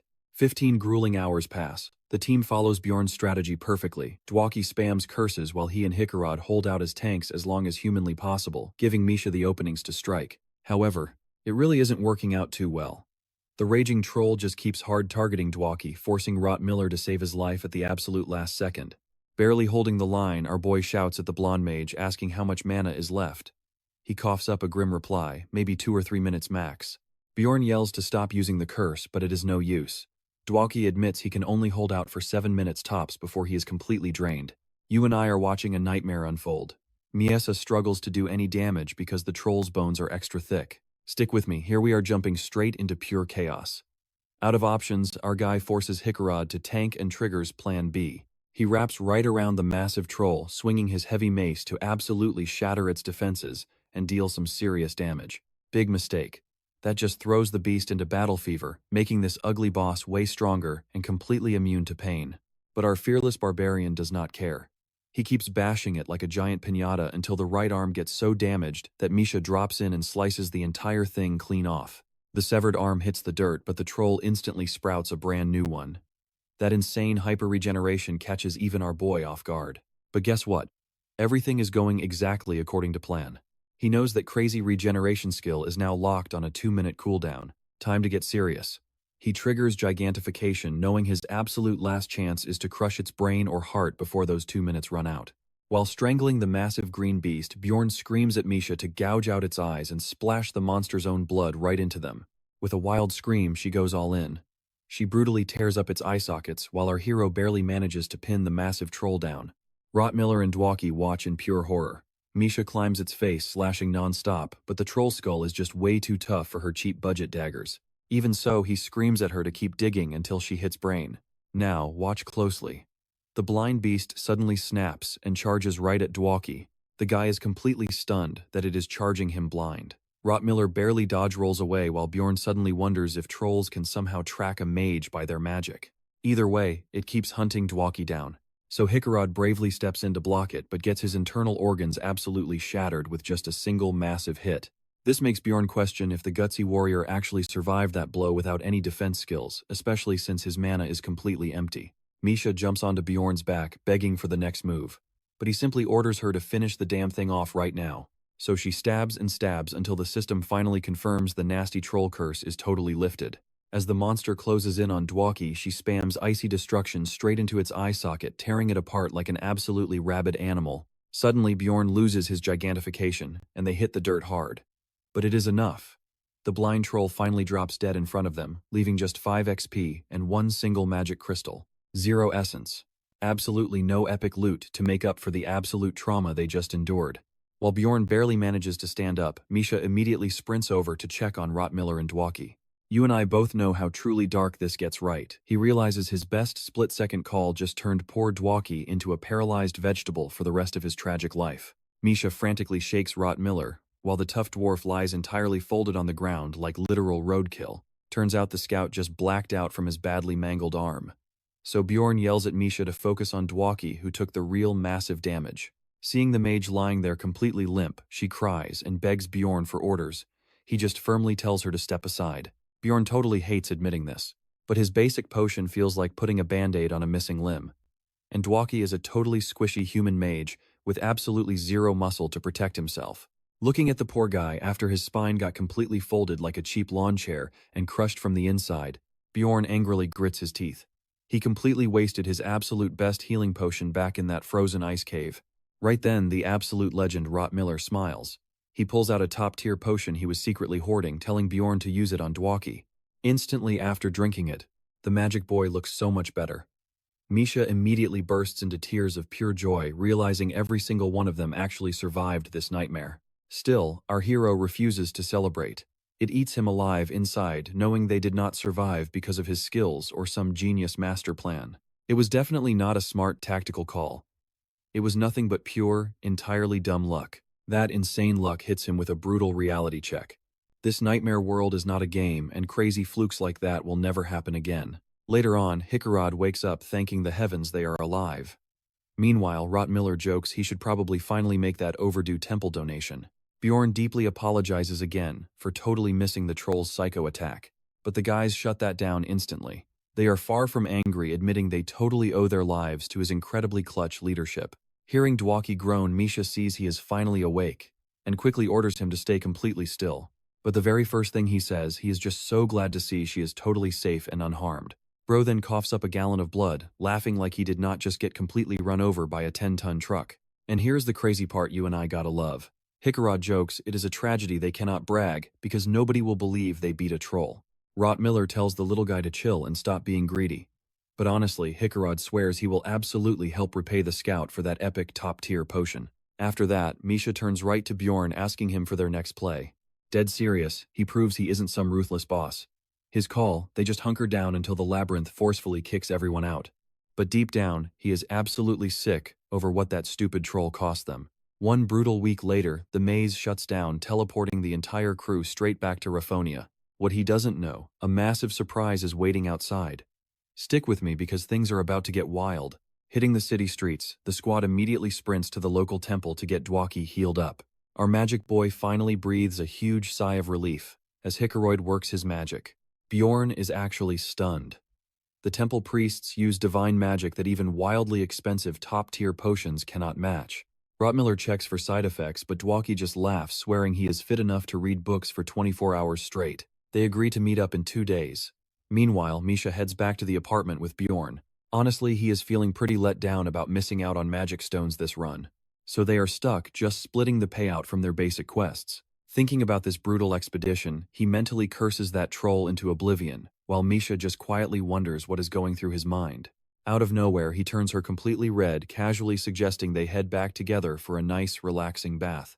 Right after that, he just wants to organize his gear, completely disappointing her. Snapping out of her wild thoughts, she says she will just shower at his place, since hers is way too far. He instantly agrees. Back inside his messy room, this insanely dense barbarian shocks her with a 2-minute shower. Then he just builds his Gundam, saying she can take her time. I know what you are thinking. Romance nope. He totally ignores her to organize his epic loot instead, just gaming on his mind. Suddenly a knock hits the door. He pulls it open and barks at the guild messenger to spit out whatever the hell he wants, sweating bullets like a Fortnite player in a massive tournament. The guy explains that a barbarian named Karen Tarson needs Bjorn as a witness. He must prove he is not a plunderer after casually massacring human parties for loot. Realizing his crazy buddy is in serious danger, he throws his clothes on and yells to Misha from the doorway. He has to leave for something super important. She asks what is happening, but he claims he has zero time. She should just head home after finishing up. Meanwhile, back in the city, Erwin is sprinting down the streets like a love-struck maiden. A few days ago, inside the labyrinth, she was exploring the witch forest with her sister. Her sister taught her to track mana signals from the portal just in case they lacked a scout. Erwin actually learns fast, easily finding the path to the gate. But then she hears a very familiar voice praising Rottmiller's skills. Without saying a single word to Teresia, she takes off running like Usain Bolt himself. She is entirely convinced that rough, incredibly manly voice belongs to him. His voice echoes in her mind. Heart-pounding, she races through the witch forest until catching a quick glimpse of a massive guy entering the next portal. Different armor, hidden face. But you and I both know exactly who that is. Knowing it has to be him, she screams his name. Erwin sprints straight toward the portal, but at the last second, Teresia blocks her path, completely pinning her down so she doesn't get mistaken for a dirty plunderer. The elf girl swears with her entire chest it was Bjorn. Teresia just tells her to stop acting delusional and calm down. Missing him hits Erwin incredibly hard. She breaks down into loud, messy tears, desperately asking why Teresia stopped her from going. Seeing her sister completely shattered like that stings Teresia deep inside. Later on, she asks around town and finds out Bjorn has become incredibly famous lately. Explorers even hand over his address. Now she is rushing over, totally regretting, shutting herself in and finding this out way too late. Erwin feels really suspicious about why Teresia kept this a secret for so long, but she still gives her sister the benefit of the doubt. Right now, she has something way more important to handle. Standing outside his room, the shy maiden thinks he will absolutely be thrilled to see her again. Her heart races faster. She decides he probably did not visit her first, simply because her address slipped his totally smooth brain. She knocks. And trust me, you and I are going to want to see what happens next. Alright, you and I are jumping right in when a random woman opens the door. Sweating bullets, Erwin asks the cat girl for Bjorn's room. But Misha casually drops her jaw straight to the floor, saying he just took a shower and stepped out. She even asks if the elf wants to wait inside. Hearing those wild words makes Erwin completely short-circuit on the spot. Misha asks for her name so she can pass the message along when he gets back home, making it sound exactly like they live together. With a sly smirk, the elf decides she will definitely wait inside. Misha quickly apologizes for the room being messy with gear, but Erwin tries to assert dominance. She says she expected this, claiming she has actually done things with him too. Completely oblivious, Misha assumes she is just another adventurer friend. Then she realizes how sketchy it looks and rushes to clarify they aren't plunderers doing anything bad. Erwin confidently fires back that she already knows he is not that type of guy at all. And with a demonic grin, she throws heavy shade at the cat girl. She sarcastically points out it is pretty rude to steal what already belongs to someone else. Meanwhile, Bjorn is chilling in the Explorer Guild's waiting area, demanding to know why the woman he once held hostage suddenly wants a meeting. The branch manager stalls. Bjorn just smirks, claiming he has absolutely no time for pointless meetings, completely throwing the guy off. He gets up to leave. Panicking, the manager quickly blurts out he cannot reveal the details. Bjorn shuts him down anyway and walks away, forcing the poor man to chase after him. 20 minutes earlier, when Bjorn arrived, the manager let Karen leave but made him stay. Now, pay close attention here. This is exactly where you and I realize Karen was just bait. The manager tries playing it cool. He claims he planned to ask for Bjorn anyway, mentioning that Miss Urban actually requested to see him. Bjorn quickly realizes it is the exact same girl he used as a hostage during the prison break. The mention instantly pisses him off. He demands to know why that has anything to do with him. Meanwhile, District Manager Urbans sits in his office. He suspects his daughter is plotting to steal his position. He realizes the branch manager must have joined her. The butler chimes in. He bets the young miss also arranged this sketchy meeting with the barbarian, but Urban just calls her a complete fool for rebelling against him. He figures she is stuck in a rebellious phase and finds it absolutely laughable that the manager uses her. Looking much more serious now, he seriously decides he will just get rid of them both.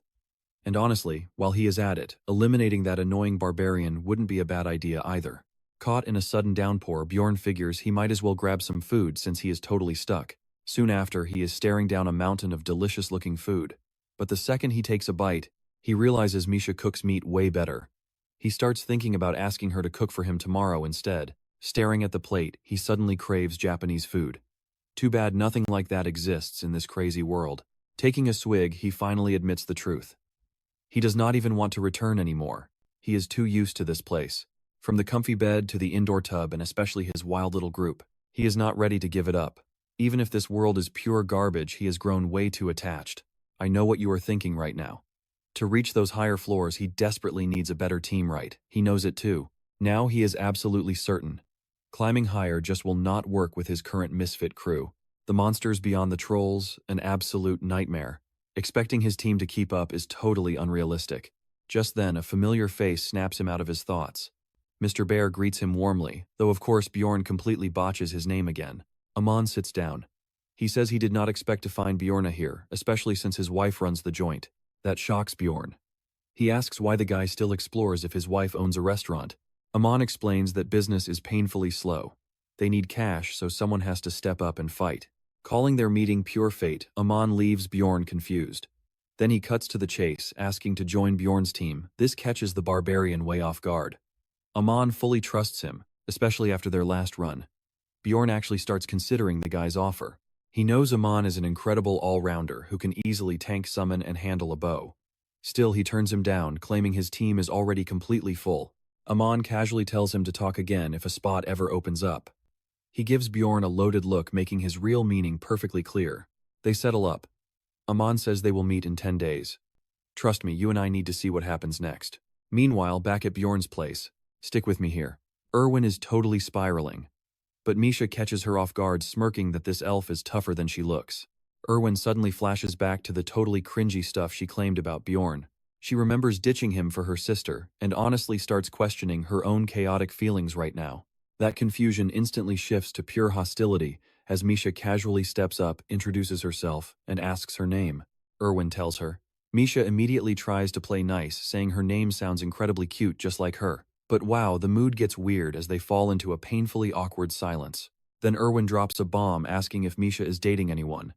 Misha totally panics and insists they are strictly just teammates. Boom. Erwin's mood instantly skyrockets. She smirks, saying the shower thing definitely gave the wrong idea, pushing poor Misha right into a flustered mess. Erwin then loudly wonders how far Misha lives to be borrowing Bjorn's personal shower. Misha nervously laughs, claiming it is not that far. Instantly, Erwin shifts gears, locking onto her like a total predator. Misha asks how she even knows Bjorn. Erwin brags they used to be teammates and smugly adds she calls him Mr. She makes absolutely sure to point out it is their special private nickname. Misha suppresses her growing irritation. Erwin plays totally innocent, asking if there is a problem. Misha obviously denies it. Erwin starts laying it on incredibly thick, bragging about her special bond with Bjorn and how they cherish each other. But Misha brutally claps back, calling it totally one-sided. Erwin's hands literally start shaking as she dares Misha to say that again. Now watch closely. Misha refuses to back down, stating she has been with him for months without him ever mentioning an elf. Erwin completely loses it, slamming the table and screaming liar. But Misha stays icy cool, saying she can brush off the bratty attitude. But all that blatant resentment is seriously pissing her off. Erwin starts sweating bullets, as Misha coldly states there is one thing she is certain of. That snaps Erwin to full attention. She demands to know what, even though deep down she already realizes this girl is the ultimate enemy. Without warning, Erwin completely explodes, hurling insults. But Misha simply flares a tiny fraction of her terrifying aura, instantly putting the elf right in her place. Erwin instantly slips into despair. Terrified she is about to lose everyone important all over again. Her voice totally shakes, sobbing uncontrollably, as she violently begs Misha not to steal her hunk away. Right as Erwin is pleading, Bjorn suddenly walks up the stairs and swings the door open. His eyes blow wide open in absolute shock at seeing Erwin, who desperately scrambles to wipe her tears. Misha cheerfully greets him. The elf looks like she is absolutely about to break down. Bjorn just awkwardly stands there, wondering if they already met. Erwin sprints straight toward him at max speed, crying her eyes out. But Bjorn ruthlessly sidesteps her without a single hesitation. She immediately assumes he dodged her just because of Misha. That move throws Bjorn off guard. But before he can even speak, Misha turns incredibly sweet, and totally clingy, asking about his day like she is auditioning for Wife of the Year. She warmly compliments him for doing an absolutely amazing job. It heavily creeps him out. But she keeps going, claiming they are basically family now. This basically pushes Erwin right into a massive emotional meltdown. Misha hands him a towel, which he awkwardly takes before finally shifting his absolute attention to Erwin. He mentions he was literally just about to go looking for her. Her mood instantly skyrockets. She softly admits she thought he forgot about her. But Bjorn gently reassures her that he could never ever forget his very first teammate. You see that pivot. That completely fixes Erwin's worries, but now Misha looks absolutely ready to murder someone. Erwin instantly kicks into high-speed ramble mode, explaining everything, and proudly showing off her 4 rare elemental spirits. She reveals she already reached enlightenment with 3 of them. This genuinely surprises Bjorn. He figures she must be insanely talented, since not even a year has passed. He wonders how far they could go together if she mastered the 4th. But his mood completely drops when he suddenly remembers her annoying sister exists too. Bjorn says he is glad she worked hard genuinely, thinking she had already moved on. Before Erwin can even reply, Misha sharply cuts in, saying Erwin needs to focus on finding her own path. Meanwhile, Bjorn easily notices the elf is now completely terrified of Misha. He asks if anything crazy happened while he was gone. Both girls blatantly pretend everything was fine. Bjorn definitely does not buy it, but he just lets it slide. Misha pats Erwin, claiming they are super close now. The terrified elf just awkwardly agrees. Bjorn thinks there is absolutely something sketchy going on here, but he sends them both off anyway to finally get some rest. They both head off in the exact same direction. Erwin nervously offers for Misha to walk ahead first because she clearly does not trust her one bit. Misha coldly returns the offer, making it obvious the feeling is extremely mutual. After a tense, drawn-out staring match, they just walk away together. Erwin is totally lost in thought. If Bjorn had not shown up, she almost ended up begging. Misha definitely thinks she is a complete weirdo now. Trust me, you and I know this rivalry isn't over as their paths finally split. Stick with me here. Misha throws her a major side-eye, asking if she's showing up tomorrow. Erwin instantly says yes. Misha clutches her head like an exhausted grandma. Meanwhile, Erwin is secretly raging because her absolute dream date got totally trashed. Waving it off, Misha turns away. But Erwin shouts out, genuinely thanking her for keeping her mouth shut around Bjorn. Misha fires right back, forcing a strict promise. Even if she actually plans on coming back around here, this whole mess stays a secret. No stressing Bjorn out. Later on, Erwin runs straight to her sister, giving her a massive hug and bragging about finally finding her perfect guy. Her sister just sighs, figuring training is basically over now. But Erwin completely shocks her, declaring she actually wants to get way stronger. She has a new rival to crush, begging her sister for backup. Cut to next morning, 6:30 a.m. Misha is slamming on Bjorn's door, waking him up extremely annoyed. Ripping the door open, he groggily demands why she is bothering him this early. Tilting her head with total fake innocence, she claims she is buying breakfast. Plus, they need to hit up Kelby to split up their total cash, so he needs to hurry. Flash forward. Business is completely wrapped up. Misha waves goodbye, and Bjorn slowly heads back home. But turning the final corner, his eyes go wide. Erwin is just standing there waiting by his front door. Her entire face completely lights up.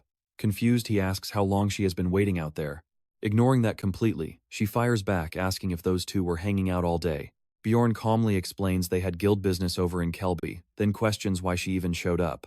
Erwin suddenly looks super nervous, admitting she starts brutal special training tomorrow, meaning she can only see him once a week now. She admits she wants to come by way more, but the commute takes way too long. That completely confuses Bjorn, asking what that even means. But Erwin just sprints away, shouting she will see him next week. Meanwhile, over at the district office, Urbans officially calls in Rottmiller. Watch closely here. Urbans immediately asks if he has really been exploring for 8 years. Rottmiller confirms it, totally clueless about what is happening. The manager actually praises him for not asking stupid questions despite his obvious heavy confusion. But Rottmiller is totally done, telling him to just spit it out. Giving off a seriously dark vibe, the manager claims Rottmiller is acting way too paranoid. This new deal? It is going to make him very rich too. Next morning, the whole squad hits the tavern for lunch to divide the massive loot. The total payout, a crazy 550,000 stones each. That frogman gear sold for absolute bank. Hickarod just laughs, giving all the credit to Rottmiller and his incredibly perfect skinning skills. Getting a bit embarrassed, Rotter mumbles he has to pull his weight somehow since his combat skills are pure garbage. Meanwhile, Bjorn runs the math in his head. The result, he just crossed over 1 million stones in pure total savings. That is literally more cash than his last 2 months combined. Plus, thanks to those crazy essences Misha grabbed, their profit margin is just absolutely ridiculous. At this insane speed, unlocking the sixth seal is going to happen incredibly soon. Downing his drink with a smirk, he gets stopped by Hikarad. The dwarf yells that their first round has to be shared as a team. You and I know what happens next. Mugs crash together and this wild victory party instantly kicks off with zero limits. Sometime later, Misha dips out early to go meet her dad. Seeing her leave definitely makes Dwaki look pretty depressed. Rotter zones completely out, then stands up, claiming he has urgent business to handle elsewhere. Bjorn totally regrets not escaping earlier. If he bails now, Hikarad will be pissed. But the dwarf is already blacking out with his buddies, ignoring everyone else completely. That gives Bjorn his perfect escape route. Suddenly, Dwaki speaks up out of nowhere, asking if they can chat for a second. Expecting some heavy, serious talk from the mage, Bjorn just watches. Dwaki is trembling, barely keeping it together, raising a shaky mug for a sudden toast. Bjorn asks if he is actually okay. Dwaki plays it cool, claiming he is fine, but Bjorn taps his own temple, asking how his mental state is doing, reminding him this was his very first near-death experience. Can he really handle diving back down into the brutal labyrinth again? Caught totally off guard, Dwaki freezes. Then he confesses that just thinking about returning still gives him massive chills. He honestly thought his life was over down there, but he figures every single explorer faces this trauma and he will conquer it before their next dive. Pushing further, Bjorn asks why he even wants to continue fighting. Dwaki smiles, admitting he genuinely loves running with this exact crew. He admits his starting motivation was way different. Bjorn remembers it being something about restoring honor and glory to his family name, but Dwaki confesses that was a complete lie. Makes you think, right, he just wanted his dad's attention. Family betrayal cuts deep. Stick with me because we're diving into the aftermath of a father's death, where his own brother completely tosses him aside like absolute trash. Dwaki stammers through the pain, admitting the only thing keeping him from completely snapping was something else entirely. Bjorn starts sweating. He definitely knows where this emotional train is heading. Then Dwaki drops the cheesy bomb, saying the squad is his real family now. Bjorn visibly cringes hard. The mage tries to keep spilling his feelings, but Bjorn instantly shuts him down. He gets the picture. So Dwaki aggressively chugs his beer like a total madman, drunkenly slurring that Bjorn is actually a giant softie beneath that serial killer face. Slamming his mug down, he locks eyes with the big guy. Then he finally spits out. The real question is Bjorn secretly dating Misha. His face burns red. Bjorn lets out a mental sigh. So this was the entire reason he got dragged into this annoying drinking session. Meanwhile, Rot Miller wanders the city completely haunted by last night's shady conversation. The district manager had scanned his file, faking total sympathy. He twisted the knife, saying it must hurt to level up at a snail's pace while the barbarian outgrows him. Rotter opens his mouth to argue, but the manager completely shuts him down. Now watch this heavy manipulation. He gaslights him, claiming Bjorn's squad aren't normal humans, asking how long they'll actually keep him around. Maybe 4 months out of pure pity. He smoothly tells Rottmiller to make the smart choice, leaving the poor scout completely trapped in his own head. Cut back to the inn. Dwaki is totally passed out after chugging way too much alcohol. Bam! The door flies open. The district manager's daughter barges right in, furious that her previous summons were completely ignored. But Bjorn remembers making it crystal clear to the branch manager he never wanted to deal with this girl again. He tries to walk out, but she drops a massive bomb. She mentions Rottmiller, revealing the scout secretly met with her corrupt father. They sit down, tension heavy. She is absolutely certain her father planted toxic manipulation in his mind. Bjorn stays ice cold. He asks if that is really all her info, then demands to know her true endgame. She doesn't hold back. She wants to watch her father burn, or else she will spend her whole life trapped as his obedient little doll. Bjorn stops her mid-rant. He orders her out physically, pushing her toward the exit. She begs him to reconsider, but his mind is made up. Getting involved means declaring war on the district manager. And right now, that is a death wish he cannot afford. He slams the door right in her face. She throws a tiny tantrum outside, but quickly fixes her posture, telling him to find her when he changes his mind. With the crazy girl gone, Bjorn finally breathes. But her venomous warning echoes in his mind.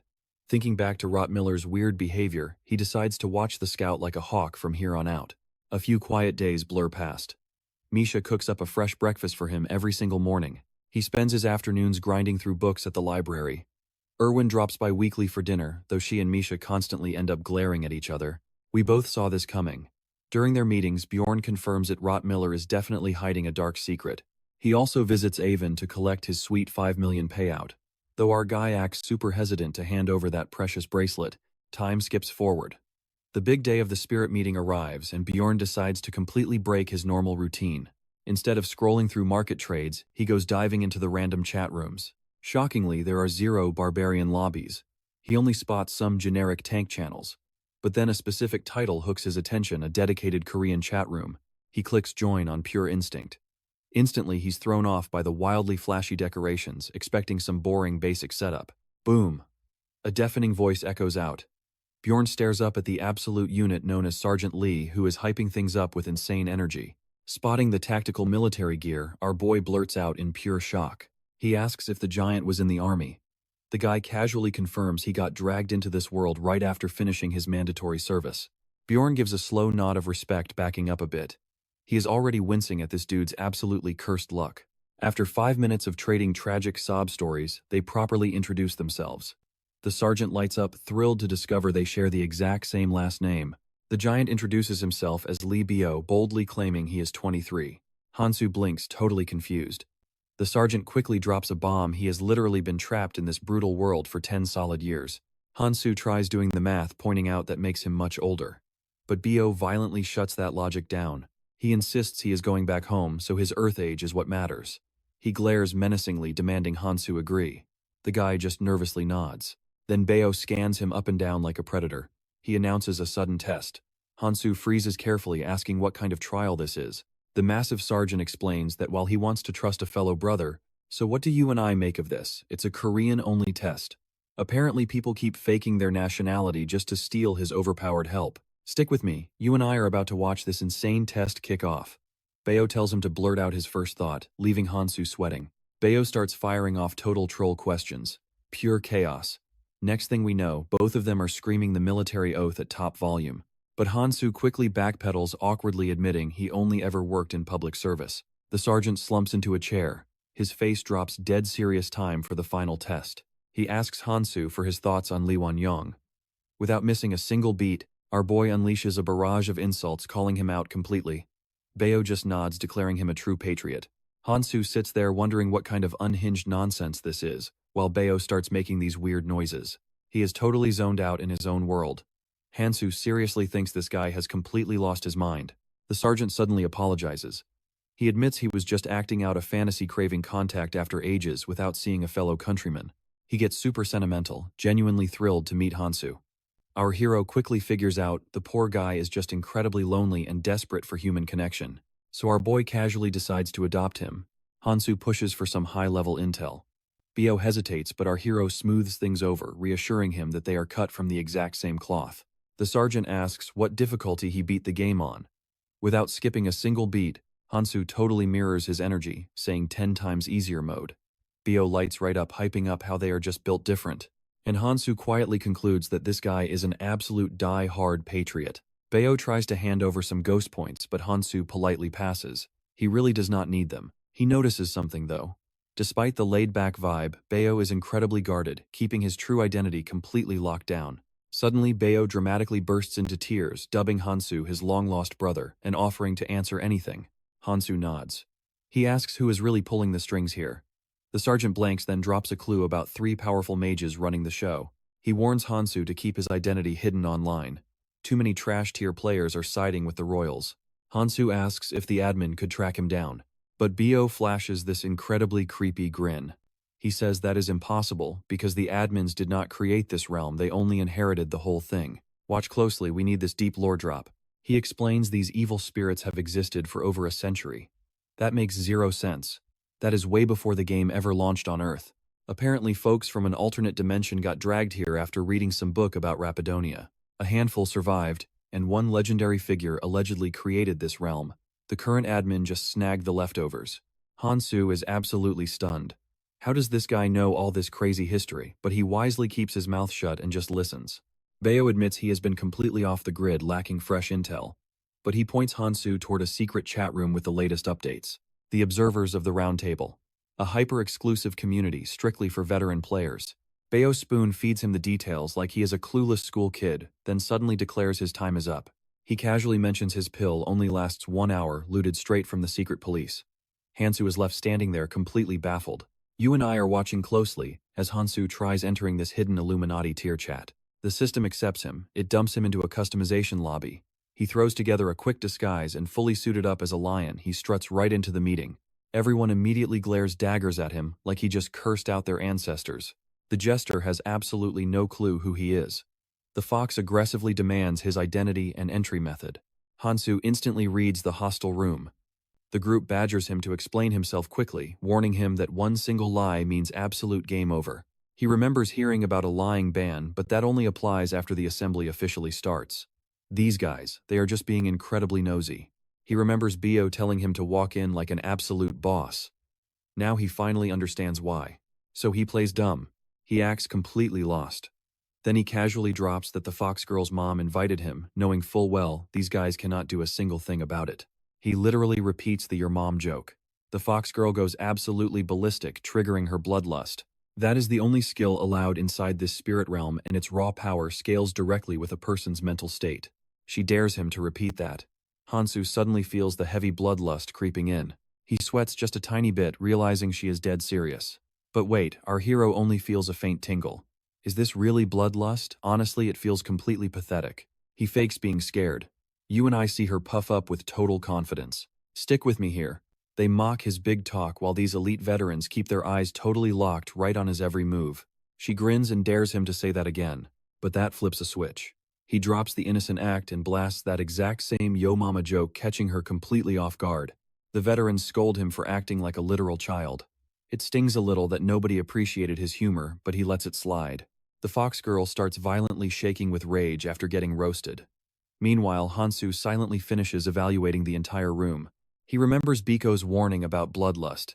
Biko avoided using it on him because his mental strength was so incredibly high it could break him. The sergeant explained the trick. Just treat your target like a deadly enemy that you absolutely have to erase from existence. The crushing pressure instantly drops the fox girl to her knees. She begs him to stop while the other veterans jump up, terrified, demanding to know what he is doing. Hansu just stares them down like an absolute apex predator. Nobody moves. But keeping his killer intent activated for this long is starting to fry his brain. Watch closely now. He hits his absolute limit and finally lets go, leaving the fox girl desperately gasping for air as the pressure vanishes. The deer and the jester are hooked. They suddenly find Hansu way more fascinating than anyone originally expected. Meanwhile, our boy has absolutely zero clue what exact formula he just used. But somehow he nailed it. He successfully crafted the terrifying image of a guy you never want to mess with. Right on cue, the massive doors close. The fox girl announces the official meeting is starting. The hooded guy jokes that with bloodlust that heavy he assumed Hansu was a regular. He asks what Hansu wants if the master sent him, and even offers cash for answers. Hansu just chuckles to himself, noticing how incredibly polite this guy has suddenly become. He asks why they assume that. They admit it is because he suspiciously showed up right after the master vanished without a trace. The jester adds, that is exactly why the fox girl tested him, only to get completely destroyed in return. Everyone is desperately hungry for master intel, but Hansu shuts them down fast. He declares he is not answering a single thing. The fox girl tries to object, but the jester interrupts to start the meeting and explains the core rules. You share unknown intel. If the group already knows it, the crystal glows red. The jester starts. He reveals the Raffonia king is worsening, but the crystal turns red. Everyone knew that already. Well, everyone except our guy, Hansu. You caught that look right. The jester shoots Hansu a glance like a secret message, then tries again. This time he says the Rose Knight's captain died yesterday. Instantly, the glowing crystal flashes green. Everyone nods, agreeing. It is solid news. Meanwhile, Hansu silently wonders who the heck that guy even was. Next up, the fox girl reveals the Jagan clan successfully raided the first floor lord. The crystal goes green. Hansu realizes the Jagan clan bought that specific intel from his group. He figures joining this shady circle was actually a genius move. Then the hooded guy claims that activating a hidden piece on Silent Fairy Island summons 3 Lavganis. The group nods approvingly, but the crystal flashes red because Hansu already knew that piece of information. He tries again, claiming fairies found traces of the infamous thief who stole the divine relic. That info is super vague, but they let it slide just because it involves the legendary relic. Now it is Hansu's turn. He knows he must drop an absolute bombshell to keep his mysterious, overpowered boss persona totally intact. He states that 3 people hunting a half-demon guarantees an essence drop. The crystal shines green and he breathes a heavy sigh of relief. But the veterans absolutely lose their minds. They cannot even fathom 3 normal people taking down a terrifying half-demon. Hansu is totally confused. He considers them easy targets but admits they are quite rare. He silently praises himself for dropping this obscure detail. Nobody else could have known that. The deer finishes up, ending round 1. Someone suggests a second round, but the rest of the crew calls it a night. The jester asks if Hansu is done too. He gets visibly frustrated when our boy bluntly says yes. Hansu realizes a one-on-one chat could easily blow his secret identity, so he decides it is the perfect time to just dip. The whole room stares at him in dead silence. Our hero stares right back, realizing he totally stole the spotlight as the main character tonight. He drops a brutally cold line asking if that is all they have, then confidently walks out. The second he leaves, the fox girl trembles. She explains that pushing just a little bit more would have dealt her permanent mental damage. And trust me on this. He stopped right at her breaking point completely on purpose. The hooded guy confirms it was zero luck. Hansu basically shut down a fully manifested will in seconds. Stick with me here. The deer brings up Hansu's half-demon comment, but the jester stands up completely doubting that came from game knowledge. He slams his fist down hard. He tells everyone to bring better intel next time, terrified that if our boy loses interest, it's a massive loss. The deer tries to argue back, but the jester completely cuts him off. He reminds them Hansu left completely disappointed, urging everyone to find something juicy. He refuses to miss another golden opportunity. Meanwhile, our boy heads back to Raffonia and totally collapses on bed. Thinking about how absolutely wild that whole thing was, he decides he cannot just rely on basic intel from Baco, because a guy that's seasoned definitely would not be dumb enough to reveal everything. He realizes relationships only last if you never cross the line, but thinking too hard fries his brain cells and he completely passes out. The next morning, Misha looms right over him. She demands to know what he was doing since he was out cold. He replies that he just could not sleep, asking if she has been waiting since morning. She starts fumbling excuses, mumbling about training and running into Dwaki. That immediately catches Bjorn's full attention. He asks what the mage wanted. She says he had something on his mind. Now watch closely. Romance between party members is a straight-up death sentence. Bjorn leans in close, seriously demanding to know what Dwaki actually said, but she tries brushing it off. But he smoothly hits her with the old friends. Should not hide secrets logic. Misha tries objecting, but Bjorn guilt trips her that close friends tell each other everything. She falls for it hard, spilling Dwaki's whole story. And our hero cringes so hard. She explains that Dwaki literally has no idea if he should finally confess to his secret crush. He realizes she has zero clue Dwaki is into her. As she keeps talking, she mentions telling the mage to man up and go for it. Misha blushes hard, repeating what Bjorn said about being close. Then she asks him to meet her father. Bjorn instantly agrees, catching her completely off guard. She stutters that she will let him know later, needing to discuss this with her dad first. After that, the cat girl asks why he even agreed when he is always busy. Our boy simply replies that it is her father, so of course it matters. Misha turns redder than a tomato, telling him to stop saying stuff like that. The very next afternoon, after a long nap, our hero heads to the sanctuary, reminding himself to avoid bloodlust. You and I both felt that coming. Loud screams echo from the hut as Bjorn blasts through the 5th-level immortal seal. He reassures himself that he only needs one more stage to unlock the brand new ability. 3 days later, Bjorn rides a carriage with Misha, finally getting why she sleeps over after visiting her family. Before he gets totally lost in his thoughts, Misha snaps him back, saying they have arrived. They reach the beast folk's sanctuary. To his shock, it is just as advanced as human cities, maybe even better. Suddenly, a kid yells that Bjorn is a barbarian. The panicked father instantly covers his mouth. Misha nervously asks why he is staring, wondering if he wants to leave. But Bjorn plays it cool. He says he is just surprised. It looks nothing like his basic home huts, and he wonders if all sanctuaries are built like this. Misha asks what he means. Bjorn admits he thought beast folk lived in forests raising animals, but she explains those traditions died. This really ticks him off. Now he feels like barbarians are the only ones stuck in the Stone Age. Misha stops at her house, leaving Bjorn completely flabbergasted. It is massive and fancy, while his own village chief still lives in a tent. Misha tells him not to be nervous, even though her body is shaking like a blender. So Bjorn pulls a total Uno reverse, telling her to take a chill pill. She rings the bell, getting completely lost in her memories. She used to think getting a spirit beast would solve all her problems. Her father had asked about the rare glacial beast she contracted, demanding to know if she told anyone. He then strictly ordered her to keep it a secret. Misha starts spiraling, terrified he suspects her shady contract methods. But her father suddenly calls out, telling her to bring the barbarian inside. She tries asking why, but the old man shuts her down instantly by flashing just a fraction of his scary power. Misha is totally rattled. She never wanted Bjorn tangled up in her dangerous family drama. That is exactly why she hid it. Her siblings acted like she caught the cheese touch, treating her like a cursed relic. Even the servants iced her out. But what do you and I take from this? Bjorn taught her running away solves absolutely nothing. Stick with me here. Her father keeps endlessly pressuring her about this barbarian's arrival. He flat out warns her she has 1 month or he will rethink her entire future. Misha has zero clue why he is so desperate to meet Bjorn, but she believes having her family's backing will make her way more useful to our guy. She honestly panicked he might reject the offer, so she was absolutely thrilled when he agreed. But now that they are standing right outside, pure anxiety hits her. Can she actually keep the truth hidden? Staying strong, she tells Bjorn that only her dad knows about their contract. She begs him, whatever happens inside, please do not lose your temper. Our boy definitely does not promise that. Suddenly, the gate creaks open, and a voice shouts out asking who is there. The servant's mood instantly drops to zero the second he sees Misha and realizes she is back. He drops a total slur and stomps off to warn the house. Misha begs Bjorn to ignore it, but he just flashes this wild, terrifying grin. She insists things will not stay this awful forever, and seriously pleads with Bjorn to chill. But our guy is already fuming. What kind of total trash father lets his own daughter get treated like garbage? The absolute worst part, the old man had the sheer nerve to invite him here. Bjorn comes to one very solid conclusion: her father clearly thinks this barbarian is a complete idiot. Now watch this closely. Bjorn gets dead serious, sensing a nasty wave of murderous intent rolling out from the house like some monster dungeon. He takes a massive breath, then unleashes a deafening war cry that echoes straight down the corridor. The servant whips around, yelling at him to learn some manners.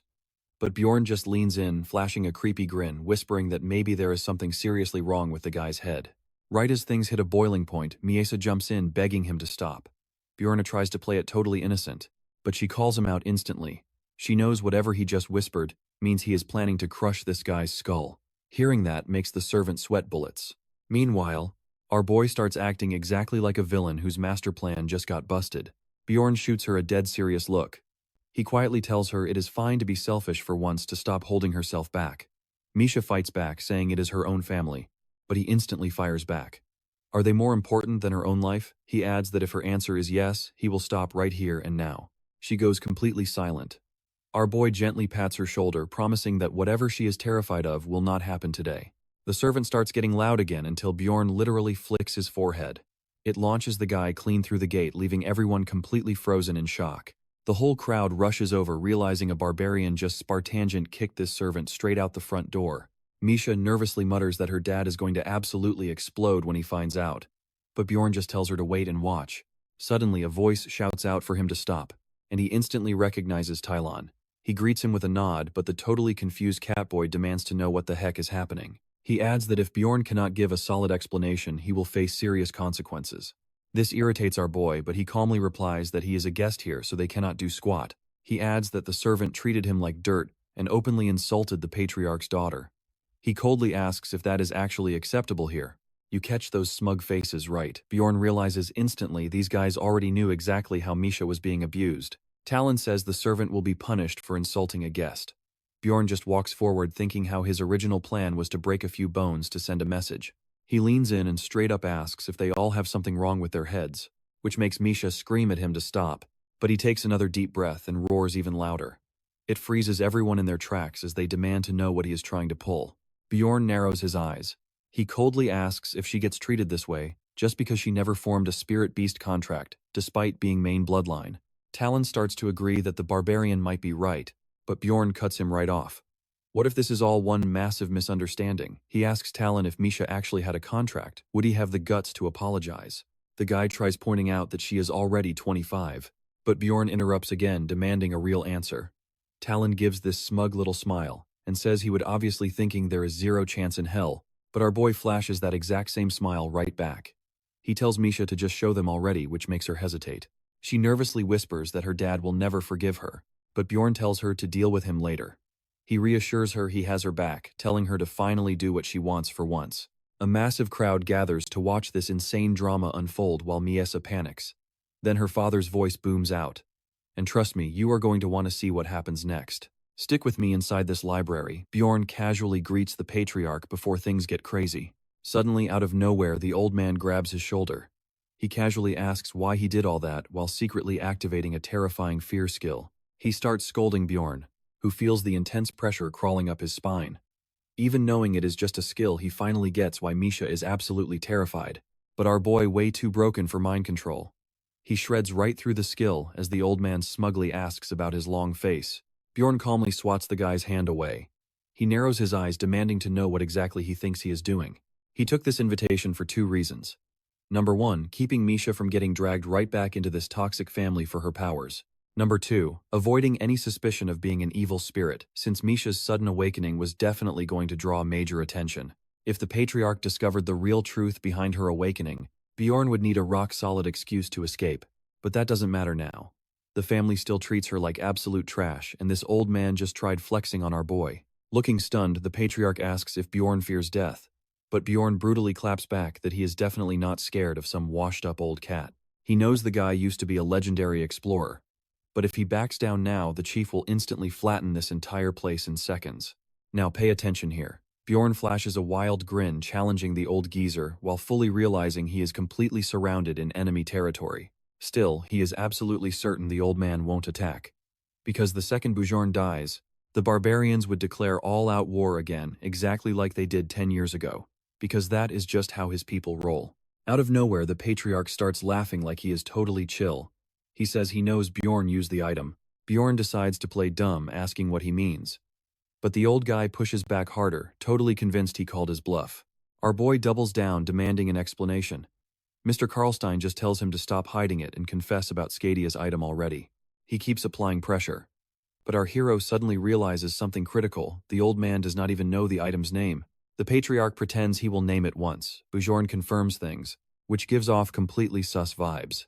Bjorn instantly figures out that the geezer is totally capping hard. He only suspects some awakening item might exist, but has absolutely no clue what it is. Misha's father taunts him, claiming that if Bjorn just says the word everything gets fixed, then it fully hits our boy. This entire show was just a trap to squeeze information out of him, seriously ticking him off. Realizing it is time to act, Bjorn thumps his chest, activates his most overpowered ability, Lie no Jutsu, and swears the sacred warrior oath that he knows nothing. That absolute lie catches the old man completely off guard, forcing him to accept it. Bjorn seals the deal, promising to find it someday. You and I both know the Patriarch better fix things with Misha, who just watches this whole crazy exchange completely wide-eyed. After Bjorn leaves, the Patriarch sinks deep into thought, genuinely surprised that Misha actually awakened naturally. But the fact that it was Skadia makes it incredibly suspicious. He flips through ancient records that mention a special awakening item. He finally admits to himself that the real reason he invited the barbarian was just to see if this item actually existed. He does not care about any oaths. But from his perspective, the barbarian truly knows absolutely nothing, but clearly cares deeply about Misha. Shutting the book, he chuckles to himself, never expecting a barbarian with such insane talent. Just then, a voice suddenly interrupts, informing him that Misha has officially returned. She says there is something important to discuss. But her father interrupts, declaring that nobody will ever view her as an outsider again. Misha stays dead silent while he proudly continues that she is officially his daughter. But she looks completely uninterested. Confused by her cold reaction, he asks why she is staying silent.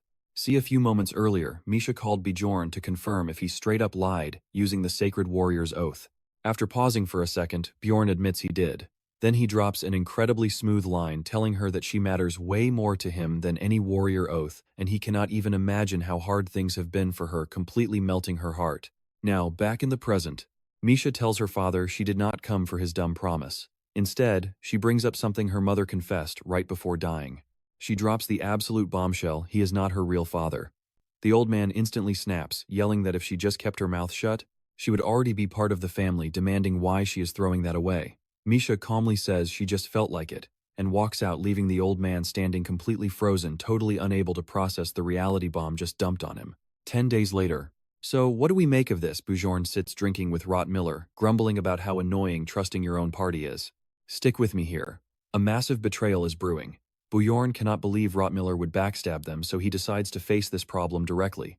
He flat out asks why he visited the guild. Rot Miller sets his mug down, realizing why Bjorn was glaring at him all day.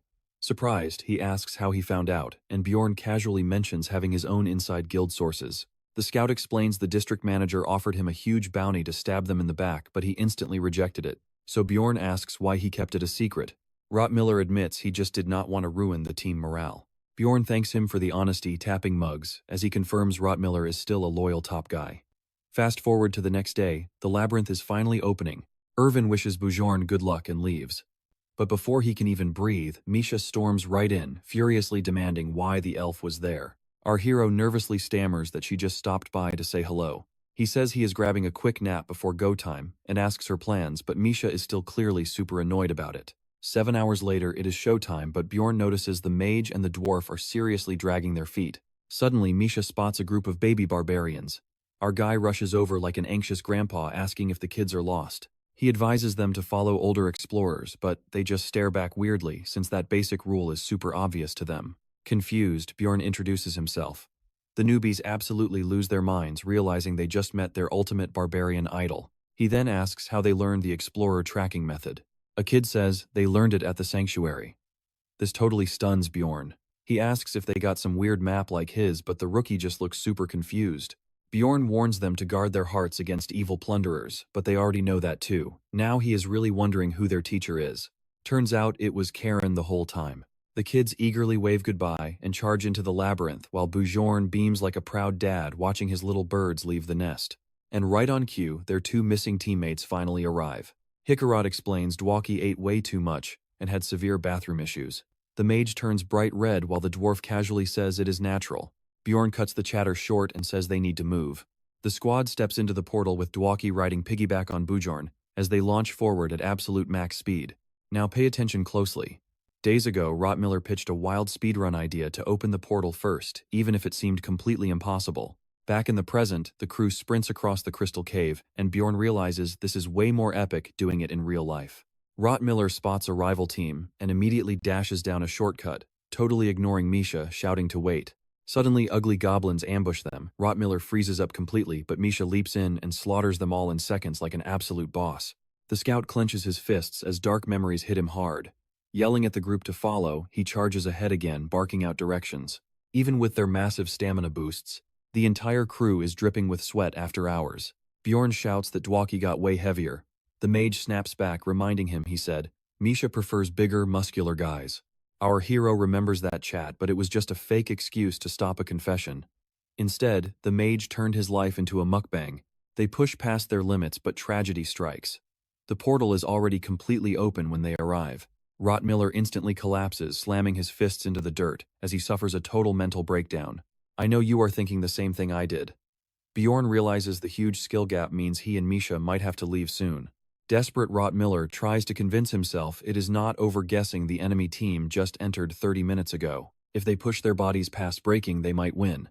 The group nervously nods, but Bjorn shuts it down instantly. He tells them they are acting insane and everyone is running on empty right now. He drops Rottmiller's full name, ordering him to calm down. The scout looks absolutely ready to rage quit, but somehow he finally cools off. He apologizes, and the rest of the squad breathes a massive sigh of relief. Pushing into the second-floor stone desert, Rottmiller gets back on track and guides them like a true pro. Still, Bjorn decides to watch him closely. That guild manager bribe and his random emotional breakdown were just way too suspicious. Passing through the starry sky zone, Misha gets lost in the gorgeous view. Then Dwaki drops a super cheesy pickup line about sharing the moment, making her cringe hard. He awkwardly tries to own it while Hickarod playfully stirs the pot from the back.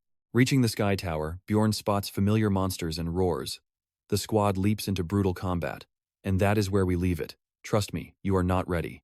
Absolute carnage. Stick with me, we're diving straight into the bloodbath. They shred these monsters like paper clearing trial 1 and now gate time. The bravery gate is standard, but you're stuck waiting 4 long hours before the next staircase. Wisdom gate, way riskier. Traps everywhere, but you skip 5 whole floors with 0 cooldown. Then there is the dreaded patience gate. You literally relive your darkest nightmares. But clear it, boom, numbered items or a 6th rank essence. Finally, the unpredictable fate gate. But before Bjorn can even explain, Rottmiller drops a massive bombshell. After this expedition, he's leaving the team for good. Caught off guard, Bjorn asks if it's his fault. Rottmiller shakes his head. Nope, it is entirely his own personal choice. Bjorn asks why. Rottmiller pauses, flashes a faint smile, and just asks for some jerky. Turns out, the district manager offered Rottmiller a spot in a top-tier clan. That massive offer has been seriously messing with his head. He realized he had to move on.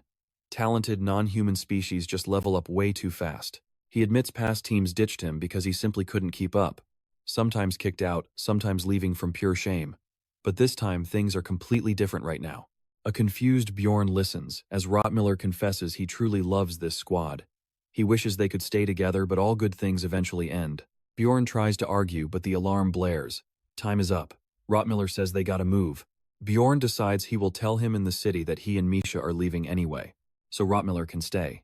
They push forward, tearing through brutal monsters, while Dwalki reminds himself to stay totally alert here. Now pay close attention, this is where things get crazy. All 3 stairways lead directly to the dreaded Fate Gate. Bjorn instantly panics.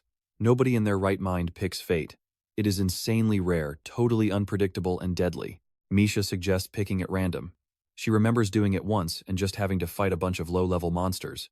Bjorn figures she just triggered a normal bravery or wisdom trial inside Fate's domain. Dwalki points out her insane luck since Fate is completely random. Bjorn goes full analysis mode. There are over 30 trials linked to Fate, but honestly, that is not the biggest problem here. Hikarad steps up, refusing to just stand around. He hypes the team up with the promise of cold hard cash. Misha asks for Bjorn's final call. He smiles and says they are going in. 3 Fate Gates, definitely a special event. Misha pushes the door, dropping them straight into Larikaz's maze. Rottmiller quickly scans the perimeter and confirms 0 enemies around, but admits this place is totally new. Bjorn, however, he exactly knows what this is. Suddenly, the field effect triggers. The Guardian of Balance steps right into play. A nervous Dwalki suggests camping until the labyrinth closes. Rottmiller shuts that down. They have 0 clue how this place operates. Bjorn doubts this team can even clear it. He quickly asks if anyone feels a sudden change in their bodies. Misha feels way lighter. Hikarad feels nothing. But Rottmiller and Dwalki, they suddenly feel incredibly strong and wonder why. You saw that coming, right? The Guardian literally stripped Bjorn's overpowered stats and gave them to everyone else. He hides the truth but drops a hint, groaning that his body feels super weird. Rottmiller goes detective mode stat mixing condition. He asks for orders and Bjorn just tells them to hunt for an exit. Our hero declares, if nobody knows this place, the reward must be absolutely huge. Rottmiller smirks deeply, respecting the grind. Hikarad offers some strategy, but Dwalki screams out that this is Gabrielius's design, the work of the final great sage. Even Rottmiller agrees it is possible. Hikarad starts sweating buckets, nervously asking if they actually have to fight monsters here. The Outcast Squad starts their final expedition. Diving deeper, Misha mutters that the whole vibe feels incredibly sketchy, and Dwalki loudly vows to protect her, but she instantly claps back. She is the one protecting him. He doubles down on mutual protection. Bjorn dies inside from pure cringe while Hikarad secretly roots for the guy. Suddenly, a 6th-rank goat beast appears, and immediately throws down Bjorn, yells to brace as the monster violently swings its weapon. He blocks, but trust me, you feel that insane power gap. Thanks to the field, this beast is stronger. Suddenly, Dwalki fires off an ice spell. Misha screams at Bjorn to dodge as the blast completely flattens the monster in one single hit. Everyone's jaw just drops. You and I see that massive ice spear, right? Bjorn instantly realizes that in this zone, Dwalki isn't a joke anymore. The mage's eyes are literally sparkling with pure pride. He's thinking clearing this dungeon might actually be a total breeze now. The Larikaz maze is totally messed up. Even an expert guide's talent is basically useless in here, meaning literally anyone could get hopelessly lost fast. But Rottmiller locks in super fast. He marks their trail using his knife. Bjorn quietly watches, realizing scouts have insane skills, as the guy naturally updates the map on the fly. Bjorn admits it's absolutely crazy how easily he draws up a perfectly precise map, but Rottmiller completely brushes it off like it's no big deal. Once he finishes, he tells the squad to move out, but almost instantly, the scout senses incoming monsters and flashes the warning signal. Dwalki jumps straight ahead. He double casts 2 ice spears that literally curve around his teammates, striking the targets with absolute pinpoint accuracy. Everyone just stands there completely frozen in shock. Bjorn starts wondering if low mana was the only thing holding Dwalki back before. Then Rottmiller pushes forward again. Our hero actually feels pretty guilty that after all this time he never truly tried understanding his own teammates' hidden strengths. Meanwhile, Dwalki gets totally cocky. He loudly brags that he can just wipe out all these enemies completely by himself. In this specific zone, the field effect heavily boosts mages. Since they can't absorb essences, their mana capacity naturally multiplies. But watch closely, things are going way too smoothly right now.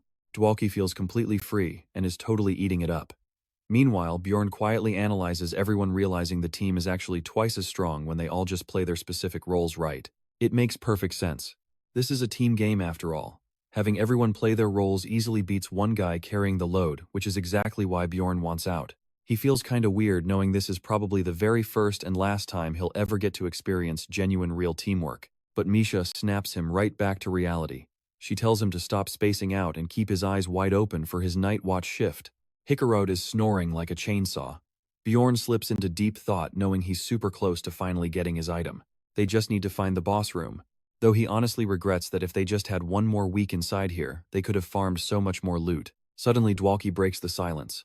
He mentions he's been thinking about Misha's preferences, which instantly sets off massive warning alarms inside Bjorn's head. The mage says he wanted to ask if Bjorn was serious about what he said regarding her, but he decides it doesn't matter anyway, he just wants to show his true self now. He admits he has a huge crush on her, and starts endlessly rambling. Bjorn abruptly cuts him off instantly, making Dwalkie panic that Bjorn likes her too. Bjorn tries explaining himself, but the guy stays stubborn. He says nothing will change his mind, and he'll confess right when they reach the city. We both know exactly what that means, right? Bjorn instantly starts sweating nervously over this classic death flag. Later on, the group stands staring at a blank wall, wondering if they just hit a dead end. But Bjorn secretly knows this is the boss room. However, he isn't sure how to trigger the hidden mechanism without looking super suspicious. Luckily, Rottmiller's crazy sixth sense kicks in. He inspects the wall and hits a hidden switch, totally saving Bjorn the hassle. A heavy door cracks open. Bjorn takes point shield up and breaches the chamber. Inside, he spots an ominous magic circle glowing on the ground right beside a goat's head. Misha mutters that this place totally creeps her out, but Bjorn just grins. He thinks this is way better than the alternative. Finding the boss right now should honestly be a total walk in the park. Still, he has to activate the circle by bleeding on it without anyone noticing. There is literally no way to do that without looking incredibly suspicious. Before he can even figure out a plan, his eyes go wide. He suddenly feels light as air, like he could easily bench press an entire mountain. Everyone else feels it too. Bjorn starts panicking hard from this massive sudden energy burst. He calls out to Rottmiller, who confirms his worst fear: another team just entered the maze. Only 5 people can be in this place at once, but he knows one thing for sure. No matter how many of them there are, they must be terrifyingly strong to trigger a power spike like that. Meanwhile, deep inside the maze, a strange 3-person group emerges. A horned man smirks, bragging that he has finally reached this exact place. Right behind him, the old priest looks up, questioning why the heavens would ever gift so much raw power to someone this purely evil. The horned guy casually threatens to rip the priest's tongue straight out, but the old man doesn't even flinch, claiming pain doesn't scare him. But then the threat shifts to his grandson, shutting the priest up instantly. The horned guy tells the trembling third member to man up. And trust me, we definitely need to see what happens next. Stick with me, we are diving into absolute madness. This guy actually chuckles, acting like losing an arm is no big deal to unlock this place, especially a 5th rank one. The priest stares in pure horror. Wait, isn't that guy supposed to be his teammate? But the hooded freak just shrugs it off violently, kicking the scout to get up. The old man tries pleading, pointing out the missing limb, but a single death stare shuts him up fast. Somehow, the scout forces himself up, insisting he is perfectly fine. Then boom, the field effect activates. The horned guy suddenly freezes instantly, sensing a massive shift in raw power. He snaps his head to the old man, demanding answers. The reply: his divine powers just took a hit. The horned guy double-checks, then looks right at the scout. Yep, even he admits he is feeling way weaker than normal. And that is a huge red flag. If a 5th rank scout is losing strength, someone else has to be here. Peeling back his hood, a twisted, sick smile stretches across his face. Oh yeah, it is hunting time to find those hiding rats. Meanwhile, Bjorn realizes the horrifying truth. Other explorers just entered the maze, and they are leagues above anything they have faced. His own stats nearly doubled instantly, meaning these intruders are easily 6th floor level. Misha looks completely lost but suggests teaming up. Hikarude, though, he finds Bjorn's absolute panic super weird. Even Dwalkie is looking totally confident. But Rottmiller cuts the chatter, insisting they need an escape route right now. They ask Bjorn for a plan, but he stays dead silent. He just moves. Slicing his hand, he uses his own blood to activate the demon circle, summoning the beast. Total panic erupts. Everyone instantly realizes Bjorn must have triggered the trap himself. Baphomet is supposed to be a nightmare boss, right? Yet somehow they absolutely wreck the thing in under 60 seconds. As it falls, they secure a brand new loot, drop the map of Laruka's maze. Now watch closely. Bjorn starts freaking out because that fight was too easy.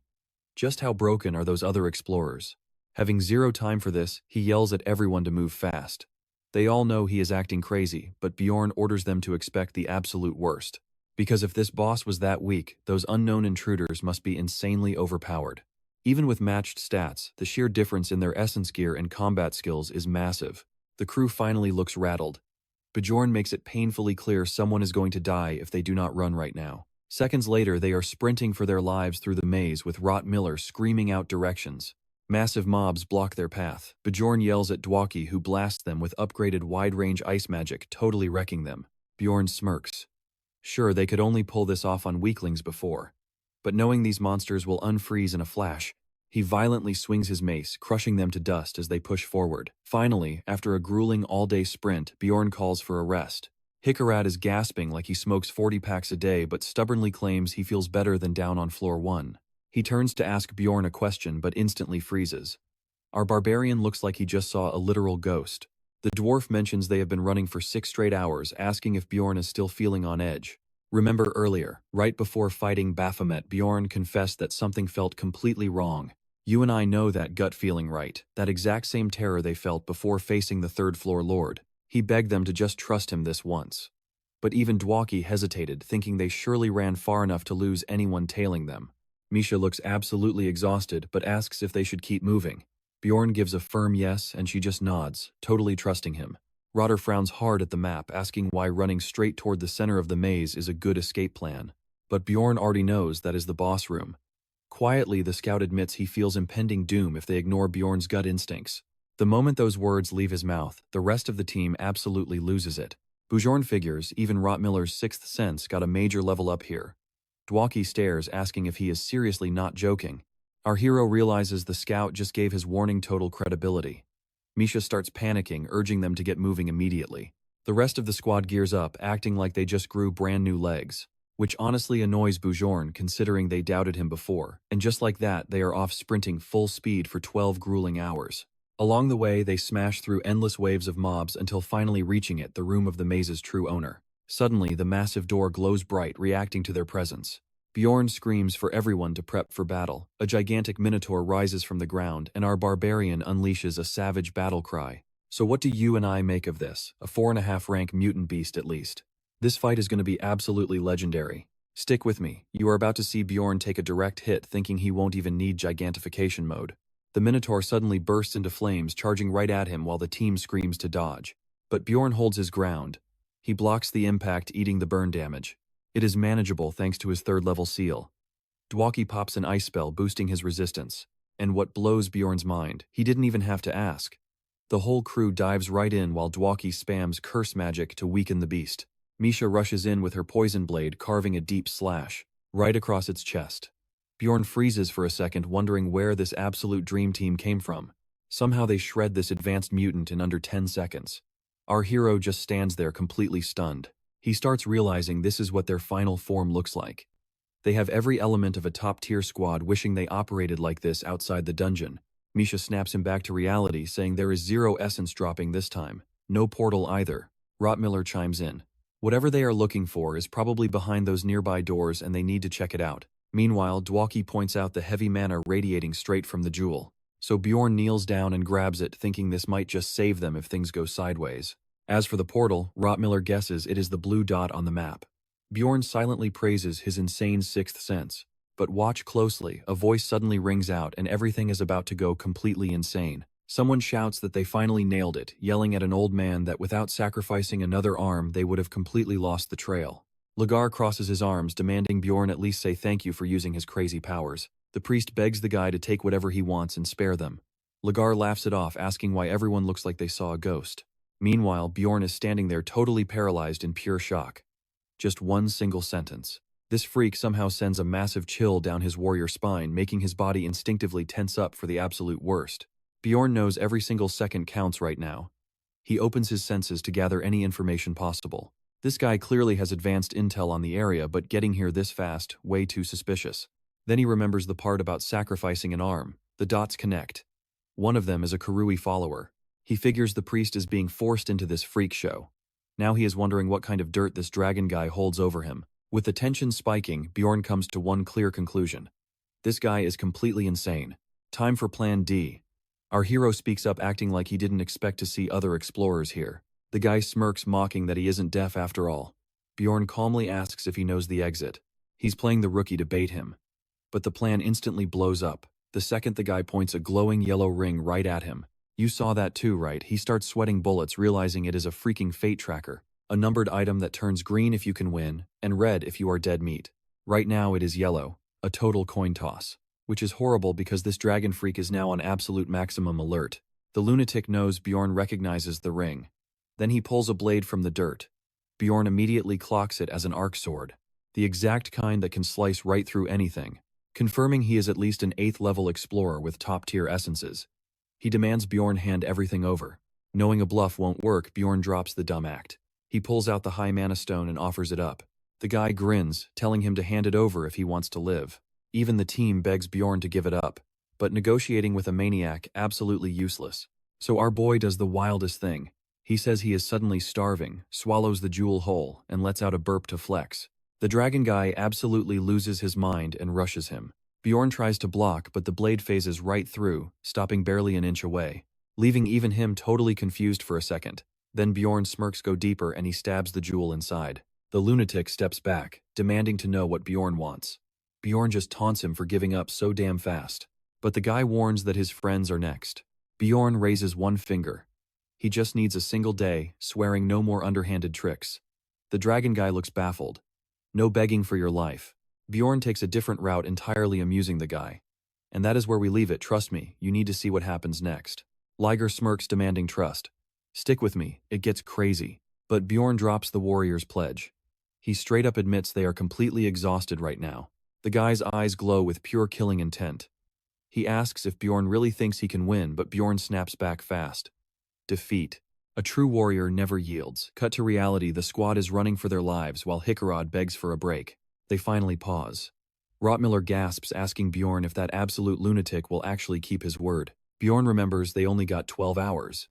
And a strict warning to never try that bluff again. He curses out loud.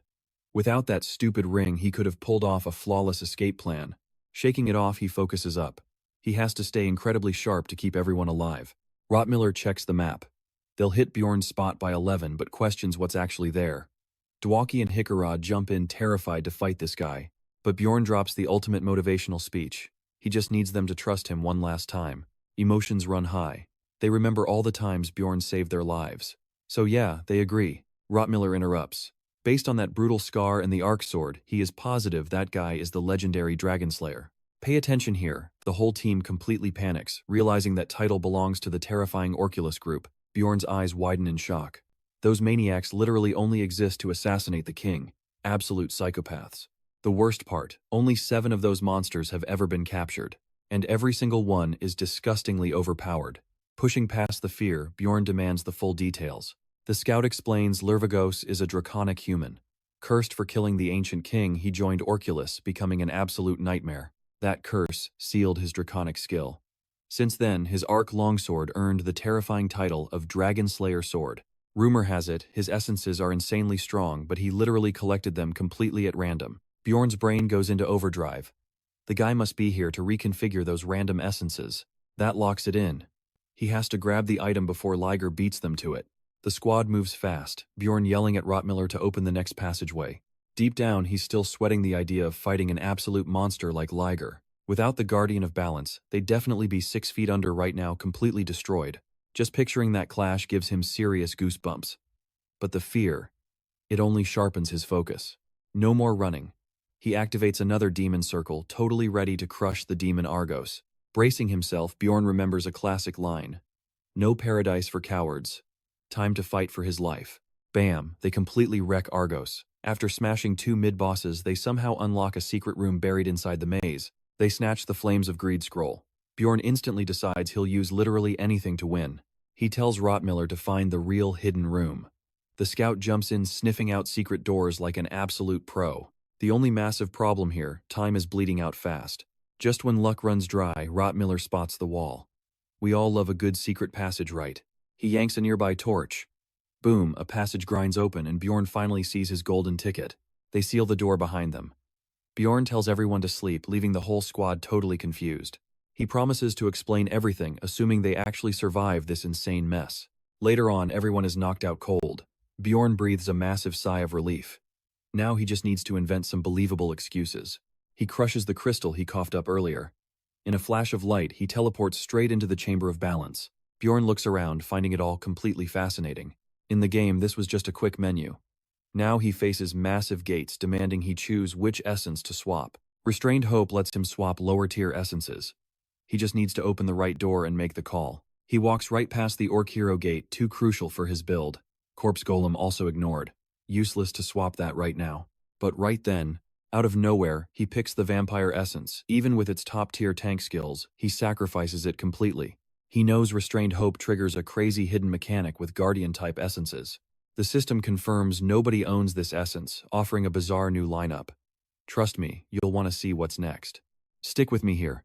First up is the 4th rank Lich Essence. Next is Soul Colossus. Bjorn literally blinks thinking this is a dream since these drops are insanely rare. But the ultimate prize, the essence of a 3rd rank boss monster ogre, an absolute powerhouse made for pure destructive strength. He realizes this isn't random luck. These are completely hidden game features. Without a single second thought, he steps right through and claims the ogre essence. 4 hours go by. Our guy starts stripping off his totally wrecked gear. He thinks about how he completely ignored the ogre build despite it being absolutely broken. It gives godlike durability, but the drop rate is pure garbage, so nobody bothers farming it. That explains the unpopularity.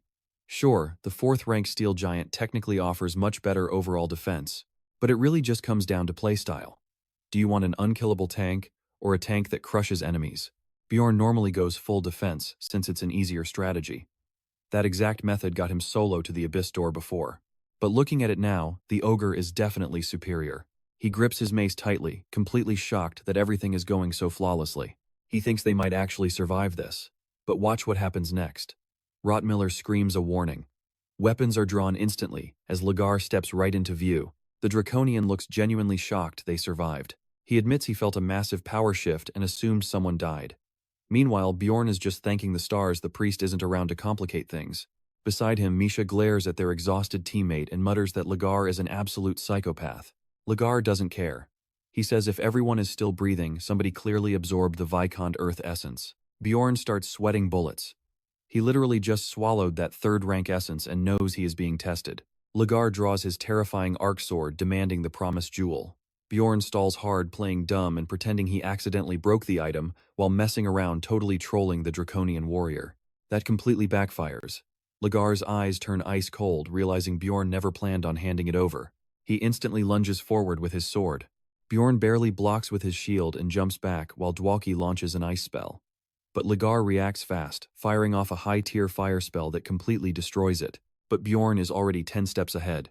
He pops a Flames of Desire scroll, sealing away Lagar's Lava Giant essence for 48 hours. That definitely catches him off guard. Dwalki's ice finally smashes into him. But Lagar just smirks, mocking them and asking if that trick made them feel confident. You and I both know things were going too smoothly. Lagar drops Dark Curtain, a hidden skill that completely flips the battlefield upside down. In a total blur of motion, Lagar strikes again. Bjorn barely gets his shield up, getting 0 time to breathe before the next heavy swing. But this time, the massive sword actually gets lodged right into Bjorn's arm, and suddenly Lagar realizes he got completely baited. Bjorn is annoyed about revealing his hand so soon, but his passive Iron Leather skill gives massive resistance against slashing attacks, trapping the blade. He knows Lagar will figure out a counter fast. With no other options, Bjorn goes full offense, channeling the very first attack skill he ever unlocked. He swings, slamming his mace down with absolute savage power. Lagar reacts just a fraction late. He takes a massive clean hit and jumps back to recover. But Bjorn wastes 0 time screaming at Dwalki to keep the pressure on him constantly. The mage unleashes brutal curse magic, instantly multiplying the damage. That is more than enough to fully enrage the Draconian. He slashes wildly, managing to slice Bjorn's arm.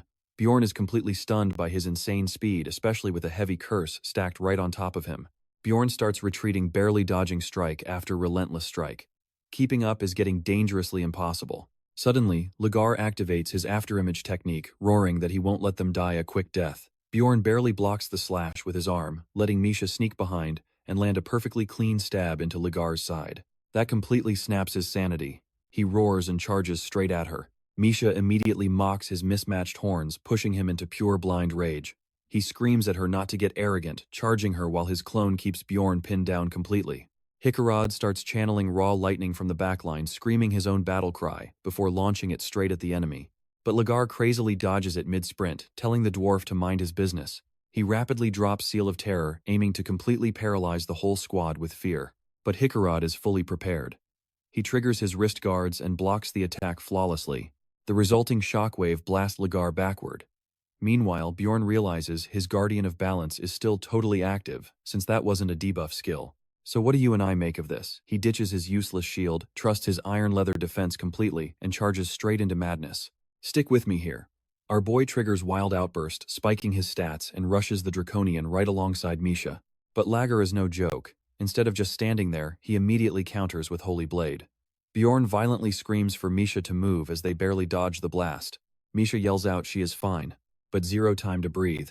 Liger flash steps right behind her, screaming he caught one as he lunges in for the kill. Right on cue, a deadly volley of arrows rains down, forcing him to back off while cursing under his breath. Bjorn mentally thanks Rottmiller for the flawless save. He locks eyes with this overpowered trash can again, knowing this battle is dragging on way too long. But hey, at least Lear does not seem to have any annoying regeneration skills or rare numbered items on him. Rotter is hard carrying from the backline like an absolute pro, throwing potions perfectly. Meanwhile, Lagar is totally baffled that Bjorn literally feels zero pain. Seeing this, Bjorn decides to finish this fight right now. Because if they let this drag out, there is a huge risk that Priest might come back. Spotting a tiny opening, Bjorn charges hard, pushing Lager back. He immediately notices his traffic light ring flashing completely red. Wasting zero time, our boy roars out loud and triggers gigantification on both his arms. Power heavily boosted, he actually grabs Liar and screams that it is game over. He violently slams down, aiming for the finish. Now pay attention. Right before impact, a terrifying monster aura explodes across the whole battlefield. Everyone loses their magic points instantly. Bjorn's huge arms shrink mid-swing, ruining his attack. He blinks in pure shock, completely stunned by this wild counter. The truth hits him fast. Lager somehow just activated his draconic skill out of nowhere. Silence of the Soul. The very skill that was supposed to be totally sealed. Making it worse, Miesa yells she feels super weak. Bjorn remembers the Guardian of Balance already equalized their stats. He even had a solid plan for the Arc Sword. Holding that trump card, Bjorn honestly believed they could crush even a high-tier rank 8 explorer today. Now his stats are crashing fast and he calls himself an absolute idiot. He forgot the ultimate rule. Real despair never, ever knocks first.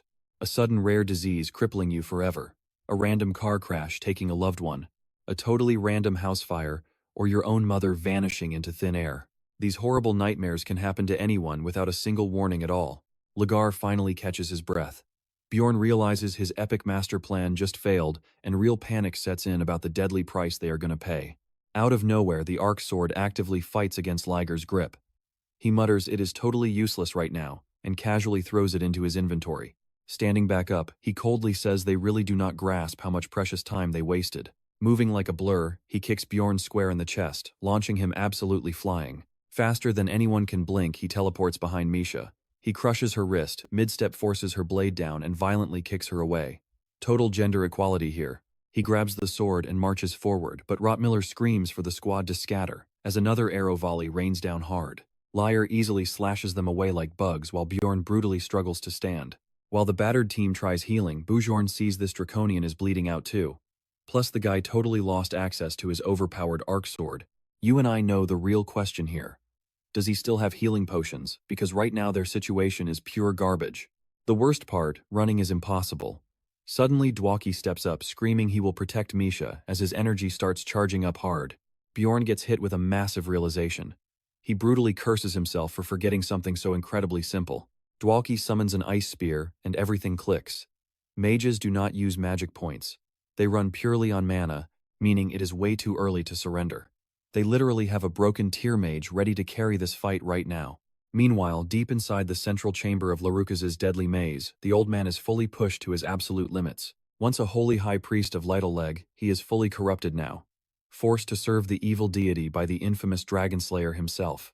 That sick spirit whispers right in his ears, taunting his delusions. But the old man simply mutters the stars of heaven will guide them. Suddenly his mind flashes to his most painful regret. The day Lagar held his tiny grandson up by the throat, he dropped straight to his knees, desperately begging this Draconian for mercy. He completely blames himself, thinking if he never surrendered, maybe all those innocent lives would not have been slaughtered, and maybe this monster would not be here. But regrets mean nothing now. Even if he reversed time, he would still choose this exact cursed path. The spirit keeps torturing him, violently shoving battle images into his brain, hissing that all this endless suffering is entirely his fault. That's where we leave it. Bjorn's voice echoes screaming to protect Dwaki. Trust me, this just gets crazier. Stick with me. This isn't just some random rush of bravery. The exact second the battle turned, he noticed something terrifying. A massive wave of dark energy slammed into everyone around him. Meanwhile, Rottmiller desperately tries to heal Misha. Dwalki realizes the brutal truth. If he doesn't act right now, they're all dead. It's finally his turn to step up and protect his team. With his mind clear, the mage launches a massive barrage of ice spears. But Ligar immediately locks onto him as the ultimate first target. The absolute beast charges forward while the rest of the squad jumps in to block him. But Dwalki still feels like they're the ones shielding him. Suddenly, his mind flashes back to the orphanage. He remembers an old conversation where a massive barbarian strictly warned him against ever becoming an explorer. Back in the day, he simply replied that he never wanted to be one anyway. Bjorn snaps him back to reality, screaming at him to hurry up and fire the next spell. Dwalki instantly launches it, but Ligar dodges the deadly ice spear with absolute ease. He doesn't notice it totally switch directions midair. But insanely, the monster somehow still manages to dodge it. Bjorn yells out, asking Rottmiller about Misha's condition. The scout shouts back that she will be up soon even though her ribs are completely shattered. Dwalki glances back. Seeing her so badly injured totally shakes him, but then the whole squad starts screaming for him to fall back. He grits his teeth hard, feeling that familiar dark doubt creeping back in. Another memory hits hard.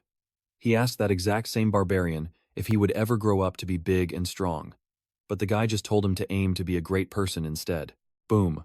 Bjorn takes a brutal stab straight through the gut.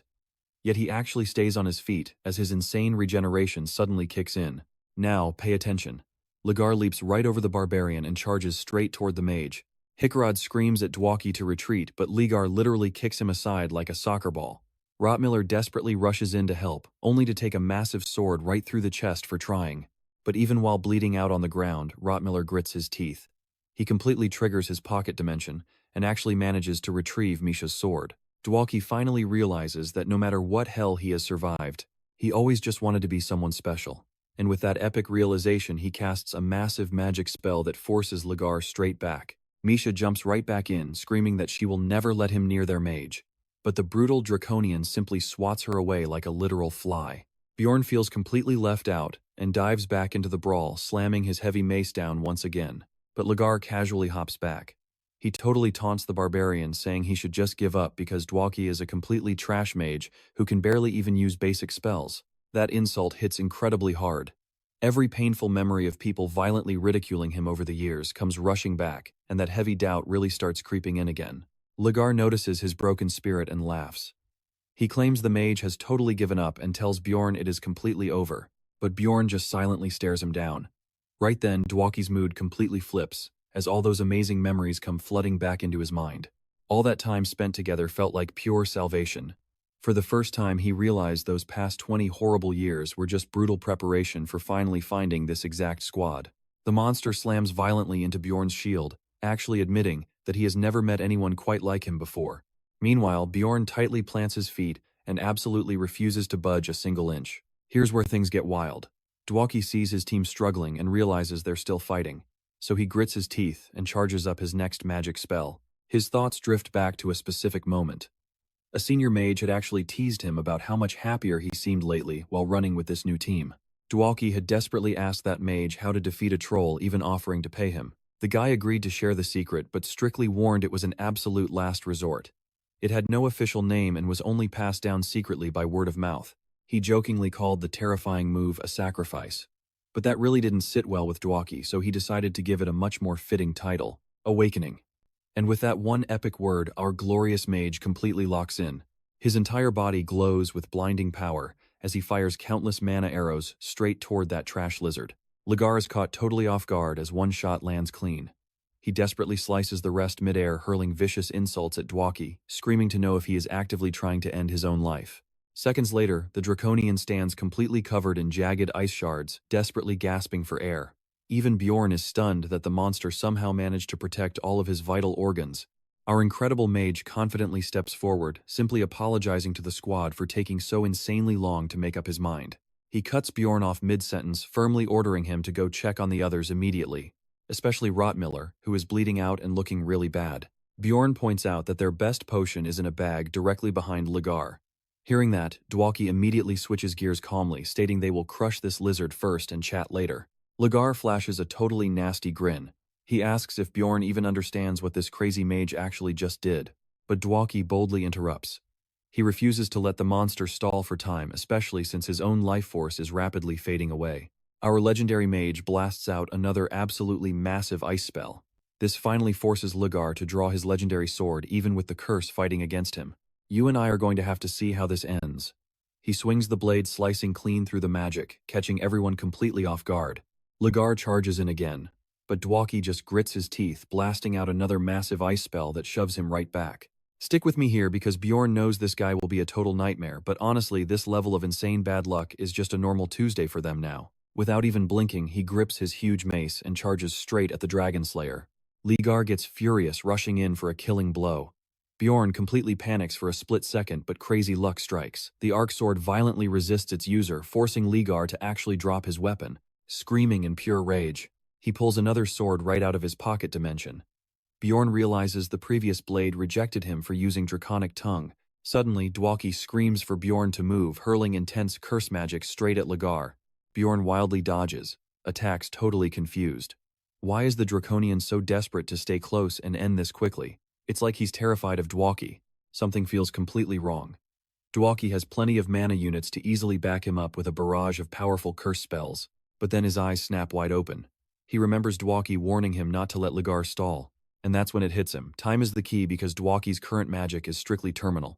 He immediately screams for the mage to use Cold Tempest, making Lagar break into a nervous sweat.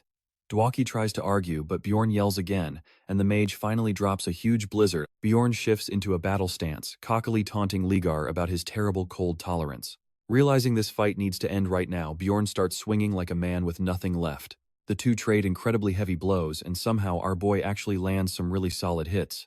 Now watch this carefully. Using every ounce of his raw power, he smashes his mace directly into Lagar's chest, sending the Draconian flying backwards into the dirt. But Lagar's second heart skill instantly triggers, throwing a ridiculously thick protective shield around his body. Bjorn is left gasping for air, super frustrated, and he furiously curses out the Draconian for relying on such a cheap numbered item. Then he turns his head and his blood turns to ice. Dwaki can barely even stand up and he is horribly bleeding from absolutely everywhere. Bjorn hits a massive dead end. He has to quickly decide who gets their single top-tier potion. Logically, it belongs to Rotmiller to grab the remaining potions, but their mage is hanging by a tiny thread. So he violently splits the potion in half, praying to the gods that it works. Bjorn knows it is a risky call that could easily doom their whole squad. But right now, the harsh line between life and death is permanently. Seconds later, everyone's magic points refill. A huge wave of relief washes over him as his massive physical strength kicks back in. Dwaki weakly coughs, asking what happened to the Dragon Slayer. The squad tells him to save his energy, but the stubborn mage simply ignores them and asks it again. Bjorn quietly explains, Lagar isn't dead yet, but he looks terribly injured. Misha and Hikarad frantically yell at Dwaki to hang on. Bjorn realizes no healing potion will fix this damage, but the others desperately try forcing more down his throat anyway. Dwaki faintly whispers their names. Bjorn just tightly grips his hand, swearing he will pass his final words to Rotmiller. Dwaki gets a bit dramatic, saying there is something incredibly important he wants them to hear. His mother deeply loved the vast ocean, even though she never actually saw it but always dreamed of going just once. You and I know that feeling, right? He didn't get it as a kid, but now he understands you want something way more when you know it's totally impossible. Some things just shine so much brighter that way. And in this final moment for him, it is the loyal friends he made. He smiles brightly, thanking them for being his true teammates. Misha completely breaks down sobbing, begging him to stop, while Hikarad just stands in quiet, respectful acceptance. Bjorn uses his full name. He looks him in the eye, calling him the absolute best teammate and greatest mage ever, saying it was an absolute honor fighting alongside him. Hearing that kind of epic praise from a hardcore warrior hits extremely deep, especially since Dwaki barely considered himself a real mage. But even still, he is completely crushed. It all feels so brutally meaningless, knowing his entire existence is about to completely fade away into nothing. Misha cries uncontrollably, practically begging him to survive. Bjorn steps back to give them a final private moment while she desperately pleads for him to just stay alive. Dwaki softly realizes his drive was really just greed. He weakly calls out to Bjorne, jokingly calling him denser than a brick wall, telling him to stop ignoring the obvious truth. Bjorn solemnly agrees to honor his dying wish. But suddenly he sees the terrifying flesh cocoon twitch. He instantly realizes the boss monster inside is waking up right now. Dwaki asks if Bjorn can actually beat that thing. Our boy tells him not to stress, swearing on his life that everyone else is getting out alive. With those final words, the legendary mage gently closes his eyes. Liorwerv Dwaki breathes his last breath, dying as an absolute hero who shielded his team. Meanwhile, Rottmiller can hear every single tragic word perfectly. But his paralyzed body refuses to move. And that's where we leave it. He watches them face an impossible fight, wondering why they haven't surrendered when defeat seems so obviously guaranteed. Stick with me here. We are jumping straight into absolute mind-bending chaos. Deep down, he starts asking himself what it will take to keep pushing forward.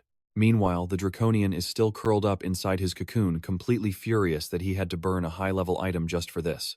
He knows he got incredibly lucky. Bjorn missed his head, then suddenly recalls an old memory. He remembers an old partner mocking him, saying he always loses because he only moves when the path is totally clear, even in do-or-die moments. That memory makes his blood boil. Bjorn tightly grips his mace, the heavy sting of their recent loss hanging right there in the air. In his mind, he knows zero paradise awaits him whether he fights or runs away. He locks in. It ends right now. The Draconian must die while their stats still match.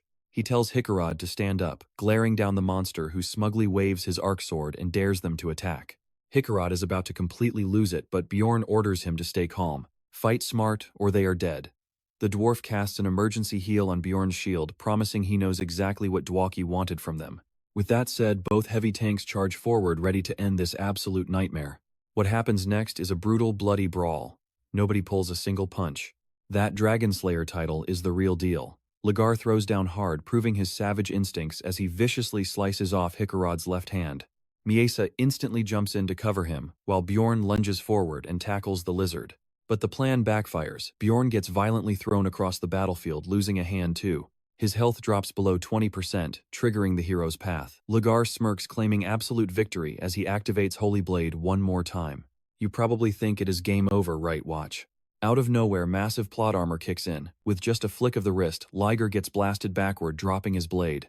And the mystery savior, it is the priest. This instantly drives Lagar totally insane, screaming at the old man to explain what he is doing.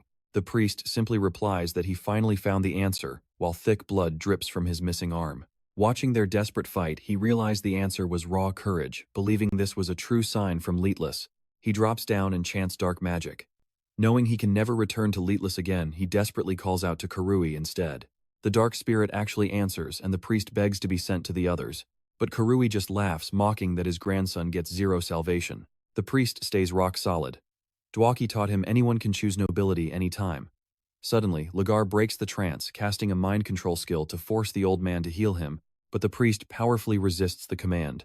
The price, his remaining arm, goes to Karui. Lagar is completely stunned as the priest begs the dark spirit for power to destroy the Dragon Slayer. But the evil spirit bluntly rejects the deadly request. Meanwhile, Bjorn catches the voice. He immediately realizes they are dealing with the infamous evil deity himself. So the priest quickly shifts his demand, begging Karui to shield everyone from the vicious Draconian. Now pay attention, this is where it gets crazy. Massive shadow arms erupt, devouring the priest's mangled limbs as a portal rips open. The Draconian gets dragged upward, screaming at the priest to stop or his grandson is gone for good. But the old man calmly replies that he has already accepted that heavy loss. Lagar grits his teeth, screaming absolute curses as the portal swallows him. He desperately reaches out for his glowing arc sword. Bjorn instantly reads the play, lunging forward to hold that legendary blade back with all his sheer strength. With zero energy left, Lagar spits out straight venom, promising they will absolutely meet again. Bjorn does not flinch. He vows to survive and grow stronger every single day until he can crush the Draconian without needing any luck. He swears he will hunt the lizard down himself because he is definitely not the only one who lost something major today. Just then, a warm golden aura wraps around the surviving team. Bjorn recognizes the pure divine power. Their brutal wounds completely vanish. Our guy instantly realizes this healing skill is completely broken and overpowered, but the relief fades fast. He realizes it cannot heal Karui's curses, and the massive weight of the priest's sacrifice hits hard. He kneels beside the dying old man, who weakly whispers about a hidden robe letter. Bjorn promises to deliver it to Leetless followers. But what really haunts him is why the priest saved them. The man just breathes the word mage. And honestly, you and I both know that is enough for Bjorn to bow in pure respect. Stick with me here. Bjorn heads back to find his team healed and standing. Thank God, no one else died. But deep down, he knows he failed his promise. He remembers what he told Dwaki, realizing he was way too arrogant. In the end, Dwaki was the one who protected everyone. His sacrifice is the only reason they are still breathing. Later, the crew gathers around the fallen mage. Rot Miller quietly breaks down in tears. He wanted to show him more of the world. After Miller pays his respects, Bjorn hits a hidden switch nearby. Hickarod asks what it is. Bjorn explains it is a trap room that launches them straight to the mage's center. He admits it was his desperate escape route against the Dragon Slayer, but Lagar would have caught them anyway. Hickarod nods, staring at the armless corpse. There was no escaping that monster. The group enters the sky tower and makes camp. Misha stays by Dwaki's side while Bjorn just watches in silence. She begs to know if they can somehow bring his body back to the city. Bjorn says no. Anyone dying in the labyrinth becomes an object. Taking him back requires a high-level distortion spell, the only exception a barbarian's heart, which explains why the tower is so obsessed with them. Bjorn grits his teeth. Reality is just that cruel. They cannot even give their friend a proper funeral. He asks Misha to rest, but she refuses. She just wants to stay with Dwaki for a little while longer. Bjorn gives her space and checks the letter. He reads about the priest's grandson being dragged to an underground city called Nork, a hidden city beneath the sewers, completely shocking. He figures these guys must be working with Orculus. Then it clicks. That explains why the plunderer girl in the sewers was so freaked out. She is definitely with them. Now pay attention here. He spots a mention of an underground portal, and he soaks up every juicy detail inside that letter. Bjorn knows he will have to go full nerd mode to research this later. But for now, rest is the priority. This place is safer than the city anyway, and chaos is definitely waiting for them back home. But it feels incredibly strange. They have been fighting for 2 straight days, and yet no one can sleep. Eventually, the labyrinth closes, teleporting them out while Bjorn plots his absolute next move. After trading in all their magic crystals at the nearest guild branch, they officially register Dwaki's death. Bjorn realizes it only takes 3 minutes to summarize a person's entire existence. Brutal. The cleric watches their faces. He quietly notes that Dwaki must have had some genuinely amazing teammates. Then the squad walks out, leaving with nothing but pure, heavy loneliness by their side. Next, they hit the temple. A familiar paladin asks for solid proof regarding Great Priest Ludwig, who vanished years ago. Bjorn looks confused. Kovitz explains it is sensitive. Too many fakes have been trying to cash in on the massive bounty. Bjorn instantly perks up at the mention of money. Kovitz confirms the reward is absolutely huge. That is all Bjorn needs. He switches straight into business mode and demands to know the exact amount. The crew shoots him some weird looks. He quickly dials it back, considering the absolute hell they just survived. Kovitz says the payout depends on their info, so he cannot drop an exact number just yet. I know what you are thinking. Just wait. Bjorn hands over the letter and Kovitz's face completely drops in shock. He tells them to hold on. Soon they are escorted to the 2nd floor, straight into a room packed with the temple's elite upper circle. Rot Miller spots the archbishop immediately. He drops into a deep bow, totally shocking the rest of the crew. Bjorn's heart skips a beat. He realizes this is the actual archbishop, remembering a book he read before. They are literally standing in front of the highest religious authority in the entire world. But why is some random kid here like it is? Bring your son to work day. The archbishop welcomes them warmly. Bjorn replies awkwardly, catching a death glare from Miller. The bishop asks how they found Ludwig's final message. He explains the man was deeply important to their order. Bjorn agrees to talk. He realizes this is massive if the bishop is acting this serious with mere explorers. He gives them a quick recap. Then he hands over the final item Ludwig left behind. The bishop inspects it. He admits it is not the missing relic, but it is enough to bring peace to Ludwig's soul. Bjorn sighs. He figures the Dragon Slayer probably swiped that divine relic before everything went south. Then the bishop turns to the cardinal and casually asks about their reward money. So what do you and I make of this payout? Returning that final message scores them the full reward, a staggering 70 million stones. Let's dive right in. The whole squad freezes in pure shock while Bjorn quietly jokes about suddenly finding religion. But then the smile drops. He looks dead serious, demanding to know the temple's actual plans. The bishop starts sweating, stumbling over his excuses to keep quiet. Then, the kid randomly starts glowing. The boy calmly tells our warrior to chill out. Meanwhile, Bjorn is just staring, completely lost. Everyone absolutely loses it. Bjorn just got a literal oracle. Yet he stays completely stone cold as a glowing ring forms on his finger. The kid happily announces the spirit has spoken. This shiny new ring will block his worst fateful connections up to 3 entire times. Our boy instantly realizes this is a new divine relic. Bjorn asks if it blocks the Dragon Slayer. The kid nods. That is exactly it. Now Bjorn has to brace himself to fight fate the second those 3 magical threads snap. Even still, his brain is completely short-circuiting over getting hit with a literal oracle. The crew instantly bombs him with endless questions, frying his barbarian mind. Then the boy suddenly collapses right into the older priest's arms. It hits him immediately. Using that much insane power comes with massive physical aftershocks. With the intense meeting officially wrapped up, the whole crew marches into the inner chamber. Naturally, the gang drops the biggest question. But even Krovitz has zero clue why a human deity would bless a wild barbarian. Now pay close attention because this has only happened 3 times ever. Bjorn is understandably suspicious. He asks about those past cases. Turns out those poor guys got labeled as traitors and completely exiled. For a barbarian, growing stronger requires the spirit seal. Getting kicked out means hitting a hard cap. Krovitz looks dead serious and solemnly vows to keep this secret.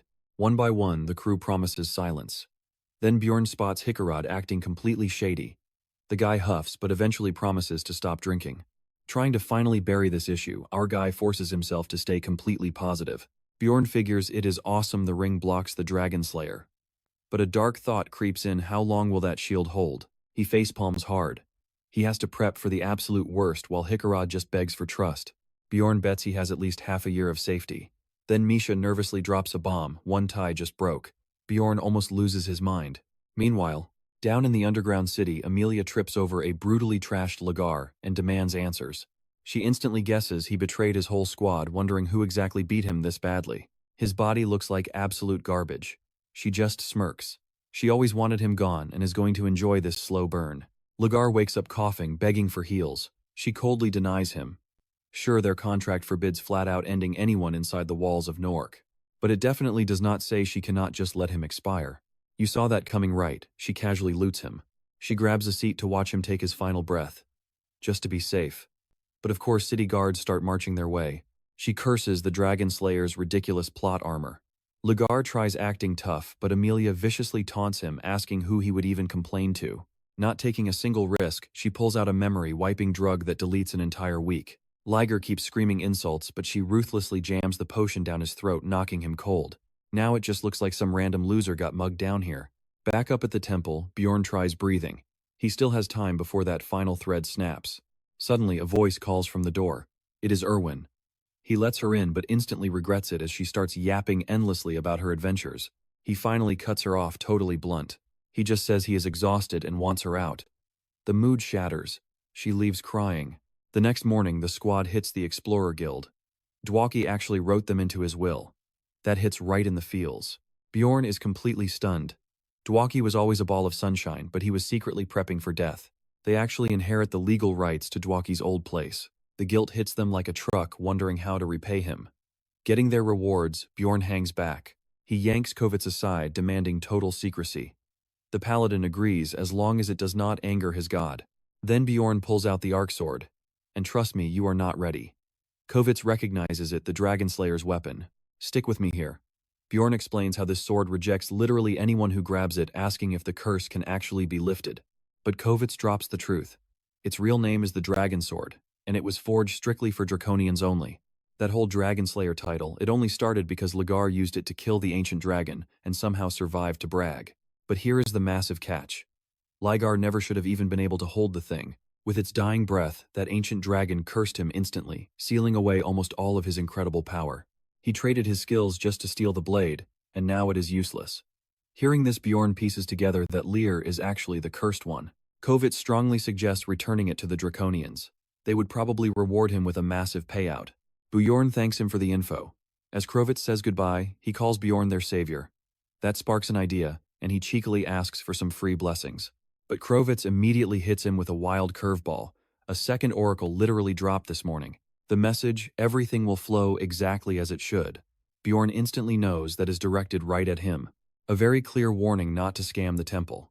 Still, the paladin kindly offers to listen if Bjorn ever needs someone to talk to. After that, Bjorn hits the tavern. The squad is already 3 drinks deep into their feelings. He sits down quietly, letting the heavy grief and alcohol freely mix together. Later on, the crew finally splits up. A wildly drunk Misha keeps stumbling and bumping into Bjorn while trying to walk in a straight line. He steps in to support her, practically dragging her all the way back to her place. Right at her doorstep, she mumbles a sleepy goodbye and turns around. But wait. Bjorn grabs her arm. Watch closely because this is where things get crazy. With a totally straight face, he uses her full name and hits her with a blunt question. Does she like him as more than a teammate? Miesa stands there frozen in pure shock while inside his head. Bjorn literally hears Dwaki's voice calling him denser than concrete. Misha lowers her eyes. She softly admits she does like him as a man, quietly asking if he had already figured that whole thing out. Meanwhile, miles away, Erwin suddenly picks up a signal on her hubby radar. Her instincts are screaming, and her sister immediately notices something is wrong. Theresia narrows her eyes, pointing out that Erwin has been acting super weird ever since the day she ran into Bjorn. Erwin scrambles, tossing out a bunch of weak excuses. She insists everything is totally fine, even though it obviously is not. Deep down, she cannot stop thinking that Bjorn looked pretty bad when she saw him last. Still, she keeps that heavy worry to herself. When Theresia offers to look into the situation, Erwin lights up with way too much excitement. In response, her sister literally shoves an apple into her mouth just to shut her up. Back to Bjorn and Miesa. He finally admits he never actually knew her true feelings, using that lingering uncertainty as a comfortable shield.